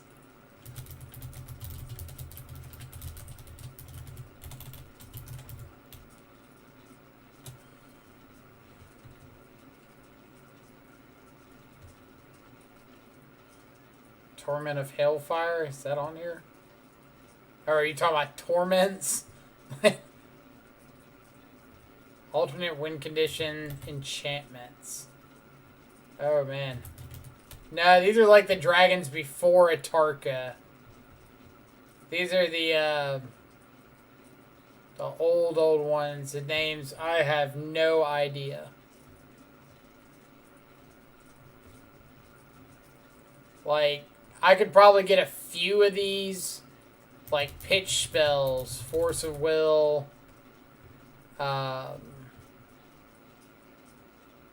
tropical island. Are we getting tropical island?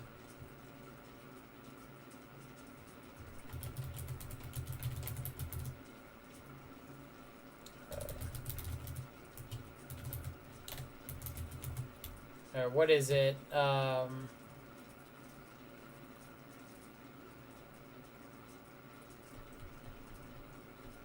It's Llanowar something. Dual lands? Is dual lands on here? Oh, dual lands are on here. I didn't even see that one. So yeah, tropical island, volcanic island,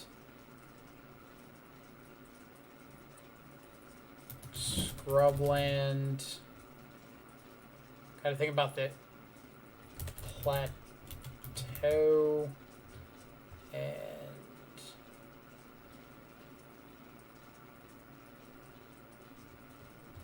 bayou. Yeah.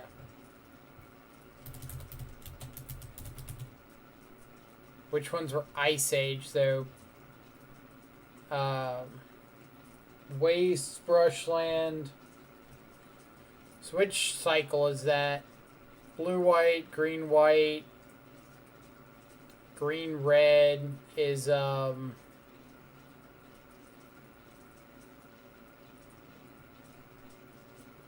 my god.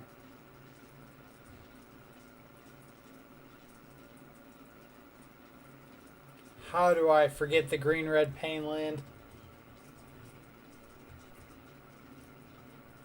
It's the ally-colored Painland cycle. So green-red, blue-black is a underground river.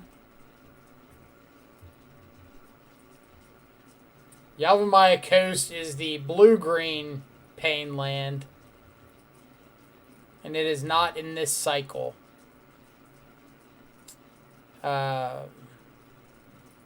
This is green, red, and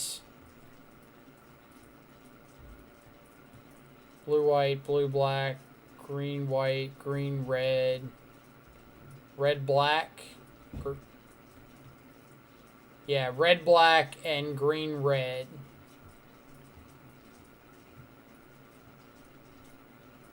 Red, black, I cannot remember to save my name or save my life.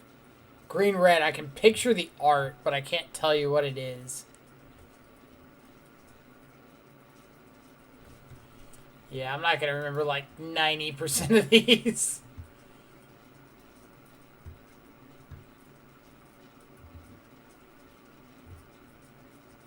Vampires.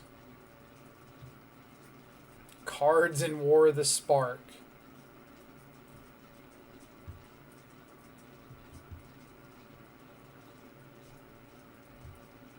Creature types with trample.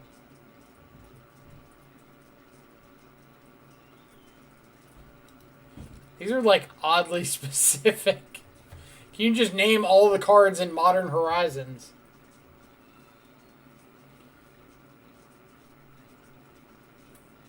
Axel Rodriguez, thank you so much for the follow. Hope you're having a fantastic, I guess, either Friday evening or Saturday morning, evening, or afternoon, wherever you're at in the world.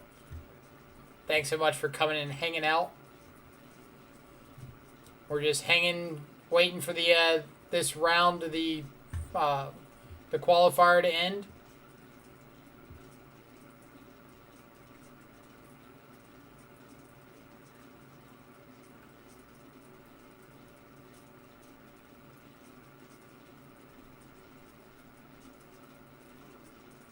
Can you name the formats of the game Magic the Gathering that are listed on its official website?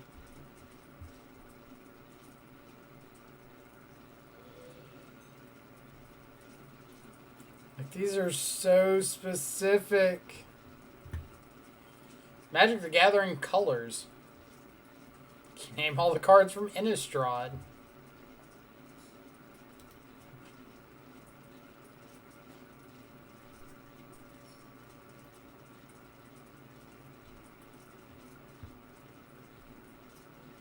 Magic the Gathering cards with external designers. Magic the Gathering layers. Oh, I'd fail that so bad. Yeah, I think once we get this far back, we're like in the off spot. Alright, let's take a look at Sappy's deck list. 2 Teferi, 3 Nahiri. Fervent Champion. This is for like the Stoneforge combo.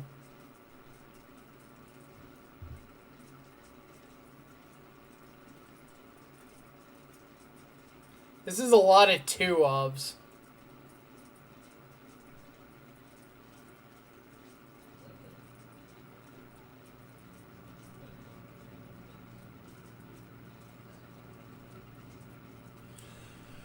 Alright, so what's the goal of the deck? Are you like wanting to just have fun? Are you wanting to win? Are you wanting to win with a certain thing? Are you targeting something specific? Like, give me a breakdown here. Give me the plan.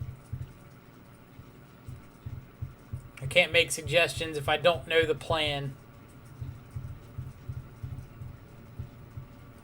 Because, like, what I see is 2 Remand, 2 Lightning Helix, 2 Path to Exile, 2 Shark Typhoon, 2 Spell Queller, 2 Skyclave, 2 Mirror Crusader, 2 Geist, 2 Fervent Champion, 2 Teferi.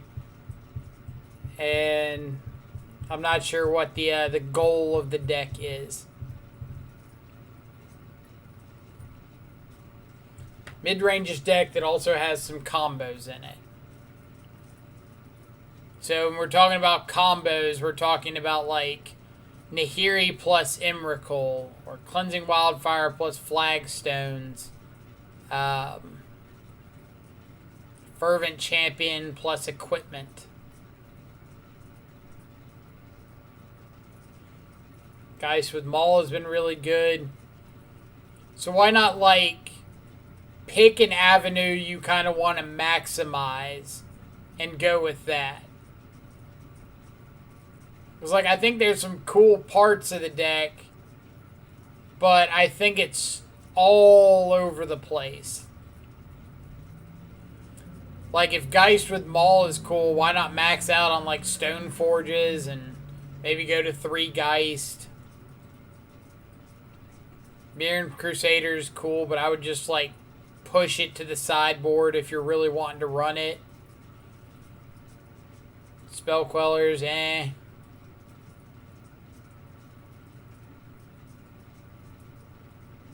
Isn't the rule 3 of if you want to see 1 copy every game, 4 of if you want multiples? For the most part, yeah.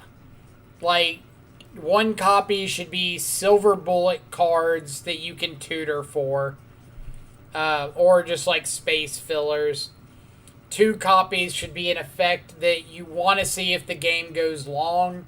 Think things like Sphinx's Revelation. Just like haymakers that you don't really want to see early, but eventually if you get to it, you want to cast it. 3 is if you want to see a card fairly regularly in a normal game of Magic. You want to see that card, but you don't really want to see the second copy of it. Value cards like Geist that are hard to deal with. Specific removal cards, things like that. And then 4 copies is like, I want to see this card every game. and I'm completely fine seeing multiples of it.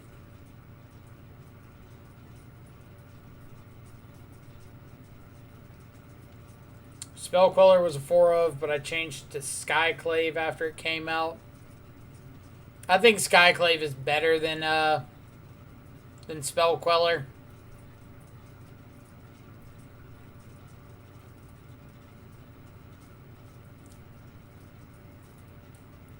Not sold on Remand, but also need some protection. So, for the most part, with these Stoneblade decks, most that are looking for protection are looking at like Force of Negation, because it allows you to tap out for your Stoneforge on 2, your Geist of St. Traft on 3, your Nahiri on 4, and not just be dead in the water.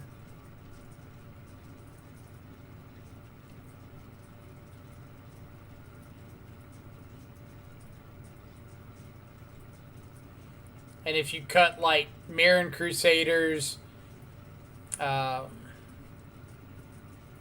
other pieces here and there, you might be able to get enough blue cards for Force. But again, it comes back to like, what's your game plan with the deck? What's your desire? If you're wanting to have it as optimal as possible, then there's a lot of cuts that you could make. But if you're wanting to like win with Geist of St. Traft and Maul of the Skyclaves, then you just want to maximize your ability to get those cards out. Like if Emrakul's just in here because it's fun, like Emrakul and Nahiri, but you want to win, I'd just cut the Nahiri package altogether.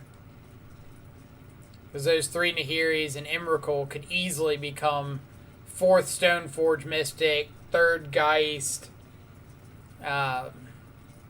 2 more Remands, or 2 more Force of Negations, or something. Like if you went cut Nahiri's, Fervent Champions, Mirren Crusaders, Emrakul. That's 8 spots. You can run like 4 ops. So 4 ops, 4th Stoneforge, 3rd Geist, 2 Force.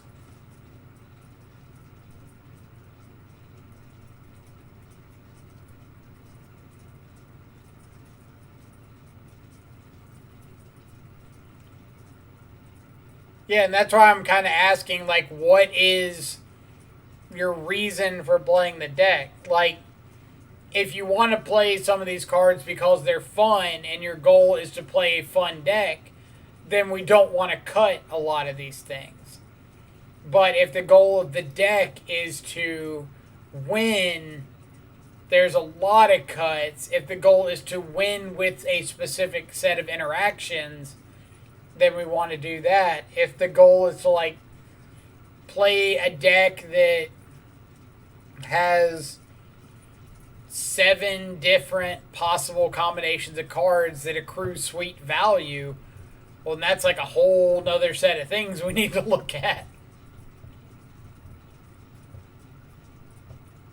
I'm just trying to find out what the plan is. Time, we've got 35 seconds. I don't think this type of deck can be optimized and win right now. It can be optimized if you have a plan for what you're trying to optimize towards. Might have some more coffee.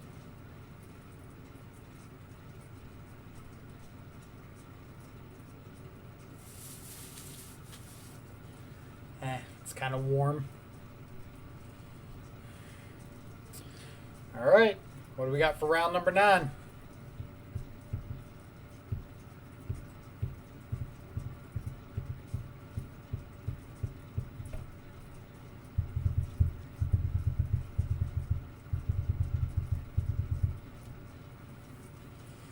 We lost the die roll.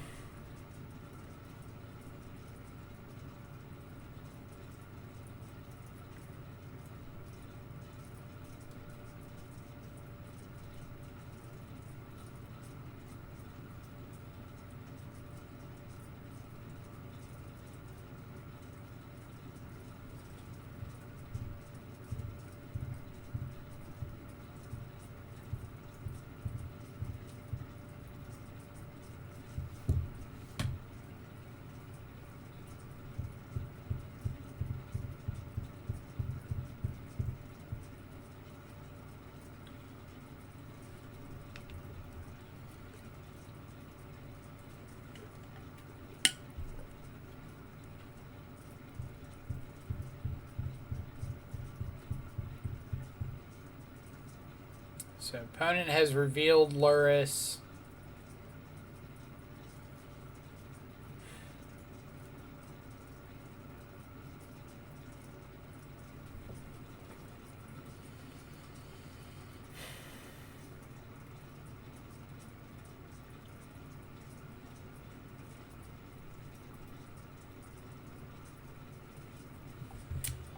Um...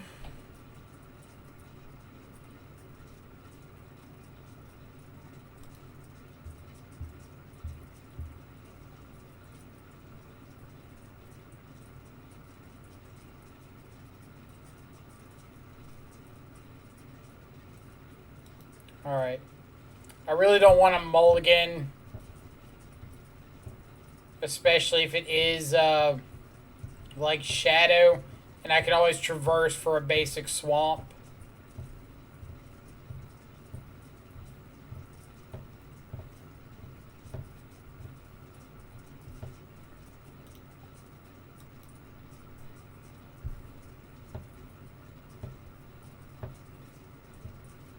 Catacombs Pass. So is this Jund?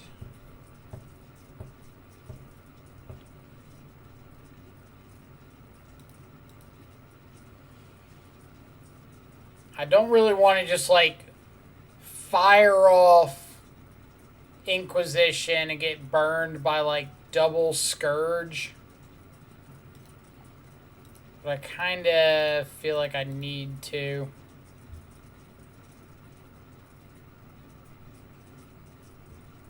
Scourge Bolt. We will take the big one.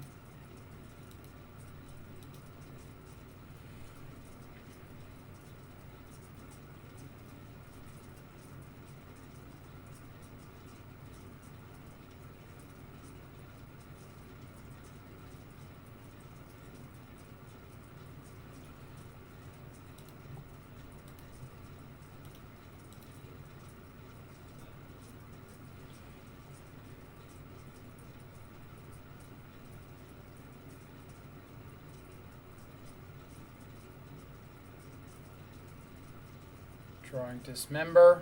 Okay.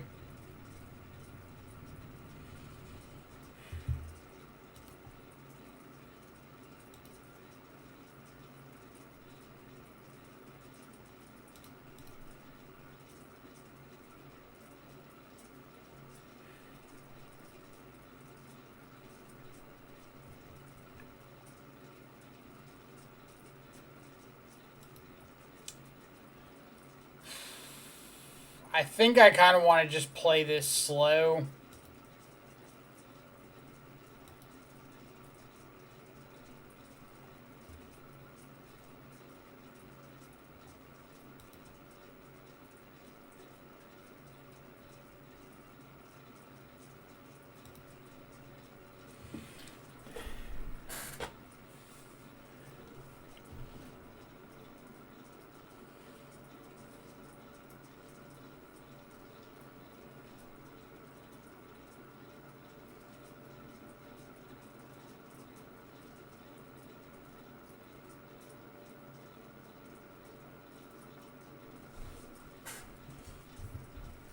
If I can just find, like, a Tarmogoyf,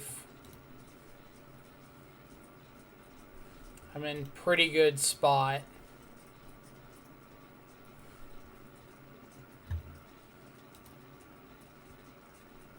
Yep.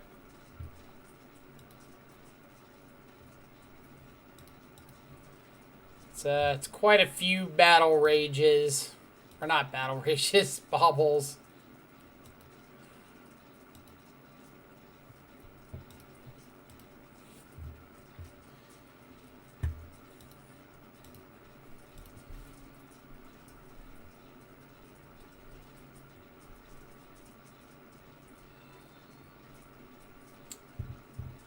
Longshawn, thank you so much for the follow. Hope you're having a fantastic Friday or Saturday, morning, evening, or afternoon. Appreciate you stopping by and hanging out with us.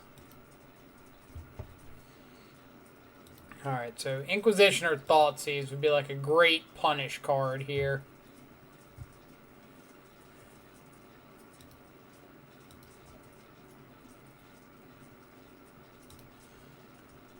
We do get Delirium online.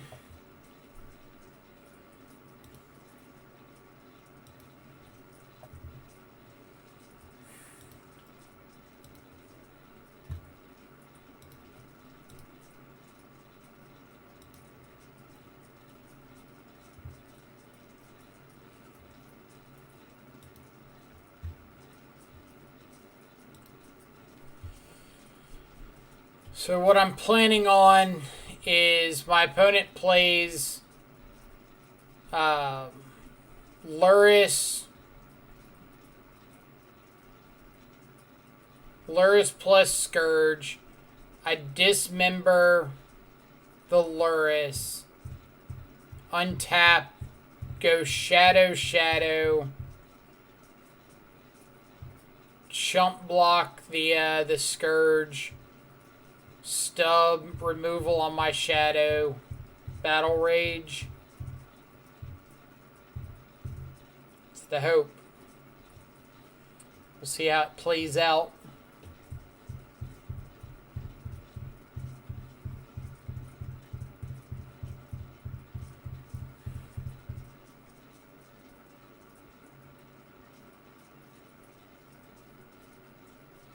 New record over in 3 minutes. What'd you play against? Does X and 2 make it? Some number of X and 2s will make it into top 8. Not all, but some. Like somewhere between 2, 3, 4 will make it.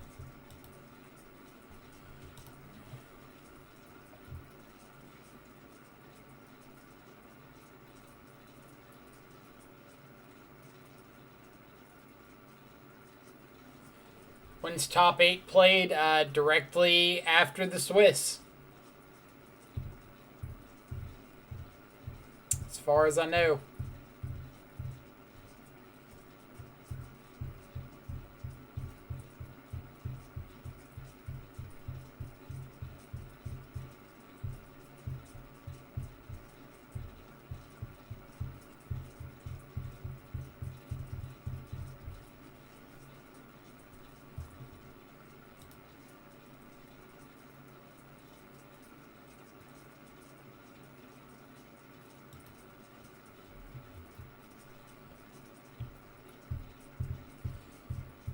Think people stream snipe you?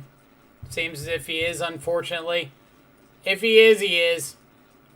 Like, if somebody wants to snoop down to stream sniping, I can't do anything to stop them.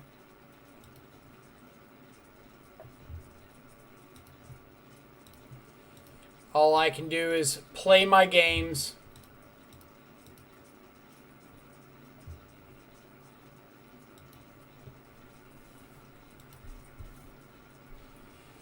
If Kevin says he isn't, then I trust that he isn't.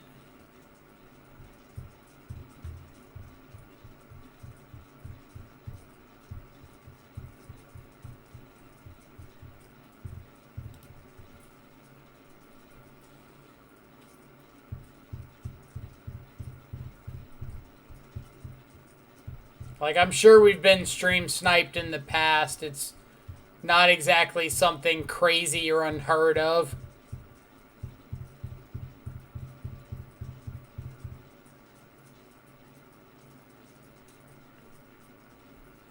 He was questioning you, and I said you don't snipe either. I mean, I know I don't.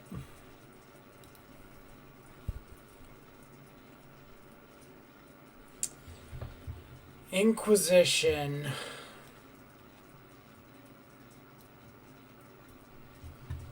So that means his 3 remaining cards are Bolt, Dismember, Fatal Push.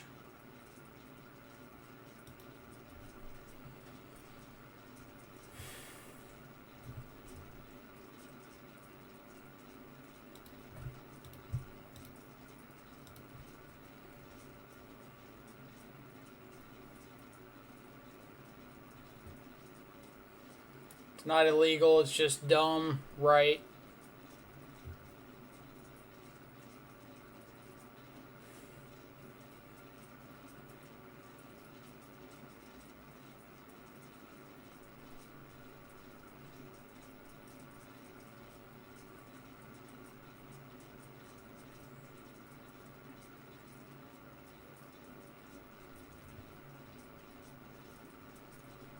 Unfortunately, that Inquisition throws quite a few wrenches into the plan here.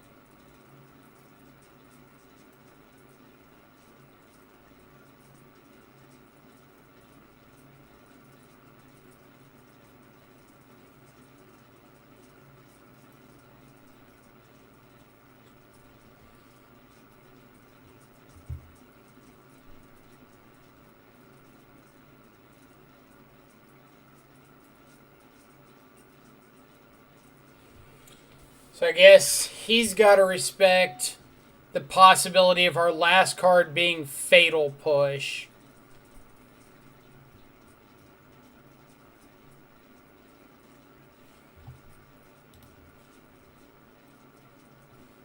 Or he doesn't.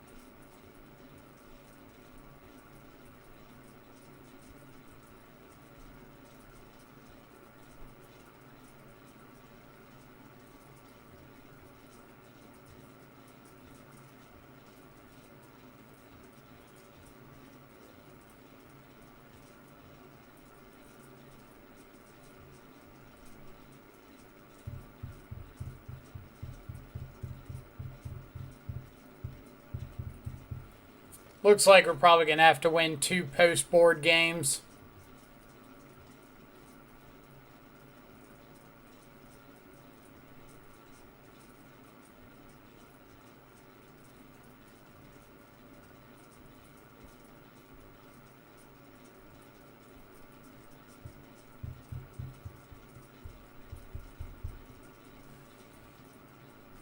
Yep.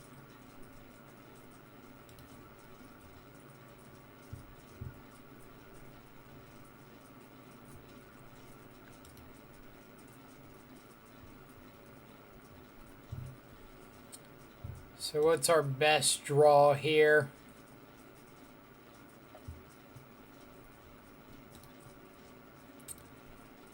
That's an interesting one.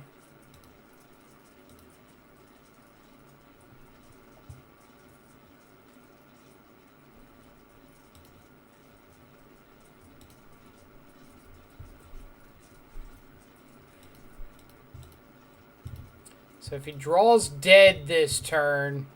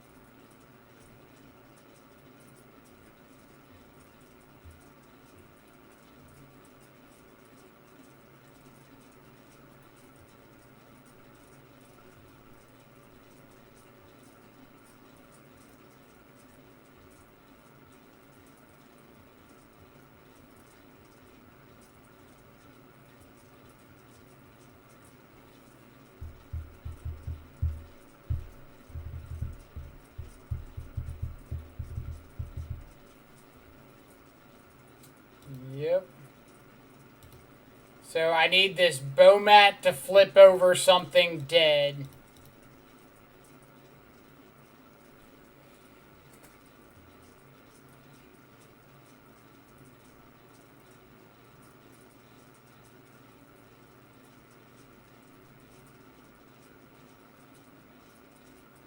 Bomat flips over something dead, we win. If the Bomat hit is live, we die.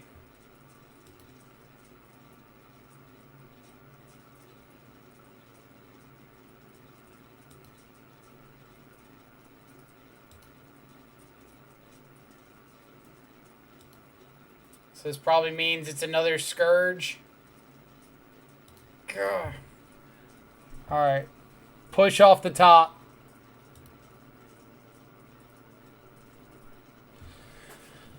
Alright. So I have to trade Scourges. Yeah.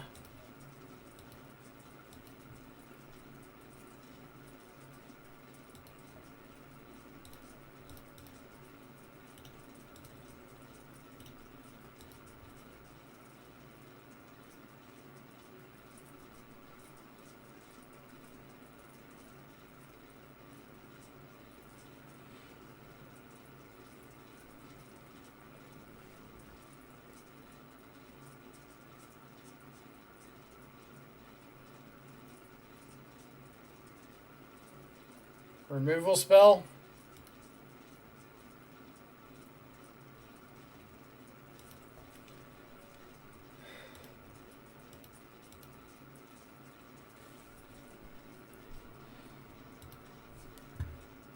What did he see on our side?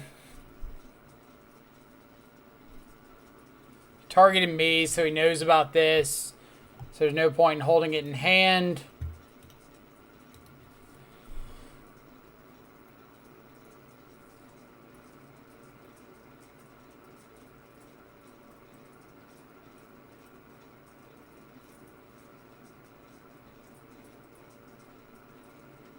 Uh-huh.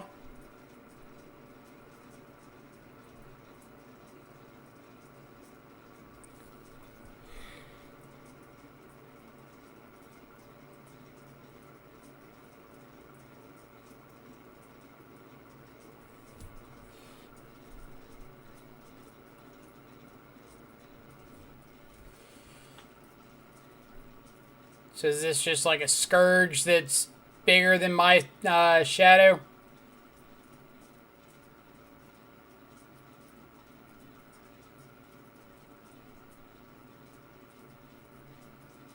Like, life total here doesn't matter.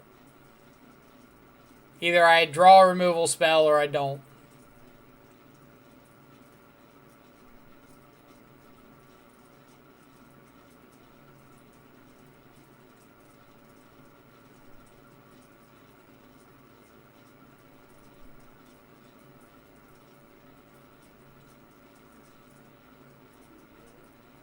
Night's Whisper.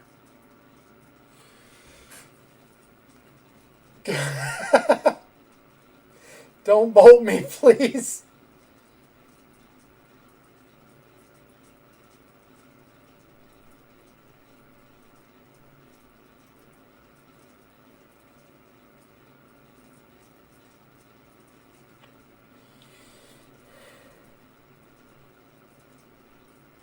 Oh, man.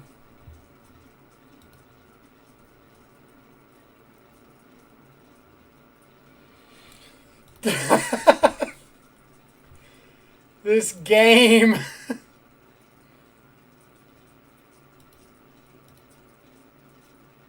So he's got bolts. I've got traverses and threats and...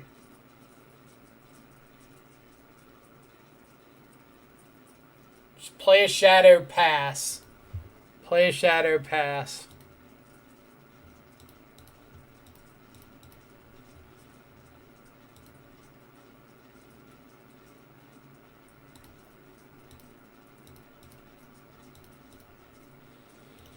Just...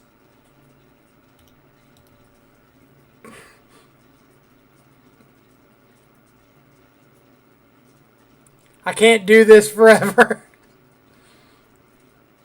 I don't have the heart.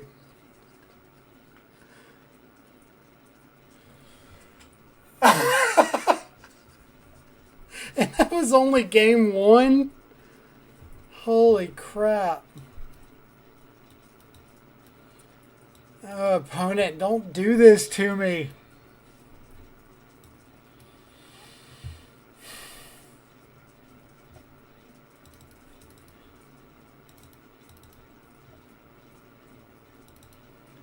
Like, I need you to dial it back about 9 steps.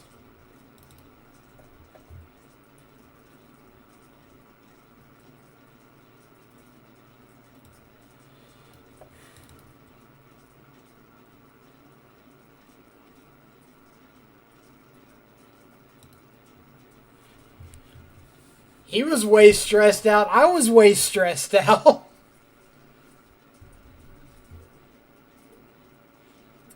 Needed to not shock so he could play the Seize in his hand to protect his shadow. It was a rough one, because, I mean, like, if he draws a shadow or something, he wants to play it out at a size where, like, I can't outgrow it with my shadow. And if he doesn't shock there, he can't do that.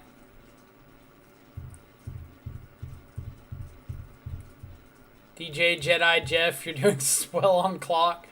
I mean, I don't want to win the game. I don't want to win the game by my opponent timing out. Like, I want to finish the match.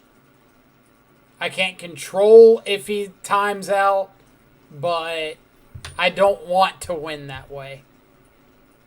Nicholas the Cage, thank you so much for the follow. Hope you're having a fantastic Friday, or now Saturday-ish for some people, morning, evening, or afternoon. Appreciate you stopping by.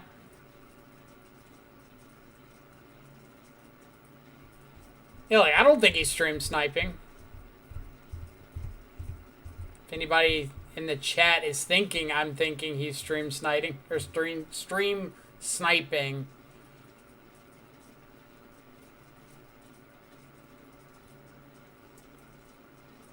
Juju Bean, how's it going?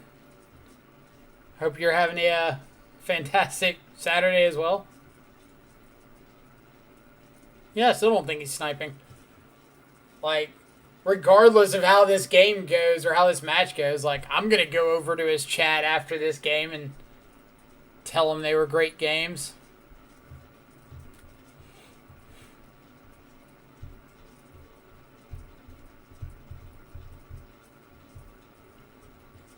Like, that game 1 was, no, nuts.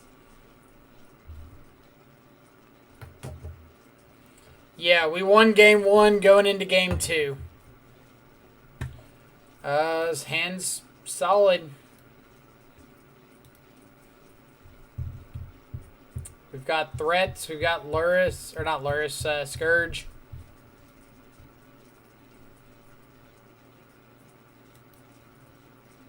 Yeah, Scourge off the top was nuts there. Totally dual screen watching this matchup. I mean, I think this matchup's sweet.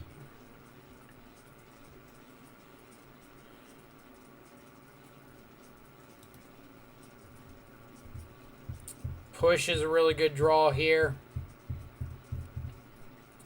So I think we're just going to Thoughtseize.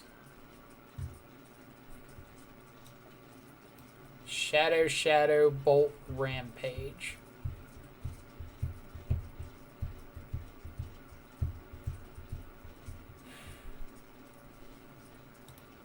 So taking Rampage, so that if my opponent wants to get down shadows, they need to bolt themselves to do it. And they don't just get free removal spells on me.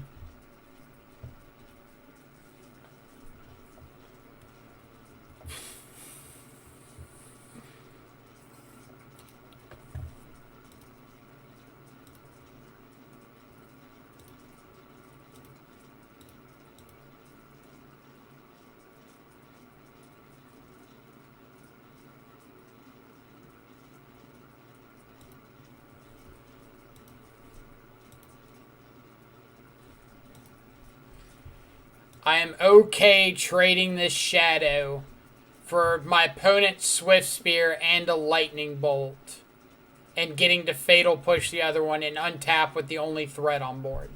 I am okay with that. I'm also okay with Veil of Summering my opponent here.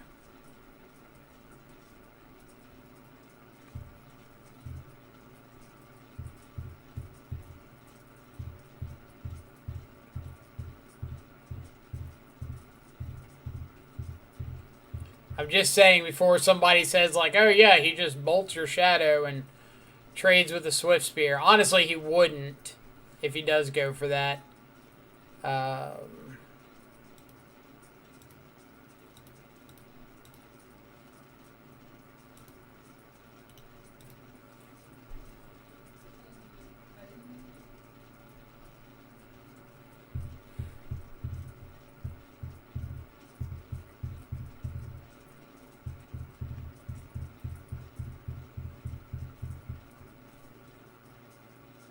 Well, Bolt itself doesn't do anything. Bolt plus a Swift Spear would.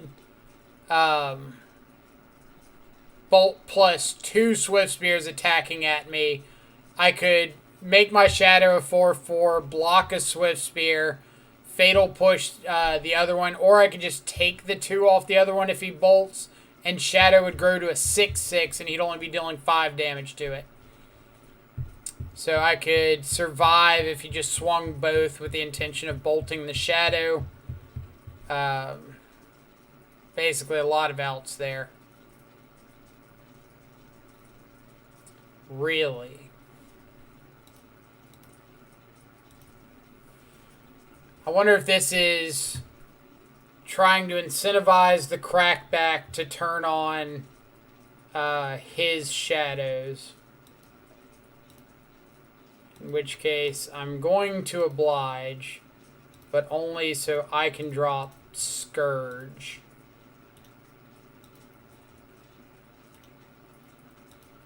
Because if he has, like, no second land, Fatal Push my Scourge, swing in, I can traverse for a fetch land or a Wraith or whatever I need to make this Shadow lethal.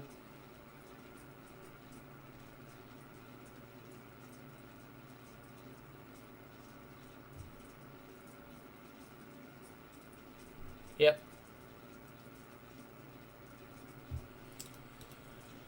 Alright, so now I've got Delirium.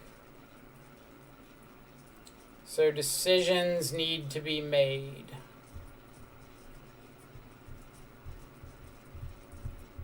I can traverse for a fetch land to be able to have a lethal K command next turn.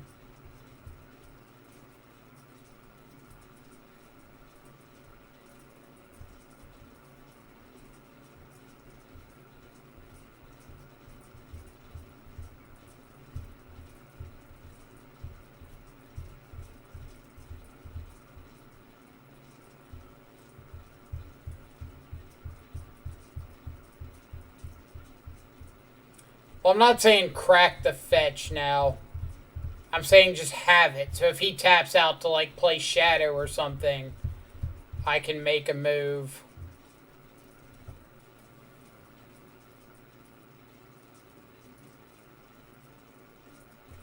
Getting fetch and pushing the creature isn't lethal, because the Scourge can't get any bigger than a 9/9.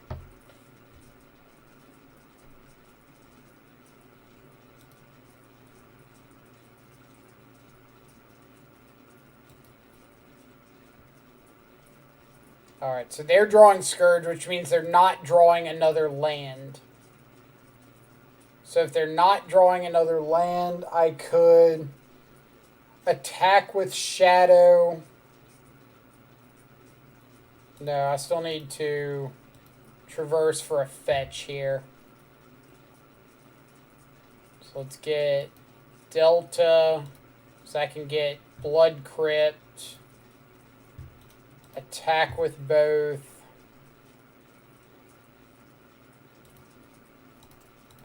Push their Shadow.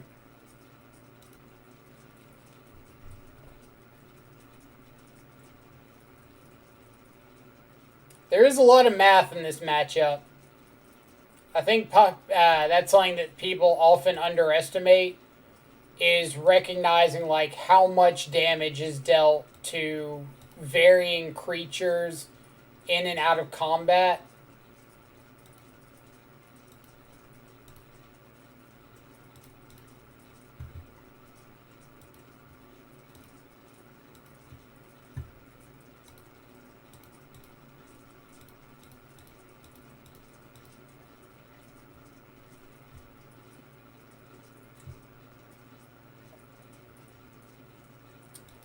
Ooh, really good GGs. I'm going to jump over into his chat.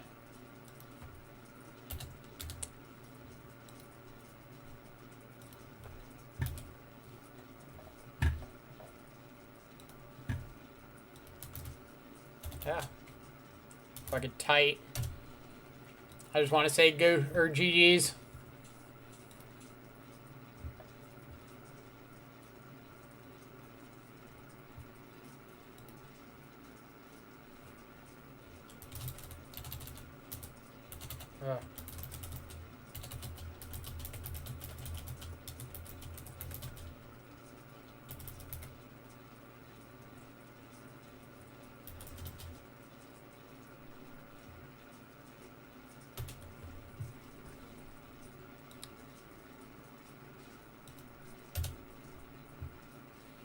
I can't hear the audio at all, so. Or I guess.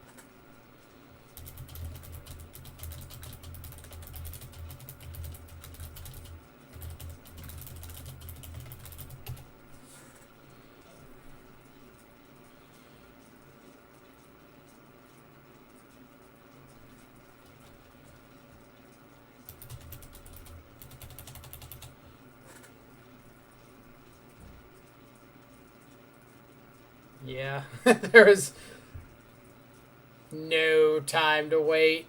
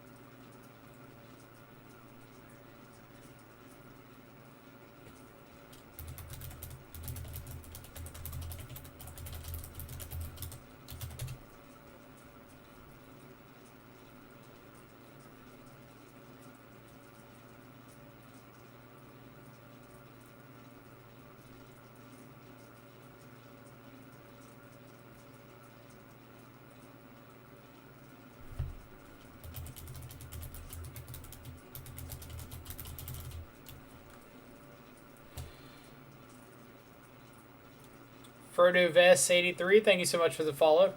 Hope you're having a fantastic, I guess it's basically Saturday for most people now. Friday, Saturday, Sunday, Friday or Saturday, morning, evening.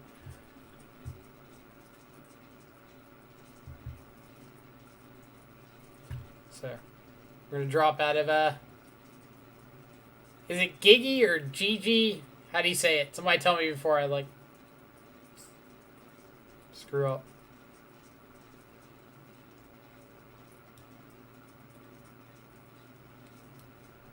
But drop out of there. All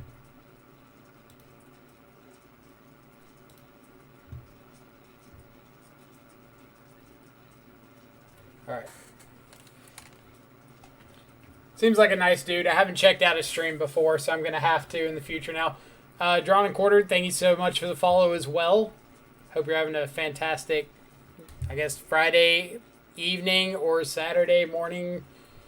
Or, yeah, morning.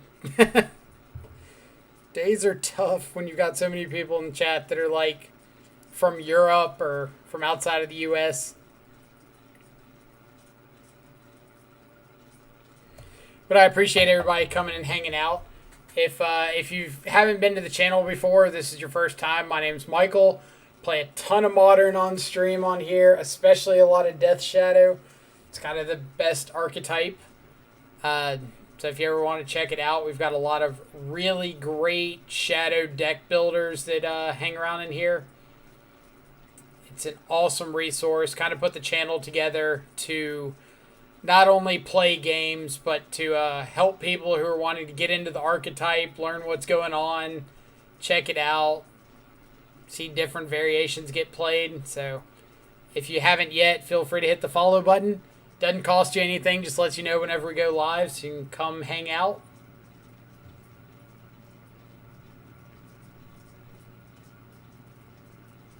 Mr. Bodingles, thank you so much for the follow. Fantastic name, by the way. He's a cool dude. I followed him as well. Seems like a really nice guy.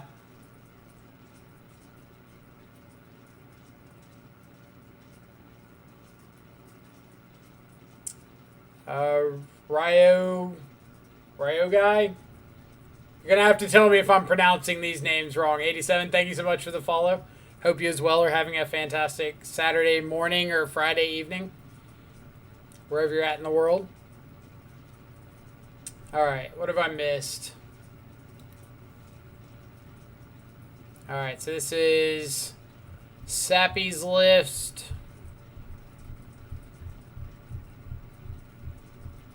Yeah, Sprite Dragon's a little meh here. But I think this does look a lot more refined than the previous list. But if you felt threat light, like Giver of Runes could be okay. It's not the best in like your Jeskai Control Shell. Snapcaster is an option. Let's see. Does anybody know the math? Are we still playing a winning in next round? That game 1 was awesome. I think you played really well. Yeah, game 1 was a blast. Like, I think that's Magic at its like apex. Just trading off resources, coming down to like a top deck war. Who's utilizing their cards better? Can't even say who's utilizing their cards better. Like, we both kind of used everything as best as we could. Julius, thank you so much for the follow. I'm guessing Saludos is something similar to Hey or Salutations, in which case Saludos to you as well. Great job in that match. I do not think 4 colors favored in that match. I wouldn't say that we're unfavored. Like, our removal lines up better against them than their removal lines up against us. We get access to, like, Assassin's Trophy on top of Fatal Pushes, where they're getting Lightning Bolts. And that usually helps out. We also get, like, Traverse. Well, we do get Traverse as additional threats. We don't really care about Swift Spear and Bomat Courier. We get Stubborn Owls and the matchup. So, it's not bad. Baby Ken, 6-3 so far. Not bad. 2 bad matchups. What were the 2 bad matchups you saw?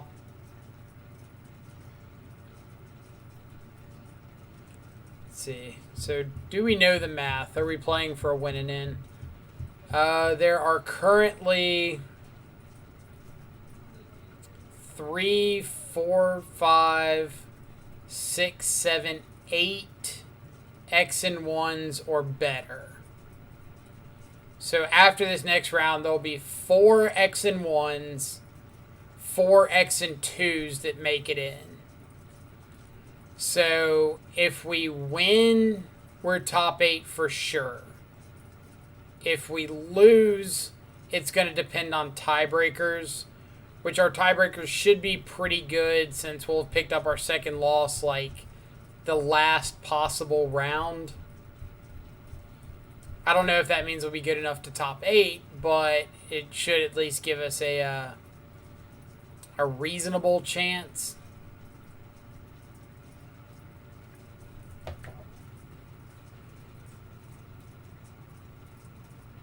Both of your losses were to taxes? That's rough.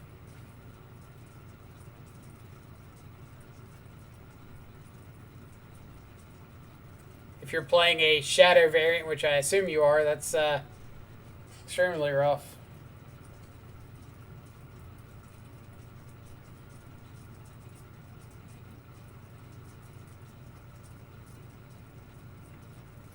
We gonna win, boys? We'll see. We'll see.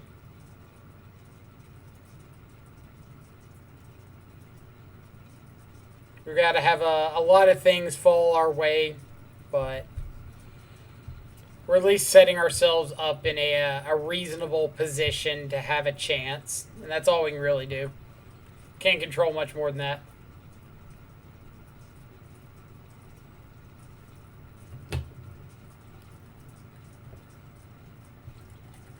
I think I'm going to grab some more water. I'll be right back.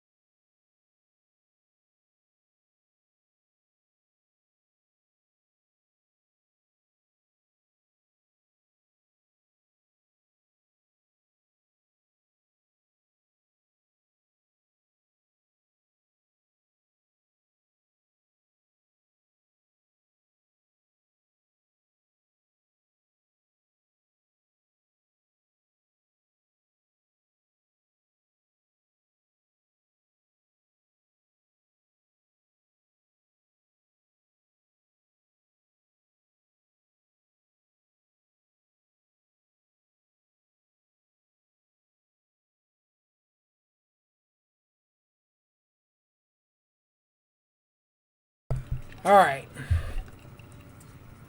So we got 4 matches still going. Got our last round to decide our future. If we win, we make it into top 8 in one of the top 4 seeds, so we get to be on the play at least the first round.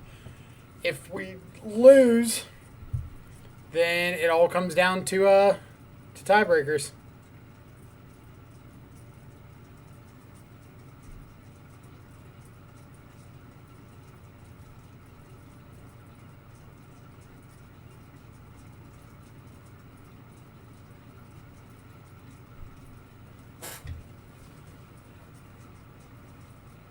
Somewhere we've got a, there we go, phone charger. Got to get that sick win, so Giglio's breakers are better. I mean, hopefully, like, I thought that was a really sweet match. So if I can do something to help him cash out better or potentially squeak into top 8, like, I'm all for it. I don't want to lose and leave it up to fate. We want to take control of our own destiny.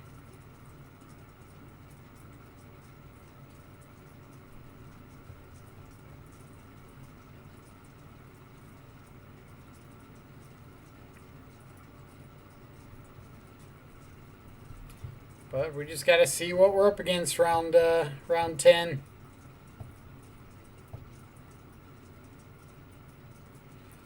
I hope y'all remember that time, like, what was it, 8 hours ago? 8.5 hours ago, when I wasn't even sure if I was going to play in this event.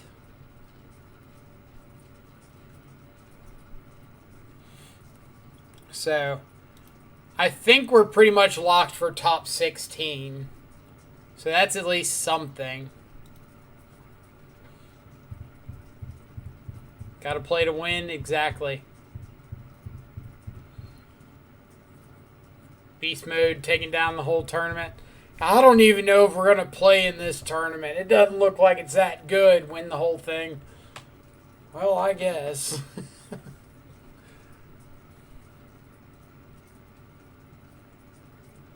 Everybody hanging out in chat. We're just waiting for the last round to start. We got just a couple more minutes here. 12 hours later. God, it has been 10 hours I've been online. So I think the funniest part of this is we started the day off in a league with Grixis that we're currently 0-2 in, like not even close to having a chance. Then we hop over to 4-color and go on a decent run.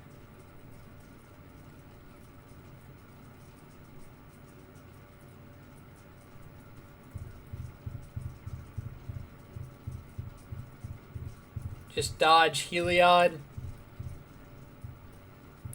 Like, Heliod is very annoying, don't get me wrong. But it's not like, oh my god, unwinnable. I'd argue 4-color actually has a better matchup against it than, like, Grixis does. Because you can attack into Auriok champions pretty reliably. Match 2 of that league was against... Was it?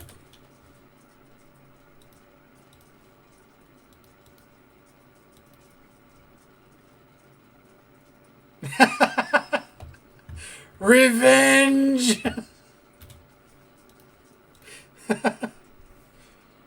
Revenge is a dish best served with top 8 implications.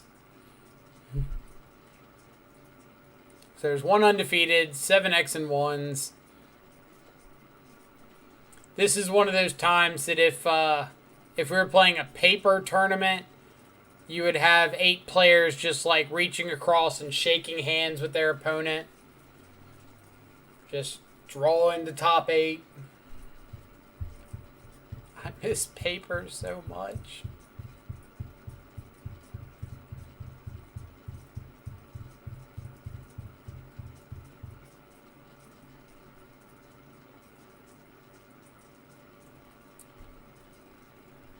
All right.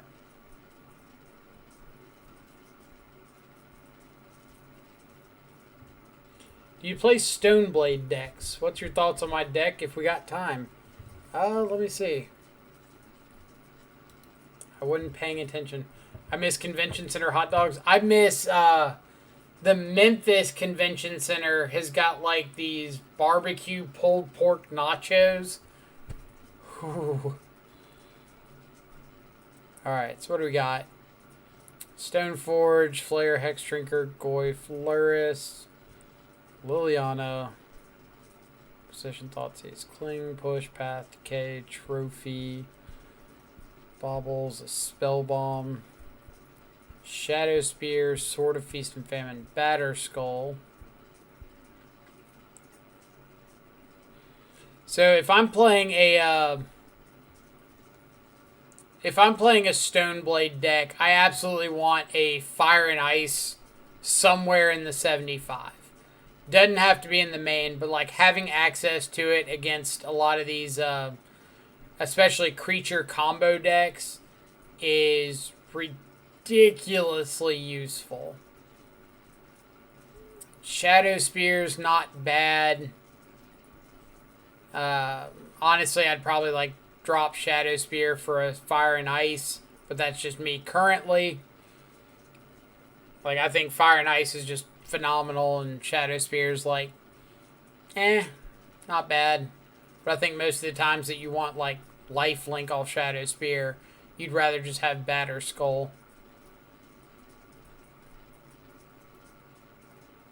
Sideboard, Ashiok I love. Eidolon of Rhetoric seems meh, but I've never played with the card, so you gotta take that with a grain of salt.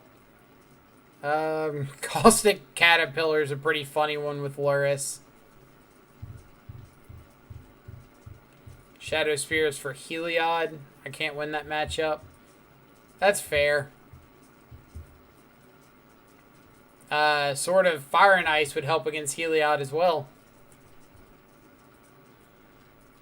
Mow down some dudes. Draw some cards.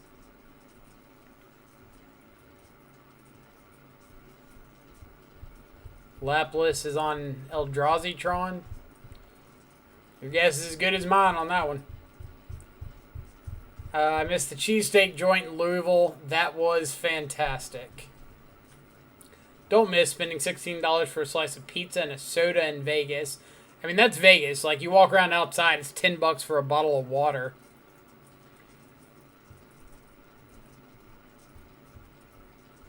$71 matches were still played this round.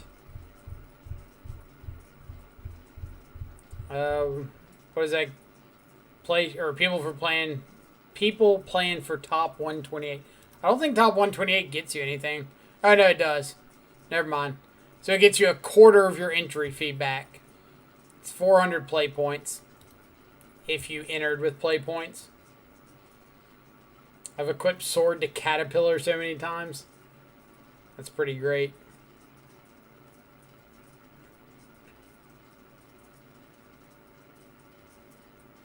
Currently trying to craft a Cheesy Warrior Tribal 8-Whack. That's a lot of keywords. Alright. So for everybody coming in and hanging out, we are getting ready for the last round of Swiss in the Super Qualifier.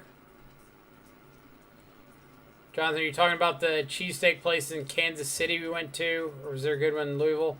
I think he's talking about Kansas City.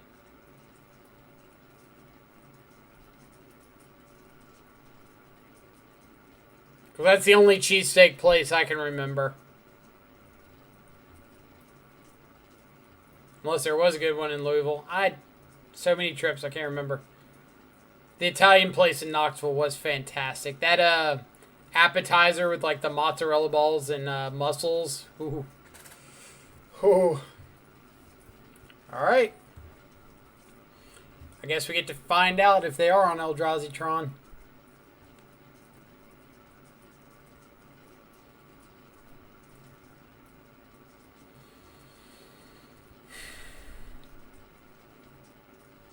That's a Luris. So I'm pretty sure that means not Eldrazi-tron. This hand is not great against a Shadow Mirror. It is okay against Mill, oddly enough.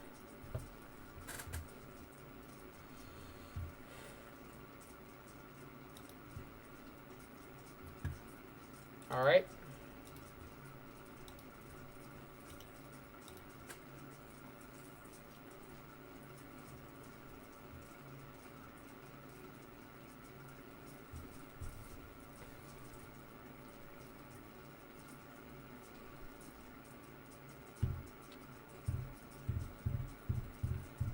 Hammer time. No Scourge is a no. Dang it. Calm down, opponent. It's just a game. So we're looking for Fatal Push.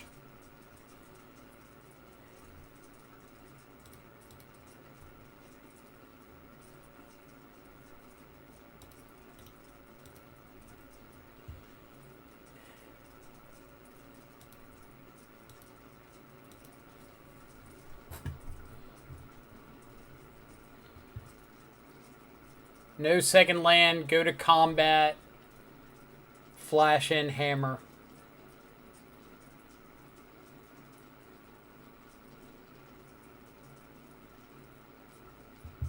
This is the card that wrecks us in this matchup. A lot of the other stuff you don't care about that much, but Sigarda's Aid will absolutely ruin your day.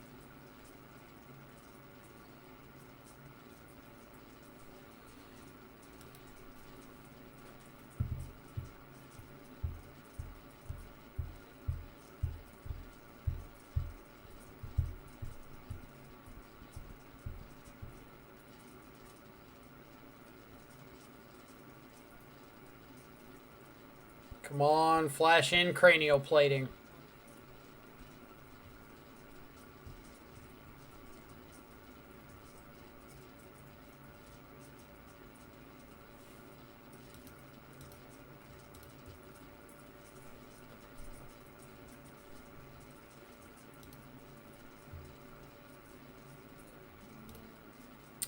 Yep.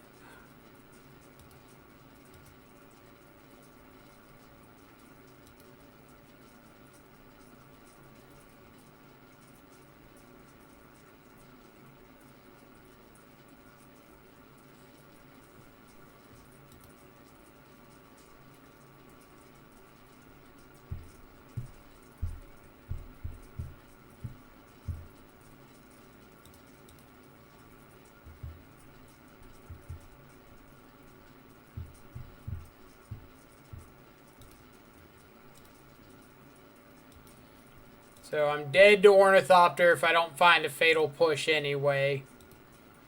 So the difference between 6 off of getting a basic and 4 after getting a non-basic is completely negligible.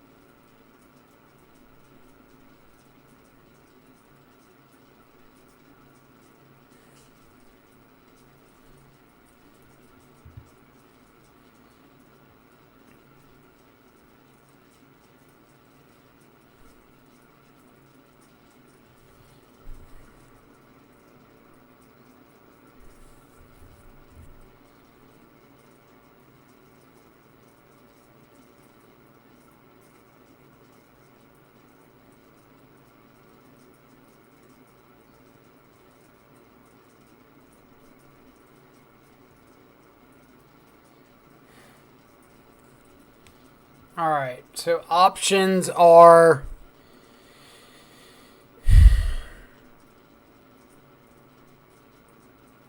play Goyf, hold up stub,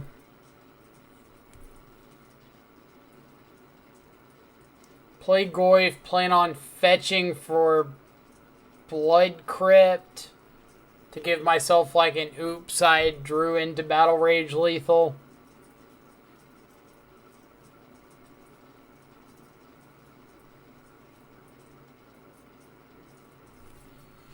I think that's the play. I think it's Goyf plus fetch land that gets Blood Crypt.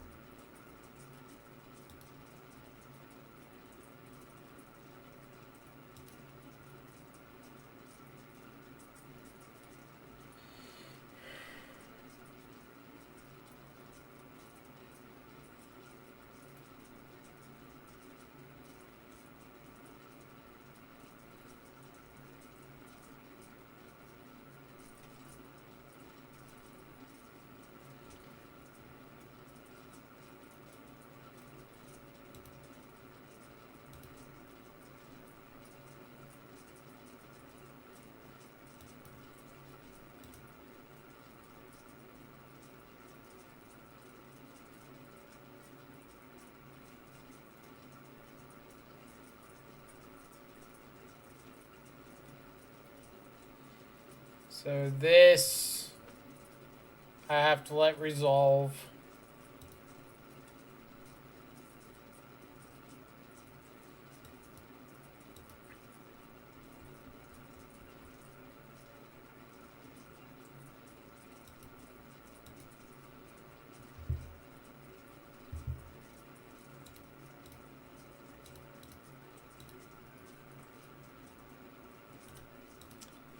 That's way too many lands. Alright, hammer time.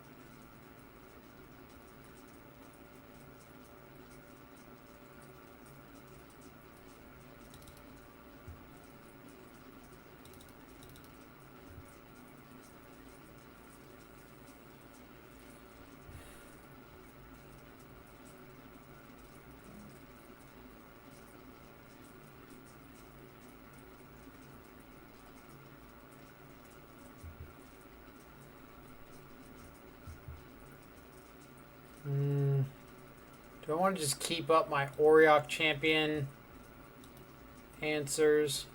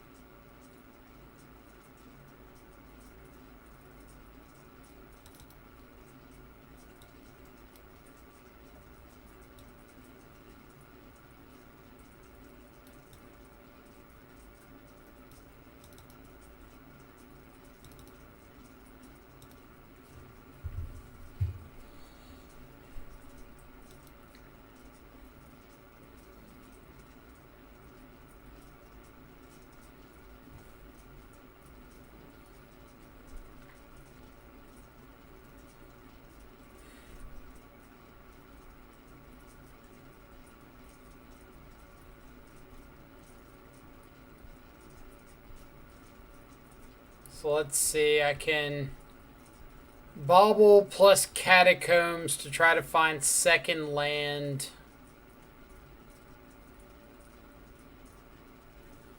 No.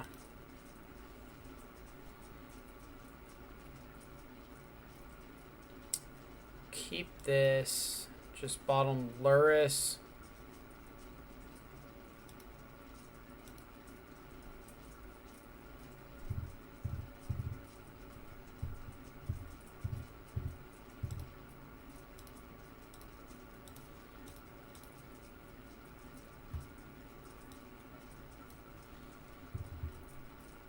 So we'll take aid, say go.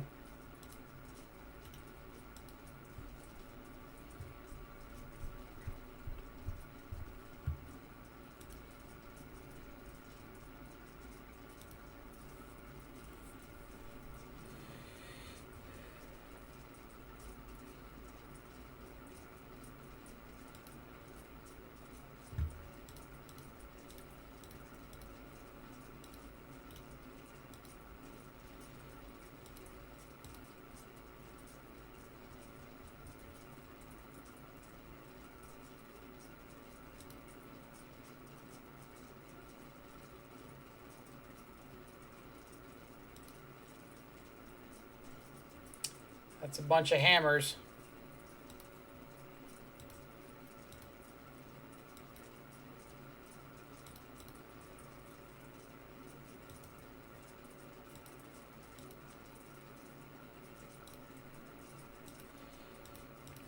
All right. Now deck, we just need the threat pieces here.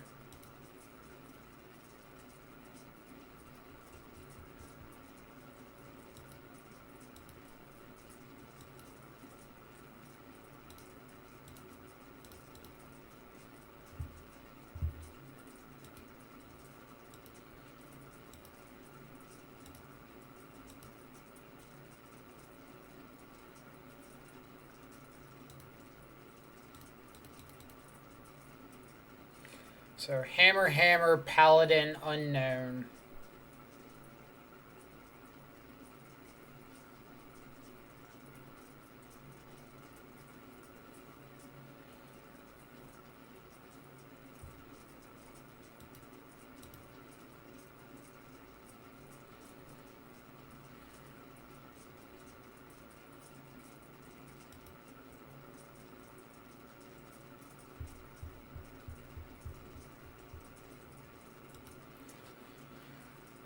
Close to a threat.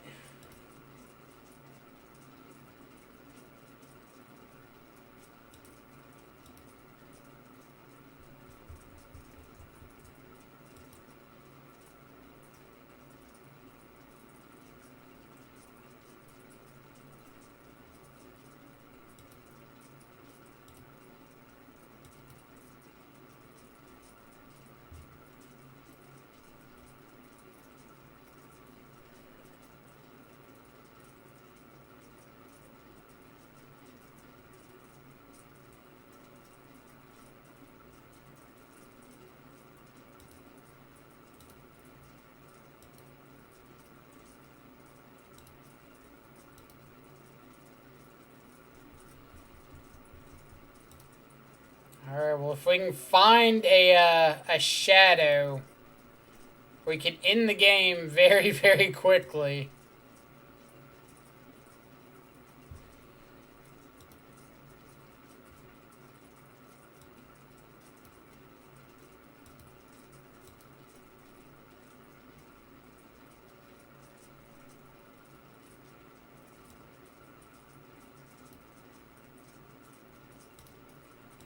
Alright, that gives us our shadow.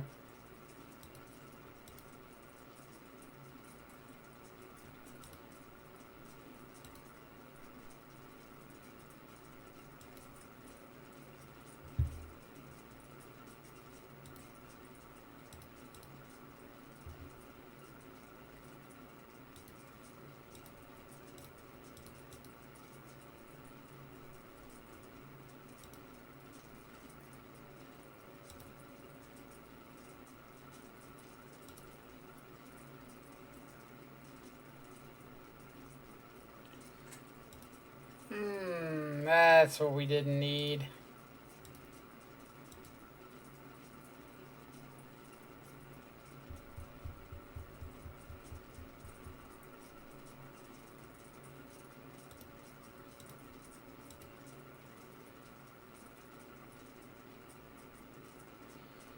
So we need shadow, another traverse.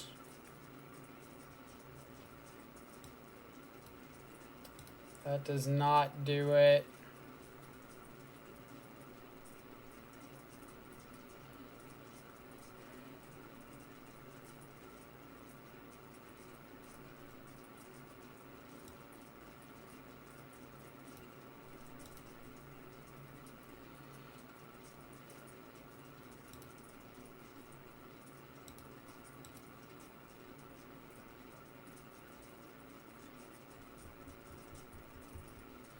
Shocking there because I need to make sure if I find a shadow or a traverse, it's lethal.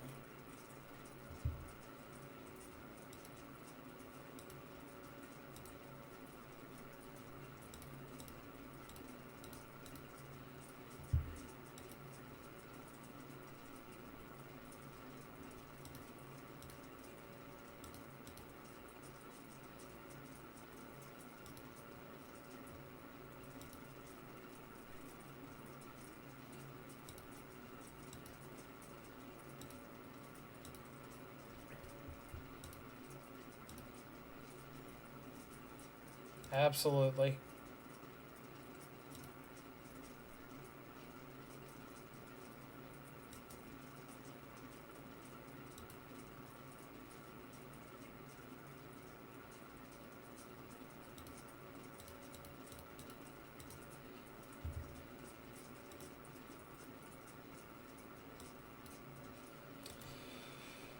I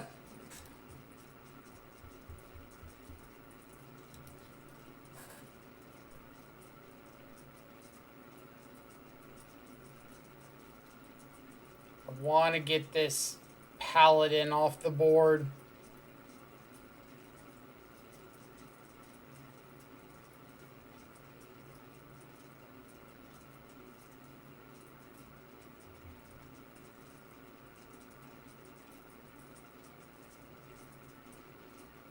I'm really surprised they're not trying to draw off of these paladins. Or draw off of this paladin, I should say.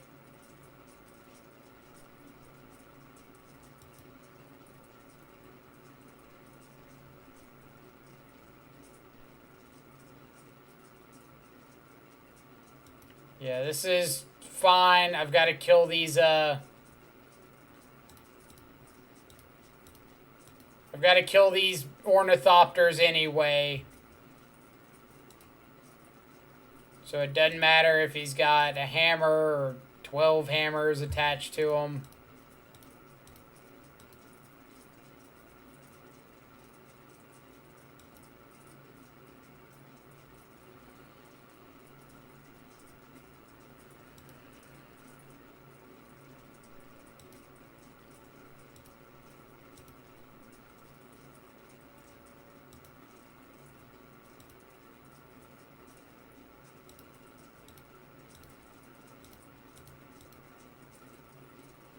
About to have enough to start hard equipping some hammers.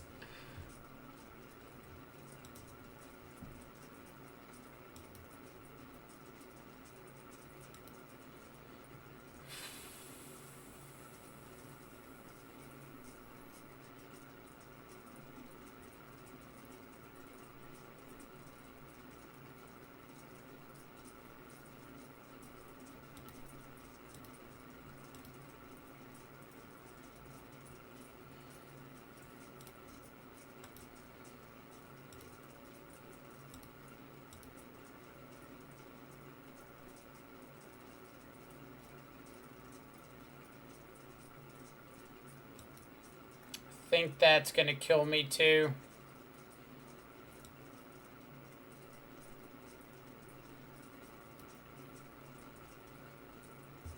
So I need to draw exactly...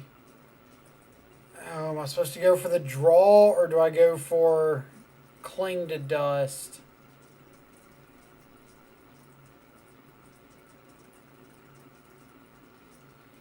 I guess we go for the draw because if it's like a creature or something that could block this, then I would kill myself by clinging. If I take this and draw for turn, then a creature is not an out, but a roadblock.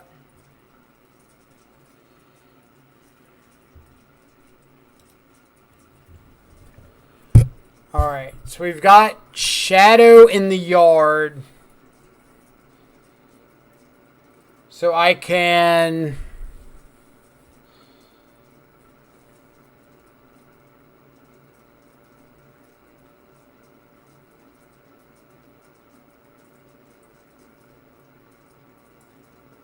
What? K command... Blow up, Shadow Spear, get back Shadow. Have to fade a draw step.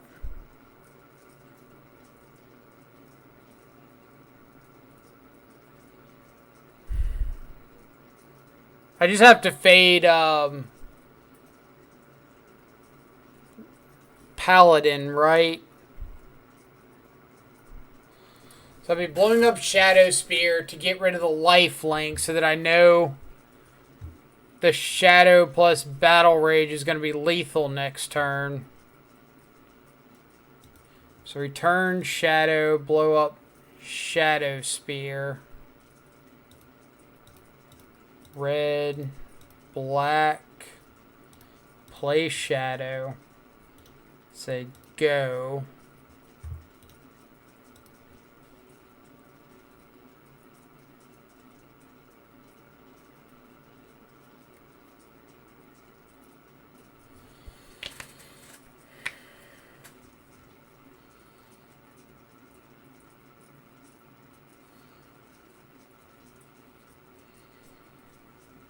Don't have a swift foot boots. Okay.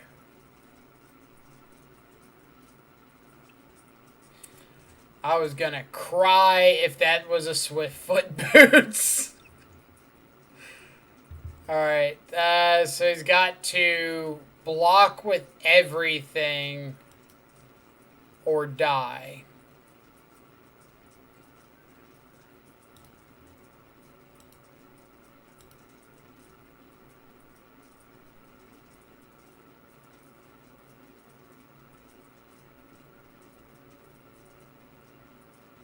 Alright.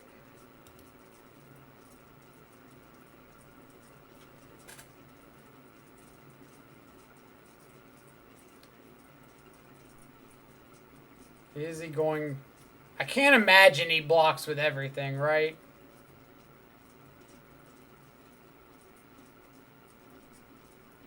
It's like, it does have to be everything. And he's got to recognize that, like, I don't make this attack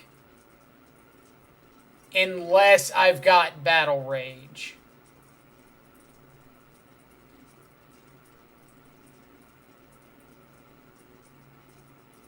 Right. So this is correct. And we assign damage how?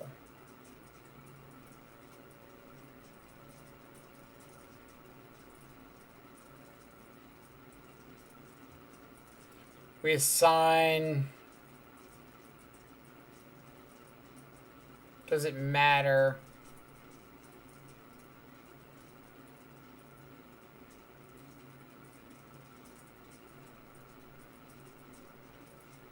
Like, I'm assuming he's protecting Stoneforge.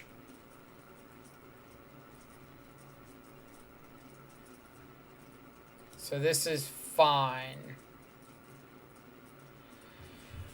I can't Battle Rage if he protects Stoneforge.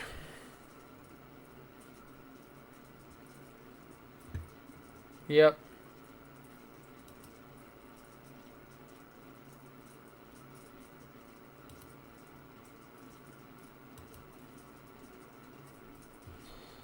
I say go. We have to fade another top deck. But I can, like, cling to gain life and then have stubborn... Or no, I can't because I don't have basic island.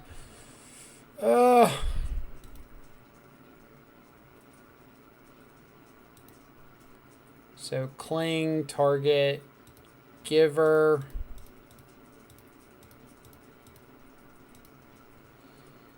Exile, land, sorcery,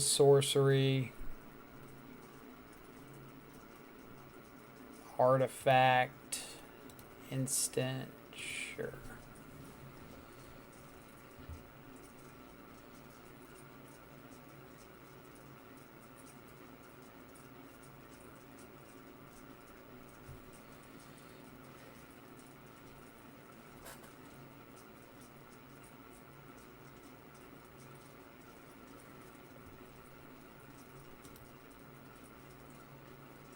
Go down to 3.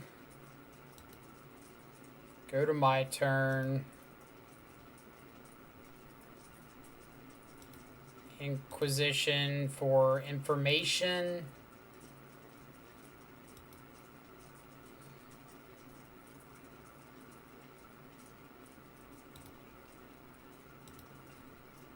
And attack.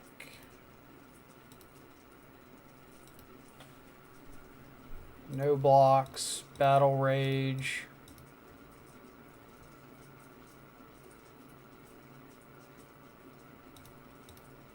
Fetch down to 220. All right, game 3.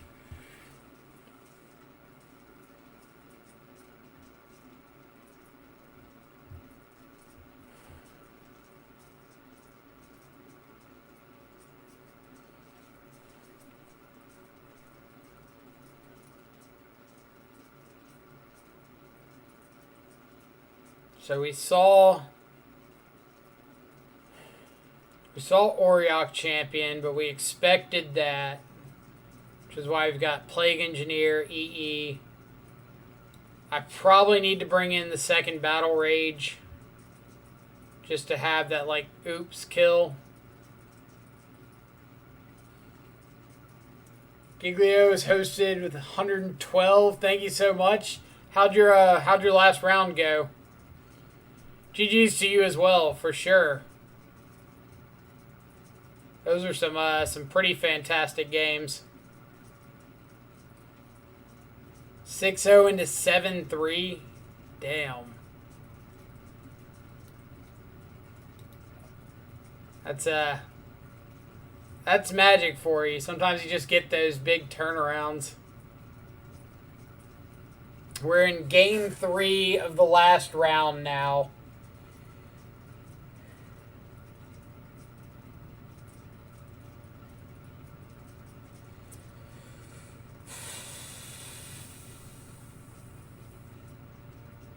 Your TBR play still is blowing my mind. Are you talking about the TBR block on the Scourge? Like our Scourge block?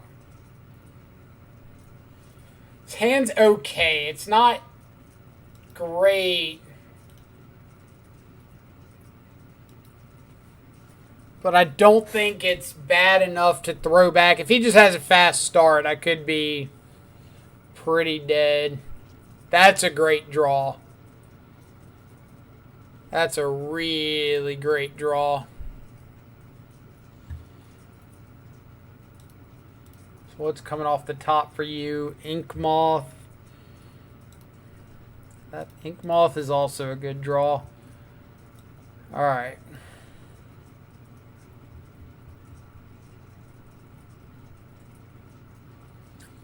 So what's more important, red or blue? Probably red, so that any land other than breeding pool gets trophy or gets K command online. If we get watery grave, we've got all of our basic colors covered, and we're good if we draw stub. But then we've got a lot of non-red draws. Like, not a lot of lands we can draw that don't produce red. Double Paladin, Shadow Spear, Stoneforge. And they're drawing into Ink Moth. So we just have to take Stoneforge here. Just take their way to get a hammer.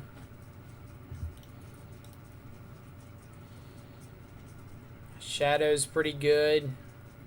Yep.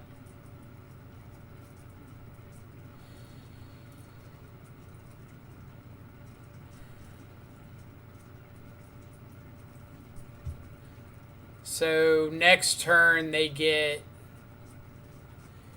Shadow Spear, or they can go Ink Moth, Pure Steel, Shadow Spear, draw 2. Is there anything they do that's better than that?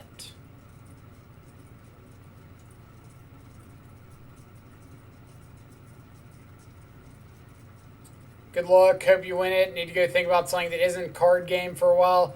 For sure, for sure. I hope you have a great rest of your night. Thanks again for the raid and the follow. Oh, what am I doing here?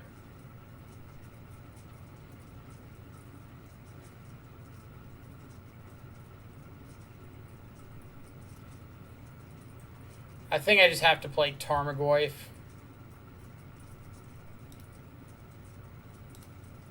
I think I just need to get a dude out on the battlefield.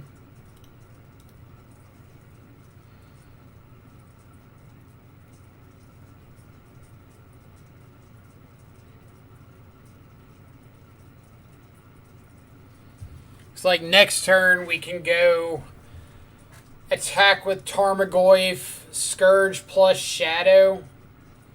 And that puts an insanely high amount of pressure on our opponent to find a way to kill us. We could also just go like attack, fetch, shock, shadow, hold up trophy.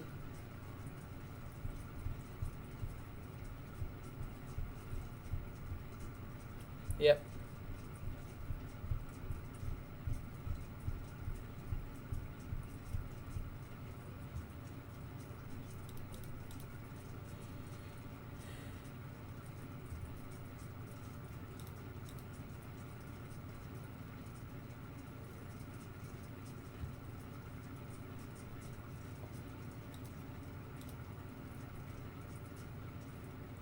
Auriok champion. Not the one we want to see there. We could trophy to force the shuffle on the champion.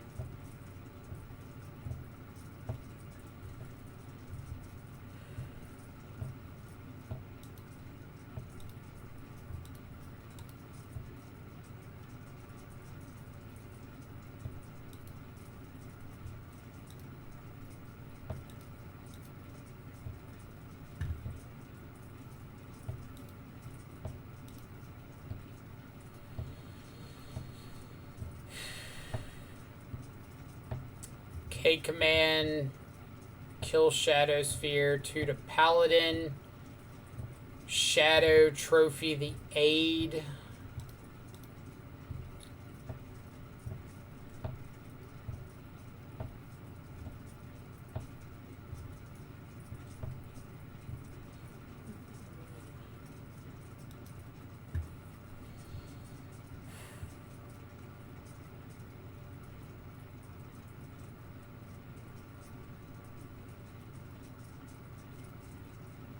I really don't like my opponent having this Auriok champion.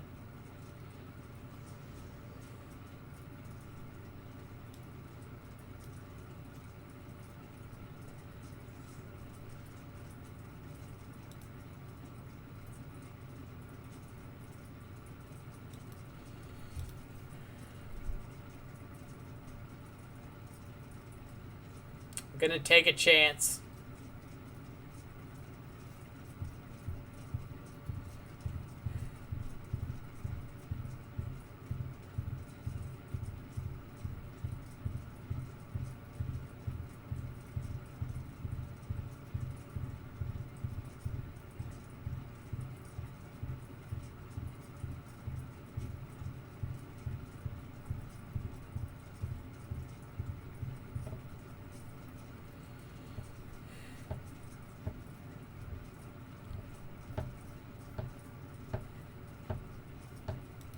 All right.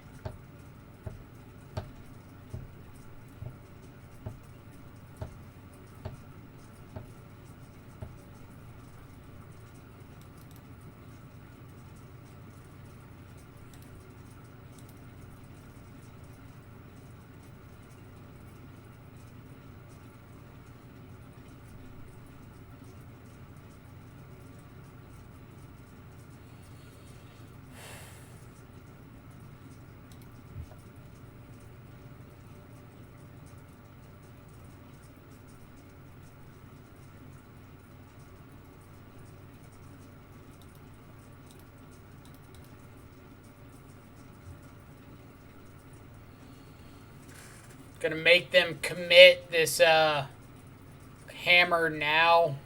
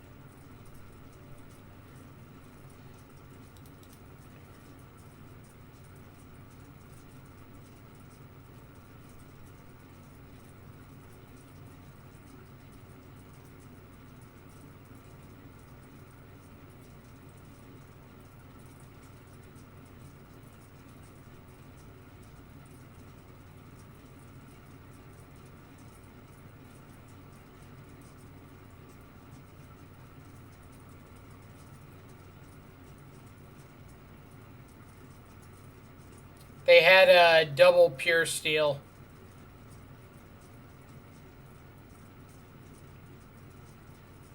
They didn't have aid. They had a Stoneforge, double pure steel, something else. They drew into aid.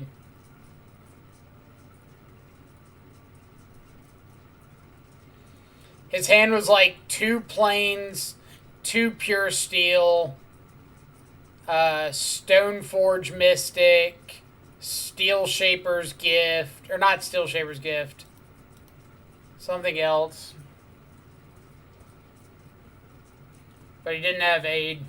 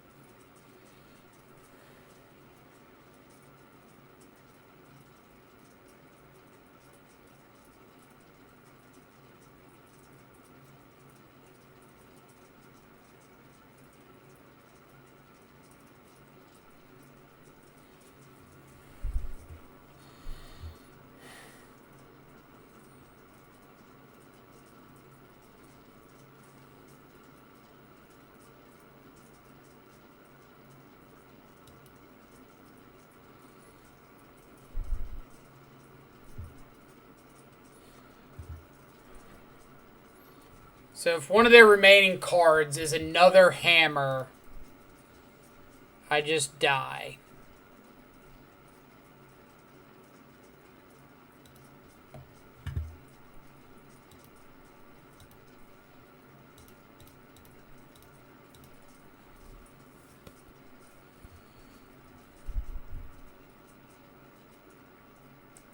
Like that.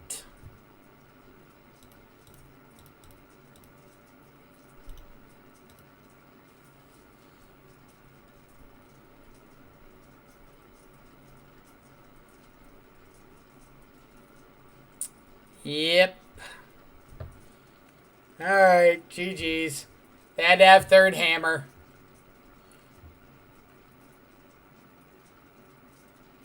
Same thing would have happened if I'd stubbed the Steel Shaper's Gift there.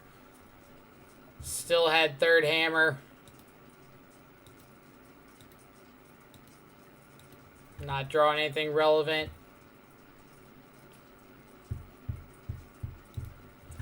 Yeah.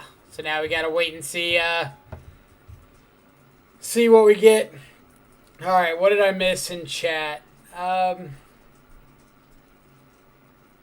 Easy take Stoneforge. At the time, yes.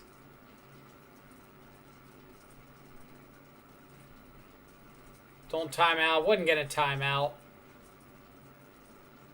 Yeah, trophying the aid didn't do anything. We needed to take pure steels off the board to get them to stop drawing.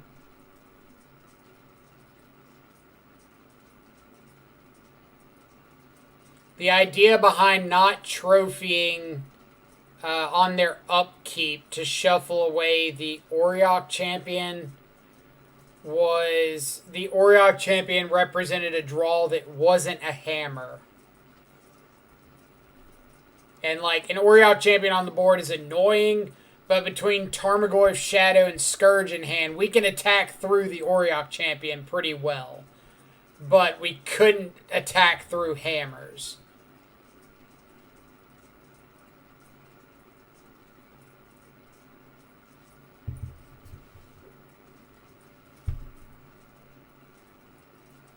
Hammer is extremely good at grinding. Like, I know Connor Mann's in here all the time. He plays a ton of Hammer and talks about it being, like, best Luris deck in the format. Beats a lot of removal pretty easy.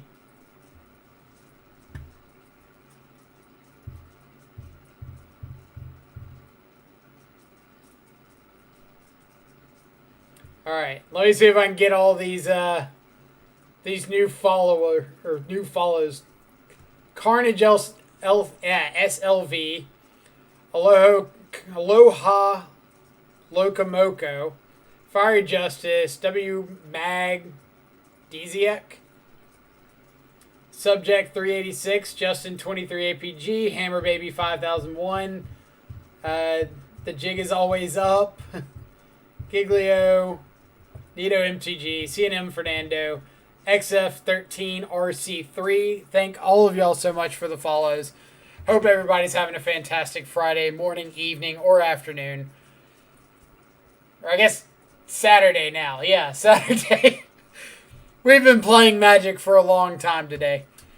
But appreciate everybody stopping by and hanging out. For those of you who don't know, if it's your first time on the channel, my name is Michael. I play a ton of Modern, especially a lot of Death Shadow. Today we're playing 4-color. We play a lot of Grixis, Rakdos on the stream.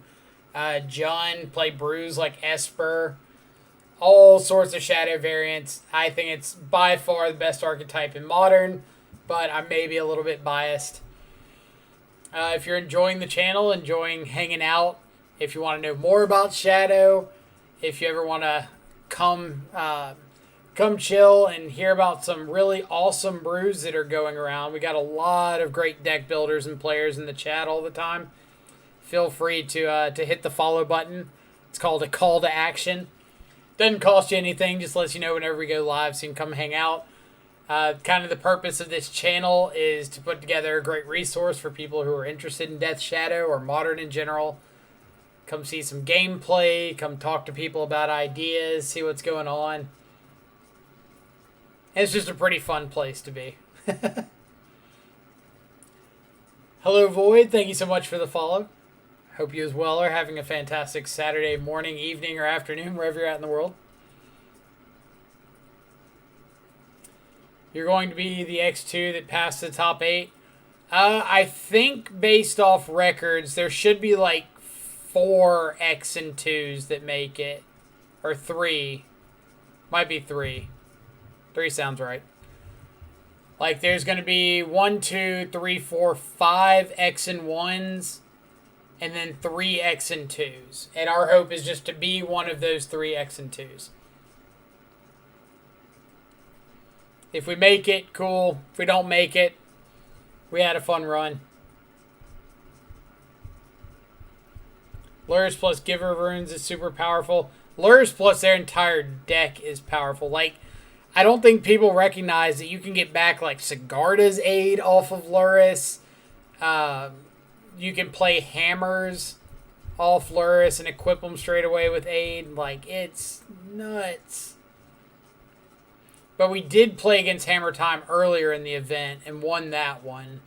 So I don't think our matchup's just like god-awful, but didn't fall that way.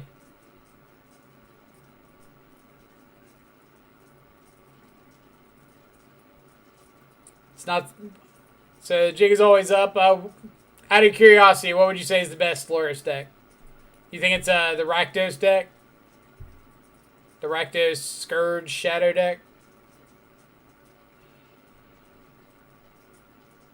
Which I think that's a completely reasonable opinion.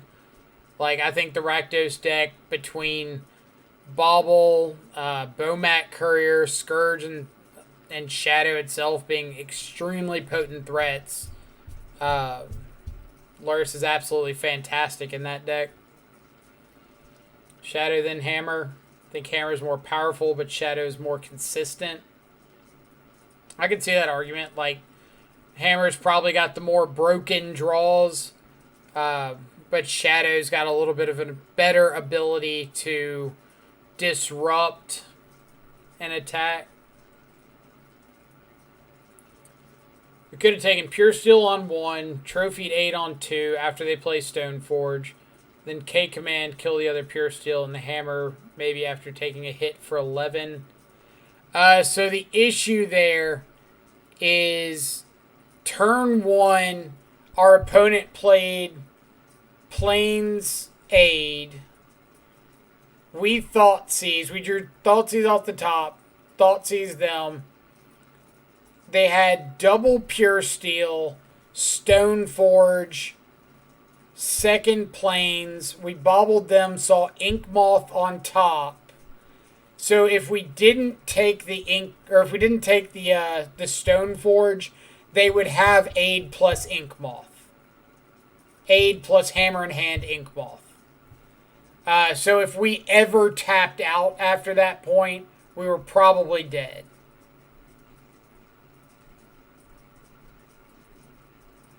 And we didn't know that we were going to draw a third land on curve.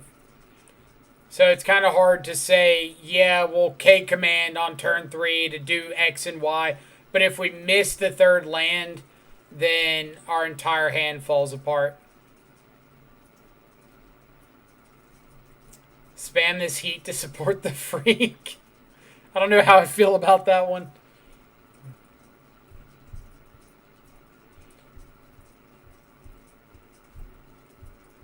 Maybe it's time to play more Ancient Grudge. Well, we've got, 4 pushes in the main, a trophy in the main, trophy in the board, 2K command in the board, an EE in the board. I think I'd rather play like more EEs before I'd rather play Ancient Grudge. Sappy coming in with 5 gifted subs. Oh my god, thank you so much. Welcome to our new subscribers. For anybody joining in, you get access to a lot of these really sweet Death Shadow related emotes, including Temur Battle Rage, Thoughtseize, Gurmag Angler, and Death Shadow itself. For anybody who's curious, all of our emotes are done by a local graphic designer friend of mine who is ridiculously talented. If you're curious about seeing her work, or if you're ever wanting something commissioned, either for your own stream, for personal use, whatever, there's a link right down below. Let me see if I can pull it up and show.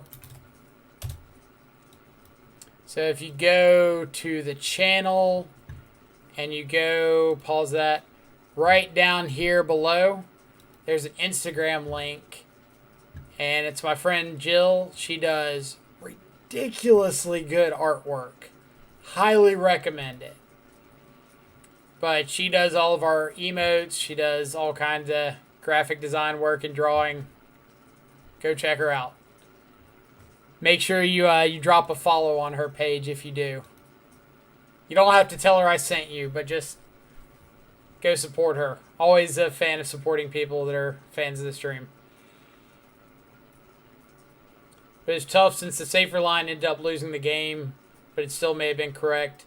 I mean, they were going to have some draws. Like, they had Shadow Spear, double Paladin, so there was a good chance they were going to get draws off of those Paladins at some point. But we just never had a good priority opportunity with Sigarda's aid out.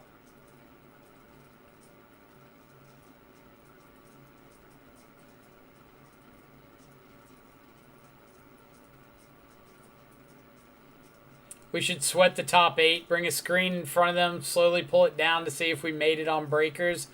Ooh, I like that idea. I like that idea. Keep me guessing. So like right there, we can like slowly wheel it down. Y'all can stare at my face for the next like minute.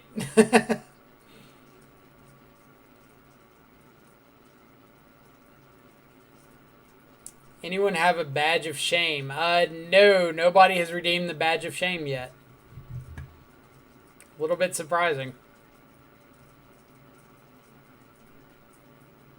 So for anybody who doesn't know, there's a 50,000 point channel point option where if you redeem, you get to challenge me to a one-on-one fight to the virtual death.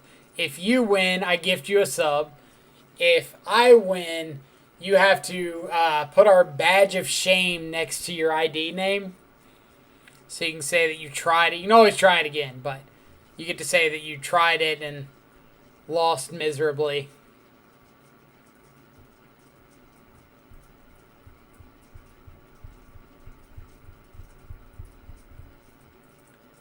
Long day indeed.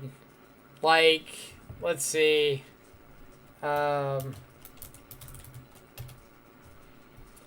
Almost 11 hours streaming.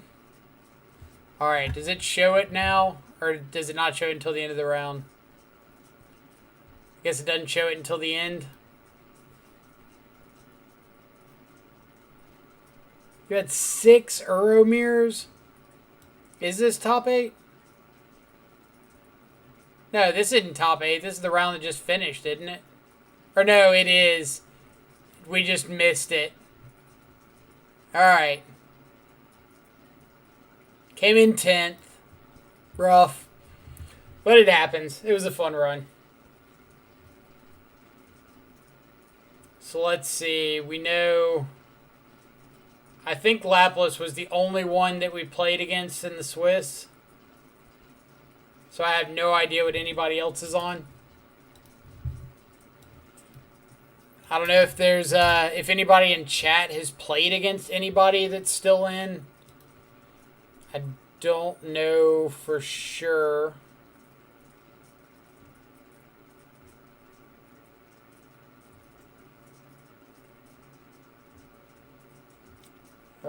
Let's see.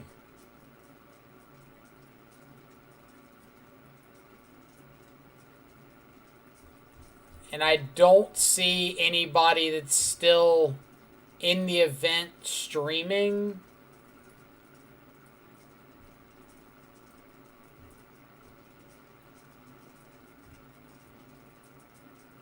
Doesn't look like anybody that's still in. Batentina's 4-color, like 4-color Uro or 4-color Shadow. Yeah. Yeah.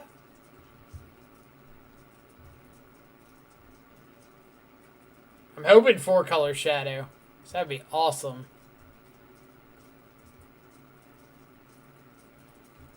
Uro. Boo. Boo.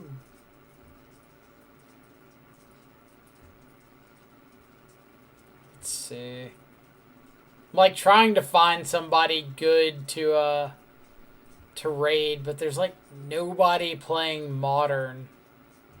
Everybody's playing Cube, or there's a couple Modern players that are like out of the Swiss now.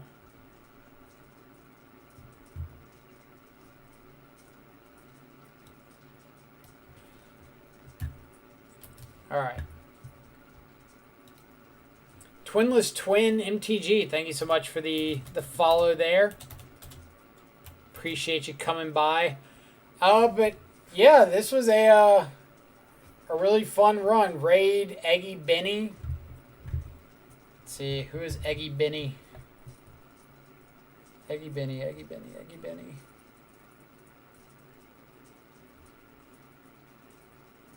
Eggy Benny, Eggy Benny.